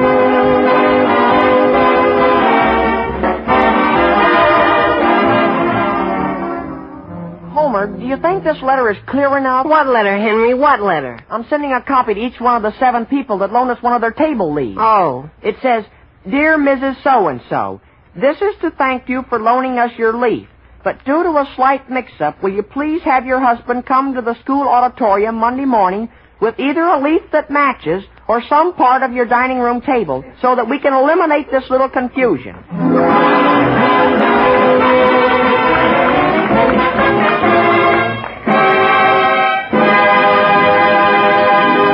Listen again next week, same time, same station, for another sparkling half hour with your favorite youngster, his family, and his pals. The Aldrich Family is written by Clifford Goldsmith. The original musical score is conducted by Jack Miller. And this is Dan Seymour saying, your host tonight is Postum. And Postum is one of America's great mealtime drinks. It's good drinking. Good night.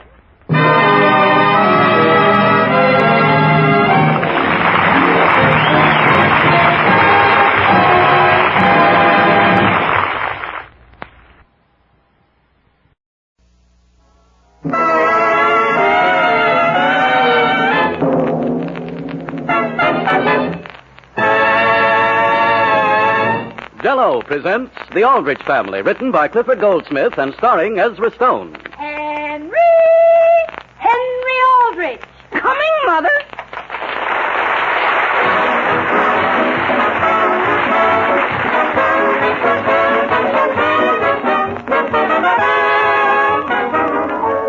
Now that autumn is on the doorstep, folks, the corner grocery store has begun to take on added color. Piled high on the fruit counter are heaps of shiny red-cheeked apples, yellow peaches, and big glossy grapes. Yes, sir, it's a mighty attractive sight. But even more inviting is the sight of a bright, colorful Jell-O fruit cup, made with some of these same apples, peaches, and grapes. Better yet, this swell dessert is wonderfully easy to prepare. You first arrange diced tart apples, seeded grapes, and diced peaches in sherbet glasses. Then make up 1 package of orange Jell-O according to directions on the box, and pour over the fruit. Then chill.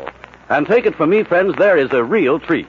A top-notch treat that you can serve either as an appetizer or as a dessert. You'll be surprised to find how delightfully the cool tang of orange Jell-O blends with the rich flavor of ripe summer fruit. How Jell-O makes a grand fruit cup taste even grander. So tomorrow, try this tempting Jell-O recipe. A combination of juicy red apples, tender golden peaches, rich purple grapes, and delicious orange Jell-O.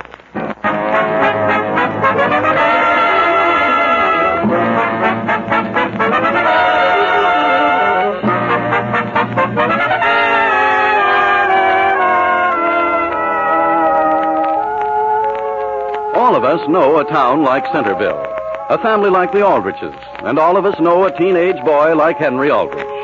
Anything is likely to happen when Henry is around, and it usually does. As our scene opens tonight, we find Henry Aldrich in the dining room with his father and mother. Mother, will you have some more peas? No, thank you. You finished a few peas there are there. Oh, I wouldn't think of touching them. Father, wouldn't you like these peas? No, thank you. I think you ought to have them, Father. I'll just scrape them into your plate. Henry, I don't want them. Would you like some bread, Mother? No, dear. Now just stop passing things and eat. Well, if you don't want anything, just ask for it, huh? Boy, did I see a swell movie this afternoon. I'm going out and get some butter. Sit still, Mother. I'll go out and get it. I'll get it. Give me the dish, Mother. My goodness, one would think you had nothing to do but run around waiting on all of us. Sam, will you please tell me what's gotten into Henry? I've no more idea than you. I offered him his allowance a few minutes ago, and he refused it. Well, something's wrong. After dinner, you'd better take his temperature. Here you are, Mother. Will you have some butter? No, thank you. Oh, go ahead and take a little, Mother. I have some. Here. Did I tell you I saw a movie this afternoon? I believe you did. Boy, was there a swell guy in it. Sam, don't forget when you're downtown tomorrow to get 2 decks of cards and bring them home at noon. Oh, giving a bridge party? I am. Well, listen, there's no reason in the world why I couldn't get those cards for you. That's what I was waiting for. Give him $1, Sam, if he wants to help. Henry, are you quite sure none of this has anything to do with your conscience? My conscience? Mm-hmm. What conscience? Then you haven't any? No, sir. I'm not surprised. Mother, about how much do you spend a week on food? While Mary's away, about $14. Well, from now on, I'm paying my share. Why, Henry Aldrich, you're not going to do anything of the kind. Yes, I am, Mother. No more free eating for me. Have you struck oil, Henry? I haven't struck oil, but I've got a job. How much do you think I ought to pay a week for my room? I've no idea. Well, supposing I was a stranger here and you didn't know me, and I came to the door and said, I want a room. How much would you charge me? Personally, I wouldn't even let you in. Well, why not? Not if your hands look the way they do right this minute. Oh, gee whiz, I'll go right up and wash them. But before I go, let's settle on a price. Would $3 a week be too much? What kind of a job do you have? You'll learn soon enough. I begin tomorrow morning, and I'm going to give half of every cent I make to the Red Cross or something. Well, isn't that fine? That movie I saw this afternoon was called The Generous Gentleman. And boy, was it swell. The gentleman did kind things for everybody. Did he? And did people like him? Even when he became old, everybody liked him. And this swell-looking girl that never liked him before finally fell in love with him. Henry, eat your mashed potatoes. Yes, Father. From now on, I'm going to help my friends and do little things for strangers that are in trouble. And from now on, Mother, you'll never have to tell me more than once to do anything. Then for the last time, will you please go up and wash your hands? Yes, Mother, but first let me tell you how I'm going to help people.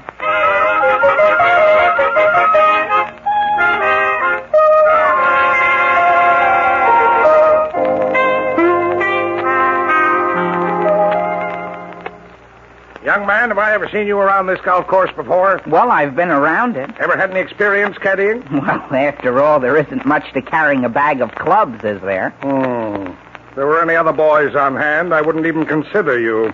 Now stand back while I put this ball on the tee. Yes, sir. But you don't have to worry about me. I know that when you're going to hit the ball, I should keep very quiet. That's fine. Personally, I think if you're being paid to do something, you ought to do it. Mm-hmm. Even if it's just to keep quiet. Do you want me to put that ball back on the tee for you?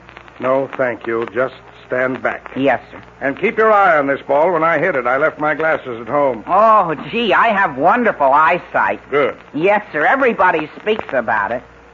Have you seen the picture called The Generous Gentleman? Will you please stand back? I'd like to hit this ball. Four down there. Oh, I know who that is down there. What do you mean by yelling just as I swing? Oh, did I frighten you? I didn't make a terrible shot. Have you hit it already? Didn't you have your eye on it? Well, we'll find it all right. It might have gone over here to the left. What makes you think so? Well, we'll look to the left first and then work around. The reason I didn't hit it straighter is because of this coat. Would you like to have me carry your coat? All the way around the course? Gee, I don't mind a little thing like that, especially if it helps anybody. All right, here. I'll throw it right over my shoulder. Hello, Herbert. Hiya, Henry. I thought that was you. Boy, there are a lot of balls out on this course. I picked up 4 just since I got here. Kathy, have you found my ball? Not yet, Mr. Eddie, but Herbert says this is a very good place to look for them. Here it is, right here. Oh, have we found it? I thought it would be to the left. Let me have my mashie. Your mashie? Do you think that's the best one to use for a shot like that? I'd like my mashie. Yes, sir. And when I hit the ball this time, keep your eye on it. Yes, sir. No more talking. And this other young man, don't stand so near. No, sir. Herbert, have you seen a picture called The Generous Gentleman? Young man. Yes, sir. Herbert, shh. Why?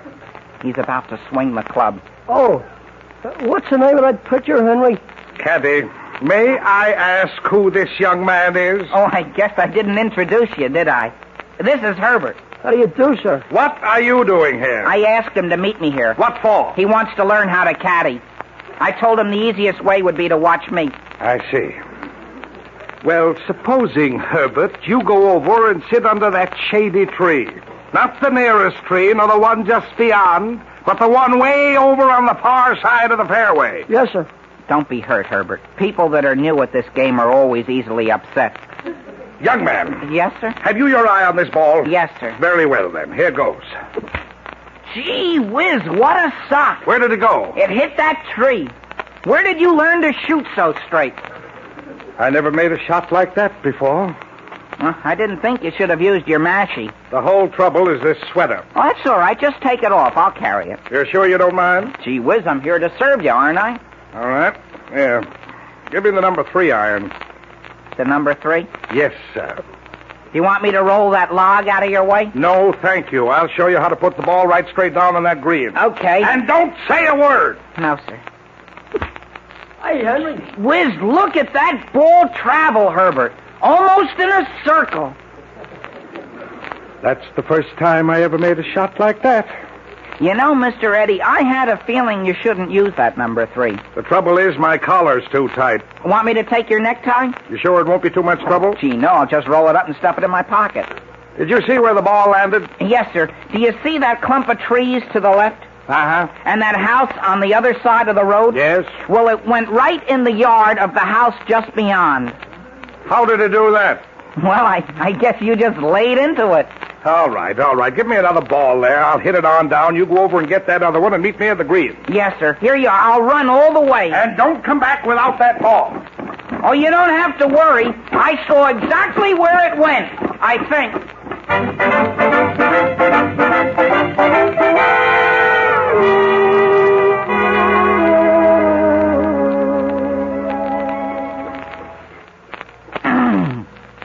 Pardon me. Pardon me. Was there something you wanted? Did you see a golf ball land in your backyard? Well, if one did, you better get it before Papa does. I should? Yes. Papa says it's because things like that our chickens won't lay.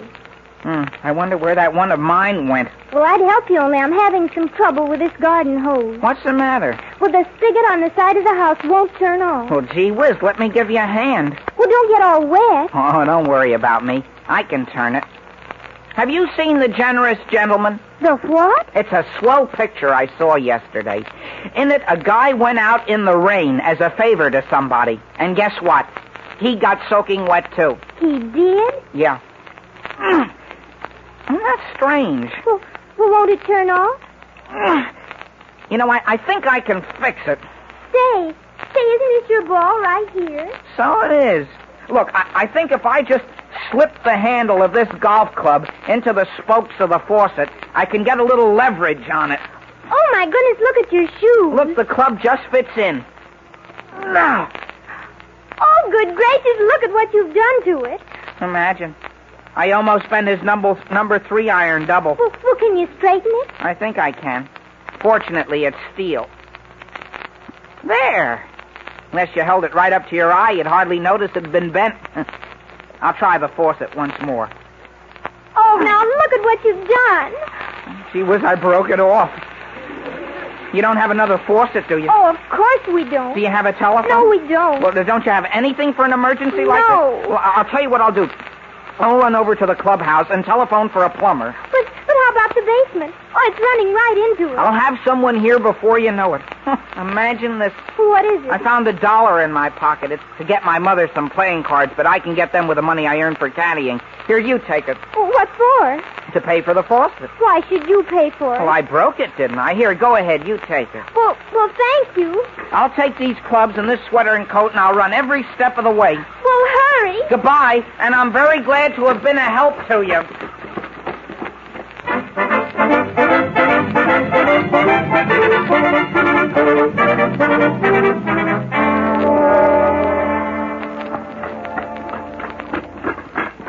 Hey, Henry, is that you? Yes, Herbert. Does this road swing around to the clubhouse? Yeah, where have you been? I've been busy. Well, Mr. Eddie says he needs you. I wonder whether I ought to help him a little before I put in that call. I see a ball, Henry. I'll see you later. Hey, buddy. Who's that? Come back up here on the road a second, will you? My car's stuck in the mud. The only trouble is I've got a couple other things to do. Well, couldn't you lend a fellow a hand? You need some help? Yeah. Well, maybe I can assist you. Start your motor. No, don't start it quite so fast. Okay. Just start it real slow, see?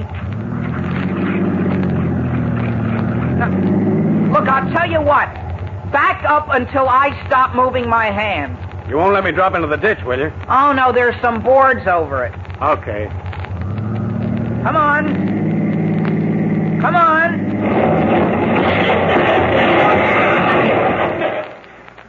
Oh, gee whiz. You ought to hear what I'm saying. Mister, do you have a shovel? What would I be doing with a shovel? Well, you certainly need one. Wait a minute, here comes a car behind you. Hello there? Hello? Won't you please let me get by? Well, could you pull up against this gentleman and push?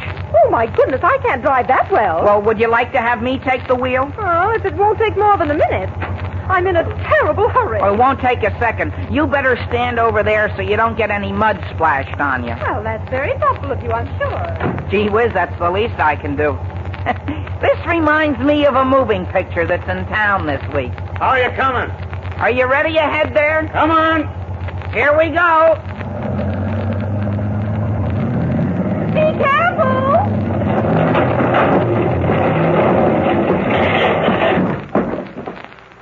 Isn't that strange?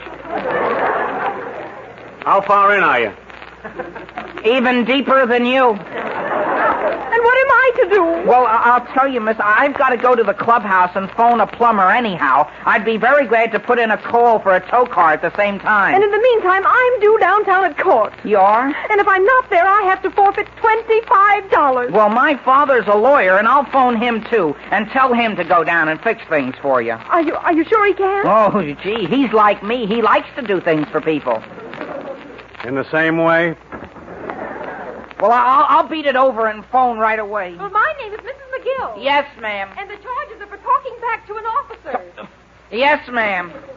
And if you get a chance to see that picture of the guy that was so nice to everyone, don't miss it. Henry, I thought you were going to see Mr. Reddy. Herbert, will you go over to the clubhouse for me? I can't, Henry. I'm finding too many balls. You are? Sure, I just sold 6 to Mr. Reddy. Well, where is he? You go right through those trees there into the underbrush. Okay. And then go straight through to the swamp. Okay. Tell him he's foolish to look in there, though. I've already cleaned that part out. Mr. Eddie! Oh, Mr. Eddie!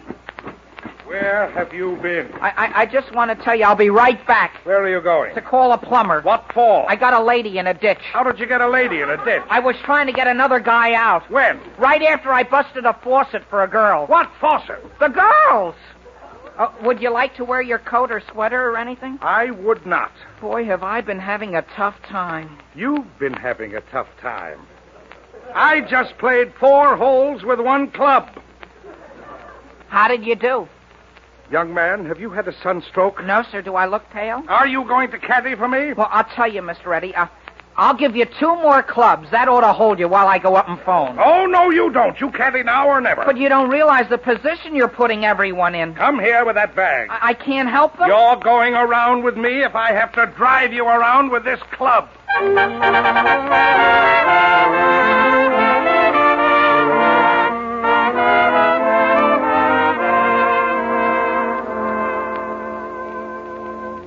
You know, folks, sometimes it's not the things Henry says, but the way he says them that make all the difference in the world.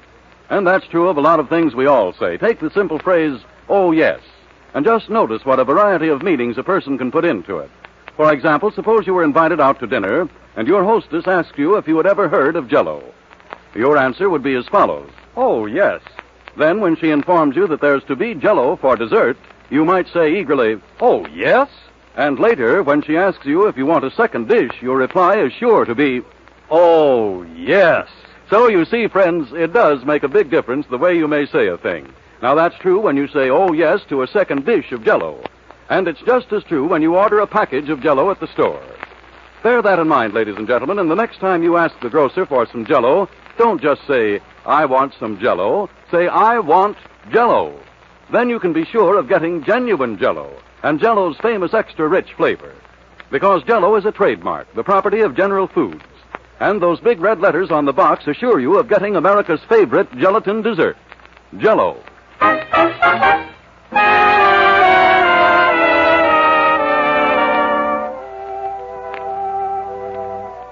Now, getting back to the troubles of Henry Aldrich. Henry has decided to be kind and helpful to everyone he meets. So far, he's done very well. While caddying on the golf course for a Mr. Eddy, he's broken a water spigot and run 2 cars into a muddy ditch. Well, as the scene opens, Henry is speaking. Mr. Eddy. Mr. Eddy, as soon as you've knocked the ball over this water hazard, could I just run up and phone? Give me my number 3 iron. Your number 3 iron? Isn't that the one you used that took me away for so long? May I have it? Yes, Mr. Eddy. Then may I put in that call? Stand back, please. Yes, sir.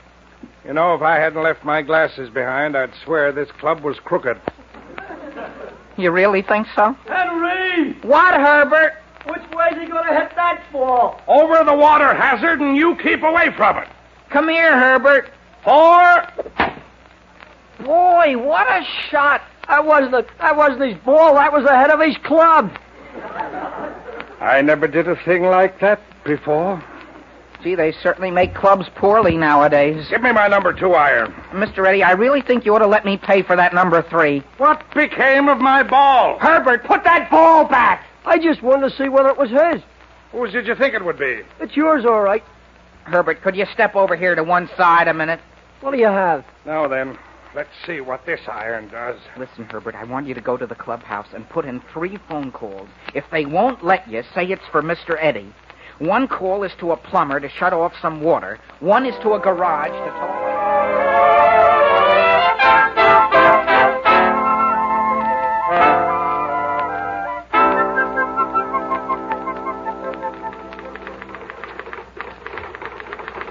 Miss Pearson, Yes, Mr. Aldrich. will you take a letter, please? Mr. Aldrich, while you were out to lunch, a young man by the name of Herbert Thompson telephoned. Herbert. Oh, Henry's friend. What did he want? Well, the fact is he seemed rather confused. At any rate, you're to go down to court at once and help get Henry out of trouble. What kind of trouble? All I understand was your son has talked back to some officer. That's a fine thing. I can't possibly go down. I'm scheduled for a conference. Impertinence to an officer, huh? What did he say to him? I don't know. Well, Henry can just stay down there. I don't believe in interfering with the law. I understand if you don't straighten things out, the fine would be $25. $25? Call the committee and tell them I'll be late. You're going to court? Of course I am. I can't afford to pay $25 any more than anyone else can. Now, who's that? I've no idea. Hello? Yes? 1 moment, please. Mr. Aldrich, I have a message for you. Who is it? Mrs. Aldrich says she has a whole house full of guests waiting to play bridge, and there aren't any cards. Didn't Henry get them? He doesn't seem to have. Well, here, take this dollar, close up the office, and get her some cards.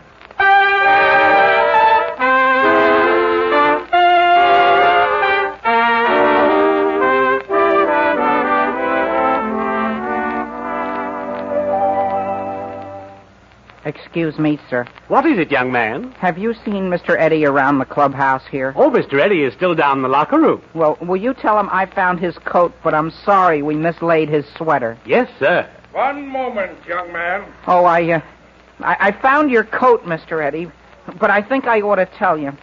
The fellow with the lawnmower ran over one of the sleeves. He did. Well, I'm not surprised. But, Mr. Eddy, all I was trying to do when I carried it was to help you. Yes.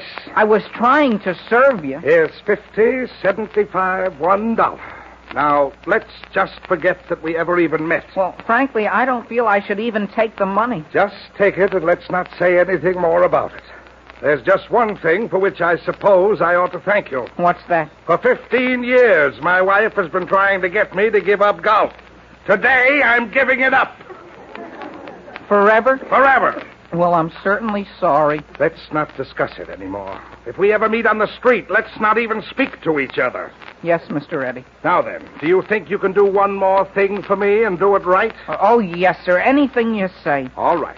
Go around in front of the clubhouse and tell the boy to bring my car here. Yes, sir. But don't you go near the car. Don't you even touch the car. No, sir. And where will you be? Here? I will be right over here at the desk, talking to Mr. Blodgett. Oh, yes, sir. Did you want me, Mr. Eddy? I do. Something gone wrong, Mr. Eddy? Wrong? I just want to tell you what I think of the way your entire club is run. Did something in particular go wrong? I hire a caddy to look for my golf balls, and I spend my whole day looking for my caddy. Well. Do you know what my score was? 185. Well. I usually do it in 120.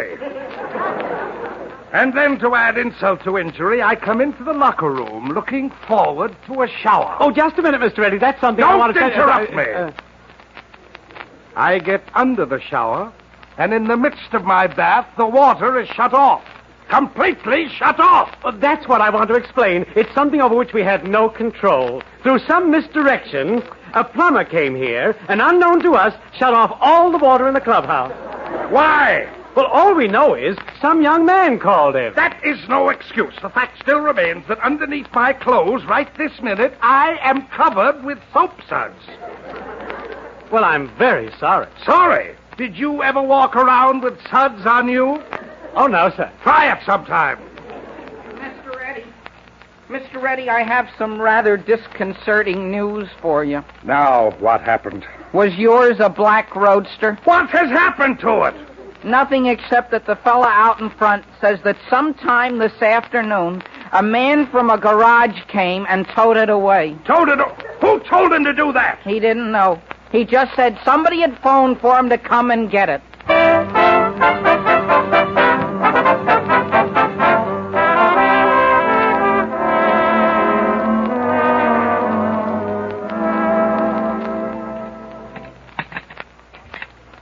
Father, would you like some more butter? No, thank you.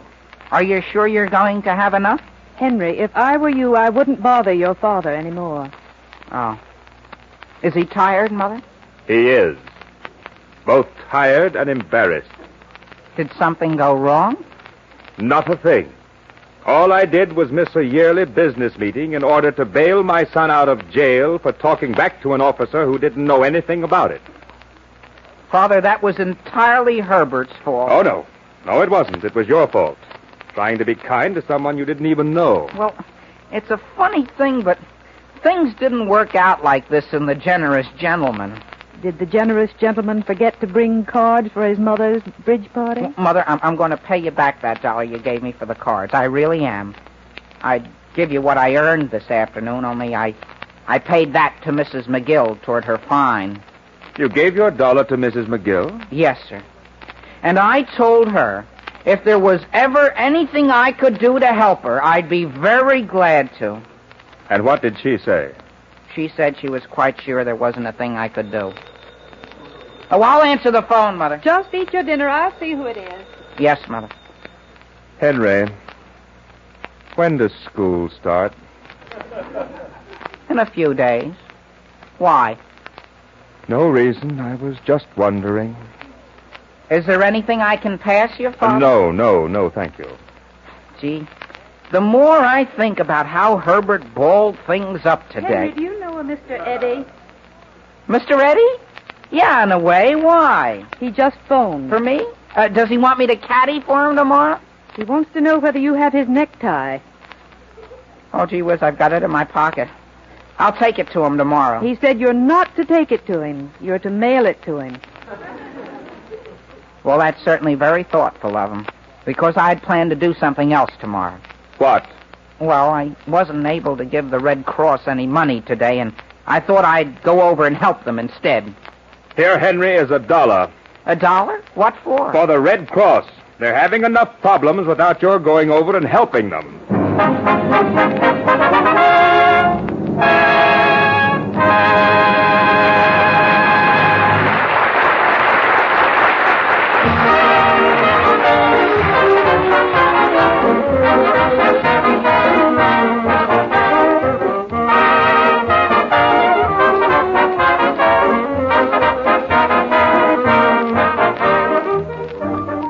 Butter, eggs, potatoes, and flour are food products that housewives refer to as staples. Foods that have a variety of uses and must always be kept on hand.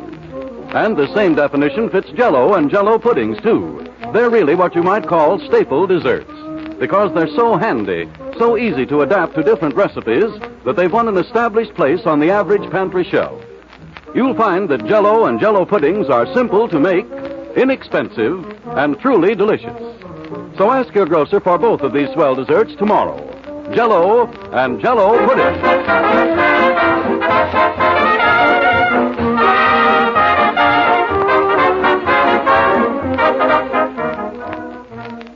Henry, I want to tell you how nicely you helped with the dishes. Thank you, Mother. Thank you very much. Could I go out to the movies this evening? There's a swell picture. What's the name of it? Jesse James. No, for 1 week you're not to go inside a movie.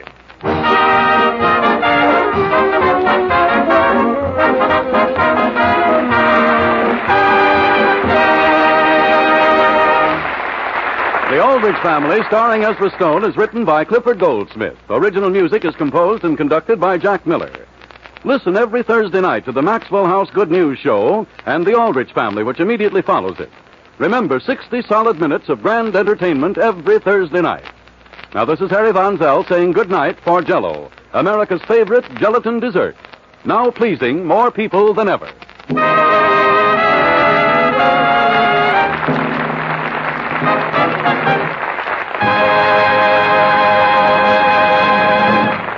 This is the National Broadcasting Company.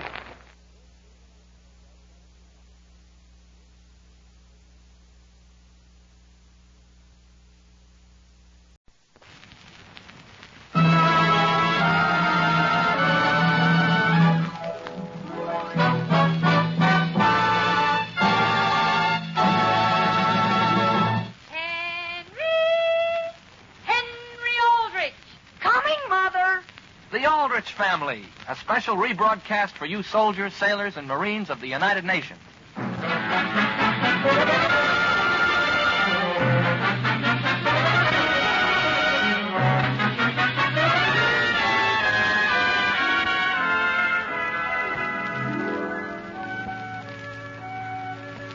They say that when you grow out of the teenage, it's like being expelled from paradise. You can't ever go back. But you can recall that time of your life in the misadventures of Henry Aldrich. The scene opens in a neighbor's living room. Look out, Henry, look out. You don't know how to work it. Homer, will you please keep your hands off this darn thing? Won't you even let me pump it? Sure, I'll let you pump it when it's your turn. Now, just keep your feet out of the way. See that, Henry? See that? You don't even know how to start it. I do, too. Now, look out. Boy, Homer, how do you like it? How do you like it? What's so wonderful about that, Henry? I can put more power into it than you can. Oh, gee whiz. Homer, did you push something? What'd you do that for? I didn't do anything, Henry. Are you getting along all right, boys? Why, yes, fine, Miss Sparrow. Fine. Are you sure you know how to work a player piano? Oh, yes, sure. We're just trying to find which... Now, here, let's see whether you have this roll of music in right. The trouble doesn't seem to be with the music, Miss Sparrow. It's more down here around Henry's feet.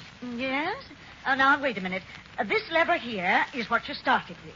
Oh, that. And if you want it to go faster, you press this. Oh, yes. Here we go, Homer. Oh, you're doing beautifully. If you need any help, just call me. Yes, Miss Sparrow. Oh, gee whiz. Why did it slow down, Henry? Let me play. I've got it under control, Homer. Now, listen, Homer, that's a nice thing to do. Push me right off somebody's piano stool. I didn't push. I just wanted to sit down and play it. Boy, you might have broken my ankle. Listen, Henry, which did she say was the lever to start this? You go ahead and figure it out for yourself. Gee whiz. Is this what I press, Henry? Imagine, you've taken piano lessons all this time, and you don't even know how to play a player piano. Just as if I didn't know. Well, gee whiz. See, Dad, it's going backward. I like it backwards. What do you like about it? Listen, Homer, you shouldn't throw it from reverse to high like that. Henry, look at me take the curves. Hey, stop. Wait, Homer, stop. What's the matter? I'm not breaking it. But look out the window. Look who's coming down the street. Oh, boy. Oh, boy, Henry. Who is she, Homer? Who is she? That's Ethel Moffat. And, boy, is she a good-looking girl. Is that Ethel Moffat? Oh, I didn't recognize her. Of course you didn't. She took the bands off her teeth last week. Boy, I've been trying to get a date with her ever since. Do you know her real well, Henry? Because if you do, boy. Sure, I know her. Wait till I open the window. Ask her in. Hey, Ethel! Hello, come on in. Oh, I can't, Henry. I've got to get down to the store. What are you doing? Homer's playing the piano. Who is? My friend. Homer, come on over here to the window a minute. I want you to meet somebody that's outside. Who, me, Henry? Ethel, this is Mr. Brown in here. Hello. I'm pleased to meet you, Miss Brown. I didn't know you played the piano. Oh, sure, he plays. Homer, go on back and play that piece for us. Now listen, Henry. Go ahead, don't be bashful. I'll listen to you from out here on the lawn. I'm crazy about music. You are? Well, okay, maybe I will. Play it loud, Homer, so she can hear it out there on the lawn. Hear that, Ethel? My goodness, she's wonderful. Hey, Homer, give it the word. Okay. My goodness, I never heard anything like it. Didn't I tell you? Hey, Homer, play it fast. Okay. Gee, Ethel, isn't he good? It's beautiful. There, that's all I'm going to play. My feet hurt. What'd he say, Henry? He says that's all he's going to play. Goodness, Homer, I didn't dream you were so musical. You didn't? Did you know I play the violin? You do? Look, how'd you like to go to the movies tonight? Oh, I don't think I could go tonight very well. But I'd be glad to have you come over to my house if you'd like to. Okay, sure. And maybe you could play the piano a little. At your house? Yes, sure. Why don't you go, Homer, and play for us? Now listen, Henry. Gee whiz, you can play duet. A duet? Homer, do you know the Blue Danube? The Blue Danube? I play that. Sure, Homer can play anything. Listen, Henry, I cannot. You've been taking lessons for 10 years, Homer. That's only because my mother's stubborn. Homer, I guess you're stubborn, too. You just gotta come and we'll have a whole night of music. I know, but gee whiz, listen.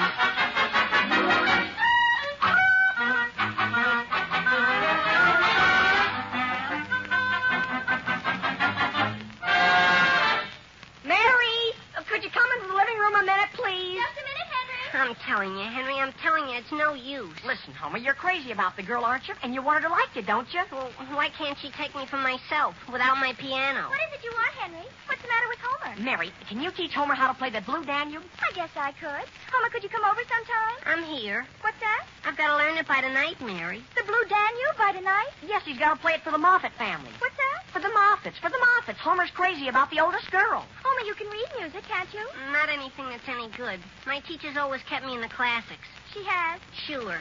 For 2 years, the only thing I've even been allowed to touch is Paderewski's Minuet. All right, then. Why not play that? I can. Gee whiz, do you think I'm a genius? And besides, Mary, the special request is the Blue Danube. Sure. The only thing I can play is this. Go on. That's all there is. Homer, you mean after 10 years, that's all you can play? Henry, don't you understand? Up until this happened to me, I didn't have any interest in music. Well, my goodness, Homer, if you can play that much, you can certainly play the Blue Danube. Here, I'll show you. See that? It's easy. Is that all there is to it? Go on, play some more.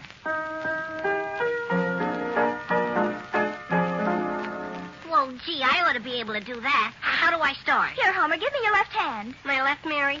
My left isn't as good as my right, my teacher says. Well, we'll start with the left. Now, Homer, you try it alone. Sure, Homer. Okay. Is that right? Henry! Wait a minute, Homer.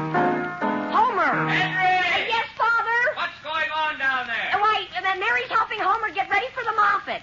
It's what? The Moffats. He met Ethel. Well, whatever it is, tell him to stop it. Listen, Mary, there's no sense in your trying to teach me. But we've just started. I know, but look how long my teacher's been working on me. Henry, please call Ethel and tell her I'm sick. Why? Gee whiz, after fixing this whole date up for you? Homer, if you don't go over there and play, you'll just make me look ridiculous. Well, how do you think you'll look if I do play?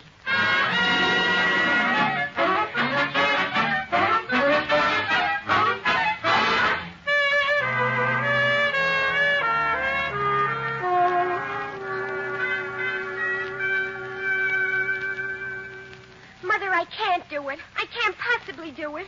And Homer plays the piano so beautifully. No, Ethel, I'm sure you'll understand. And it'll be very good practice for you to play with someone who really knows music. Now, put your violin under your chin and follow me.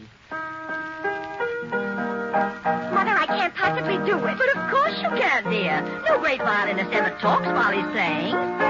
Ethel, why did you tell Homer you'd play with him? Because, Mother, I think he's the nicest boy I ever met, and I must have just lost my head. Well, that's certainly quite a way to lose your head.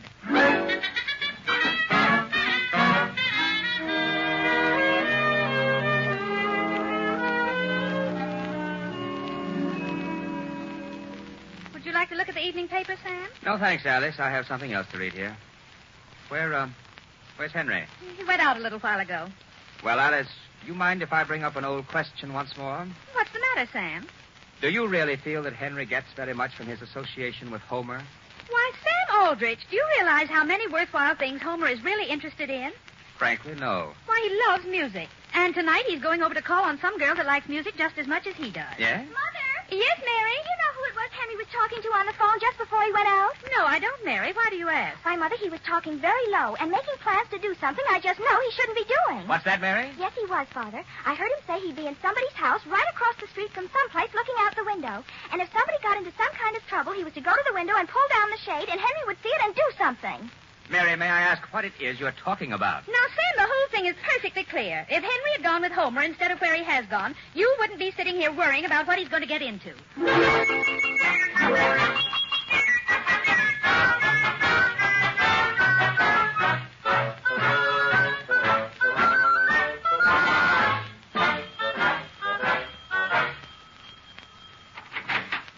Good evening, Homer. Won't you come in? Good evening, Mrs. Moffat. Oh, we're so glad to see you. I don't know when we've looked forward to anything so much as we have to your coming over tonight. Have? Yes. Now, won't you take your things off? Why, I don't think there's any sense in taking them off. Oh, you can't play with your coat and gloves on. Here, let me have them. Well, Hello there, young man. oh, hello, Mr. Moffat. Why, they tell me you're something pretty special on the piano, my boy. They do? Well, gee, I'm not really that good, Mr. Moffat. Well, come on, let's go in the living room. Is Ethel here? Ethel? Ethel? Oh, yes, my goodness, where is she? Ethel! She had a splitting headache before dinner. Oh, Ethel! Oh, well, look, in that case, don't you think I might just as well go? I mean... Mother, is he here? Hello, Homer. I didn't realize you were here. Gee whiz, Ethel, I was hoping... I have the worst news for you, Homer. You have? What do you think happened? I just discovered a few minutes ago that every string on my violin is broken. It is? I mean, they are? Boy. But now, Ethel, they couldn't be all broken. Yes, they are, Mother. Well, that doesn't make any difference. Right over there in that table drawer, there are a lot of strings. Not anymore, Father. They all got thrown out by accident. Well, that's too bad. Let's go to a movie. Now, young man, we've heard Ethel play the violin, but we've never heard you play the piano. Come on, sit down now and give us a treat. Yes, dear. Well, now go on, Homer. Well, gee whiz. Is something the matter, Homer? No. Well, Homer, that was very good. You like that? Would you excuse me a minute while I pull the window shade down? The shade? What do you have to do that for? The street light outside. It's shining in my eyes. Oh, I didn't realize. Of course. Do I hear anything? Do you hear anything, Homer? What is it? Wait. Isn't that strange? I thought I heard the telephone. Really? Steve, did you hear the phone? No, and I don't believe Homer could have heard it either. The phone's been out of order all evening. It's out of order? And you mean... Oh, boy. Homer, were you expecting a call? Why, no. Just in a way I was. Now, come on, Homer. Let's hear the Blue Danube. You didn't need coaxing like this morning. My goodness, you just ripped right into that piano. Oh, I don't need coaxing. It's just... Now, young man, all I've heard all day is Ethel telling how you know your music. Now, come on. I know, but... Where are you going now, Homer? That window shade is hanging crooked. I want to let it up and pull it down again. Oh, Homer, did you hurt yourself? I'm all right. Steve, get the poor boy out from under that shade. I can't get out from under it, Mrs. Moffat. Gee whiz. Homer, what are you waving that lamp in front of the window for? Oh, am I waving it? Yes, dear, and if I were you, I'd put it down before you break it. Yes, ma'am. Gee whiz. Well, I guess you want me to play the piano, don't you? That's right. Well, did I hear something? Just the piano, dear. There it is. Yeah, that's the doorbell. It is? It's the doorbell? Father, whoever it is, don't answer the door until Homer is playing. Now, Ethel, we can't do a thing like that. Oh, all right, I'll go to the door. But, Homer, don't play till I get back. I won't. Hello, what's the matter with your telephone? I mean, where's Homer? Where is he? Why, Henry, he's in the living room. Oh, hello, Henry. Boy, isn't this a coincidence? Listen, Homer, I've been trying to get you on the phone. You've got to come out with me right away. I have. Okay, where's my coat? Now, Henry, Homer's just starting to play. You can't have him till he's finished. But, Homer, you should have been out here long ago. Is it something pretty serious, Henry? Boy, I'll say. Now, get your things on. Well, we'll just have to take Ethel's word for it, Homer, about how well you can play. Oh, gee, Mrs. Moffat, you don't have to worry about that. Boy, when Homer sits down at the piano... Come on, Henry. Do you know how long he studied music, Mrs. Moffat? 10 years. 10 years? That's right, Mr. Moffat. That gives you some idea. Come on, Henry. And, gee, you ought to hear him tearing a Paderewski's minuet. Really? Henry, will you come on? Goodbye, Homer. Goodbye. Nice young man. Yes, Steve. You know what I think? The program committee has been trying to get somebody for the women's club meeting this Friday, and he's the very person for us to have. Oh, Mother, that'd be wonderful. We're going to have some readings, and Mrs. Hardy's going to give a talk on native flowers, and a solo from Homer would be just the thing to top it all off.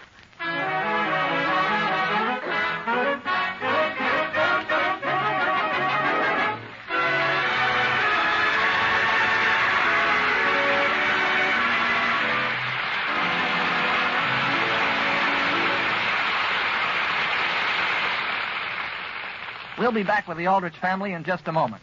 Right now it's intermission, and time for our intermission guest, the one and only Tommy Dorsey. Okay, Tommy?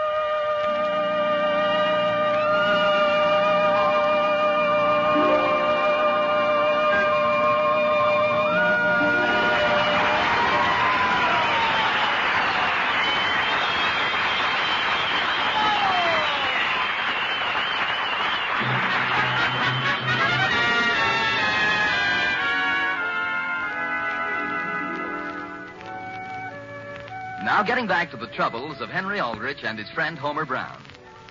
Just because Homer led his girl into believing he was musically inclined when he was really operating a neighbor's automatic player piano, he has now received an invitation to play a solo at a meeting of the local women's club.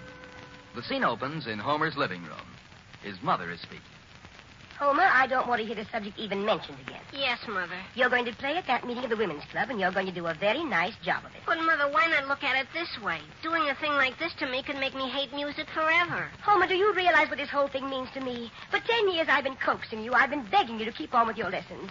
And now, right out of a clear sky, somebody suddenly appreciates you, and you want to say no to them. But don't you realize Miss Snyder gave me up as hopeless? She said she wouldn't even give me lessons anymore. And that's why I want you to go into this concert with your chin out and show Miss Snyder. Oh, boy. Well, now, don't take that attitude, dear. When I think of all the money we've poured into Miss Snyder. Oh, boy. And before you do anything, please answer the phone. Yes, Mother. Hello? Hello, Homer. This is Henry. Gee whiz, where are you? I'm down at Robinson's music store. I think I found something for you. What is it? It's called Learn to Play the Professional Way in Less Than a Day. What's that? In less than a day? Sure, and you've got a day and a half. Boy, you're sitting pretty. Well, gee. Does it cover the Blue Danube? Wait a minute. I'll look in the book and see. No, there's no Blue Danube. None at all? It gives you Mary Had a Little Lamb. What's that? And it floats Hilly Sweet Afton. But no Blue Danube. What's the difference, Homer? The Sweet Afton's a river. But the point is, Henry, I've started to learn the Blue Danube, and I don't want to switch rivers practically in the middle of a concert, do I? Homer! Just a minute, Henry. Yes, Mother? Could you answer the door, please? Okay, Henry, I've got to go. Goodbye. Homer, I thought I asked you to start your practicing. Mother, I was talking on the telephone. I was trying to make a decision about which river. Oh, hello there, Mrs. Brown. Hello, Homer. Oh, hello, Mrs. Moffat. Won't you come in? Hello, Mrs. Moffat. My goodness, I've never been so upset in my life. I came right over to tell you. Really? What's the matter, Mrs. Moffat? I don't know what we're going to do. We've sent the announcements out for the program and everything, and now I learn that we can't have any piano where we're meeting. What's that? No piano? Well, gee, Well, no piano at all? Well, really, Mrs. Moffat, I don't see how they can just calmly announce a thing like that when Homer's been planning to do this and getting ready for it ever since you invited him. Oh, why don't you go down to Robinson's music store and ask them to loan you a piano? They'd be glad to do it. They would? Now, wait a minute, Mother. I mean, how would you get the piano over there? Your father can loan you one of his trucks. And you can get Henry and some of the other boys to help you move. I know, but... Now, Homer, where there's a will, there's a way. You're going to get that piano, and you're going to play.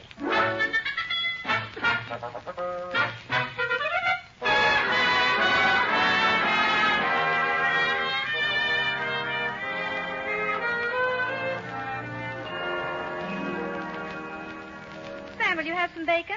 No, thank you, Alice. Now, dear, don't sit there and sulk just because I want you to go to that concert this afternoon. Alice, I am not sulking. I simply want to point out that you're asking me to sit through a program in which I'll hear some readings, a talk on native plants, and Homer Brown play the piano. But, Father, it's for charity. Yes, and I've supported that charity nobly for 7 years, but this is asking too much. Hi, Henry. Gee whiz, Homer, is that you? Yes, sure. Good morning, Homer. This must be quite a day for you. Boy, I'll say. I didn't sleep a wink last night. We're all looking forward to that concert. You are? Hello, Mr. Aldrich. Good morning. Henry, could I use your phone a second? Sure, come on out here in the hall. Will you have some breakfast, Homer? No, thanks. I couldn't eat a thing. Who are you going to call, Homer? Who are you going to call? Ethel's mother. There's just one possible chance. Hello? Number, please. Elm 212. Elm 212. Henry, come back and finish your breakfast. Yes, Mother. Homer, I'll be right back. Hello? Hello. Is this you, Ethel? This is Homer. Oh, hello, Homer. Look, could you tell your mother it looks as though we can't have the piano? Oh, my goodness, why not? Well, we can't use my father's truck, see? It's a pretty new one, see? And, well, he's afraid the piano would scratch it. Oh, Homer, what are we going to do? Well, what I was going to suggest was, why don't you play the violin? Oh, I? Play the violin? Sure, at least you wouldn't have to haul it in the truck. And listen, Ethel, would you like to go to the movies tonight? To the movies? Sure, but I don't think I better call for you. I'll meet you down at the movies, see? Oh, but Homer... Goodbye. Goodbye. Hey, Henry. Homer, did you get it all fixed? Boy, I'll say, boy. Homer, are you sure you won't have a little breakfast with us? Why, as a matter of fact, Mrs. Aldrich, I think I would enjoy a little. Well, dear, you take this plate out in the kitchen. You'll find some scrambled eggs. And get me some too, Homer. Okay. Boy, do you know how I suddenly feel? I never felt better in my life. What happened to Homer? Sam, I think Homer has a right to feel rather pleased with himself today.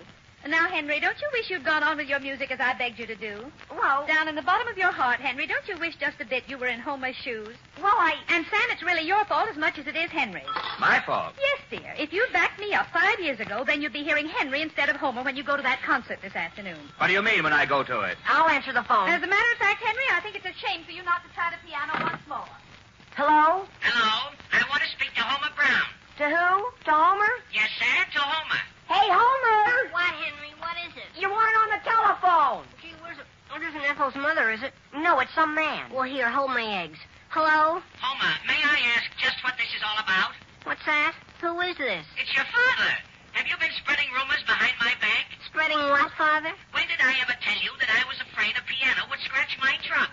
Oh, did they say that? Mrs. Moffat just phoned me here at the house. And, Homer, your mother says you're going to get the boys together and go down to Robinson's music store and get that piano. Understand? Yes, Father. And you're going to play at that concert. Goodbye. Goodbye, Father. Here are your eggs, Homer. My eggs? What would I do with those?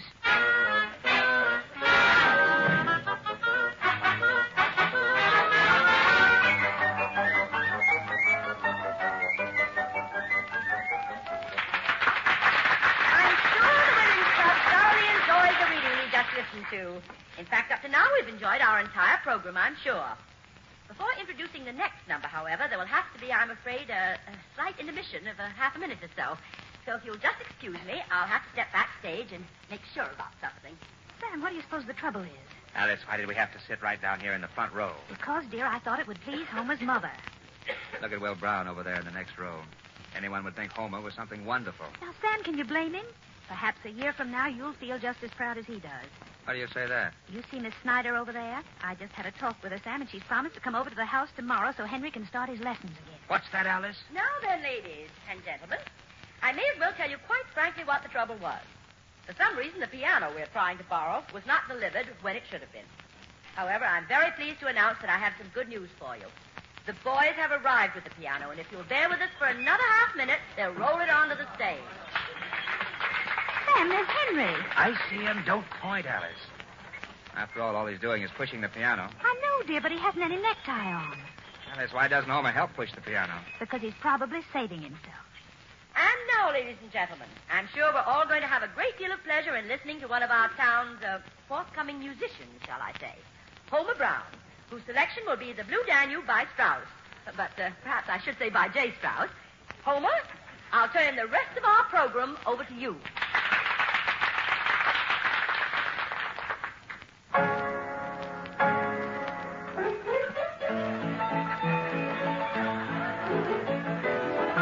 Hey, Homer, not that lever. Push the other one. What?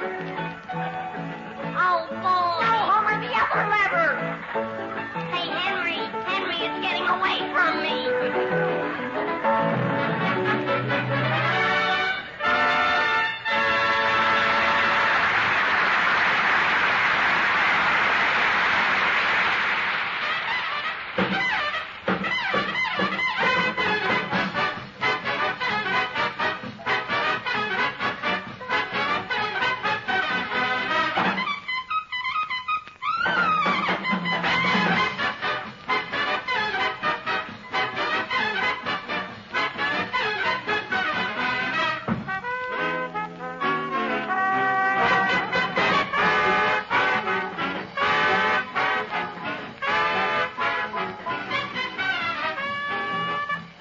This rebroadcast of the Aldrich Family is a presentation of the Armed Forces Radio Service.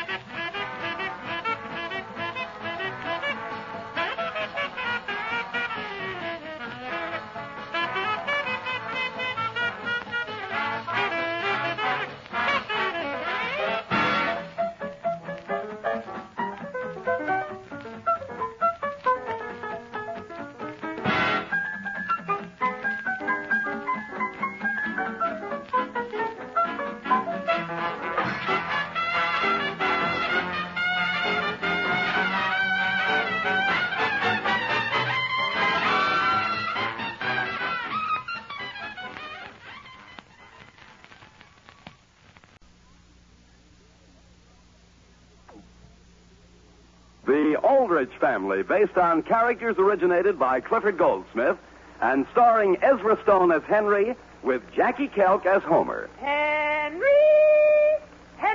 Aldrich. Coming, Mother.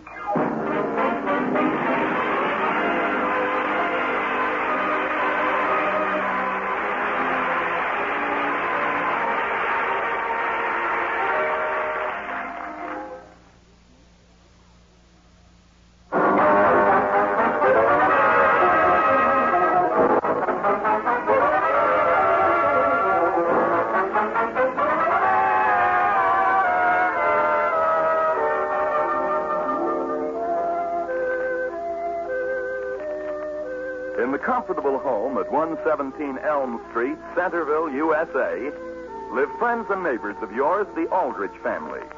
You know Sam and Alice Aldrich and their daughter Mary, and if you've ever come in contact with a teenage boy, you certainly know Henry Aldrich.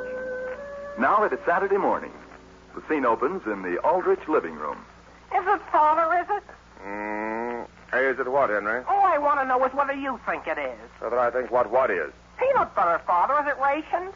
Henry, do you realize I put aside this whole day to work on my income tax, and you begin by mixing me up with a thing like peanut butter? Oh, excuse me. Only aren't they both under the government now? Is there any reason why you can't ask your mother? Well, she's up on the third floor, and I thought if I yelled at her, it would only disturb you. Henry, I have no idea as to what the government is going to do about peanut butter, but I do know what they'd do if I don't get my tax in. Yes, sir, and I'm very sorry to have bothered you. Mother! Father! Mother! Henry! Father, do you realize the terrible fix you've gotten me into? What's that, Mary? My goodness, I'll never be able to face Joe Graham again for as long as I live. Mary, I'm trying to do my income tax. Now, please get away. But, Father, you told me we were going to have a snowstorm and it would last 2 or 3 days. All right, if I told you, then we'll probably eventually have it. Now, get away. Well, today's the day. What's that? I took your word and called everybody up and told them Joe Graham and I were giving a sleigh ride party tonight. Everything's all arranged, and now look. What? The sun's shining. Isn't it terrible? It's just like a spring day. Mary, for the last time, I am not interested in the weather or in peanut butter. What's that? Mary, you're not to bother your father. Mother, all I'm doing is telling him how upset I am. Well, dear, if it's about your sleigh ride party, it isn't your father's fault it turned warm. My goodness, even the crocuses are coming out. But Father said we were in for a terrible 3 days blizzard. Mary, anybody can make a mistake like that. But not that much of a mistake. I'm sorry. I agree with your father, Mary. It isn't important. Now, please run along and let him get his income tax done. Yes, Mother, I'll go. Only I've got to phone practically everybody in this town and apologize for Father. Thank you, Alice. Sam, do you want any of the things that are in this box thrown out? What box are you talking about? I just brought it down from the attic. Alice, how do I know whether I want any of those things? Look at them all. All right, dear. Can't you go through it if I'm willing to wait for you? Just put the box under the table for now. Dear, I'm trying to clean this house up, not make it look worse, and my goodness. So warm in here, I don't see how you can even begin to figure your tax. Alice, what are you doing? I'm opening the windows. Time we air out the house. Alice, my papers. Put a book on them. Just a nice little breeze. Anyhow, I want you to go up to the attic with me and bring down all the blankets. What for? I want to hang them on the line, dear. This is too nice a day not to take advantage of it. Now, Alice. I'll be back and help you just as soon as I've taken care of something. Henry! Yes, Mother, I'm out in the kitchen. Henry, where in the world did you get that caramel layer cake? That isn't cake, Mother. What is it? It's a triple-decker peanut butter sandwich. And exactly how are you going to get your mouth around anything that big? That's for me, Mrs. Aldrich. I can handle it all right. We're going on a picnic. A picnic? Sure. And I told Homer, there goes half a month's ration. But dear, peanut butter isn't ration. It isn't? Oh, boy, hand me that knife, Henry. Now, wait a minute, Homer. Henry, all I want to do is make one for Wilbur. For Wilbur? Your little nephew? Sure. Is he visiting you this weekend, Homer? Yes, Mrs. Aldrich. His folks seem to like to leave him with us. If you boys don't mind taking a thermos bottle, I'll make some hot soup for you. Hot soup, Mother, on a hot March day like this? Mrs. Aldrich, we're taking some ice-cold milk. And how are you going to keep it cold? We'll put it in the thermos bottle and cork it up real quick. Now, listen, Homer. Do you mean to say you're planning to let little Wilbur ruin our party? Henry, I can't help it if I have to take care of him. I know, but... Listen, I'm his uncle, aren't I? Sure, but I'm not. Henry, if I don't take him along, my allowance gets cut off. Now, that's all there is to it. Okay, Homer. If you want to spoil the first swell spring day we've had this winter, you can count me out. You're not going? No. And you can also stop spreading our peanut butter around as though we're free as dirt. Now, wait, Henry. Give me one good, sound reason why Wilbur shouldn't go. I mean, outside of the fact that you just don't like him. We're going on our bicycles, aren't we? And how could Wilbur possibly run along beside us and keep up with us? Gee whiz, he always has, hasn't he? You mean he can trot for 11 miles, that little kid? Sure, that's why I want to give him a peanut butter sandwich. And besides, it isn't 11 miles to Kendall Point. It's only 8. It's 11. It's 8. And if he gets tired, he can ride our handlebars. Homer, I'm telling you, it's 11 miles. Okay, where's your father? Where's your father? He'll know how far it is. Sure he will, and I know how far he'll say. Father! Mr. Aldrich, we want you to settle something. What's that? Father, how far would you say it is over to Kendall Point? How far? 13 miles. 13. 13, not 8. Are you sure it isn't 11? Or 8. 13. Now, please get away from all these papers. But, Father, don't you think it's entirely too far for a little kid that's only 12 to run 13 miles all the way out there and 13 miles all the way back just so Homer can take care of him? Now, listen, Henry. Part of the way would be on handlebars. Homer, will you please stop waving that knife with a big gob of peanut butter on it? Oh, gee whiz, I didn't even know I had it in my hand. Now, just stand back. Better yet, get out of the room. Boys, what are you making your sandwiches in here for? We aren't, Mother. Father's just trying to show Homer what a big mistake he's making. Mrs. Aldrich, wouldn't you say Kendall Point is about 8 miles from here? At the far end of the lake? Well, that must be about 15 miles. 15 miles?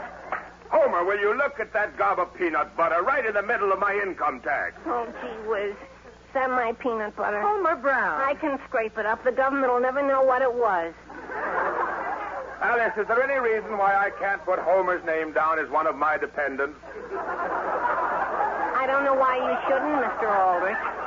My father does, and my uncle does. Your uncle does, Homer? Sure. He sends me $25 every Christmas and puts me down every March 15th.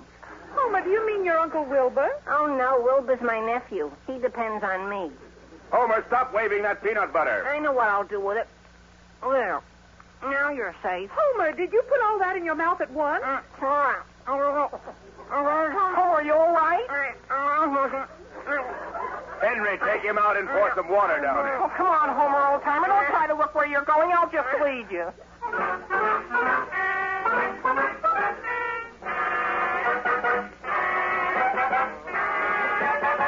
Father!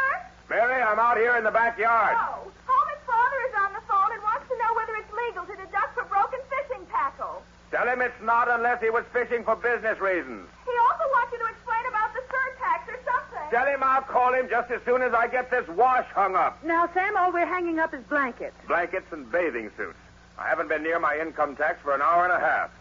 The idea of hanging bathing suits out in broad daylight at this time of year. Sam, I found them strewn all over the attic floor. And incidentally, have you any idea as to what could have become of Henry's suit? Isn't it here? Mother, now what do you think has happened? What, Mary? I was just talking with Jimmy Anderson, and you know how his father's editor of the paper, don't you? Yes. Well, Jimmy says he thinks it's the funniest thing he's ever heard, and he's going to have his father print a whole story about it. About what? By inviting everybody to a sleigh ride party on the hottest day of the year, just because Father said we were going to have a blizzard. Mary, it isn't the hottest day of the year. Look at me. I've still got my coat on. But, Father, I've been trying to phone the livery stable all morning to cancel my order for the sleigh, and they don't answer. So what? Mary, no one in his right mind is going to deliver a sleigh on a day like this. Why, they couldn't even move a sleigh without any snow. But Father said there would be snow. All right, Mary, but I can't go out and buy some for you.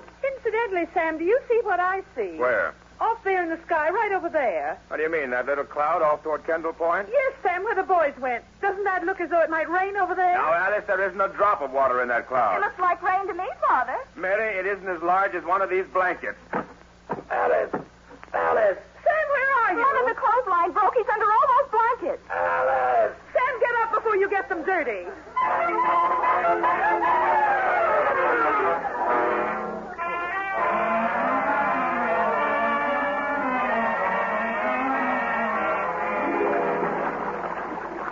Henry, did you see me dive off that rock? Yeah.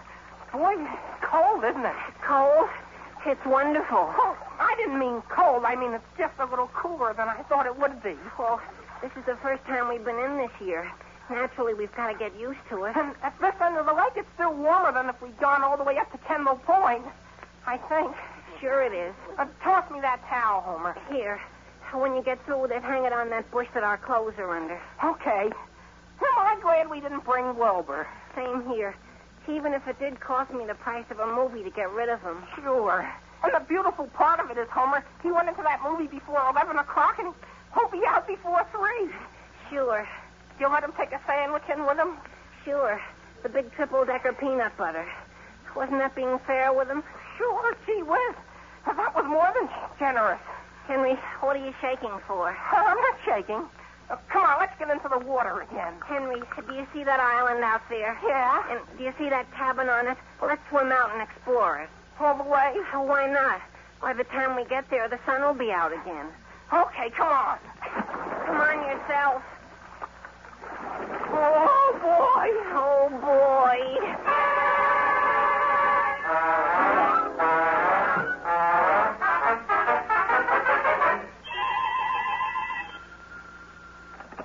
Hello, Sam Aldrich speaking. Sam, this is Alice. Hello, where are you? I'm downtown shopping, dear. Did you take the blankets in? Take them in? I didn't know I was supposed to. I thought you wanted them to air all day. But, Sam, don't you realize it's raining?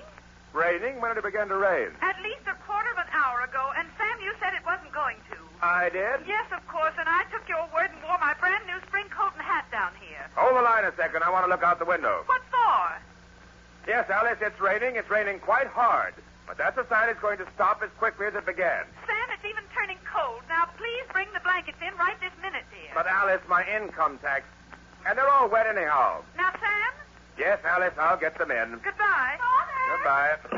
Father! Is that you, Mary? Yes, my goodness, has Mother Johnson phoned? Mary, you're just the person I want to see. Go out, please, and bring in the bedding. But, Father, I just rushed home to get an umbrella because you were wrong about it not raining, and I simply have to run back over to the Townsend. What for? Because I haven't been able to get word to them that I'm not having a sleigh ride. But, Mary... Well, that's a fine thing. Hello. Hello? Is this Sam? Yes. This is Elizabeth Brown. Who? Elizabeth, Homer's mother. Oh, yes, hello. Sam, I'm sorry to bother you, but is little Wilbur over there? Wilbur? No, he went along with the boys out to Kendall Point. Oh, my goodness. They took Wilbur all the way? Yes, they're going to spend the day on a picnic. And you let them? Sam, I don't like to criticize, but didn't you realize it was going to rain? Elizabeth, it's probably going to stop any minute. Just the same, but this time Wilbur's probably wringing wet. There isn't anything to worry about, Elizabeth. I know some people that live down there on Kendall Point the year round, and I'll give them a call right away. What good will that do? I'll tell them to take an umbrella and go out and look for the boys and make them come into the house. Now, don't you worry.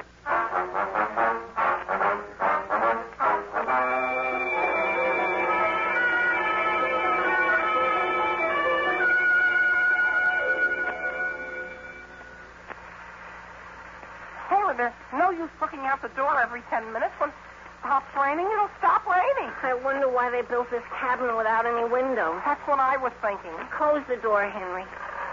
Oh, are you getting cold? No. What makes you think I'm cold? I thought for a minute you were shivering. Oh, no. Ever since I squeezed my bathing suit out, I feel a lot more comfortable. You know, Homer, I sort of wish we had gone to that movie with Wilbur. Same here. Even if I have seen it once. Did you say it was pretty good? Boy, it's one of the most exciting movies I ever saw. It scares the daylights out of you for about 2 days. It does? Gee, Wilbur ought to like it. And the best part of it is, Henry, his folks don't like him to go to the movies. No? Why not? I don't know. They've only let him see about 2 in his life. This ought to be a special treat for him. It's in a lumber camp, see? And there are 2 men fighting by a river. And a tree starts to fall on them, and they jump in the river to get out of the way, and, boy, the current carries them right down to the dam. Yeah? To the dam? Yeah. Boy, when I saw that tree fall, I yelled right out loud. And then, boy, when the dam broke, did I make a fool of myself. Homer, I think it stopped raining. I don't hear anything. Oh, boy. Didn't I tell you it would clear? Let's swim back. Sure, it'll warm us up. Open the door. Oh, boy! Henry, what did you trip on? I didn't trip. I slipped on the ice. On what ice? Oh, boy! Homer, get off me! Gee whiz, where did all this ice come from? You can't even see the ground. Can you imagine a thing like that, Homer? How do you suppose the water will be? Oh, why worry about that, Henry? How are we going to get to the water? Oh, come on. Oh, little boy, you're mighty cold on that ice. Henry, let go of me. Do you want me to slip again? Oh, how about you letting go of me? Oh, boy. And look, Homer, isn't it beginning to snow? Gee whiz, imagine snow at a time like this. Homer, do I see a crust on the lake? No, I don't think so. But you dive in first. Homer, who's that? that over there? Where? That fellow standing on the shore. He's watching us. Oh, it looks like Ned Metcalf. Oh, yeah. Look, he's going on. Well, it has to be done. It's got to be done. You mean you're going in? How is it? Oh, boy, come on in. Oh, boy. Homer, I can't open my eyes. I can't even breathe. Oh, boy. Oh, boy. You know, I'm sort of glad that Metcalf saw us go in. Why? Well, gee, if we had gone to school Monday morning and tried to tell them we've been in swimming in a snowstorm, they wouldn't have believed it. I'll say. They would have just said we were crazy.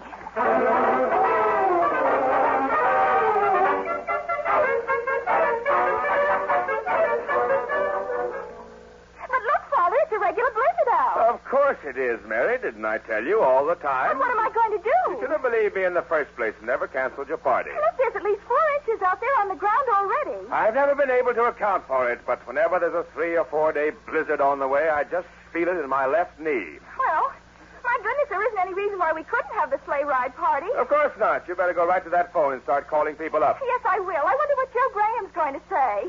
Sam. Yes, Alice, are you back? I certainly am, and frankly, I was never so upset in my life. Mother, just look at your hat and coat. Yes, dear. Now, Alice, calm down. When your things dry out, they'll be as good as new. You told me, Sam, it wasn't going to rain.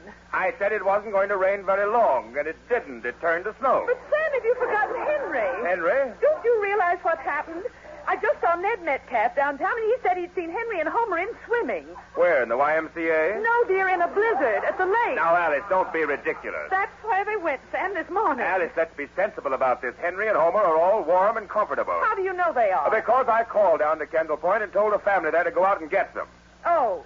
Well, why didn't you tell me? And, Mother, I'm sure there isn't anything to worry about. You know, you can't believe half the things Ned Metcalf says. You can't, Mary? That's right, Alice. You know his father. Oh, all right, Sam.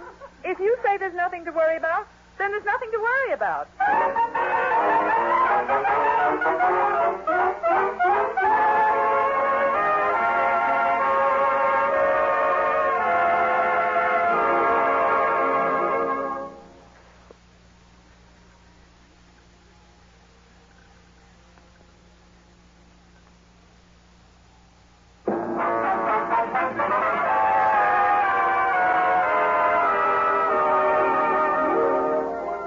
Now, getting back to the troubles of Henry Aldrich. Henry and Homer have gotten rid of Homer's young nephew, Wilbur, by sending him to a movie in order that they might go on a picnic. But what started off to be a pleasant spring day has become a midwinter blizzard. The scene opens with the two boys standing near the edge of the lake in their bathing suits. Oh, that isn't the darndest thing I ever saw. Have you found them yet? No, Homer, of course I haven't. Now, let's wait a second, Henry. Let's try to remember exactly which bush we left our things under. Oh, I thought it was this bush here, but everything looks so different. It's covered in snow. I know one thing. I'm not going all the way back to town in a snowstorm on a bicycle wearing this darn bathing suit. Dig in the snow, Homer. Our clothes must be here someplace. Which tree did we hang the towel on? How would I know? Well, all we have to do is look for a white towel, Henry. Sure, that's covered with white snow. Homer, I found something. Where? Come on, help me dig. But gee whiz, where? It's something hard. It must be my shoe. Oh, boy. Look at it, Henry. Homer, is that my shoe? We'll hit it against that tree and knock some of the snow off. Okay. Gee whiz, that isn't my shoe. That's a peanut butter sandwich.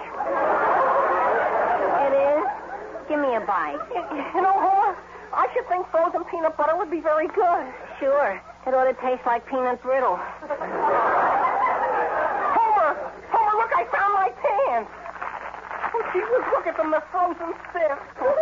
Wait a second. I'll help you unbend them. Go easy, Homer, go easy. Do you want to break them? You certainly can't put them on until we unfold the legs, can you? Here. Oh, boy, even if I get them straightened out, how can I get into them? Henry, take a look at what I just stepped on. What is it? It's the thermos bottle. Didn't your mother put hot soup in it? No, we put ice-cold milk in it. What did we do that for? Look, Homer, look at what I just picked up. What is it? Homer, are you blind? It's my sock. Stand back while I knock the snow off. Henry, are you sure that's a sock? Well... Oh, boy. Gee whiz, I knocked the heel right off it.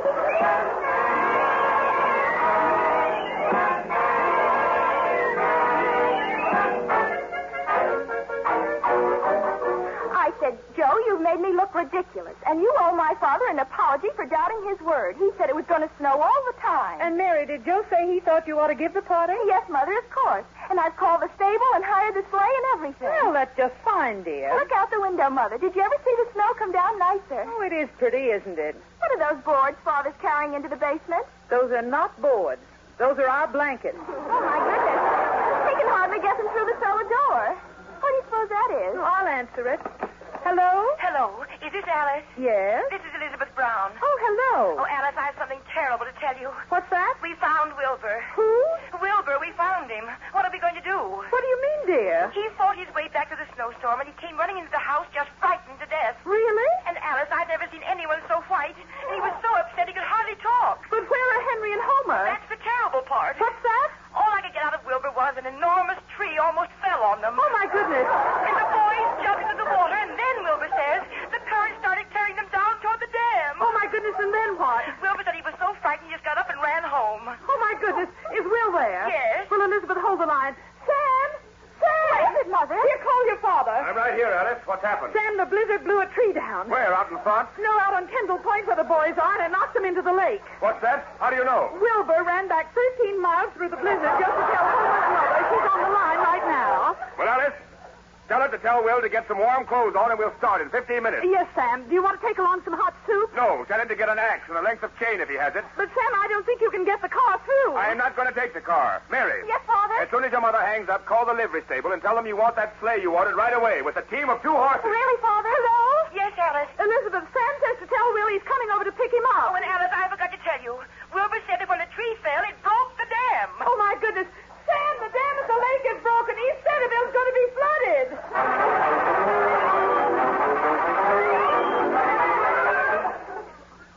Well, how do you boys feel now? Gee, we feel fine, Mr. McDowell. You good and warm? Oh, sure.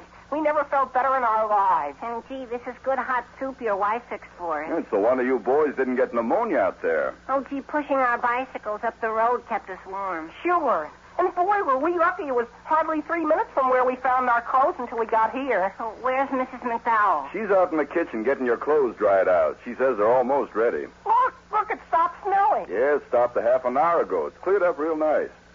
Say, what's that I see out there? Whereabouts? Up on the hillside. That's a team of horses pulling a sleigh. Oh, gee whiz, that's a swell idea. I wish I were on it. Me too. I wonder where those 2 fellas in it think they're going. Boy, they're traveling fast. Oh, I guess what they're trying to do is take a shortcut over to Kendall Point.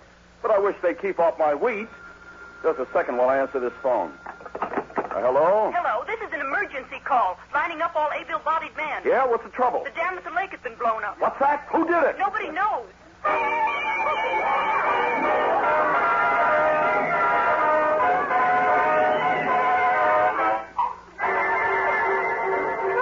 Mother, what do you think? What's happened, Mary? Who do you think is coming up the front walk? Mary, is it your father with Henry and Homer? It's Henry and Homer, all right, but Father isn't along. Henry, you poor thing, come here. Oh, Mother, I was just going around and back and hang my bathing suit up. Dear, come in here. Are you all right? Yes, sure. Why do you ask that, Mrs. Aldrich? We never felt better in our lives. Oh, I don't see how you can, Homer. I happen to know exactly what happened. What happened, Mother? What do you mean? Wilbur is home, dear. Oh, is he? Yes, Homer. You mean he told my folks? Yes, and the poor boy was never so frightened in his life. He was? Oh, boy. Homer's mother said he was simply hysterical. He still can't talk. Didn't I tell you he'd be scared, Henry? Gee, I can't blame him. I was myself. And I should think you would be. Gee, when that tree started coming down, I thought, boy, I can't stand it. You poor boy. And then when I saw the water pouring over the dam, I thought, gee, I'll close my eyes and it'll be all right. And, Henry, do you remember the whole thing with horror, too? Why, Mother, I don't remember any of it. My goodness, Mother, my goodness. Will you take a look out the window? What's happened? The snow is all melted. There isn't a drop on the ground. Of course not, Mary. There hasn't been any for the last hour. Oh, what am I going to do about my sleigh ride party? My goodness, the sun's just streaming down. I think I'll open the window. I feel like some fresh air. Sure, Henry. Mother, I'll never be able to face anybody again. You know, Homer, as you look out of here, it probably seems possible that this was the day we had that blizzard. Henry, I'm worried about Wilbur. Now, there isn't one thing for you to worry about. Just look out there on the lawn. There's another crocus coming up. Oh, gee whiz, look what's coming down the street. Oh, boy. 2 men on horseback. Really? And they haven't got any saddles. Look, Mother, look, it's Father and Mr. Brown. Who? My goodness. goodness. Wonder where have they been? Horseback riding?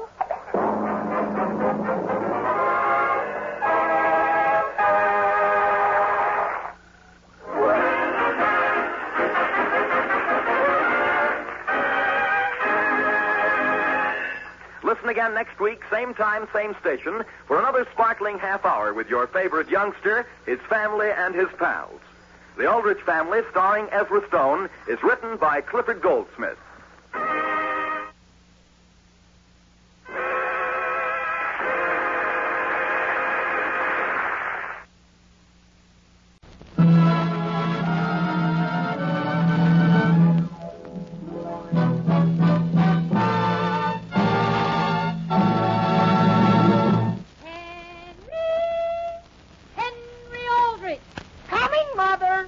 The Aldrich Family, a special rebroadcast for you soldiers, sailors, and Marines of the United Nations.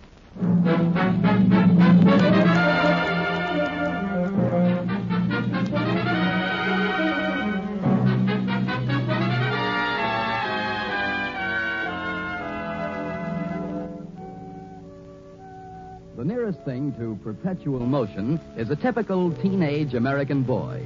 A youngster like Henry Aldrich, for instance, never rests. He's always on the go and always keeping others on the go. The scene opens in the Aldrich living room. The time is afternoon. Henry, may I ask, aren't you the one who left this broom in here? That broom, Mother? That broom? Yes, dear. Mrs. Aldrich, we had to use it to see whether we could find something under the sofa there. It doesn't matter what you were using it for, Homer. When you're through with something, you should put it back. And may I ask who left that desk drawer open? Well, Homer, didn't you close that desk drawer? For why, Henry? And, Henry, look at that piano bench. Oh, yes, it's wide open, isn't it? Mrs. Aldrich, may I explain something to you about that piano bench? Now, Homer, does your mother like to see things left open like that? Who, my mother? Gee, she never so much as raises an eyebrow over a thing like that. Really? Well, when I go out in the kitchen in a minute, I'm going to ask her. Out in the kitchen, Mrs. Aldrich? Is my mother out in your kitchen? She is. Henry, what do you say we take a little walk? Listen, Homer, will you help me close this darn desk drawer? What's the matter? Are you weak? Stand back so I can... Look, Henry, you be shutting the piano bench. Well, gee whiz. Okay, go ahead and close it if you're so strong. Let me see you close it. What makes you think I can? Now, listen, Homer, you should never close a drawer with your feet. I didn't. I put a sheet of paper between my foot and the drawer. Well, what else it was that we were supposed to close? Why, let's see. Was it that glass bookcase? Now, listen, Homer, put your foot down. Do you hear me? I'm putting it down, Henry. I thought the darn case was open. Do you see anything that does need closing that isn't? Well... Where are you going? Oh, wait just a second while I go out and ask my mother. If you see my mother, tell her I'm behaving myself. Mother! Yes, Henry? Hello there, Henry. Oh, hello, Mrs. Brown. Homer's all right. He's what? There isn't anything to worry about. Mother, I don't want you to think I didn't pay any attention to you, but listen. Dear, didn't you just come through that door? Which door? That one you just left open. Yes, sure. Well? Is there something you... Oh, yes. Boy, am I dumb. Now, what was it you wanted to ask me? Why, what was it you wanted Homer and me to close? What was it? Naturally, dear, I want you to close everything you left open. Yes, Mother, sure, but it's hard for me to tell what things are open that I didn't close, that I didn't open it first. And what about the broom? Oh, yes, the broom. That was it. I'll go get it. And, Henry, how about that door you just opened again? Well, isn't it clear, Mother? I'm going to bring the broom right back through it. Henry? Yes, Mother, I'm closing it. Alice, I'm glad to see you're training Henry like that. Elizabeth, I've always said I don't care whether my children graduate with honors, and I don't care whether they ever make a lot of money. But there is one thing I shall always insist on, and that is they do not go through life leaving things open behind them. And I agree, Alice. I started the day we got married training Will, and I resolved the day Homer was born that the woman he marries will never go through what I've had to go through. You mean you never have trouble with Homer? Oh, not anymore. He hasn't left anything open since he was 3 years old. Mrs. Aldrich, are you by any chance alone? No, Homer, your mother's here. Oh, yes. Hello, Mother. Homer, close that door. Close it? You mean... I'm not staying, Mother. I just dropped in long enough to ask Mrs. Aldrich whether she has a few spare cookies she could spare. Homer, what have I always said about people that leave doors open? They're illiterate. I'll close it. Oh, gee whiz, Homer. What's the idea of banging the door right in a person's face? I didn't know you were coming in here, Henry. Why didn't you knock or something? There. Homer, If you and Henry would each like a cookie, you'll find them in that cupboard up there. Yes, Mrs. Thank Aldrich. you, Mother. But you're not to eat any until you put that broom away at the head of the cellar stairs. Yes, Mother, that's where I'm heading right this minute. I'll be getting the cookies down out of this cupboard, Henry. Oh, boy, Mrs. Aldrich. Oh, boy. They're my favorite kind, too. Here, Henry, do you want one? Yeah, sure. Thanks very much. Homer, Yes, Mother? haven't you forgotten something? Who, I? Here, do you want a cookie? That is not what I'm referring to. Oh, I know. You want me to close the cookie jar. There. Homer, that's only part of what you're to do. It is? It is? Don't look down at your feet. Look up. Up? Ouch! Oh, Homer, did you hurt your head on the cupboard door? Now, don't feel sorry for him, Alice. Oh. The only way he ever learns anything. Come on, Homer. Let's see whether I left that who's it I can't find down at the stationery store. Okay, let's go. And listen, Homer, you're coming out of the door last. Don't let me have to speak to you. You won't. Goodbye, Mrs. Aldrich. Goodbye, Mother. Goodbye. There, Alice, is a very good example of how a little firm insisting can teach them something you'll never forget. Elizabeth. Yes, Alice? Do you happen to know how that door by the cellar stairs got open? What door? Oh, Alice. Oh, Alice. Oh, dear, could it have been my Homer? No, Henry left it open when he put his broom in there. He did? Well, I'll tell you what I'd do. I'd make Henry come back here no matter where he is or what he's doing and close that door. Henry! Henry! Homer! Goodbye, Mother. Don't wait dinner for me if I'm late. Oh, Mary, you're just the person I want. On your way downtown, dear, look for Henry and tell him he's to come right straight back here. But, Mother... And, Mary, if you see Homer, you tell him to come back, too. If he sees Henry get away with a thing like this, he'll think he can do it. But, Mrs. Brown, I have sort of an engagement, and I'm terribly late for it. Dear, do you realize the government's trying to save fuel so we can win this war? You mean they left the furnace wide open on a nice day like this? They've been leaving everything wide open, Mary. Oh, my goodness. And, Mary, I want you to find Henry and Homer and tell them they're to come back here and see what they've done. Really? You think we ought to call Father? Your mother and I can handle that, Mary. And if you think anything of your brother's character and Homer's future, you will find them. Yes, Mrs. Brown, you can depend on me. Goodbye. Goodbye. But,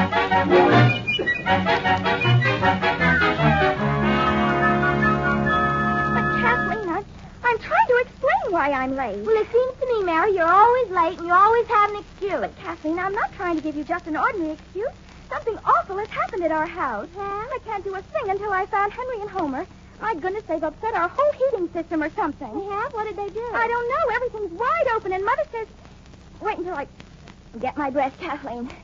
She says their characters are going all to pieces, and when they see what they've done, they'll be completely ashamed of themselves. Well, Mary, have you any idea where they are? No, I just met somebody that thought he'd seen them headed out Old Church Road, but he isn't sure. And, Kathleen, you've got to help me find them.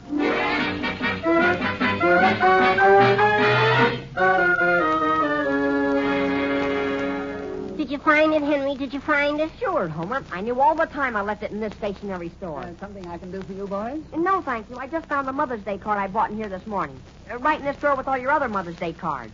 And incidentally, would you mind if I exchange it for this other one? You don't like the first one? Well, I tell you, my mother's done an awful lot for me, and frankly, well, I feel I ought to spend more than a dime on it. Let's see it, Henry. Let's see it. What does it say? Here. My heart is an open door to the mother I adore. My aim in life is to please her, as I always have of yours. Henry, what does that mean? I don't know, Homer, but it sounds pretty good. And don't you think she'd appreciate it? Sure, and by paying a nickel more, you're sure you've got something. Of course. Here's the 5 cents, mister. Okay. I'll close the door up. Why, we closed it. Oh, you have? Now, that's very thoughtful of you. Not one customer in 10 ever thinks of closing that door. Oh, gee, I guess we're just well-trained. Boy, I'll say. That's one thing we're very particular about. Goodbye. Goodbye. Hurry up, Henry. Listen, Homer, do you realize what you've just did? What? Turn around and look. You walked right out of that door and left it all the way open. Oh, gee whiz. Boy, am I careless. I'll say. Just a minute, boys. Could I go in there, please? Oh, excuse me. I'll open it for you. That is... Oh, gee whiz. Homer, why don't you open it for her? Can you imagine that? It doesn't seem to... Is it too hard for you to open? Look out, Homer. Let me open it for her. Okay, Henry, okay, if you know so much about it. Well, gee whiz. Homer, what'd you do to it? Henry, there isn't anything to worry about. There's a lady on the other side that's coming out. She'll open it for us. Oh, sure. Come on, lady. We're not coming in. You come on out. Homer, she can't open it. She can't? Come on, Henry. I think we better be going.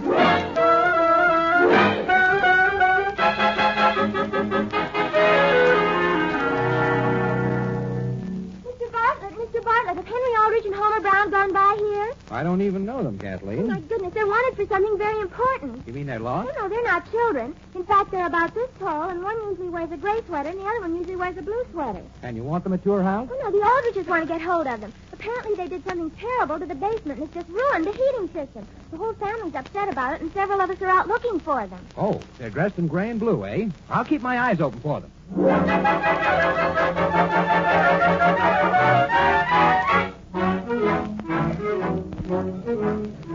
Hello there, Mr. Aldrich. You going down the street? Oh, hello there. I'm on my way down to the courthouse. Oh, yes? Well, wait a second and I'll walk along with you. All right, sir. You see, you know all about everything that's going on here in town. What's the real story about Joe? About Joe? Yeah, you know, that runs a stationery store. I just went by his place, and apparently the sheriff had slapped a padlock on his door. You don't say so. Well, that's what it looked like. It was closed tight, and the whole crowd had collected around. Is that right? Oh, Mr. Aldrich. What's that? Oh, hello, Kathleen. Have you seen Mary? No, I haven't, Kathleen. Well, I'm in a terrible hurry, but if you see her, tell her I'm on their trail. On that trail? Yes, hadn't you heard about the awful thing that happened at your house? What did you say? Kathleen! Well, that's a fine thing to tell me just as I'm going into the courthouse.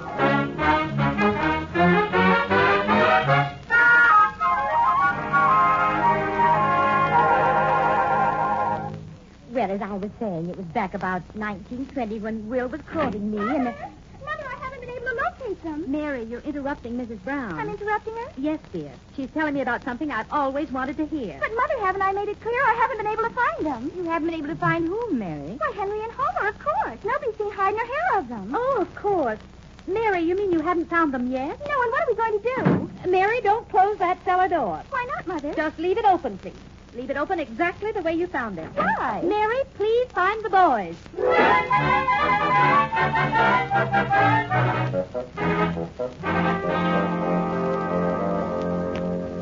Hello? Hello? Hello? George Britton speaking. Hello, George. This is Sam Ulrich. Yes, Sam. George, I've been trying to get my house, and if you've got the time, I want you to run over there and see what happened. Sam, are you talking about the two vandals that broke in?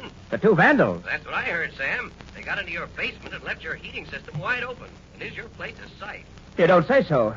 Well, George, will the insurance I carry with you cover me on that? Of course, Sam. And here's what somebody who's been talking with your daughter told me. One of the boys was dressed in a gray coat and the other in a blue coat. They were pretty low characters. Father. Excuse me, George. What is it, Henry? Could Homer and I bother you for a second? Henry, what is it you want? We just want to ask you for some advice, Mr. Aldrich. Boys, will you please close that door? Oh, gee whiz, excuse me. Boy, Henry, were you brought up on a raft? Now then, George. I'll go right over to your house, Sam, and look things over. Thanks. Goodbye. Goodbye. Father, could I ask you something? Henry, this is no time to bother me. I've got to call your mother. Hello? Number, please. I want Elm 303. Elm 303. Father, suppose a fellow runs a sort of a store, see, and just by accident it works out so that nobody can get in. Who's responsible? Who's responsible for what? Well, that's what we want to know, Mr. Aldrich. Nobody can get in, and it looks as though nobody can get out. Hello? Alice, this is Sam. I've just heard what those boys did from someone who was talking with Mary. Are you pretty upset? Yes, I am. And, Sam, no matter what you say, I think it's the kind of thing that ought to be followed up. But I'm not criticizing you. I agree. I just don't understand how you let them get away. Dear, I was sitting in the kitchen visiting with Elizabeth Brown, and we didn't realize what they'd done until after they'd gone. Well, how did this all start? They came to the kitchen, Sam, and wanted some cookies, and I gave them some. And they left something wide open? Not wide open, Sam, but what's the difference whether it's all the way or 3 inches? The damage is just the same. And may I ask why you didn't call me first thing? Because I didn't want to bother you, and I didn't know whether you'd feel it was serious enough to... Alice, don't be absurd. Of course it's serious. I'm going out and try to find them. Now, Sam, if you do find them, don't lose your temper. Lose my temper? What do you mean? Well, remember, they aren't very old.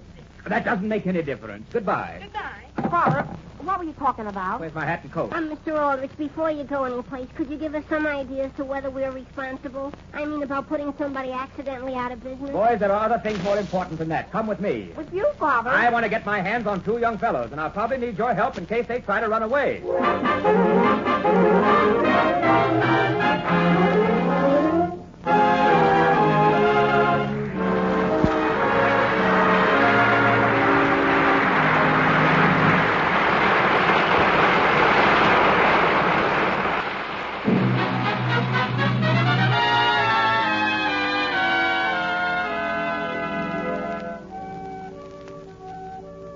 Now, getting back to the troubles of Henry Aldrich.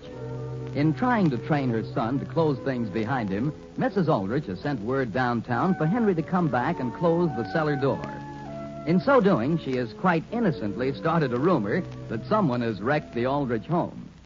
The scene opens on the front porch of a house a few miles outside town. Henry, don't ring that bell again. If anybody's home, they'll answer the door. Yes, Father. Are you sure they came out here on Old Church Road, Mr. Aldrich? I mean, the two hoodlums we're looking for? Yes, Homer. At least that's the report. How do you do? Oh, how do you do? This is Mr. Aldrich. I live back in town. I wondered whether anyone in your family happened to see a couple of young fellows out this way that apparently escaped from the county reform school. Oh, my. And they're at last? Yes, ma'am. But we're closing in on them, we're pretty sure. Oh, my. No, I haven't seen them. Well, they broke into our house and did quite a bit of damage. If you happen to run across them, will you phone Elm 303? I certainly will, but I hope they don't ring my doorbell. All we know is that they're very fond of cookies, in case that helps you any. Well, thank you. Goodbye. Now which way are we going, Mr. Aldrich? You better get in the car here and go right on out until we locate them. Homer, when we see those two guys, do you know what we ought to do? What? Just walk up to them as though we knew them real well and say, well, how are you anyhow? Yeah, and then what? And then before they know what happened, we'll jump on them. Sure. I'll take the one in blue and you take the one in gray. What's the matter, Father? Haven't you turned the ignition on? I've turned it on. Mr. Aldrich, do you want me to stand on the running board the way I do on my father's car and jump up and down a little? Homer, just remain seated and keep quiet. We're out of gas. Oh, is that all that's the matter? We're just out of gas. That's all. And your mother has the coupons back home.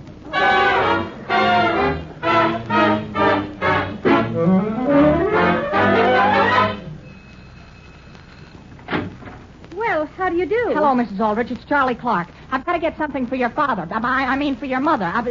Look, I was just riding my bicycle out on Old Church Road, and I found it. Charlie, you found whom? Well, I ran into Mr. Aldrich, see? And he said, would I please come here and get your gas coupon? Oh, of course. Come in. Okay. And, Charlie, won't you close the door, please? Oh, did you want it closed? I'm sorry, but that's one thing I'm very particular about. You must be tired, Charlie. Wouldn't you like a banana or something? But, Mrs. Aldrich, he's dry. He's dry. Oh, Mr. Aldrich needs some gas right away. Oh, now let me see. Coupons are right in this desk drawer. If I can get it open. Well, do you want me to help you, Mrs. Aldrich? Well, whoever closed this last shouldn't have closed it all the way. Well, we've got a drawer at our house like, oh, gee whiz. What's the matter? The handle came off right in my hand. Well, dear, we've got to get this drawer open. Well, look, Mrs. Aldrich, have you got a hammer and chisel?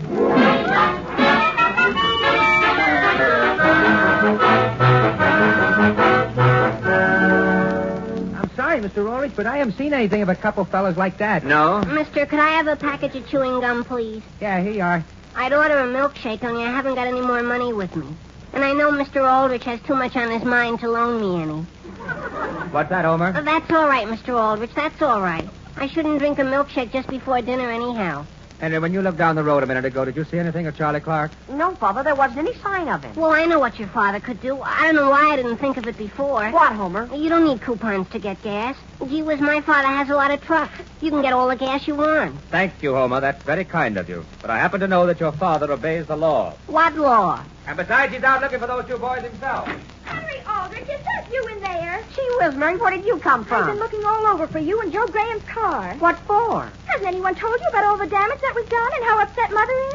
Sure, I know all about it, Mary. That's why Homer and I are out here. That's why you're out here. You don't care how Mother feels? Sure we do, Mary, but we're helping her. We're helping her in our own way. Sure. Well, you just wait, Henry, until I tell Father about your attitude in this matter. But, Mary! Gee whiz, poor Mary. She always gets so darn excited. Sure. Over something she doesn't understand the first thing about. Henry, where are you going? I'm just going to step over here and close this phone booth door that someone left partly open.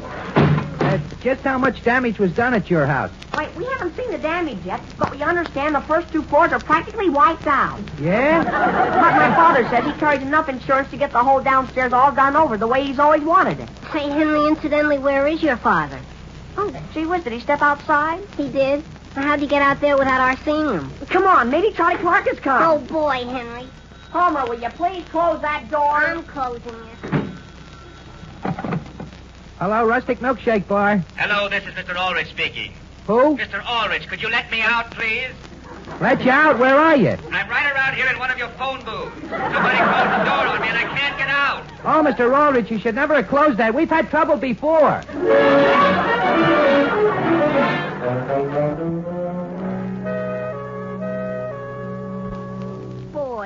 wish your father would show up, Henry. It's getting kind of cold waiting in this car. He'll be along, Homer. He'll be along. Well, instead of sitting here wasting time, my father could have been out here by now with all the gas coupons you need. Homer, my father's very particular about not using anybody else's coupons. And besides, here comes a towing truck. Maybe my father's on. Oh, boy. Come on, let's get out and watch him hook on. Look, gee whiz, they're going right by. Well, in the first place, Henry, it isn't a towing truck. It's a telephone company truck. Oh, yes. And look, they're pulling right up in front of the milkshake bar. See? A couple of guys are going inside with a lot of heavy tools. Come on, Henry, let's go in and see what they're going to do. Listen, Homer, the thing for us to do is to stay right here by this car so my father can put his hands on us when he wants us.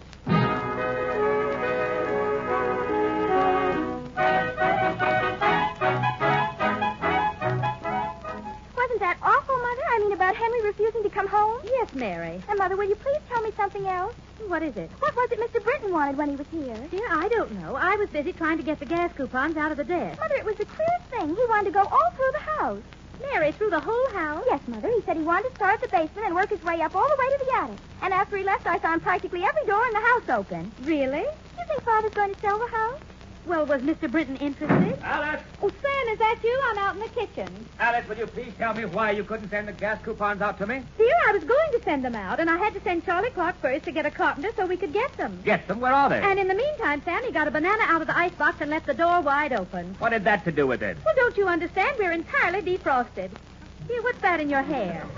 My hair? What do you mean? My goodness, Father, you've got wood shavings all over your head. Yeah?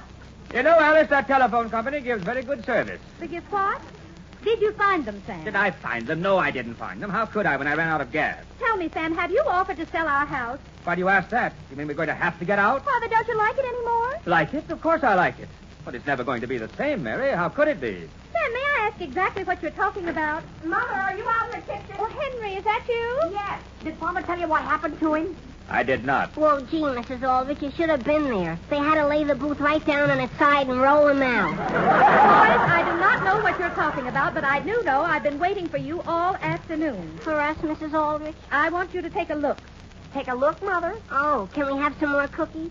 Sure. I'll get them out of the cupboard. Homer, leave the cookies on the shelf and look over there toward the cellar stairs. Both of you. The cellar stairs? It's something I did? It most certainly is. How recently did he do it, Mrs. Aldrich?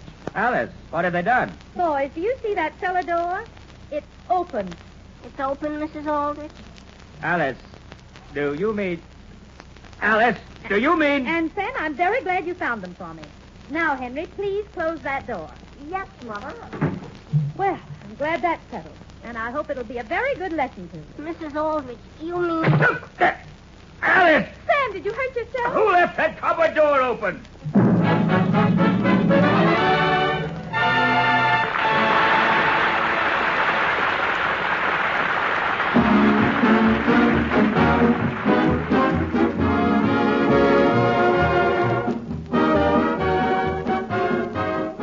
This is the Armed Forces Radio Service.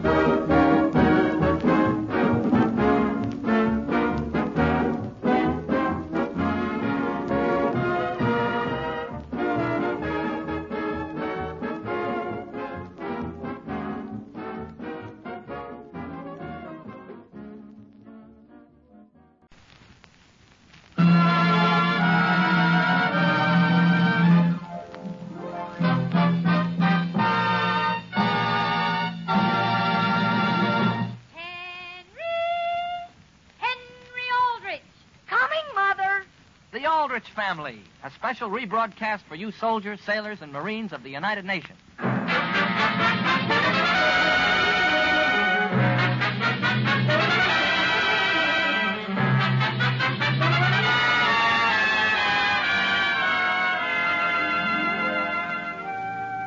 Watch a teenage boy in action, and you can probably discover the source of his impulsive vitality.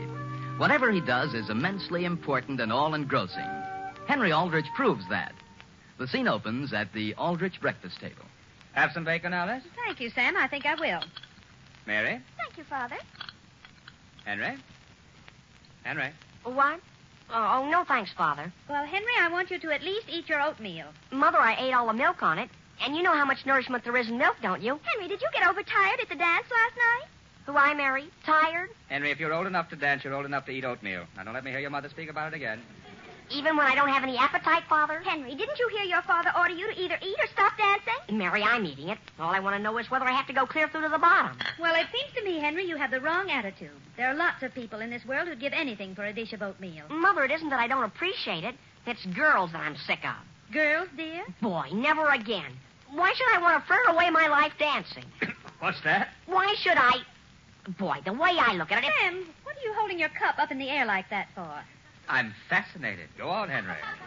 Well, I just thought things over, that's all. I don't feel I'm getting anywhere the way I'm going. You know what I mean? Being a darn butterfly. So, Mother, don't you think I could just forget my oatmeal? You certainly may not. By the way, Alice, has anyone phoned for me this morning? No, Sam, not that I know of. No. Well, if any call does come for me, it'll probably be a Mr. Gilchrist. Who? Mr. Gilchrist.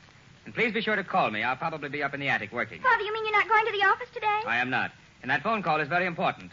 Is that clear, Alice? Yes, Sam, of course it's clear. And Mary, do you understand? Yes, Father. And Henry? Henry, what are you staring into your oatmeal for? Who I, Father? I wasn't staring. I was just watching the spoon sing. Hi, Henry. Gee whiz, Homer, are you here? Come here quick. I've got some news for you. Henry. I'm coming, Homer. Henry! Yes, Father? When Homer came in, I was asking you whether you understood. I heard you, Father. Gee, you can depend on me. Hey, Henry, who do you think I just saw? Who do you think I just had a talk with? Who? Agnes. And do you know what she said? She said that when Kathleen got home from the dance last night, she was so upset over the fight you and she had, she couldn't sleep all night. She couldn't, Homer? She couldn't? And you know what Agnes said she told her to do? What? She said Kathleen ought to telephone you and apologize.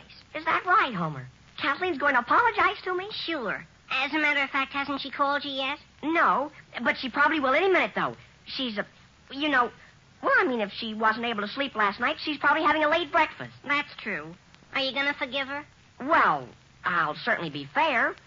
That's the least I can do. Henry, could you and Homer please get out of my way? Mary, Homer and I happen to be very busy discussing something. Now, please don't hang around and try to listen. Henry, all I want to do is use the phone. Use the phone? I'm sorry, but you can't use it right now, Mary. Why not? I'm using the phone. You're using it. Why, Henry Aldrich, you're standing 10 feet away from it. And all I want to do is phone Daisy Harper and say hello. Daisy Harper? Gee whiz, you've never gotten Daisy Harper on the phone in your life, but what, you just hung there for a couple of hours at a stretch. Well, I know my rights, Henry Aldrich. Don't let her buy you, Henry. Don't let her buy you. Now, Mary, wait a minute. Oh, no, I won't. Let go of me. There, Mary. Now look at what you've done. Henry, I didn't knock the table over. You did. Henry? Yes, Mother? What was that? Why, I'll tell you, Mrs. Aldrich. He was just explaining something to Mary. Well, please tell him to come in here and finish his oatmeal. See that, Henry? See that? Mother, couldn't you save my oatmeal for me so I can have it for lunch? For lunch? Sure. Just slice it and fry it for me. Oh, boy, there's the phone. Now, Mary, will you please get out of this hall while I have my conversation? Henry, I won't listen to you. That isn't the point, Mary. Do you want to make us feel uncomfortable? Well, all right. But don't expect me to do this for you all the time. Hello? Hello? Hello, is this Kathleen's father? I mean... May I speak with Mr. Aldrich, please? With Mr. Aldrich? Yes, this is Mr. Gilchrist. I'm very anxious to get in touch with him. Oh, yes, it seems as though I remember him mentioning your name at breakfast or something. I beg your pardon? Just a minute, I'll call him. Father! Father! Mr. Aldrich! Listen, Henry, get rid of him fast. Maybe Kathleen is trying to get you. Hello? Hello, is this Mr. Aldrich? No, sir, I just happen to remember Mr. Gilchrist. My father said you should call him at his office. I think. He's at the office? Sure. And I remember he said it was very important. And he must be on his way by now. Henry, hang up. The only thing is, well, maybe I can get him before my train leaves. Thank you very much. That's all right. Goodbye.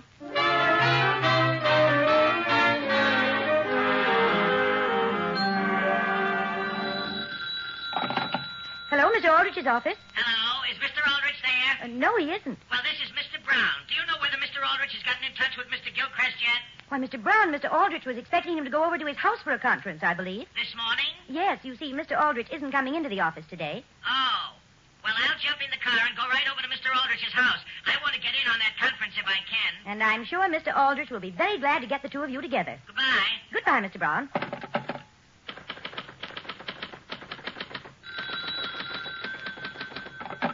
Hello, Mr. Aldrich's office. Hello. May I speak with Mr. Aldrich, please? Mr. Aldrich isn't in right now. May I take any message? Well, this is Mr. Gilchrist.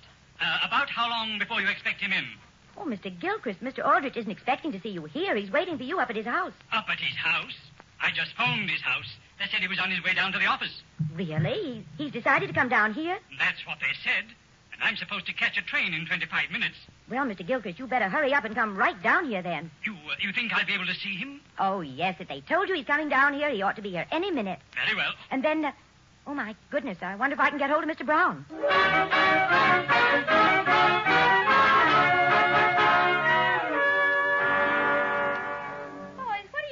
Spend all Saturday here by this phone? Mrs. Aldrich, that's just exactly what I've been trying to tell him. Mother, I don't need any fresh air. I slept with my window open all night. Well, get away from that phone, dear. I want to put in a call. Now, just as Kathleen's... Mother, couldn't you please wait just a few more minutes? Oh, you're waiting for a call? Yes, sure. Well, let me know just as soon as you're through because I have to order the grocery. Yes, Mother, and thank you very much. Listen, Henry, I know you slept with your window open last night, but why don't you look at it this way? The sun's shining. All right, Homer, all right. Why don't you go out then? Alone? What is there I could do alone? Look, why don't you do this? Why don't you phone Kathleen and get it over with? Oh, no, Homer. Oh, no, it was her fault, and she's practically dying to apologize to me. Henry! Mary, there's no use asking me. I'm not through with this phone yet. Henry, I'm not even asking you about the phone. I just wanted to tell you that Mother has a can of peas out in the kitchen she wants you to open for her. Sure, I know, Mary, I know. Now run along. If you think you're going to get me away from this phone with a can of peas, you're crazy. Henry, must I ask Mother to beg you in writing to open her can of peas? Mary, ma'am. Oh, no, Homer. Mother still remembers the time you pulled the cork out of the vinegar bottle. Mary, I wasn't going to offer to open your darn can. I was just going to suggest if it's so important you get it open, why don't you bring the can and the can opener in here? All right, just to show you I will. I certainly will. Gee whiz, there's the phone. There's the phone. Hello? Hello, Kathleen. Henry, you're completely crazy. That's the front door. And, Homer, can't you please answer it? Sure, Mary. Number, please. Never mind, operator. My sister just asked Homer to answer it. I beg your pardon? It isn't the phone. Goodbye. Homer, what are you doing over here? Oh, hello, Father. I'm helping Henry wait for a phone call. Hello, Mr. Brown. Good morning, Henry. Where's your father? My father? Oh, he's down at the office. Down at the office? Oh, no. Yes, sir. He particularly mentioned at breakfast that he was going to the office. Well, what did they tell me he was up here for? Look out while I use your phone a minute. You want to use this phone, Mr. Brown? I do. Father, I'm sorry, but it's busy. What do you mean it's busy? I've got to call Mr. Aldrich. What do you mean you're going to call me? Hello there, Will. Sam! I thought you were down at the office. Gee whiz, Father, how'd you get back so soon? From where? I've been up in the attic. With Mr. Gilchrist? With who? With Mr. Gilchrist, Father. Did you find him all right? What do you mean? Did Mr. Gilchrist find me? Henry, where is Mr. Gilchrist? Well, I'm not sure, but I think he said he'd be very glad to wait for you down at your office. Well, that's a fine thing. Here, let me have that phone. Oh, boy. Father, couldn't you please wait just a little while longer? Wait.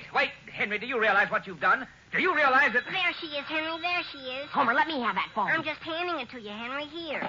Hello? Yes?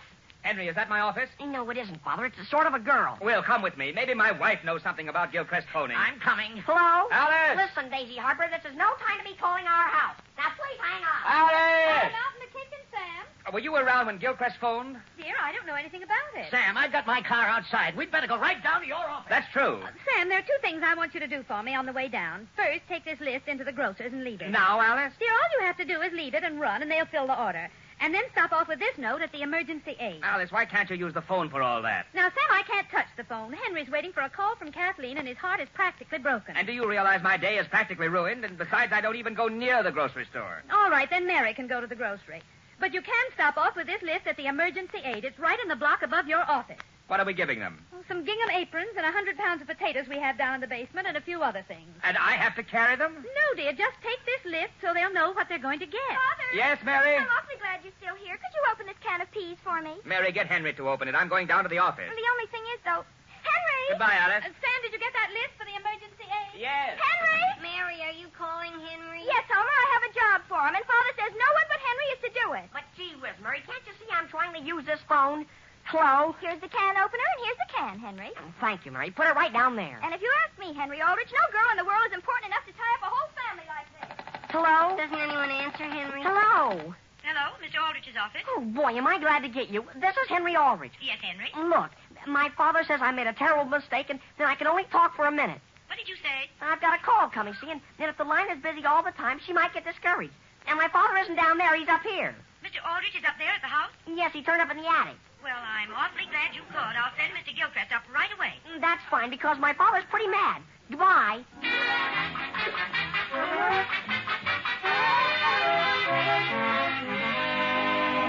But, Kathleen, I've been expecting you to ask Henry. I can't help that, Nellie. But we're going to have such fun on the picnic. why don't you go to the phone now and call Henry and ask him whether he wouldn't like to come along with us? Oh, no, Nellie. If you'd like to ask him, you go ahead, but I'm certainly not going to be the one that calls him. All right. Hello? Number, please. Elm 303. Elm 303. Kathleen, tell me confidentially, have you and Henry had a falling out? A falling out? My goodness, Nellie, whatever gave you an idea like that? I just said I wasn't going to be the one that phones him. Hello? Hello, is that you, Henry? Yes, is that you, Kathleen? Kathleen? No. Did you want to speak to her? Why not? No, I mean, if it isn't... Who is this? This is Nellie Miller. Could you hold the line just a second? Kathleen, here, take the receiver. No, Nellie, don't you dare tell him I'm here. Well, my goodness. Hello? Nellie, is there somebody there with you? Well, no, not exactly. And Henry, how would you like to go on a picnic with a few of us? On a picnic? Today? Yes, we're going to have a wonderful time. And all you'd have to furnish would be lettuce. Lettuce? Well, I tell you, I'd certainly... Henry, what's that awful noise? Nothing, Nellie. I'm just trying to open a can of peas. You what? I'd certainly like to go with you, but I'm expecting a telephone call.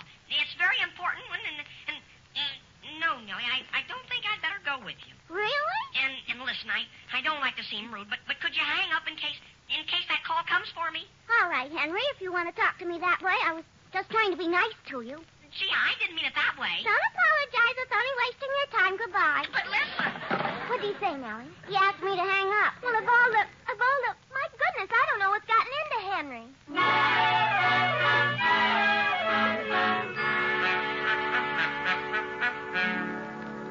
Miss Thompson, do you have him yet? I'm trying to get him, Mr. Aldrich. The operator's ringing your house right this minute. Sam, after you get through talking to Henry, let me have a chance at Homer. I'll turn him over to you, Will, with pleasure. Hello? Hello? Hello, is Henry Aldrich there? Yes, hello. Is this you, Kathleen? Who? Isn't this Kathleen speaking? No, it isn't. But just a moment. There is someone that would like to speak to you. There is? Oh, boy. Henry. What's that? Henry, I want to ask you just one simple question. Where is Mr. Gilchrist? Well, I'm certainly glad you called, Father. He's right in the living room reading the National Geographic. What happened to you? What happened to me? What happened to me? Wait until you hear what's going to happen to you. Henry, what's that noise? That noise? I'm beating the rug for Mary. What? I've got it hanging on the banister, and I'm being very careful. You tell Mr. Gilchrist we're coming up there and he's to wait. Then you're to get away from there and stay away for the rest of the day. I'm to stay away from Mr. Gilchrist or the carpet. From the phone, of course, the phone. But suppose my call comes for me. Did you hear me? You're not even to touch that telephone until I say you may. Yes, Father, I understand. Goodbye. Goodbye. Sam, you didn't hang up, did you? Oh, I'm sorry, Will. Oh, that's all right. There wasn't anything more I could tell Homer anyway. Just the same, Miss Thompson. Call our house again. Right now. Right now. Let's see whether Henry's still hanging around that phone. Hello? Number, please. Elm 303. Elm 303. Here's your hat and coat, Will. I hope you don't mind driving us up to the house again. Well, it has to be done. After all, Gilchrist has already stayed over one train to keep this appointment. Hello? Hello, is Henry Aldrich there? Hello, is this Kathleen? Just a moment, please. Here, Mr. Aldrich. Thank you. Henry, didn't I tell you not to touch that phone again? Mr. Aldrich, Henry's not touching it. I'm touching it for him. This is Homer? Sam, is that Homer? Let me get my hands on him.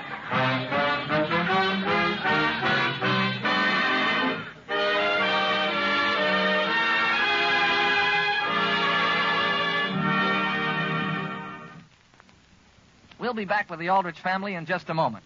Right now it's intermission, and time for our intermission guest, the one and only Tommy Dorsey. Okay, Tommy? I couldn't sleep a wink last night because we had that silly fight. I thought my heart would break the whole night through. I knew that you'd be sorry, and I'm sorry too. I didn't have my favorite dream, the one in which I hold you tight. I had to call you up this morning to see that everything was still all right, yes. I had to call you up this morning 'cause I couldn't sleep a wink last night.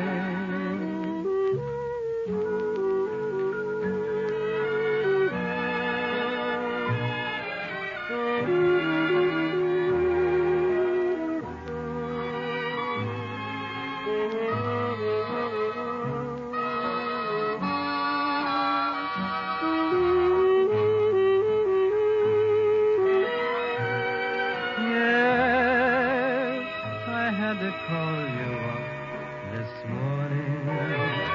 'Cause I couldn't sleep a wink last night.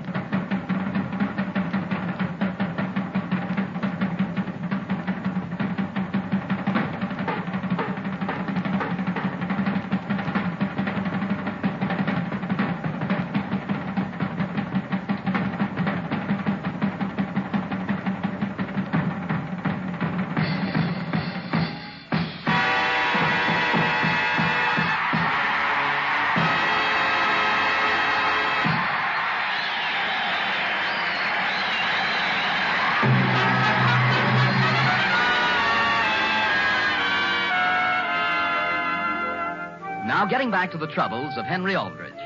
Due to the fact that Henry has been waiting by the Aldrich telephone for several hours, hoping a call would come through from Kathleen, practically all business and social life in Centerville has come to a dead stop.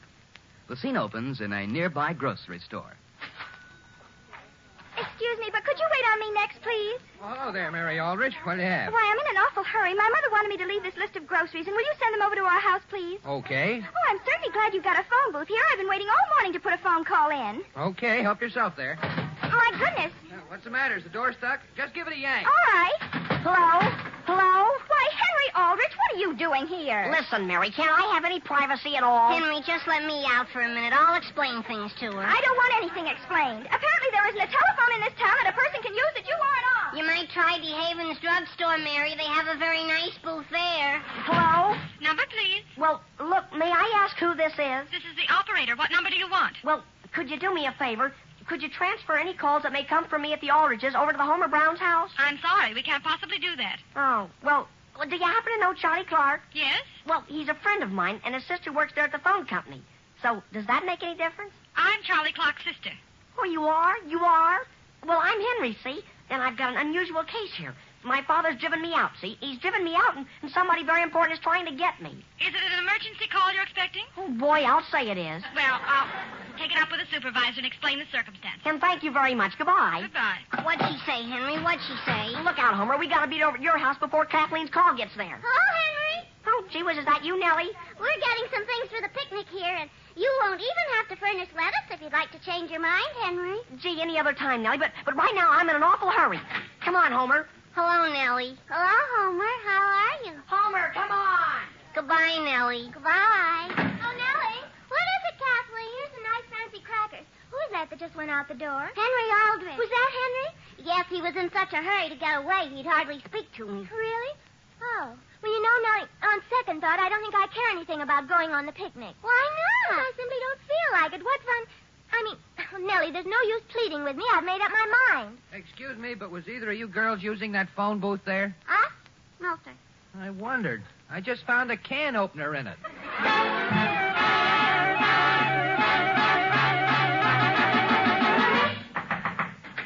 Hello there, Mr. Brown. Boy, have I been running. Henry, is that you? Where's Homer? He's coming, Mr. Brown. Boy, he couldn't keep up with me. But gee whiz, is that your telephone? I'm just in time. I guess that is the phone. Well, don't bother to answer it. I know what it is. Henry, I'll take that call. But it's for me. It's for me. Hello? Hello? Hello? This is Mr. Gilchrist. I want to speak to Mr. Samuel Aldrich. To Mr. Aldrich? He isn't here. You've got the wrong house. Oh, I beg your pardon. I'm sorry. That's all right. Henry, who was that? Nobody, Mr. Brown. Just Mr. Gilchrist. He wanted to speak to my father. To your father? Where is Gilchrist? Where is he? We've been looking all over for him. Why, he didn't say. He just hung up. And may I ask who gave you permission to come in here and answer our telephone? The telephone company. I asked them to. Oh, you did you? And do you see that front door? Yes, sir. March. You mean you want me to go? March. Yes, Mr. Brown. Gee, Henry, can you run? Homer, get out of here. Who, me, Father? March.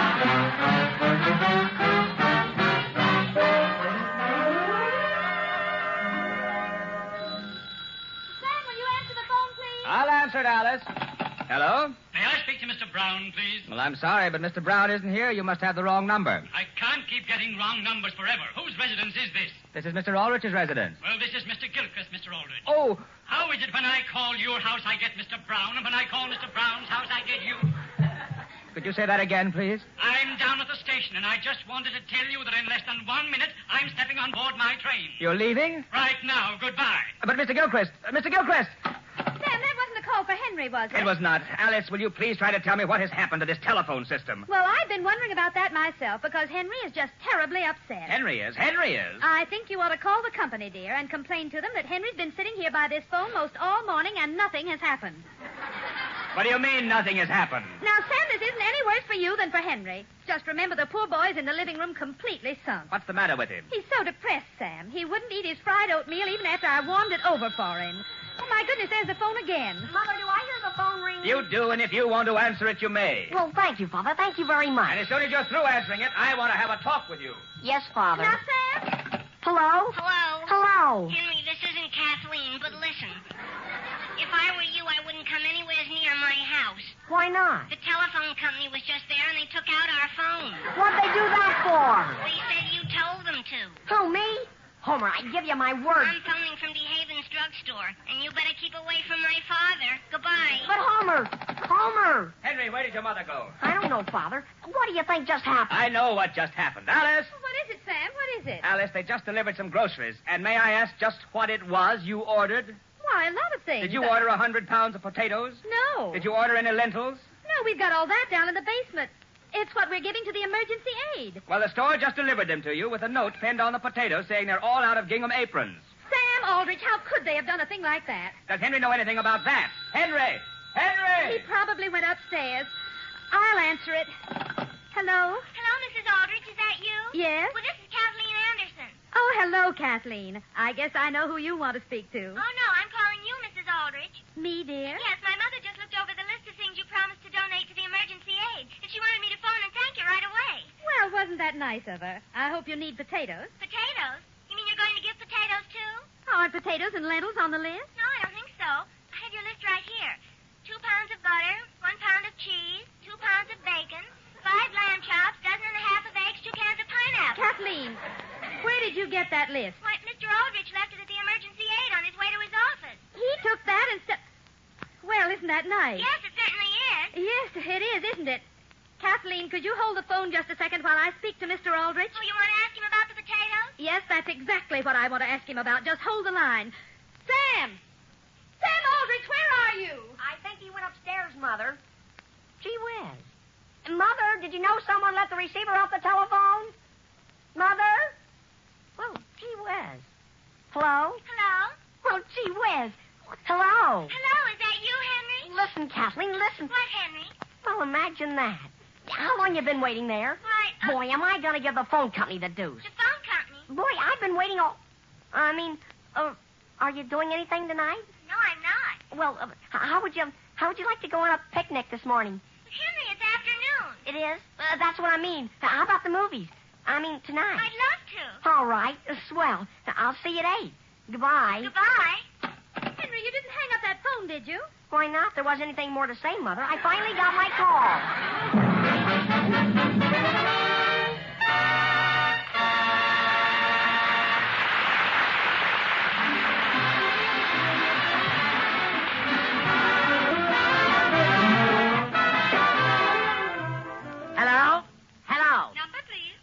this is Mr. Brown. I've been trying to get Elm 303 for 2 hours. What's the trouble? Elm 303? What is the name of the party, please? Aldrich, Mr. Samuel Aldrich. I'm sorry, but Elm 303 has been disconnected.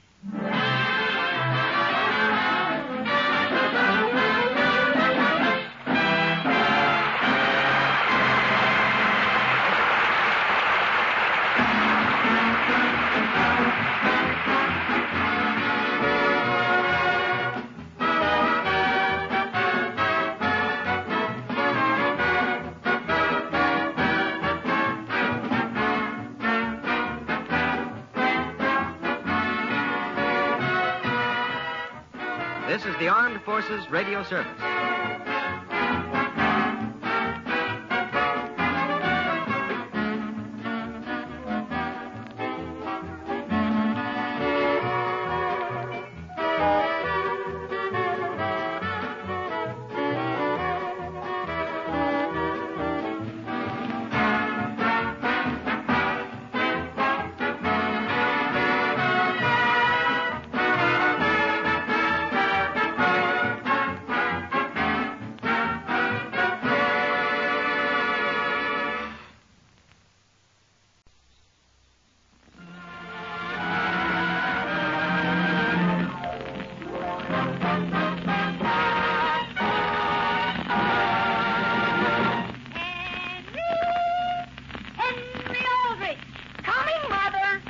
Aldrich Family, a special rebroadcast for you soldiers, sailors, and Marines of the United Nations.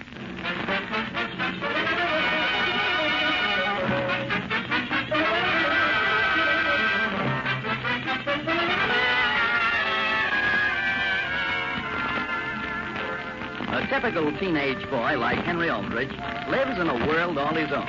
A world of impulses, hectic activity, and honest enthusiasm. And grown-ups always welcome the opportunity of re-entering that wonderful world. The scene opens in the Aldrich living room. The time is Saturday afternoon.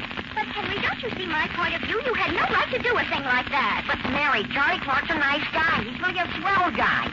He's really very good looking. How can you tell? His hair's always falling down over the front of his face. Not when he goes out at night, it isn't. He has some stuff he puts on his hair that... Boy, it makes it stiff as a board. Well, let me warn you, Henry. If Charlie Clark comes over here tonight, I won't even see him. Why not? Because, Henry, you had no right making any such dates for me. Mary, is it necessary for you and Henry to talk quite so loud? Well, I'm not talking loud, but you know what Henry did to me. Do you know what he did to me? What did he do? He sold me to Charlie Clark for a baseball. Mother, I assure you, the baseball had nothing to do with it. And besides, Mary, do you realize how hard a thing like that is to get these days? Mary, I always thought Charlie Clark was a very nice boy. Oh, Charlie Clark? Mother, he's perfectly all right as a little playmate for Henry, but to spend an evening with him... Mary, may I ask whatever gave you the conception that Charlie Clark is my little playmate? Hi, Henry. Hi, Homer, are you here? He's got a new baseball. Let's see it. Homer, you'll have to wait until I get Mary straightened out. Dear, I don't want to hear any more about this. Now, please go outside with Homer and play ball. Yes, Mother, I'll go. Only Charlie Clark thinks she has a date for tonight. You made it with him, Henry. You're the one who'll have to keep it with him. Hi, Henry. Let's see that ball I hear Charlie gave you. It's right here in the hall closet, Homer. Boy, are you lucky you haven't got a sister. You're crazy, Henry. Don't you realize I'm the only person around my house my family can pick on? Where's the ball? It's up on the shelf, I think. Henry, why don't you have some light in this closet? We don't need any light. She was everyone in the family knows exactly where everything is. Oh, gee whiz. Hey, Henry, what was that you just knocked off the shelf? Oh, boy. Listen, Homer, stand back while I try to find out.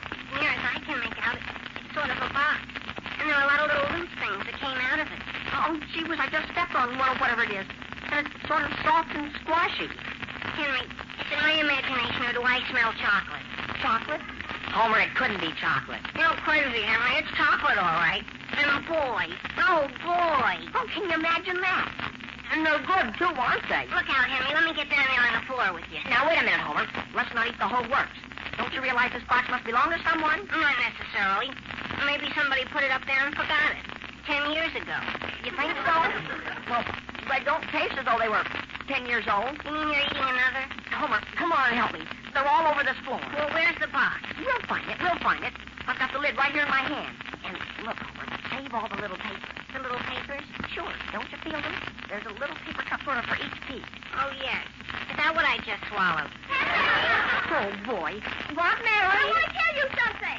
Well, don't bother looking for me, Mary. I'm on my way into you. I'm right here in the living room. Henry, may I Who, I? Eating? Well, I'm just running my tongue over my teeth, Mary. Well, what I started to say was, one reason I don't want Charlie Clark around tonight is because Joe Graham is coming over. Joe Graham? You'd rather see Joe Graham than a kind, generous guy like Charlie? And you realize Joe Graham is just as generous as he can be? He even sent me a beautiful box of candy yesterday. A beautiful 2-pound box. He did. Joe Graham gave you... Well, isn't that nice? Where is it? That happens to be none of your business, Henry Aldrich. I put it away very carefully in a place where you can't possibly come across it. Oh, well, I'm certainly sorry. Goodbye. Where are you going? No place in particular. I just have a little cleaning up. A few things that... I'm sorry I said what I said about Joe. Hey, Henry, come here and help me. Yeah, I'm coming, Homer. Not so loud. What do you think we ought to do, Henry? I've got the bottom tray filled. There's still a couple of hundred chocolates left over. Listen, Homer, are you still eating them? We've got to do something with them, Henry. There isn't going to be room in the box. There has to be, Homer. And we've got to arrange it very neatly. Listen, Henry, there's somebody coming. Oh, where? Oh, Alice, have you seen Henry? Oh, boy. Now, listen, Homer, what did you close the door for? Why do you think so? Your father wouldn't see it. But, Homer, there's no knob on this side. You mean we can't get out? Gee whiz, we may be in here... Oh, boy, nobody knows how long we may be in here. Well, at least, Henry, we won't starve.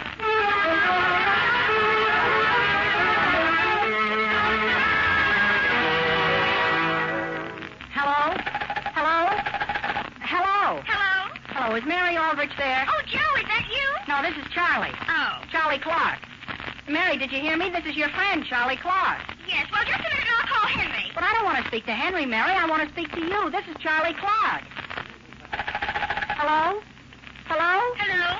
Oh, gee, Mary, I thought you ditched me. This is Mrs. Aldrich, Charlie. We don't seem to be able to find Henry. But, Mrs. Aldrich, I gave Henry a baseball... it's your daughter Mary I want. Mary? Oh, why, Mary's looking for Henry, Charlie. She is? Well, look, maybe you could tell me what time I'm supposed to come over tonight. Oh, well, I'm not sure, but I think Mary's busy tonight. Sure, with me. Really? Well, sure, didn't Henry tell her? Well, Charlie, I think the safest thing for us to do is to have Henry phone you later in the day. Henry? Not Mary? I'll tell Henry you called him. Oh. Well, thanks very much.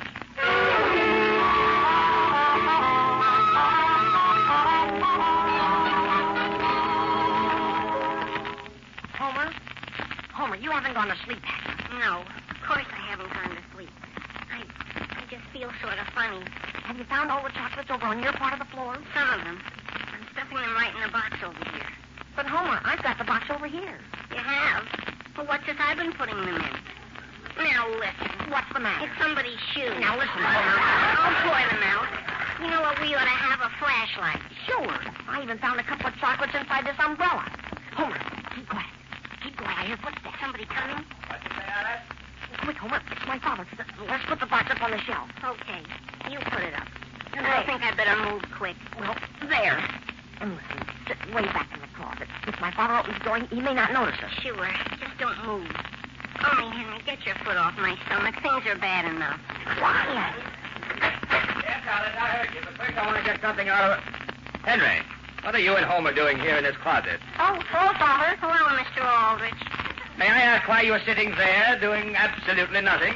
Why, we were just trying to see how long we could hold our breath, Mr. Aldrich. Well, get up. You're both entirely too old to be wasting your time doing that. Yes, Father. And please get out of the way. I want to find an old pair of shoes of mine. Yes, Mr. Aldrich. Come on, Henry. Oh, boy. I'm coming. Homer, is there anything the matter with you? No, Mr. Aldrich. I'll be all right, I think. Homer, as soon as he gets out of there, we've got to go back and pick up the rest. Henry, may I ask where you've been for the last half hour? Right, we're just... where I've been... Mrs. Aldrich, we're looking for a flashlight. Yes, we need a flashlight, Mother. And Mary, have you seen one? Henry, I'm not even speaking to you. Do I, Mary? And I just want to tell you, if you hadn't done what you did, I would have let you and Homer have some of the candy Joe Graham gave me. But as it is, you're not even going to see it. Oh, we're not? Oh, gee whiz, Henry. You ought to see what I just found in the cuff of my pants. What is it, Homer? Nothing. It's just... Homer, is it in pretty good condition? Well, to be frank, Henry, we better just leave it where it is. Henry, have you cleaned up that mess yet? That mess? That mess? Oh, boy. You know very well what I'm talking about. That model airplane you left all over the floor of your room. Oh, is that all? Is that all? Henry, what's gotten into you? Nothing, Mother, nothing. Mrs. Aldrich, haven't you any ideas to where we find a flashlight? Homer, Henry does not need any flashlight to straighten things up. He doesn't. Come on, Homer. Henry, which mess do you want me to work on? You stick with me, Homer. Mother, would you like to have me go get you a piece of that candy Joe brought me? No, I certainly hope you haven't opened it. Oh, no, Mother. I was very careful to hide it out in the hall closet. In the hall closet? Your father is always poking around in that closet, and you know how he is when he gets hold of a box of candy. Well, my goodness, I'll get it out right away. You can find a place in the dining room to hide it. All right. Mary, look. There it is right out on the top shelf where everyone can see it. Isn't that strange? I thought I put it right back in there. Mother, let's open it. Let's take one piece. Now, dear, don't even take the cover off that box. Why not hide it in the dining room and open it when Joe Graham comes this evening? All right, maybe I will. Then he can see how nice it looks.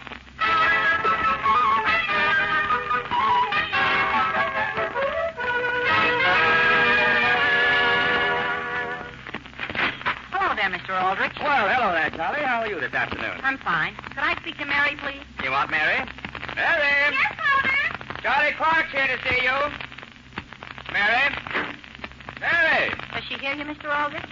Well, I thought she answered when I first called. Step inside and we'll try to locate her. Okay. Mary! Did I hear her then, Mr. Aldrich? I don't believe you did.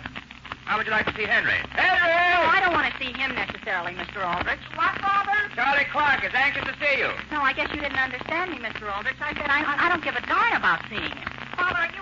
Hello, Charlie. Are you here? Yeah. Who is it, Henry? Who is it? Oh, gee whiz. Hello, Charlie. Hello. Henry, Charlie's here to see Mary. See whether you can find her. Now, Father, Henry, I want to ask her what time I'm to come over tonight. And every time I call, they give me your mother and start looking for you. Well, listen, Charlie. Right this minute, Homer and I are very busy trying to find a flashlight. Oh, you want a flashlight? Well, why didn't you tell me? You mean you've got one? Sure, right here on my key ring. Sort of small, though. Well, what difference does that make? A flashlight's a flashlight, isn't it? Let me have it. Here. Come on, Homer. Let's see what we can dig up in the closet. You gonna dig something up, fellas? Can I watch you? Wait a second. Charlie, how do you work this? You can't. The battery's dead. Listen, Charlie, are you trying to be funny? Well, I'll locate a battery someday. The war isn't gonna last forever. What are you gonna do with that cable lamp, Henry? I'm just gonna take it to the front hall closet for something. But how about Mary? Hen, you hear me, Henry? How about Mary? Here, Henry. Here's a floor plug, right near the closet door. Look, it lights up the whole closet. Henry, would I be bothering you now if I asked a simple statement? Gee, Homer, look at them. They're all over the floor. Oh, great. You know, we didn't get even half of them. What are those little black things you're picking up, fellas?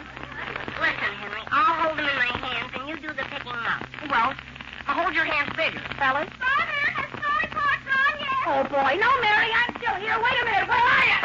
Oh, gee whiz. Now, listen, Charlie. What'd you take that lamp for? I'm all right. Mary, wait a minute. Mary, where are you? Listen, Henry, what am I going to do with these 2 handfuls of chocolate? Reach me down the box. I've got to pick up this lamp first. Alice, is anybody home? Oh, boy. Was that my Aunt Harriet that just came in the front door? Where are you, Alice? In the living room? Come on, let's get into the dining room before she gets near this closet. But, Henry, what am I going to do with these chocolates? Put them in your pocket. You're crazy. Isn't there a dish here in the dining room? Here, put them in this. Quick, hurry up. Boy, am I glad to get rid of those. Now, Homer, don't wipe your hands on the tablecloth. I'm not. I was just feeling it to see what kind of material it is. Look out while I shove the dishes of chocolates behind the fruit bowl. Do you think anyone will see them? No, how can you? Henry, is Charlie Clark in here? No, Mary. Are you looking for him? No, I'm trying to get away from him. He followed me out to the kitchen, and I went out the back door, and now I just came in the front door. Mary, is that you in the dining room? Yes, Father, not so loud. Charlie Clark was looking for you. Did he find you? Father, please. Homer, what's that you have on your hand? Why, they're... Boy, they look just as though I'd been in a mud puddle, don't they? You better go up and watch them. Yes, Mr. Aldrich. Come on, Henry. Okay. And if you see your mother up there, tell her your Aunt Harriet is waiting to see her in the living room. Father, what are you limping for? Limping? Oh, there seems to be something wrong with one of my shoes. You mean it's hurt? I had a pair of shoes in the hall closet, and maybe my imagination, but I think there's something down in the toe of one. Really? Why don't you take it out? Oh, it's probably just a lining or something. It's soft and it gives when I walk. Were you calling me? Yes, Alice. Harriet's waiting to see you in the living room. She is? Harriet, I'll be right in there. Harry, where did this come from? What is it, Mother? This piece of candy behind the fruit. Now, dear, you didn't go and open that box Joe Graham gave you, did you? No, Mother, don't you remember? I hid it right here in the buffet. Mary, I didn't put this here. Who didn't? Dear, you don't suppose your Aunt Harriet brought it, do you? You think she might have? Why, of course she did. She's always carrying little paper bags of candy around with her. Won't you have a piece? Oh, Mary. My goodness, Mother, Charlie's closing in on me. Mary, you can't keep running away from her. Well, I'm not going to stay here and talk to her. Oh, Mary. Oh, Miss Aldrich, have you seen Mary? Have I seen Mary, Charlie? Oh, or is it Henry you want to see? Isn't it funny I can't make that clear to anyone? It's Mary I want. Here, dear, will you have a chocolate? Oh, thanks. I don't mind if I do. Mother, have you any idea where Homer and I'll find right, Henry. What did you want it for? Why, no particular reason. We just... Mrs. Aldrich, what is that you've got in that dish? Candy, Homer. Won't you have a piece? Candy. Candy? Yes, dear. Go ahead and take one. Well, Homer, I don't think you ought to touch it. That's true. Mrs. Aldrich, they look so nice in that dish. Don't you think you ought to just leave them? Sure, until night when maybe it's better. Well, Mrs. Aldrich, as long as they aren't having any, may I have theirs? Listen, Charlie, after we've been down on our hands and knees, I mean... Here, Charlie. And perhaps I'd better take these into Henry's Aunt Harriet while there's still a few left. Henry, what do you think? What about, Homer? Those are going to leave an awful big hole, Henry. Don't you think we ought to try to get them away from your mother? Homer, let's call what she just took into the living room so much water under the dam and go on from there. Well, listen, fellas, where did Mary go? Henry, what are you looking in the sideboard for? Somewhere in this house, Homer, there's a flashlight. Oh, boy. Let's see, Henry. What have you found, fellas? Can you imagine that? Listen, fellas, what have you found? Charlie, I want you to do something for me. You go up to my room. Yeah? And you sit there until we come up. And then you're going to fix me up with Mary? Yeah, sure. Okay, but don't forget me. We won't forget you, Charlie. Homer, take a look at what I dug up in the sideboard. What is it? Another box of candy. And look, it's exactly like the one we spilled. Henry, we're all fixed. We just take this into the hall closet and put some of these into Mary's box. Come on. Do you think that'll be all right? Well, you don't want to rob your own sister, do you? And as long as you don't know who these belong to. Okay. And wait a second while I open the closet door. Okay. Only where did you leave Mary's box? Right up there on the top shelf. Wait a minute, and I'll boost you up. Okay, boost. Hurry up, Homer. Henry, it isn't here. Homer, stop kicking me. Look out. Hey, Homer, get up. Oh, boy. Where's the box of chocolate? Under me, darn it.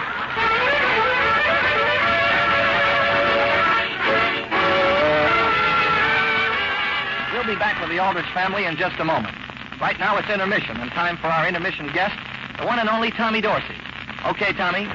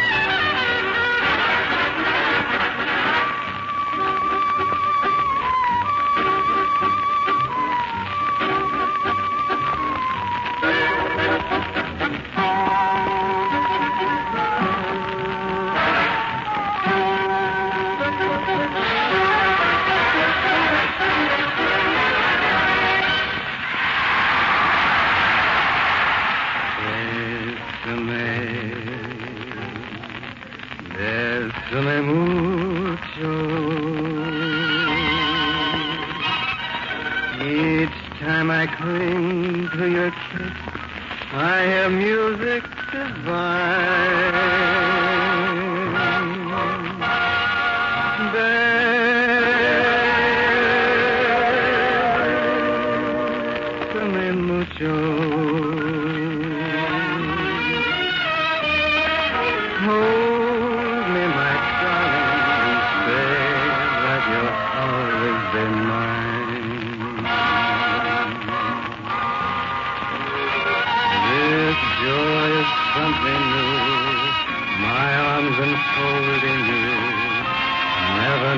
this thrill before. Who ever thought I'd be holding you close to me, whispering at you, I adore. Dearest one, if you should leave me, each little dream would take wing and my life would be through.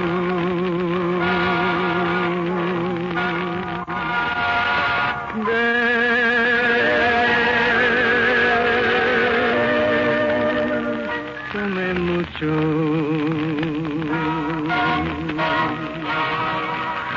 Love me forever and make all my dreams come true.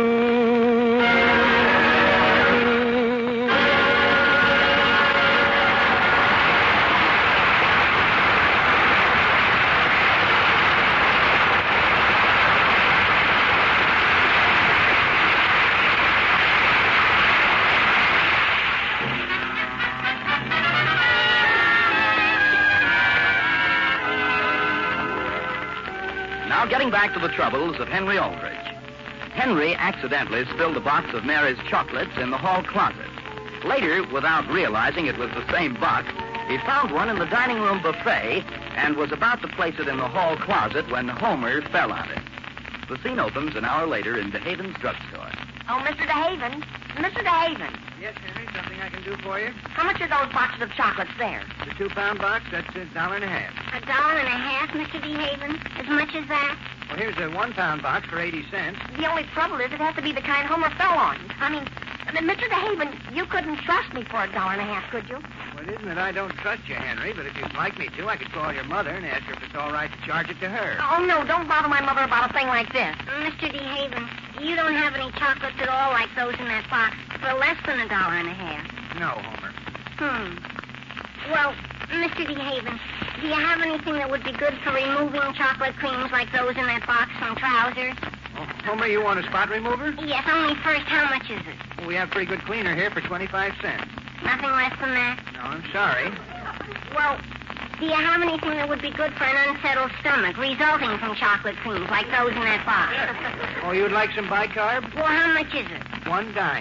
You haven't got anything that would settle me for a nickel? Well, I could give you a little fizzy water free. Okay, let's try that first before I throw my money away. Hey, fellas, where have you been? Gee whiz, it's Charlie Clark. I waited up in your room for you for an hour, Henry. Did you forget me? Don't forget, I gave you that baseball. Charlie, we had to come out here to see about some candy. Oh. Mr. DeHaven, do you have any hair oil that smells nice? And say, fellas, does Mary like candy? What's that, Charlie? Would you like to buy Mary a box of candy? Sure. Sure, Charlie. And how would you like to have us deliver it for you? Oh, no, Homer. We can't do that. Look, Mr. DeHaven, how much are those boxes over there? This kind here? Charlie, that isn't the kind she likes. Now, listen, Homer, I'm not going to have any part of this. Henry, don't you want to save your own life? Charlie, come here. Hey, wait a minute, Charlie. Don't listen to Let him. go of him, Henry. You let go of him yourself. Wait a minute, fellas. Wait a minute.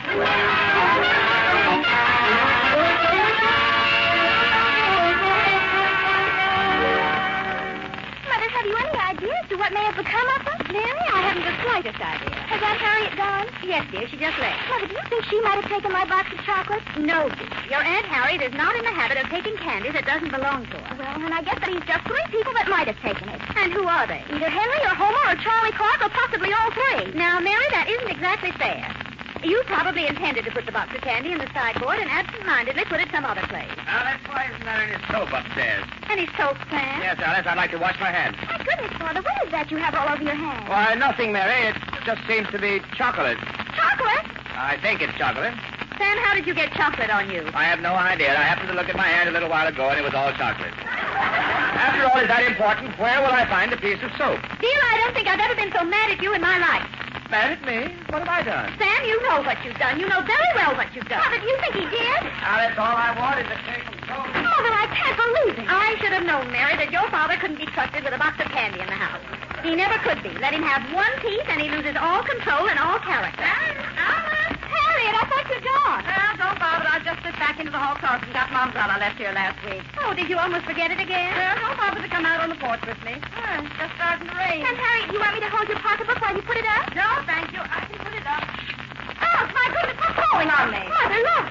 Chocolate. Aunt Harriet, where did you get those? Oh, where are they coming from?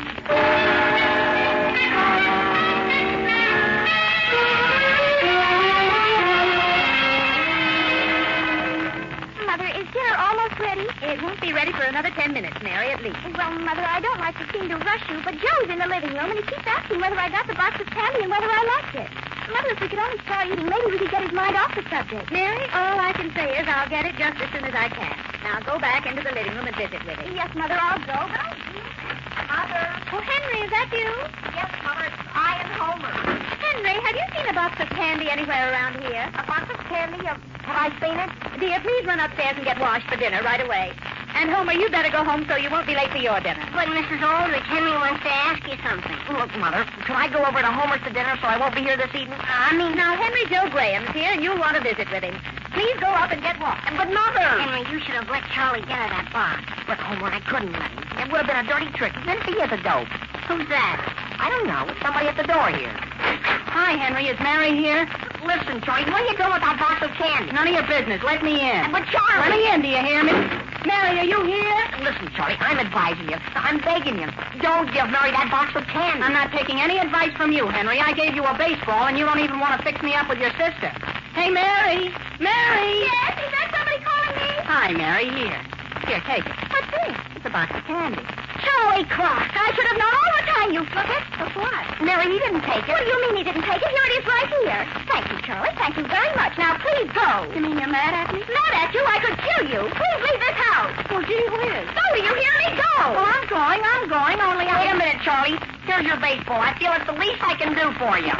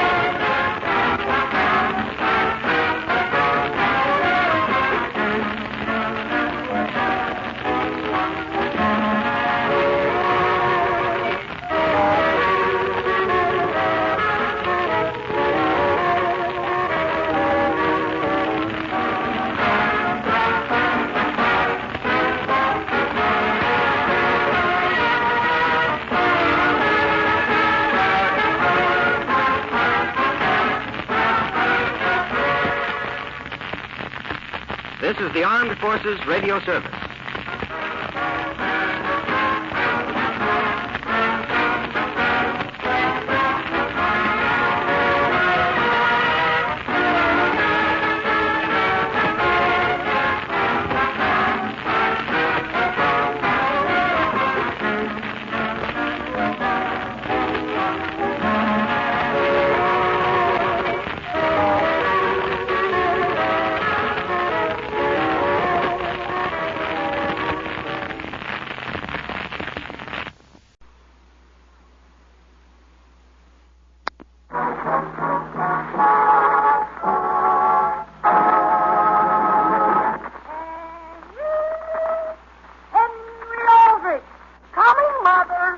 The Aldrich Family, a special rebroadcast for you soldiers, sailors, and Marines of the United Nations.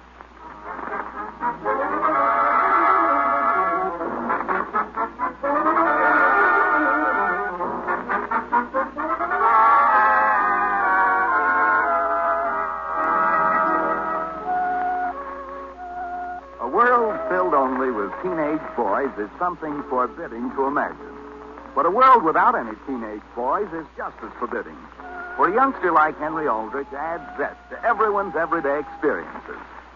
The scene opens in the Aldrich living room. The time is Saturday morning. But, Mary, haven't I made it clear I'm not any good at that sort of thing? Henry, what difference does it make? You don't have to entertain him or anything. All you have to do is keep your eye on him. Mary, let me ask you something. How old is this child you want Homer and me to take care of? Henry, he's not a child. He's 9 years old. Well, I'm not going to spend the only day of rest I have in the week keeping my eye on a 9-year-old infant. But Mother promised his mother that you would. That I'd take care of him? That one of us would. And, Henry, I thought you asked me to help you with your French this weekend. I did. Sure, I'd be glad to have you help me. And I was even going to straighten up your room for you. Including my closet? Yes, Henry. I've had just one thought in my mind all morning, and that's to make the weekend just as pleasant for you as possible. And now somehow you've disappointed me. I have? Well, look, let me step out on the porch and speak to Homer for a second. Maybe I can...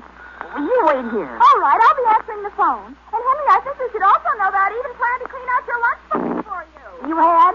Mary, I don't think you'd better open my lunchbox. Homer. Listen, Henry, are we going to keep that date on? We're going to, Homer. We're going to. Only, gee whiz, I've disappointed my sister. You've what? Mary's all broken up. She was going to clean out everything I own, and now she can't. Henry, do you realize that in 11 minutes the bus leaves for Abbott City, and Gwen and Ada are over there expecting us to come on us? Well, that's what I want to ask you, Homer.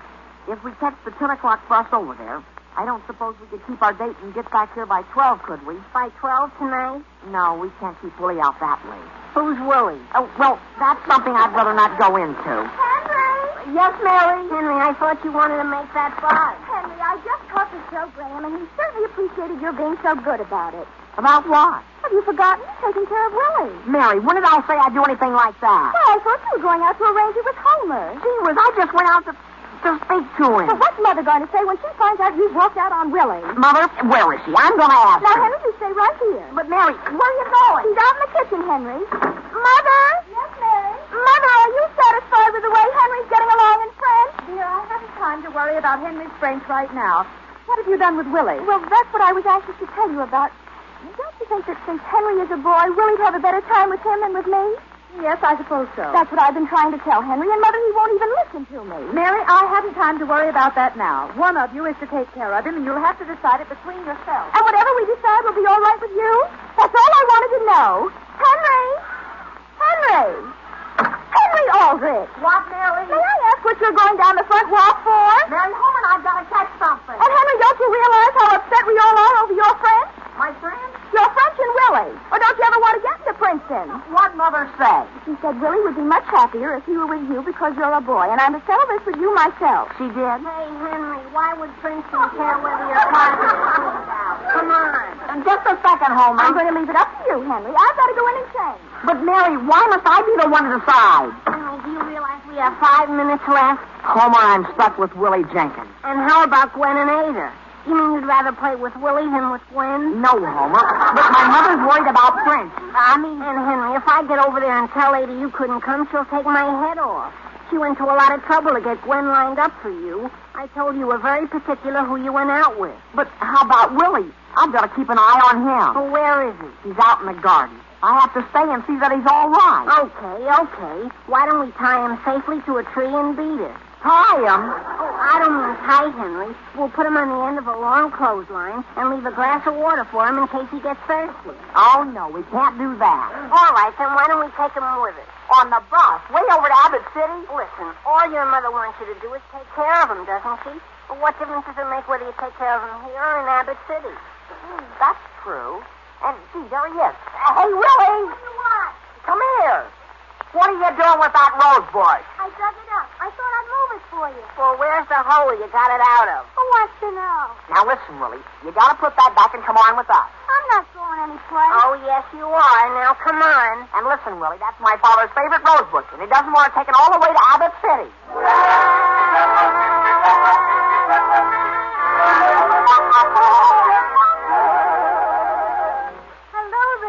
Aldrich. Isn't that you up there on the porch? Oh, good morning, Mrs. Smith. I just thought I'd get a little sweeping done out here. My, isn't this a nice morning? Isn't it? And Alice, I want to tell you what a nice boy I think you have. Who, Henry? I just saw him going down Maple Street with Homer Brown. It's the funniest thing the way I happened to see them. Really? I was about a block away, and I heard a small boy screaming at the top of his lungs, Alice. And at first, I thought he must be crying. Were they hurting him? Oh, no. It turned out he was just laughing. Henry was running on one side of him, and Homer was on the other side of him, and they were holding him right up in the air. Really? Yes, and the little boy was waving a great big bush. He must have been having the best time. Oh, that must be Willie Jenkins. Apparently Mary decided she'd let Henry take care of him. Well, from the way it looks, Henry certainly has a way with young people. And that's why I stopped by, Mrs. Aldrich. I want to ask you something. Yes, Mrs. Smith? I have to go to Red Cross 4 afternoons a week. And my little girl is a real problem. But she's very sweet. And I wondered when I saw Henry just now whether he wouldn't like to earn a little money now and then. Taking care of your little girl? It would be a great treat for her. Oh, I agree with you, and it would be a wonderful experience for Henry.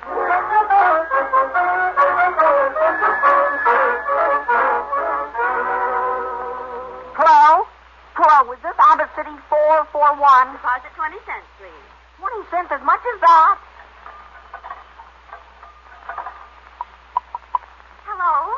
Oh, hello. Is this... Just a minute. What did you say? Hey, Homer, what did you say her name is? Ada Ashley. Why don't you write it down? Write it down? Listen, Homer, you want to mix me up? Hello? Hello? May I speak with Ada Ashley, please? Well, Ada can't come to the phone right now. She's gone down to the bus terminal to meet someone. She has? Yes, we're having 2 visitors from Centerville. Oh. Well, look, we missed the bus. Who did? All of us. Oh, is this Homer? No, it's Henry. Oh, you're mine. What's that? Henry, aren't you coming? Sure, we're coming. Only we had a little trouble, see, and there isn't another bus for an hour and a half. There isn't? No, but don't worry. We're going to hitchhike over. All right. And, listen, do either you or Ada have a kid sister? A kid sister? Yes. Well, look, my mother was a little worried about Princeton, and well, you suppose you could sort of entertain someone we're bringing over with us? Well, I'll find out. And we'll be awfully glad to see you, Henry. I understand you're very nice. Well, gee, I understand the same thing. What do you think happened? Listen, Gwen, I think Homer's fixed it up so we can get a ride. Goodbye. Goodbye. What do you mean I fixed it up? Willie just spilled a strawberry soda all the way down his front. Well, gee whiz, Homer. Didn't I tell you to keep an eye on him? He won't let go of that rose bush, Henry. That's the trouble. I told him when he started he couldn't drink his soda no hands.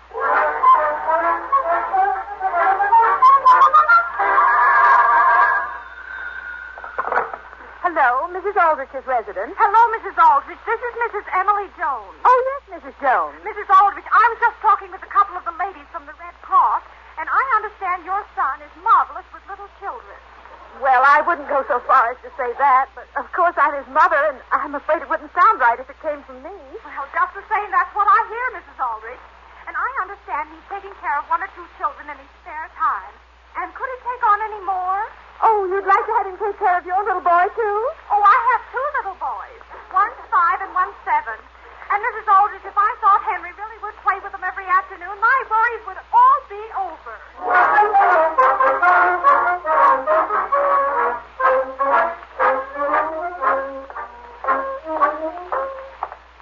Listen, fellas, wait a minute. Willie, will you please walk a little faster? Don't you realize we're only 2 miles out of town? And just because we've got you along with us, nobody will give us a ride. I'm not stopping them. No, but you certainly discourage them. Why don't you throw that darn rose bush away? No. Willie, will you stop lipping every time you take a step? You make me nervous. Well, I've got a nail in my shoe. And I'm going to sit down here and take it off. There we go, Henry. There we go. He's sitting down again. Willie, won't you please listen to reason? You took your coat off and left it someplace, and we lost half an hour and never found it. But I was hot. Here, pull my shoe off. Is any car coming, Henry? No. Help me get the darn thing off and fix it for him. Where's a stone? Where's a stone? Are you going to hit me? Now, don't put ideas into my head.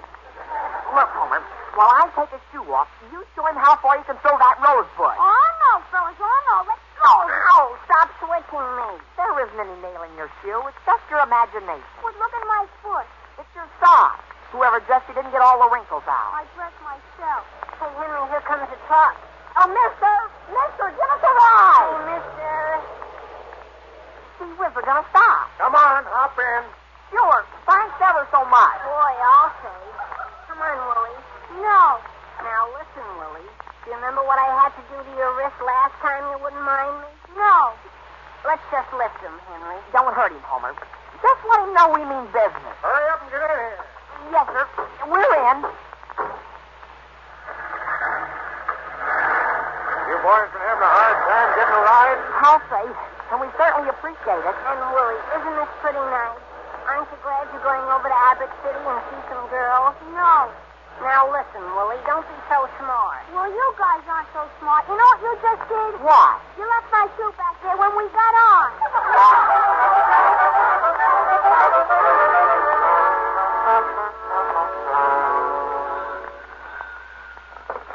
Hello, Samuel Aldrich speaking.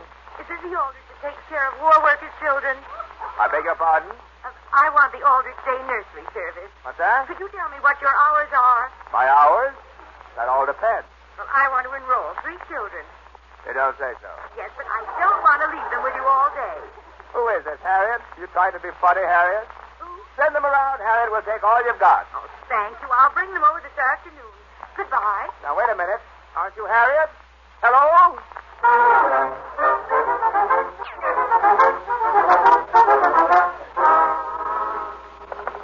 Hello? Hello? Hello? Is this Gwen? This is Homer. My gracious, Homer, where are you? That's what I'm calling to tell you about. We're getting there. Well, how far are you? We don't know. We got a ride part way, and then Willie's rosebush got in the guy's eye. What did you say? He almost ran up a telephone pole, and the guy made us get out. But Henry's right outside where I'm phoning here, trying to stop another car. I certainly hope you get here soon, Homer. I've got my sister all lined up. Your sister? For me? I thought you were bringing someone by the name of Willie. We are. Oh, that's good, because my sister broke a date with a soldier just so she can see it. Oh, with a soldier? And she hopes Willie's as nice as most Princeton boys. Oh, he's nice. But he's lost his shoes. He did. And his cap and his coat. And we hung his shirt back on a bush to dry after his soda slipped. What slipped? But tell your sister not to worry. Once we get him there, he won't be any trouble. He won't? Oh, Homer. I'm coming, Henry. Goodbye, Gwen. Goodbye. Henry, did you stop a car? No, everybody just goes right by. You know what the trouble is, Homer? There are 3 of us. Sure there are. I've been telling you all the time, Henry. The thing for us to do is get behind a tree and let Willie try to flag the cars. Because he's little, see? And then when they stop, we can step out and say, Mister, how would you like to take a couple more? Sure. Now then, Willie, do you understand? No. Well, do you see that delivery truck that's coming up the road? Yeah. Well, you'll be right behind this big tree, Willie. And all you have to do is stand there where it's perfectly safe and go like this with your thumb. Like this? Not the thumb that's holding the rose bush. Come on, Henry, get behind the tree. I'm coming. Quick, get behind here. Is Willie flagging them all right? I can't see him. Neither can I. But listen, it sounds as though that car's slowing up. Do you think it is, Homer? I think so. We'll wait a second till Willie's had a chance to ask him for a ride. Sure. And then we'll step out and we'll... Hey, you wish the guy's going right on. Henry wouldn't take him. Willie, what did you say to him? Willie? Hey, Willie, where are you? Willie! Gee whiz, Homer, he got in the car and left us. Well, that's gratitude for you. But, Homer, I'm supposed to keep an eye on him.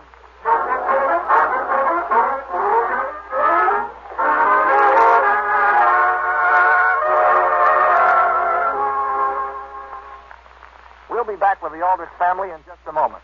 Right now it's intermission, and time for our intermission guest, the one and only Tommy Dorsey. Okay, Tommy.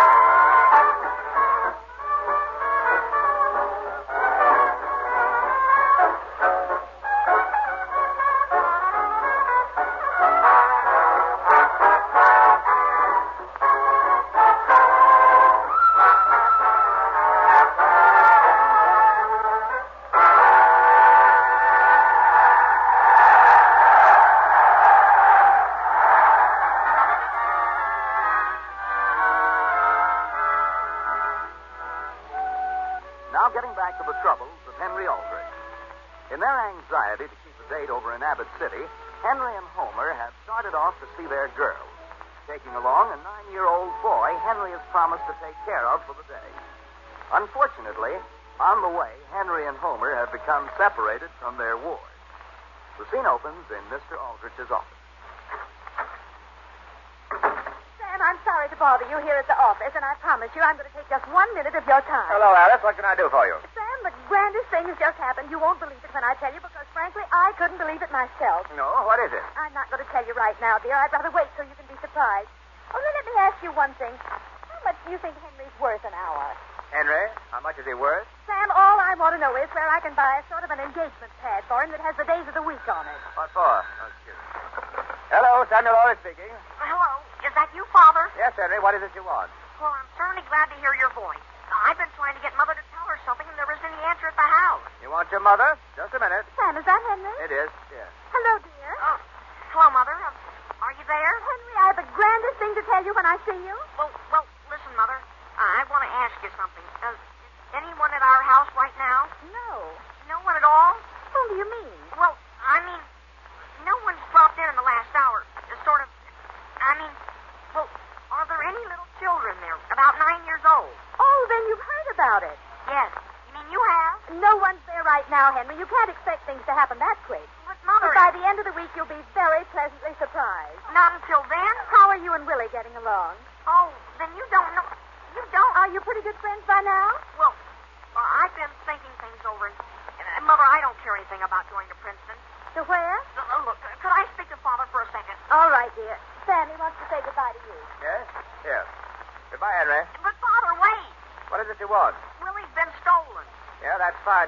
Henry, he's what? He hit the ride to Abbott City, and we don't know who did it. Sam, what's happened? And listen, Mother, do you think we can keep it from Mother? Henry, how did this happen? I'm sorry, your 3 minutes are up. Well, gee whiz, I haven't any more money. Goodbye, Father. Henry, where are you? Henry!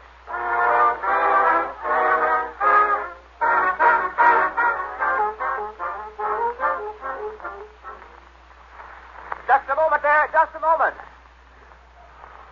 What's the matter? You got a flat tire there? Well, yes, I have, but that isn't what I stopped you about. About how far am I from Abbott City? Well, not more than a mile or so. You haven't seen anything of a small boy about 9 years old, have you? No, sir. You lose him? Not exactly. My son was taking care of him.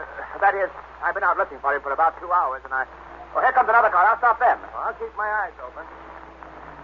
Hello there. Hello. Could you stop, please? How far is it you want to go? I don't want to go anyplace. Have you seen anything of a small boy about 9 years old going somewhere with somebody he didn't know? What was that? I haven't seen anybody. I got to move on. Well, if you see anything of him, let me know. Hello there. Excuse me, have you seen anything of a boy about 9 years old? What's that? I'm looking for a 9-year-old boy. With a rose bush? What's that? Gee whiz, Father, is that you out there? Henry, what are you doing in that car? You mean you found Willie, Mr. Aldrich? I have not. Come out of there and help me fix this flat tire.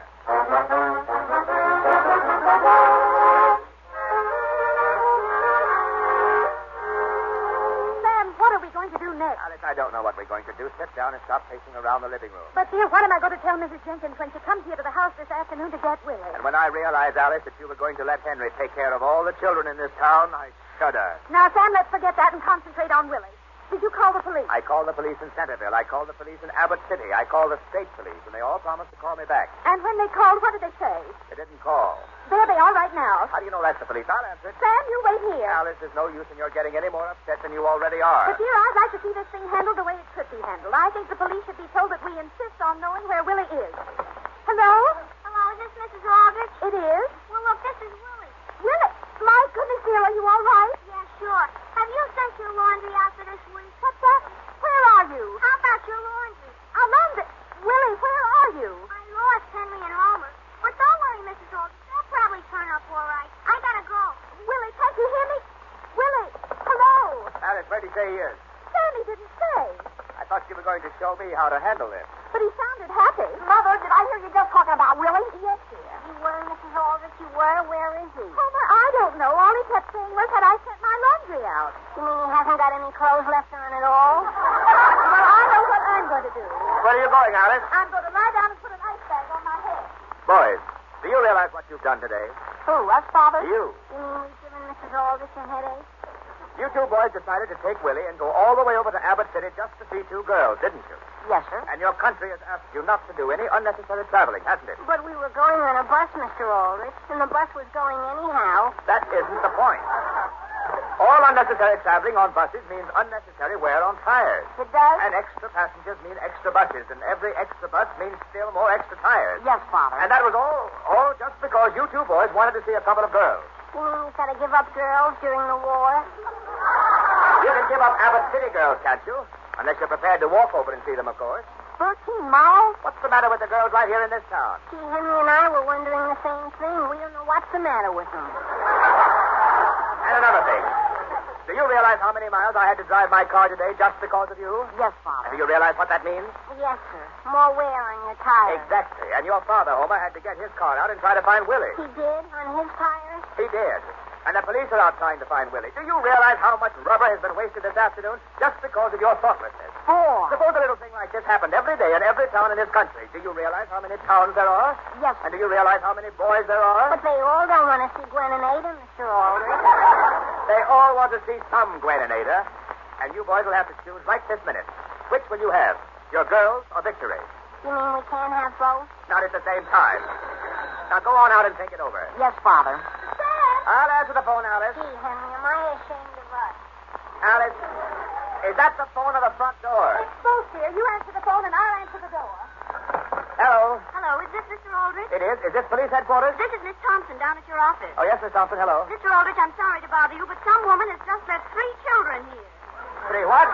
She's just gone on to the night shift, and Mr. Aldrich, she's afraid your office isn't going to be big enough for her children to play in. Miss Thompson, tell her we are not running a nursery and will she please leave. She's already left. And what'll I do with the children? I don't care. Do anything. Take them home with you. Goodbye. Yes, Alice? Sam, he's here. He's here. Who is? Willie. He came back with the laundry. He did what? The laundry truck delivered him. He's out in the kitchen eating a piece of pie. And Sam, I don't know where he got it, but he brought me a rose bush. That was very thoughtful of him, I'm sure. Later on, dear, you can take it out and plant it with your other bushes. What's that letter you have in your hand? It's a note I just found on the living room table. It's addressed to us. Well, before you open it, my office just phoned. Some woman has left 3 children down there. For Henry to take care of? Sam, will that be wonderful? He can go right on to work. He cannot. Now, Sam. Alice, if this town needs a nursery, I'll put up some of the money for it, but Henry isn't going to run it. Why not? We haven't got enough tires. But, dear, how can we ever develop his character? And how about my peace of mind? Here, look at this note. It's from Henry. From Henry? From Henry and Homer. Why would they be writing to us? Dear Mother and Father, and Mr. and Mrs. Aldrich.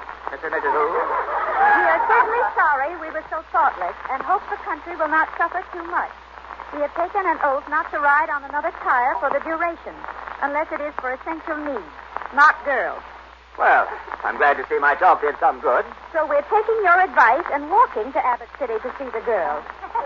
They're walking all the way? But don't worry about our wasting shoe leather, as we are wearing our rubber-soled sneakers.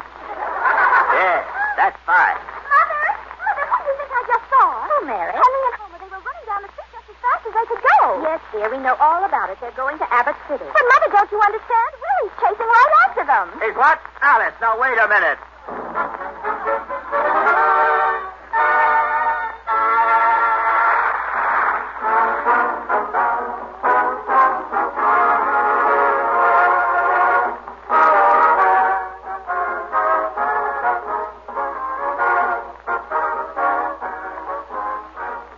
This is the Armed Forces Radio Service.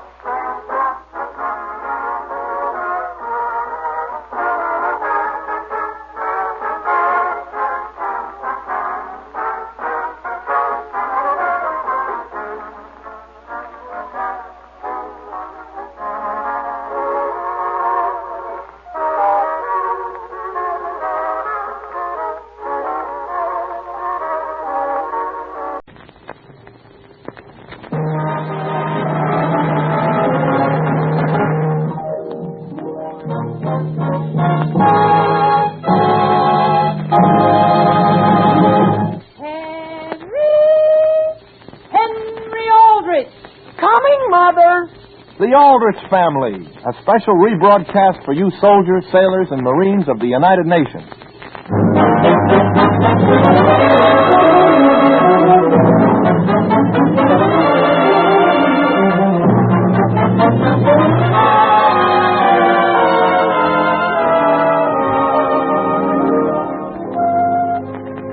In every plan, there is always allowed a margin for error. In any day with Henry Aldrich in it, there is always a margin for error or excitement or mischief or anything else. The scene opens in the Aldrich living room. But, Mother, you don't see my point of view. Dear, that's the trouble. I do see your point of view, but I don't think you're trying to see mine. Yes, I tried very hard to see your point. Just can't see it. In the first place, Kathleen will misunderstand the whole thing. Why should she misunderstand? Look, Mother, why don't you try to see it from my point of view? Henry, I realize you want to give Kathleen something nice for her birthday, but this... Henry, I still say you're entirely too young. Too young, Mother? To spend $12.50 that I earned? Don't you see my point of view? Dear, for the last time, when a young man gives a young lady an expensive piece of jewelry, it usually carries some meaning with it. What meaning? You mean she'd be insulted because it's not gold? I mean, dear, I think you should take it back to the jewelry store where you bought it and get something else. Mother, they have anything else in there but jewelry, except an electric percolator.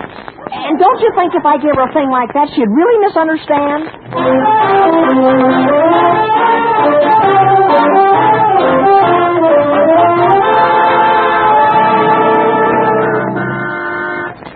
Oh, hello, Homer. I didn't recognize you with a hat on. Gee whiz, I've been calling you for 3 blocks. Do you mind if I walk along with you? No. I hear this is your birthday. Many happy returns. Thank you. How did you know about it? I even happen to know one of the presents you're going to get. You do? Yeah, but I can't tell you. How do you happen to know so much about it? I've got ears. Who's giving it to me? I can't tell you that either. I'm sworn to secrecy. Did you know you're 2 months older than Henry? I am? Yeah, isn't that too bad? Maybe that's why he's buying you such a swell. Is it Henry that's giving me something? Yes. And I don't think it'll be too big for your wrist. It's for my wrist? Gee whiz, now I've gone and told you the whole thing. Well, I haven't the slightest idea what it is, though. Sure you have. You just said yourself it was a bracelet. I did? Sure. I'll bet you even know what kind it is. It's a silver bracelet and it has a key. One of those, Homer? Well, I saw one in the store just the other day. Homer, is he really giving me one of those bracelets? Yeah, but when you open the package, Kathleen, be surprised. Fall right over.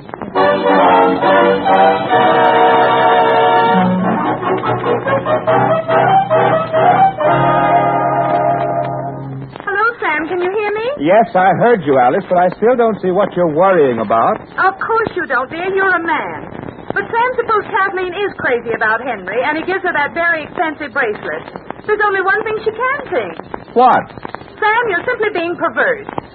I've just been talking with Harriet, and she agrees entirely with me. Alice, right this minute I'm busy. Can you call me back in half an hour? What isn't clear about it? That isn't what I mean. I'm in a conference right now, and I haven't time to discuss Kathleen Anderson's birthday. Very well, then. Goodbye. Goodbye. Now then, Mr. Roberts, I'm sorry we were interrupted. Mr. Aldrich, what I want granted is a complete right of way. I agree, but I think they should give you something. They should give a girl a piece of jewelry. You mean besides my wife? Well, let me put it this way. Have you any children? No, sir. I'm sorry to say we haven't. Well, nothing for you to be sorry about. You should be glad you don't have any children. Well, what's your problem? We have a son in high school, see, and he's apparently planned to give some girl, she's a very nice girl, I'll say that for him, an expensive bracelet. Yes? Diamonds? Diamonds? No, I don't think he went as far as diamonds. At any rate, it costs around $12. And you feel he ought to give her something better? No, Mrs. Aldrich feels it's too much. Oh, that is, in proportion to... Well, now, getting back to that right of way. Oh, yes. When you draw up the papers, Mr. Aldrich, I want it made clear in the first paragraph that... just what is it that's troubling you? I don't know. Do you think a girl would assume she would engage if she received a bracelet? Why would she? That's exactly what I told my wife. As long as Henry earned the money himself, where do women get these ideas? Well, getting back to that right of way, Mr. Aldrich.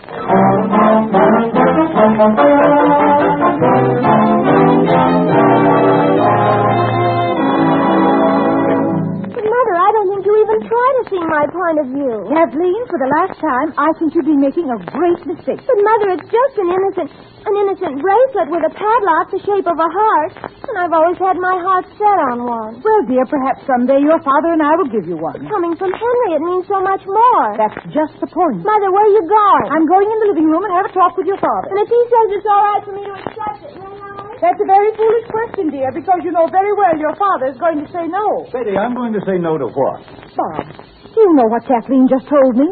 Henry's coming over here this evening to give her a very expensive silver bracelet. Yeah, I wonder where he got the money. Don't you realize we have to assume a little responsibility in raising our daughter? There's nothing wrong with Kathleen. And besides, do you realize the front doorbell is ringing? I'll go to the door. But, dear, I can't cook 3 meals a day for this family and make all the decisions, too. Elizabeth, don't you think we ought to see the bracelet before we decide anything? I'll see who's at the door, Mother. I'll see who it is. Kathleen, have you been crying? I haven't been crying. My goodness, my eyes are just tired. Well, dear, dry those tears and go to the door. Oh, hello, Homer. Hi, Kathleen. Listen, I want to ask you something. What about? I've been worrying. If Agnes Lawson asks you what Henry gave you for your birthday, just say it was a padlock. Don't mention the fact that it was on a bracelet, will you? Why not? Well, she wants one, and I haven't got the money. And, say, have you been crying? Crying? Of course I haven't. Oh. What is it, sunburn? No, and would you mind going home, Homer? Now? Yes, please. Just get on off this porch. You mean I said something I shouldn't I didn't say you said anything, only can't I be alone if I want to?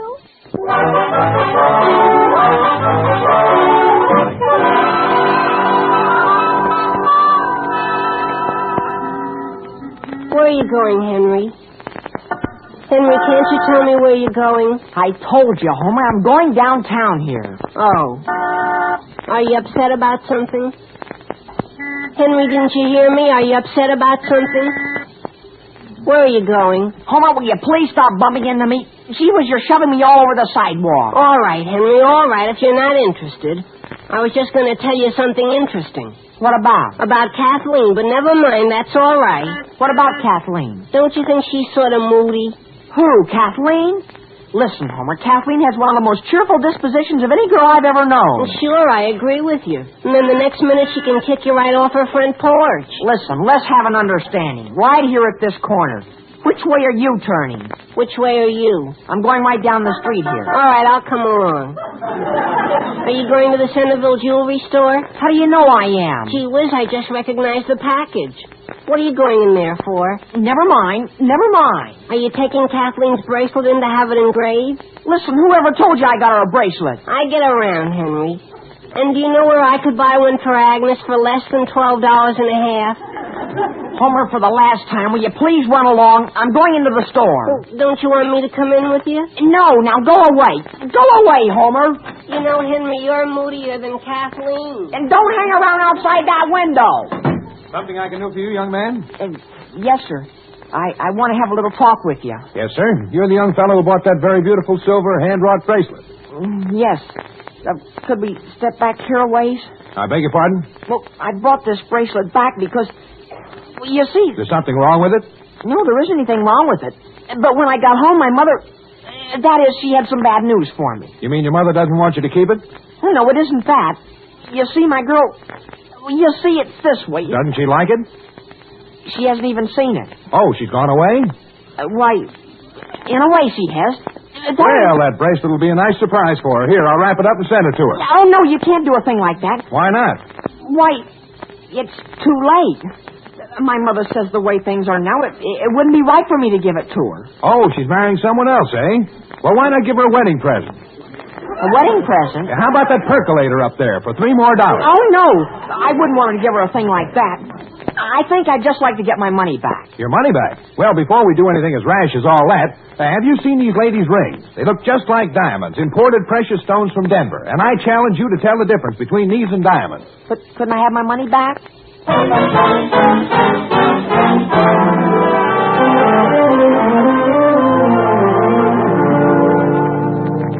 Will you have some celery, Ethel? No, thank you, Gary.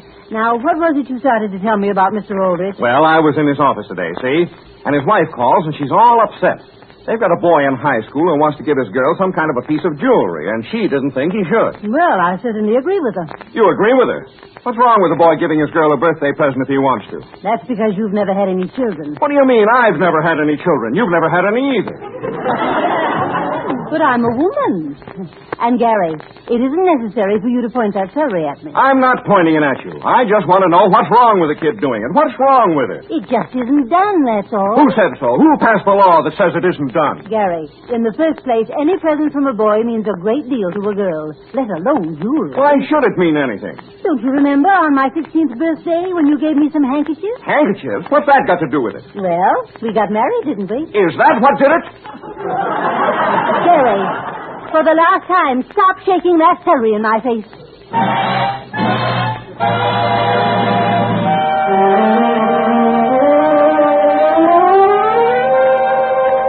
Oh, Mary. What, Henry? Could I speak to you for 1 minute? It's about something. Only a second. What is it, Henry? Well, look, could you keep something under your hat and not bother Mother about it? I guess so. Didn't you pass in all your subjects this year? Yes, sure. But I was downtown just now, and the man... well, how would you like to buy a nice $12.50 bracelet? Cheap. Why, Henry Aldrich, where did you get that? Mary, don't wave it around like that. Listen, I'll sell it to you for $10. I haven't got $10. Have you got 9? No. No? How about 8? Henry, I haven't got $8. I'm broke. But gee whiz. Well, look, as long as you can't buy it, Mary, do you see anything against my giving a thing like this as a present? Why, Henry, that's awfully sweet of you. Now, wait a minute, Mary. Give it back to me. I didn't mean it. I was just asking you a hypocritical question. You mean you're taking it back? Haven't you even got $7? Henry? Yes, Mother. Will you please come here a minute? Why? Yes, sure. In just a second. Here, Mary, hold this darn thing. Henry, I want you to bring that bracelet right along with you. You do? How did you... Look, Mother, I'm not disobeying you. I just thought maybe Mary would like to buy it and keep it in the family. Dear, I thought you told me you returned that bracelet. No, Mother. What I told you was I took it down to the jewelry store. But the fellow was so nice to me, he said I thought I was making a great mistake in not keeping it. Did you tell him I said you were to get your money back? Yes, sure. And he said you probably meant very well, but he said you didn't know what was going on in the world. He said what? Gee, Mother, he said fellows give girl presents like like this one every day in the year. Henry, I want you to take that bracelet and go down to that jewelry store and get your money back at once. And let him think our whole family's old-fashioned? I don't care what he thinks. Now, please start. Yes, Mother. As a matter of fact, I think he took advantage of you. Of me? How did anyone take advantage of me? Alice! Yes, Sam? Mrs. Marshall was just on the phone. Have you been spreading Henry's problem all around town? No, Sam. I give you my word I haven't even mentioned it to anyone except Harriet.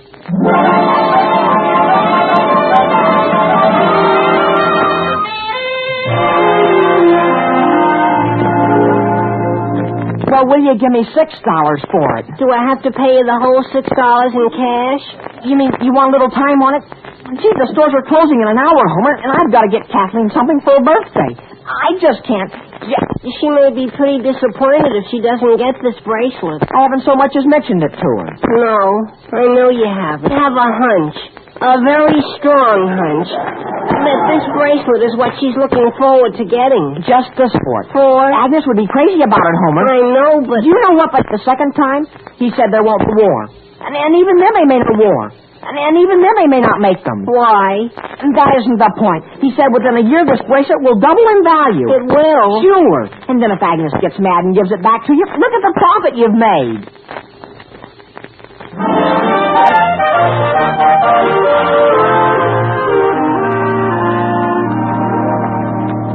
Alice? Yes, Sam? Did Henry get the bracelet thing settled? Yes, dear. Apparently he did. He said he's going back downtown in just a few minutes and see whether he can find a nice present for Kathleen for $4. Yeah? I don't know but what I agree to that part of it. Although I still say the whole thing's a tempest in a teapot. Now, Sam. Alice, all the boys in town are apparently doing it. Didn't Henry tell you about Homer? He's giving Agnes a bracelet exactly like the one Henry was going to give Kathleen. Really? And Homer's folks don't object? No, Alice. Homer's father agreed with me. What's wrong with it? Well, don't get Henry all upset again. He's come round to our point of view and taking the whole thing very nicely. That's more than his Aunt Harriet did. Just what was it she said when she phoned, Sam? She said she just discussed the whole thing with her bridge club, and they all agreed Henry shouldn't give Kathleen the bracelet. Really? And then I asked did they take a standing vote on it, and she hung up. There she is right now. I bet anything that's Harriet calling back to say they're taking a recount on it. You'd better let me take it, Sam. Hello? Hello? Is this Mrs. Aldrich? Yes? This is Ethel Roberts. Oh, yes, Mrs. Roberts. Hello. Mrs. Aldrich, my husband was down at your husband's office this morning. And I know you'll think it's none of my business. But Gary and I have just... Really? What is it? Well, we have some friends who have a boy, and they had exactly the same problem you have. He wanted to spend every cent he could make on a pair of earrings for some girl. And do you know how his parents swung him away from it? How? They sent him on a trip to the Canadian Rockies and hired a guide that took him into the woods, and he didn't even see a girl for a month. You don't say so. And like any normal boy, when they came out, he'd forgotten all about the girl and was crazy about the guide. Really? And instead of earrings, he sent this girl a lovely deer's head with antlers. Really? Of course, you can't send Henry that far. The government doesn't want you to travel. But maybe Mr. Aldrich could find some thick woods near home here where he could forget? Yes. Well, thank you very much. That's quite all right. And do let me know how everything comes out. Out of the woods? Well, I suppose in one way that's where we all are in this. Yes. Goodbye. Goodbye. Who was that, Alice? Somebody else, Sam, that was worrying about Henry. Now do you see how this town would have talked if we'd let him go ahead? Goodbye, Mother. I'm going downtown to see what I can find. Just a minute, dear. Sam, how much would a nice deer's head cost? A nice what? I don't mean anything fancy. I mean... A deer's head, Mother. Yes, Henry. You mean one of stone? No, Sam, alive. Only stuffed. Alice, what are you talking about? My goodness, if that's somebody else trying to tell us how to... If they can't suggest anything better than a deer's head, hang up. Hello? Hello, Mrs. Aldrich. Is Henry there? Yes, Homer. He's right here by the phone. Is that for me, Mother? Gee whiz. Hello? Hello, Henry. My mother says it's all off.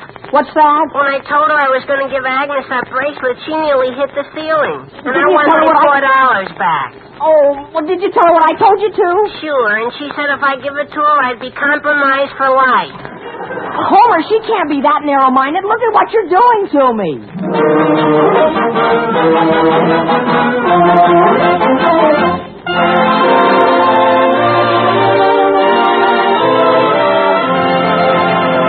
We'll be back with the Aldrich family in just a moment. Right now it's intermission, and time for our intermission guest, the one and only Tommy Dorsey. Okay, Tommy.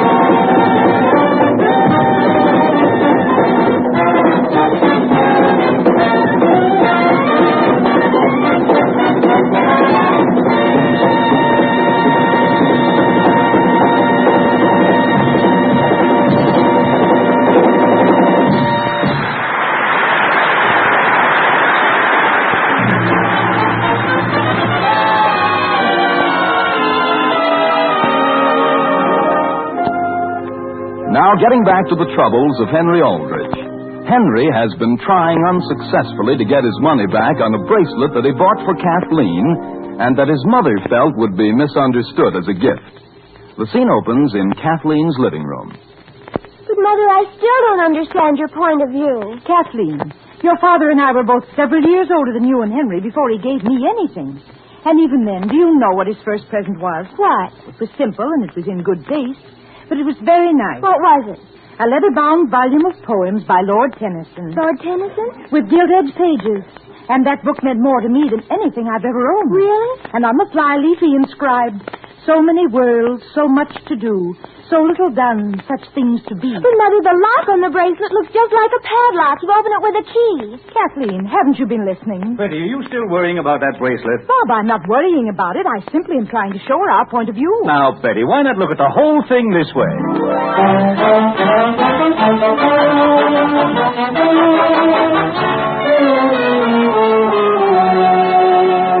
I don't think you understand me. All my friend wants me to do is give you this bracelet and get his money back for him. I see. So, could I have it, please? How about this string of genuine jade beads for $10? Well, that wouldn't be bad.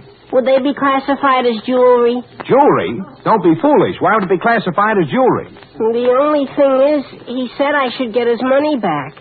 He's in a very embarrassing situation, see? Yeah, I know all about it. His girl is marrying someone else. She is? You mean she isn't? Oh. Well, gee, it's worse than that. What happened? She died? She died?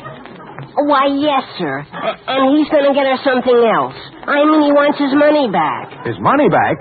He doesn't want to get something nice for himself? He wants his money back. And look, I've got to phone this girl right this minute. I thought she was dead. She is, but I want to warn her. I mean, her family, that she isn't going to get... I mean, it's very bad news. How about a pen and pencil set? Look, haven't I made it clear? He wants his money back. Listen, I got a brother that's got a store up the street. How'd you like to take a look at what he's got?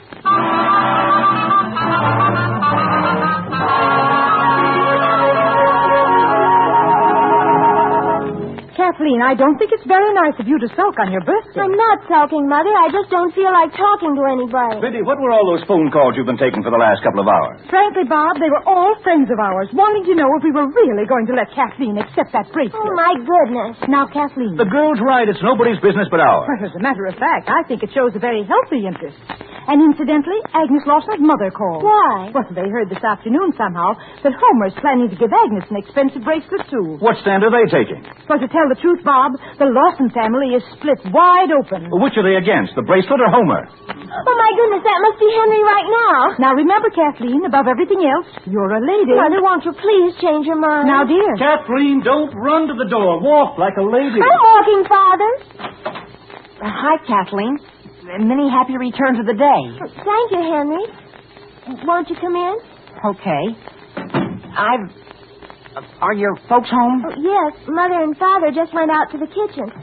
Shall we go into the living room? All right. I've got a little present here for you. For me, Henry? The only thing is, before I give it to you, I want to tell you something. Well, Henry, first, before you tell me anything, I feel I ought to say something to you. You do? What about? About that present you have there. Henry, frankly, it was awfully sweet of you to get me a bracelet. I mean... Well, look, Kathleen, do you mind if I tell you something? Here's the way everybody feels about it. Kathleen? Yes, Mother? Will you step out here to the front hall, please? Yes, Mother, only I think you're unnecessarily worried because I give you my word. I haven't accused you of anything. I simply want to speak to you. What about, Mother? Well, your father and I have just been talking with Agnes Lawson's folks again. And since they're apparently going to let Agnes accept her bracelet from Homer, then I guess we'll have to let you keep Henry's. Mother! Well, you can explain it isn't to mean one single thing.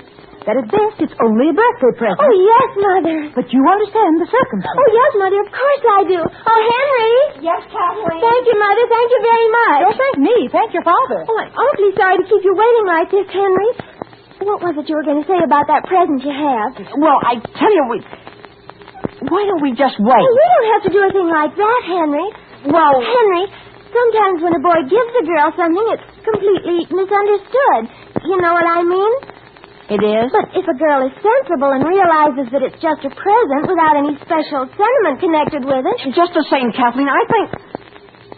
No, I don't think I'd better give you this. Well, Henry Aldrich, you mean I've got to make you give me that? You mean you're going to take it? But, Henry, I can hardly wait to open it. I don't think you're going to like it, though. Oh, yes, I am. Oh, and I know what you've done. You put it in this big box to fool me. But, Kathleen, it isn't a bracelet. It isn't? It isn't? I mean, it really isn't a bracelet? No. Do you want to give it back? Oh, no. My goodness, if a girl is sensible about what a person gives her, it really doesn't make any difference what it is. I mean, I don't understand how I happen to think... You can go ahead and open it if you'd like. All right. My goodness, what is it? It's a book. A book? Well, isn't that nice? It's leather. Leather? Henry, it's Tennyson. The poems of Lord Tennyson. Sure. The bookstore was the only store still open. Oh, Henry, of all the things you could have given me, anything else, well, it would have been just another present. But Lord Tennyson, do you know what happened to my mother? You like it?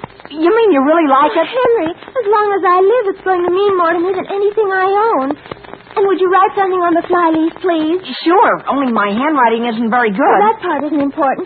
Just take your fountain pen and write, so many worlds, so much to do, so little done, such things to be.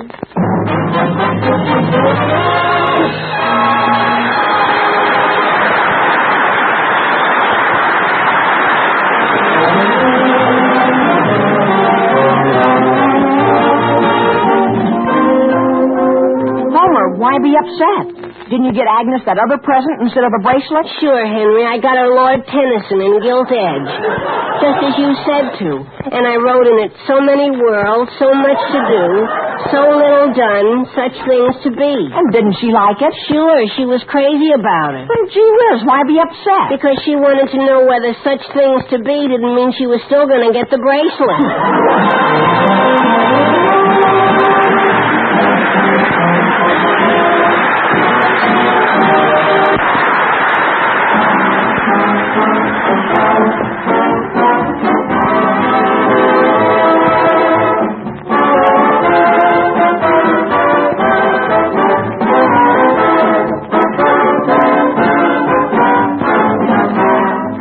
This is the Armed Forces Radio Service.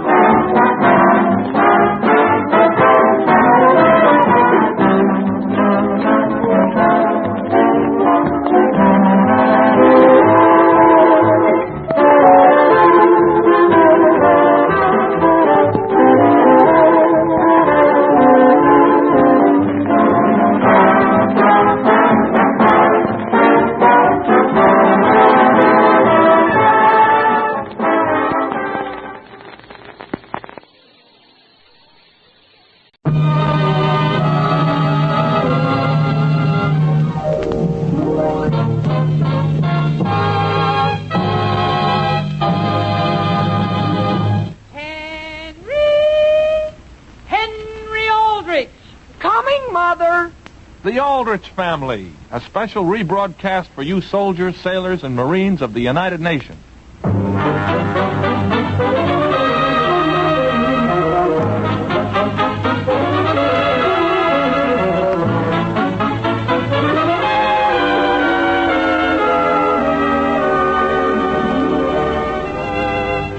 And now for the Aldrich Family with Dick Jones as Henry and Jackie Kelk as Homer. The wonderful thing about the teenage time of your life is the fact that you can experience it twice. Once in your own teenage and continually thereafter in the misadventures of your own or your neighbor's Henry Aldrich. The scene opens in the Aldrich living room. The time is evening. Sam, I don't think you're looking at it from Henry's point of view. You're quite right, I'm not. I'm looking at it from Mr. McCall's, or whatever his name is, point of view. And if you'll remember, Alice, I advised Henry in the first place not to take that job unless he was sure he could stick to it. Sam, that's the whole point. Henry isn't working tonight because he isn't supposed to work. He's taking Kathleen to a very nice dance at the country club. Yes? Well, then what's all the fuss about? Dear, there isn't any fuss. Mr. McCall, who hires him, phoned a few minutes ago and wanted to know where the bicycle is. The what? The bicycle that Henry delivers packages from the drugstore on. You mean he's lost it? No, Sam, of course he hasn't. The bicycle is right out on the front porch. Henry didn't understand that he was to return it tonight. And don't you think Mr. McCall could be reasonable and let him bring it back tomorrow? Because there isn't any other way, is there? Alice, you aren't by any chance leading up to the suggestion that I take it back, are you? Sam, that hadn't even entered my head. Would you want to?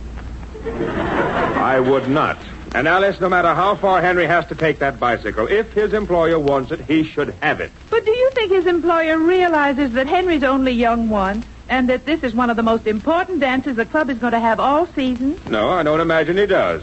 Do you? Do I what? Yes, I realize a boy is young only once. And a man reaches my age only once. And I'm going to sit in this chair and read this paper and not deliver any bicycle. Mother, are you too busy to fix my necktie, please? No, Henry. Sit down on the arm of this chair while I straighten it. Okay. Did I just hear you and Father talking about Mr. McCall's bicycle? You did. Well, look, Father, be sure to remember this. When you first push back on the brake, your feet will go all the way around once. But on the second time around, you'll stop. At least you'll usually stop. I won't stop at all. You won't? You mean Mother didn't have a chance to explain things to you? Henry, if I gave you the impression that I was going to ask your father to take that bicycle back for you, I'm afraid you misunderstood me. The one I'm going to ask, dear, is Mary. Mary? Mary isn't even here. She will be. She'll be back any minute. Are you sure? Because I feel very responsible for that bicycle. And Kathleen, and the dance. You haven't one thing to worry about. Now run upstairs and put your coat on. Yes, Mother, sure. Thanks very much. Sam, did you see that? Did I see what? How conscientious he is about it. He wouldn't even put his coat on until I assured him Mary is going to be here. All right, Alice. But remember, Mr. McCall has to have that bicycle. Sam, you talk just as though returning a bicycle were the most awful problem in the world. Mother! Yes, Mary, are you back? Yes, and my goodness, Mother, look at what I've just done to my brand new stocking. Mary Aldrich, how did you do that? On that old bicycle that's out on the front porch. And, Mother, I was going to wear these stockings to the dance tonight. Mary, you didn't tell me you were going to the dance. Mother, don't you remember? I told you at breakfast this morning, and I'm late as it is. You mean you hadn't time to... Haven't time to what? Nothing, dear. You're only young once. Go on up and get your clothes changed. I'm going to put in a phone call. Hello? Number, please. Elm 232. Elm 232. Mother, don't you think it would be all right if I tell Henry he has to pay for these stockings? Mary, Henry only earns 50 cents for a whole afternoon's work, and those stockings cost 89. No, Mother, they cost $1.08. And that makes it worse. Aren't you ashamed? Hello, Mrs. Brown speaking. Hello, Elizabeth. This is Alice Aldrich. Is Homer there? Why, just a minute, Alice. Homer, you'll go to the telephone. Alice, while he's on the way, I want to ask you, did you know about the Allisons' party? The Allisons? Are they giving a party? Yes, dear. I understand they've invited scads of people. Really? When is it? It's tonight. Tonight, Elizabeth? Aren't you invited? No. Aren't you invited? No, I guess you and I aren't included. Isn't that terrible? I'm not surprised about myself, Alice, but after all, you've entertained the Allisons. Well, that's the way things are, Elizabeth. You never know. Oh, just a minute, Alice. Here's Homer. Hello? Homer, can't you say hello, Mrs. Aldrich? I didn't know it was Mrs. Aldrich. Hello, Mrs. Aldrich. Hello, dear. Mother, could you be lacing my shoes? How are you, Mrs. Aldrich? Homer, how would you like to earn a little money? Some money? Boy. It won't be very much, but it'll probably come in very handy. Okay, sure. When do you want me? Tomorrow morning? No, dear, tonight. Tonight? Yes, dear, you can do the whole thing tonight. Wait, I'm not working tonight, Mrs. Aldrich. I'm meeting Agnes at the country club. Are you sure you wouldn't like to do just one little errand? Gee, no, I've got to save myself to dance. Well, I suppose you're only young once. What's that? Nothing, Homer. Goodbye. Mother! Come here, Henry. I'm afraid I have something I have to tell you. You have, Mother? Boy, how do I look? How do you like my hair this way? Henry, I can't begin to tell you how much I appreciate your fixing things up for me. Are you sure Mary will be back in time? Mary's already back. The only thing Mother, is... there isn't another guy in this town that has a mother that... You know what I mean? Henry, you don't have to hug me quite so tight. I was just giving you a little squeeze. What was it you wanted to say to me? Nothing, dear. You go right on and have a good time. Okay, good night, Mother. Don't stay out late. Okay, and explain to Mary how responsible I feel about that bicycle.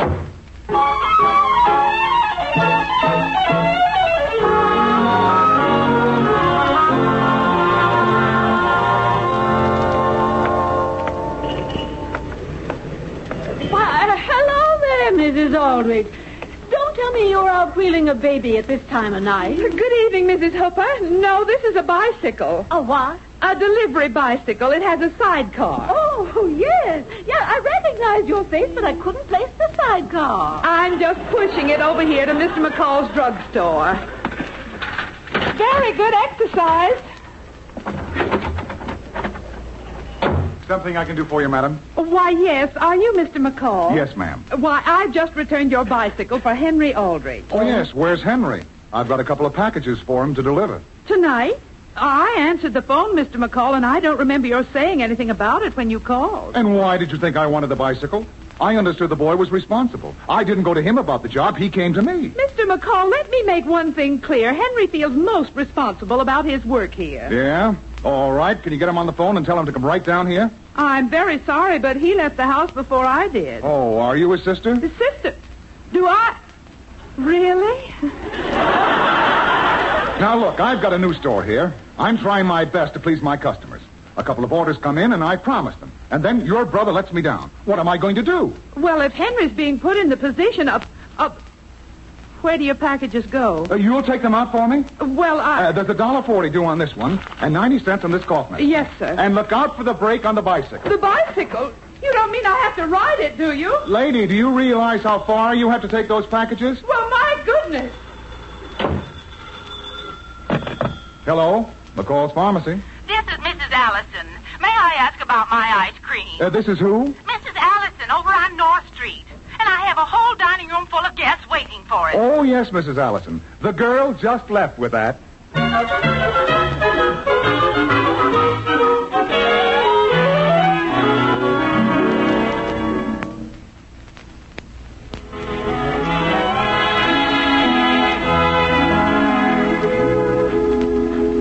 Gee, Kathleen, this is a swell dance. Boy, am I having a good time. Are you, Henry? So am I. I never had a better time in my life. Hi, Kathleen. Oh, hello, Homer. Could I have the next dance with you? I'm sorry, Homer, but I promised it to Henry. You have? Boy, am I having a bum time. Gee whiz, what's the matter, Homer? Agnes, do you know what she did? She was so anxious to get here, she ran out of her front door and rolled right down the steps. She had to go back and change her clothes all over again. Really? Hello, Mary. Mary, my sister? Yes, there she is. Was she coming here? Hello, Kathleen. Mary, did you have any trouble with that brake? With what brake? Did you notice how your foot slips off the pedal the first time? My foot what? Mary, don't you know the bicycle? I certainly do know about it. I tripped right over it, and you owe me a pair of new stockings. I do. Just for taking it back to Mr. McCall? For taking what back? The bicycle. Didn't Mother tell you? She didn't even mention it, Henry. Oh, boy. Henry, where you going? I'll be back, Kathleen, just as soon as I get something straightened out. Homer! Oh, Homer!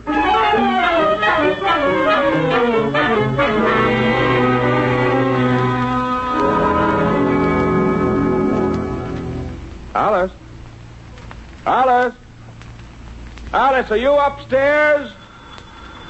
Alice! Hello, Sam Aldrich speaking. Sam, this is Alice. What's that? Alice, when did you leave the house? Why, quite a while ago. And, dear, I hate to bother you when I know you're reading your paper, but I'm afraid you'll have to come over and get me. Get you? Yes, I have a flat tire. Yeah. You mean you took the car? No, dear, I took... Well... You what? Nothing, Sam. Just forget it. Goodbye. Alice, what is it you're talking about? Alice, where are you?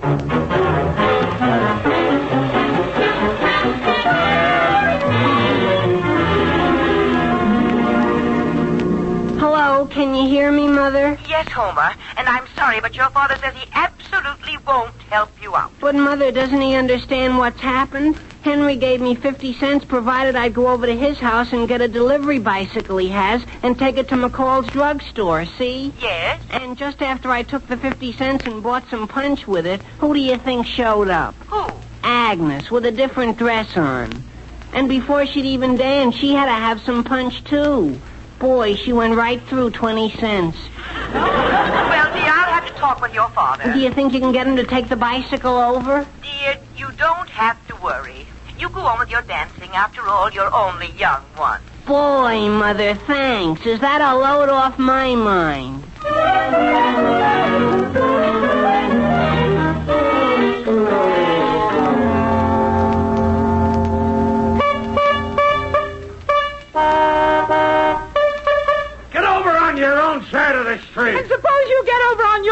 you?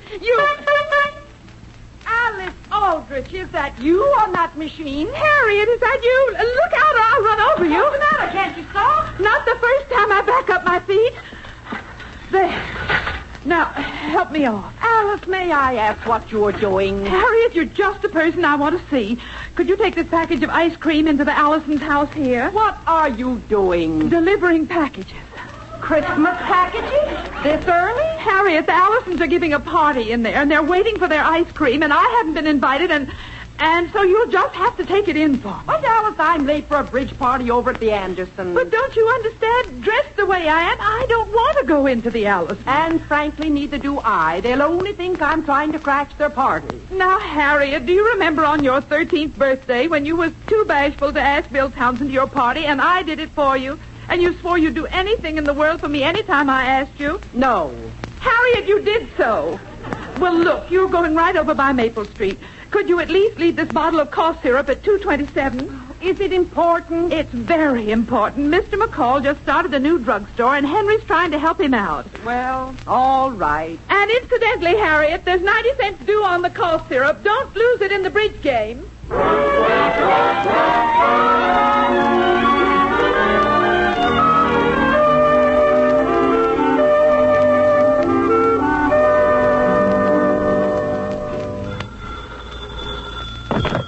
Hello, McCall's Pharmacy. Lady, I sent that cough syrup out from here nearly 40 minutes ago. That's right. I've got a new delivery girl, see? And you know how it is these days. You've got to take just about anything you can get. What's that? Oh, well, when the girl gets there, you give her the bottle you want refilled and tell her to bring it right in here. Oh, forget it. What trouble is it? Goodbye. Good evening. Oh, good evening. Something I can do for you? Could you tell me, have you seen my wife this evening? Your wife? Isn't this where Henry Aldrich works? Well, this is where he's supposed to work.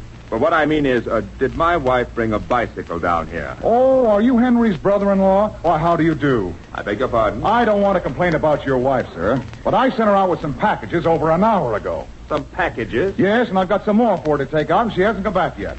You mean Alice?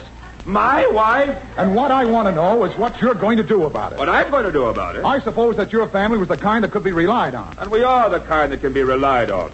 That's why we're helping you out. Well, what do you mean by we? I haven't seen you do anything yet. What's that? Listen, I'm going to go out and deliver a couple of more orders. You stay here and take care of the store. What's that? And if there's anything you can't find, just ask. Ask? Ask who?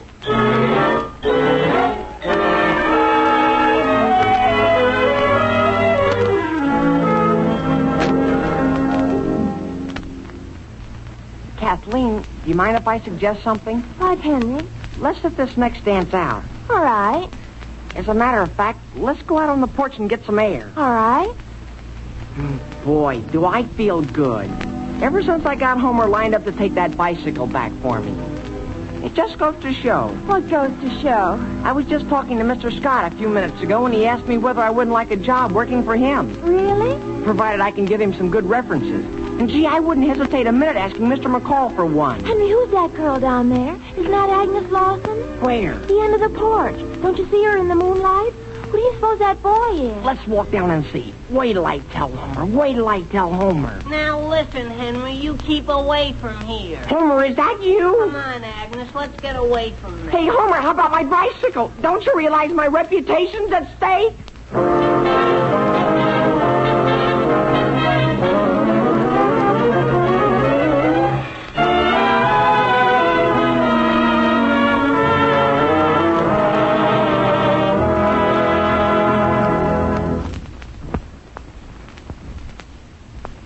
We'll be back with the Aldrich family in just a moment.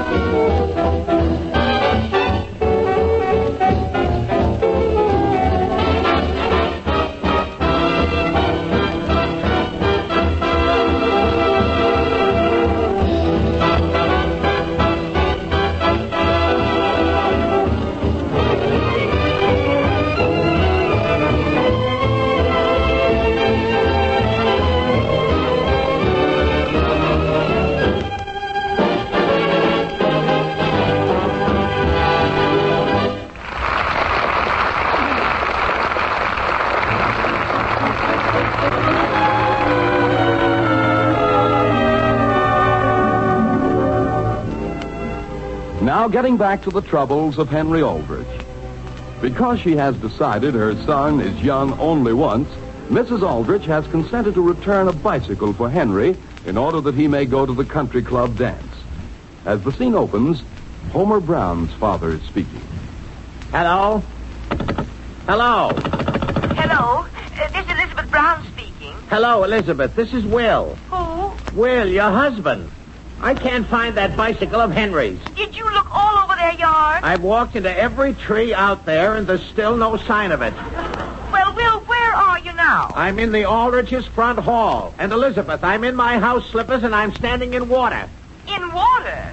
I can't be responsible if they aren't more careful where they put their vases of flowers. Well, dear, you've just got to find that bicycle. Homer says Henry was very much concerned about it being taken back, and he won't enjoy the dance one bit if he knows you've fallen down on him. I'll give it 10 more minutes, and then I quit. Goodbye. Goodbye. Where did that come from? Hold your horses. Hello? Hello, is this you, Father? Is this Homer? Where are you? It isn't Homer, it's Henry. It is. Well, this is Mr. Brown. Mr. Brown, gee whiz, did I get the wrong number? Goodbye, Father. Now, wait. Where's your bicycle? Hello?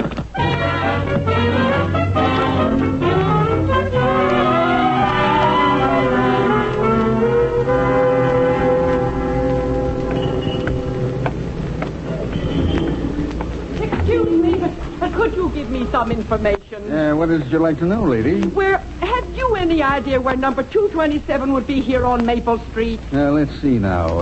Isn't it this house right here? No, I was just in there, and they haven't had a cold all year. What's that? 227 Maple Street ordered this cough syrup, and I'd like to get rid of it so I can go to a bridge party. How about trying that house across the street? I tried that one, too. They said they don't think there is any 227. Let's see the address on your package. Here you are. That's 227, all right. Or 277. It what? And that certainly says Maple Street, or is it Marble? Marble? Well, I wouldn't get discouraged, lady. You're on the right track anyhow.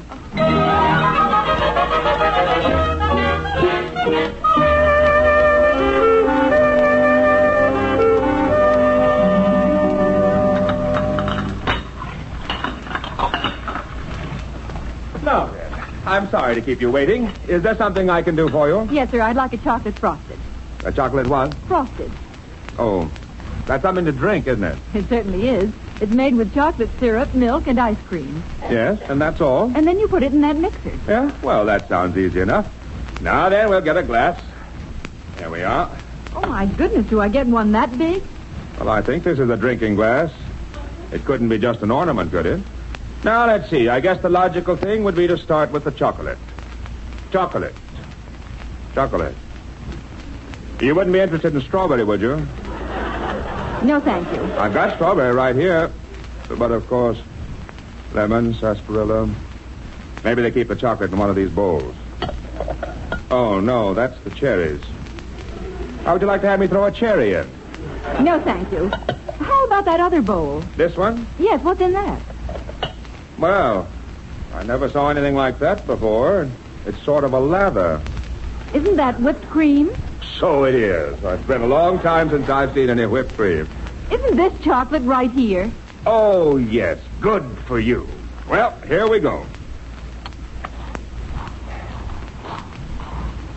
Oh, my goodness, isn't that quite a lot of chocolate?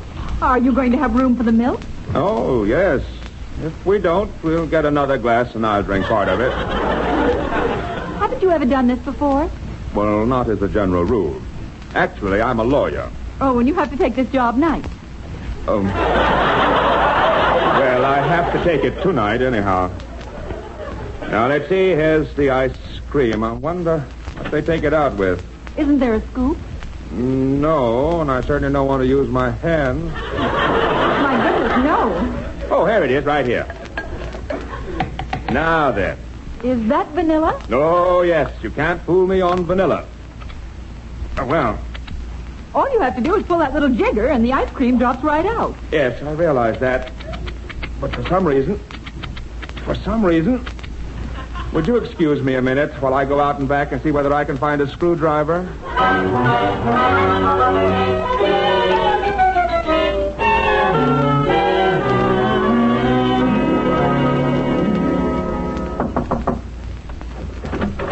Good evening. Good evening. Are you Mrs. Allison's maid? I am. Don't tell me that's the ice cream you have. I'm afraid it is. I was delayed a little on the way, and... You were delayed. Wasn't that you I saw standing right out in front of the house for the last 15 minutes? Yes, I was trying to get some boy. That is, I'm sorry, but here's your ice cream. If you don't want it, you don't have to take it. Thank you. And there's $1.40 due on it. All right. Wait right out there. That's what I intend to do. Oh, Amy. Yes, Mrs. Allison, it's finally here, and there's $1.40 collect on it. All right, I'll go right out and pay the boy. Isn't a boy, it's a girl. A girl? Yes, ma'am. Now then, young woman, here's your $1.40 and 10 cents. Oh, my goodness, is that you, Mrs. Aldrich? Why, yes. Yes, good evening, Mrs. Allison. Well, where's the young woman that brought the ice cream?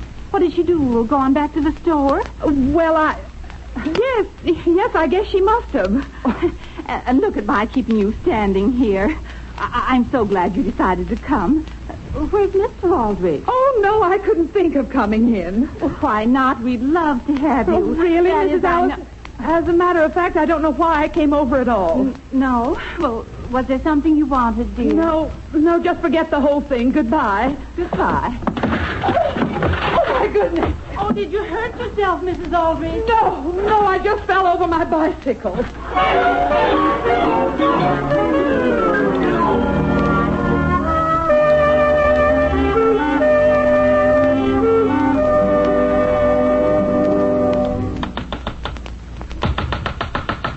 Say, isn't there anybody in charge of this store? The clerk just went around and back again. Yes? He's been making me a chocolate frosting for the last half hour. He ran into a little trouble. Yes? Mr. McCall?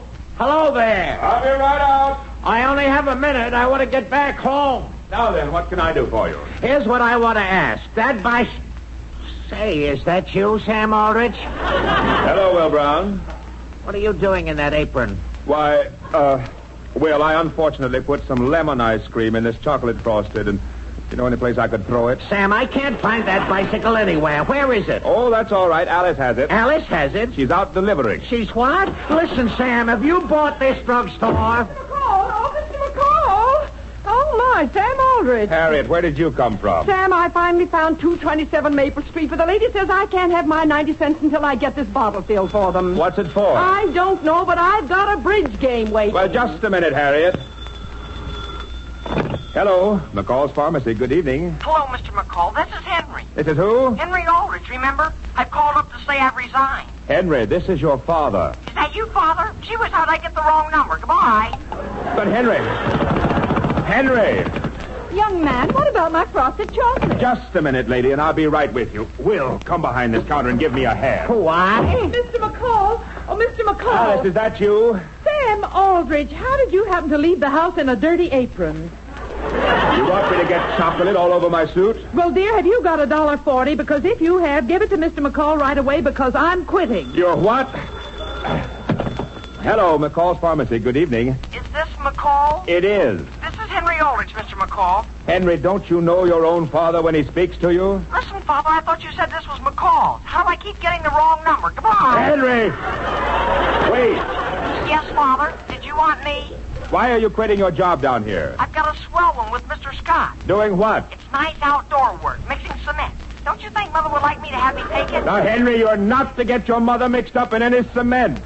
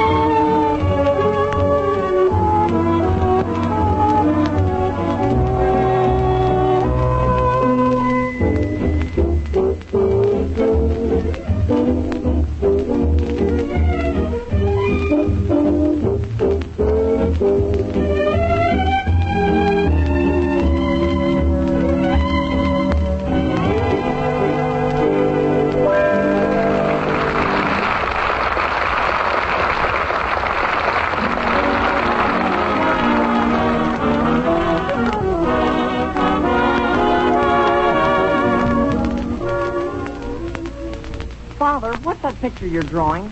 I'm not drawing any picture, Henry. I'm just doodling. Doodling? That looks like a bicycle you drew. It is a bicycle. What's that thing that's riding it? Mother love. Mother love?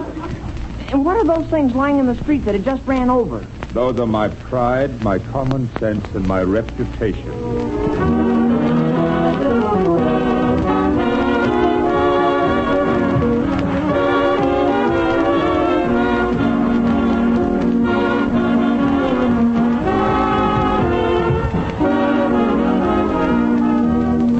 The Aldrich Family is written by Clifford Goldsmith with music by Jack Miller. Mr. and Mrs. Aldrich are House Jameson and Catherine Rock.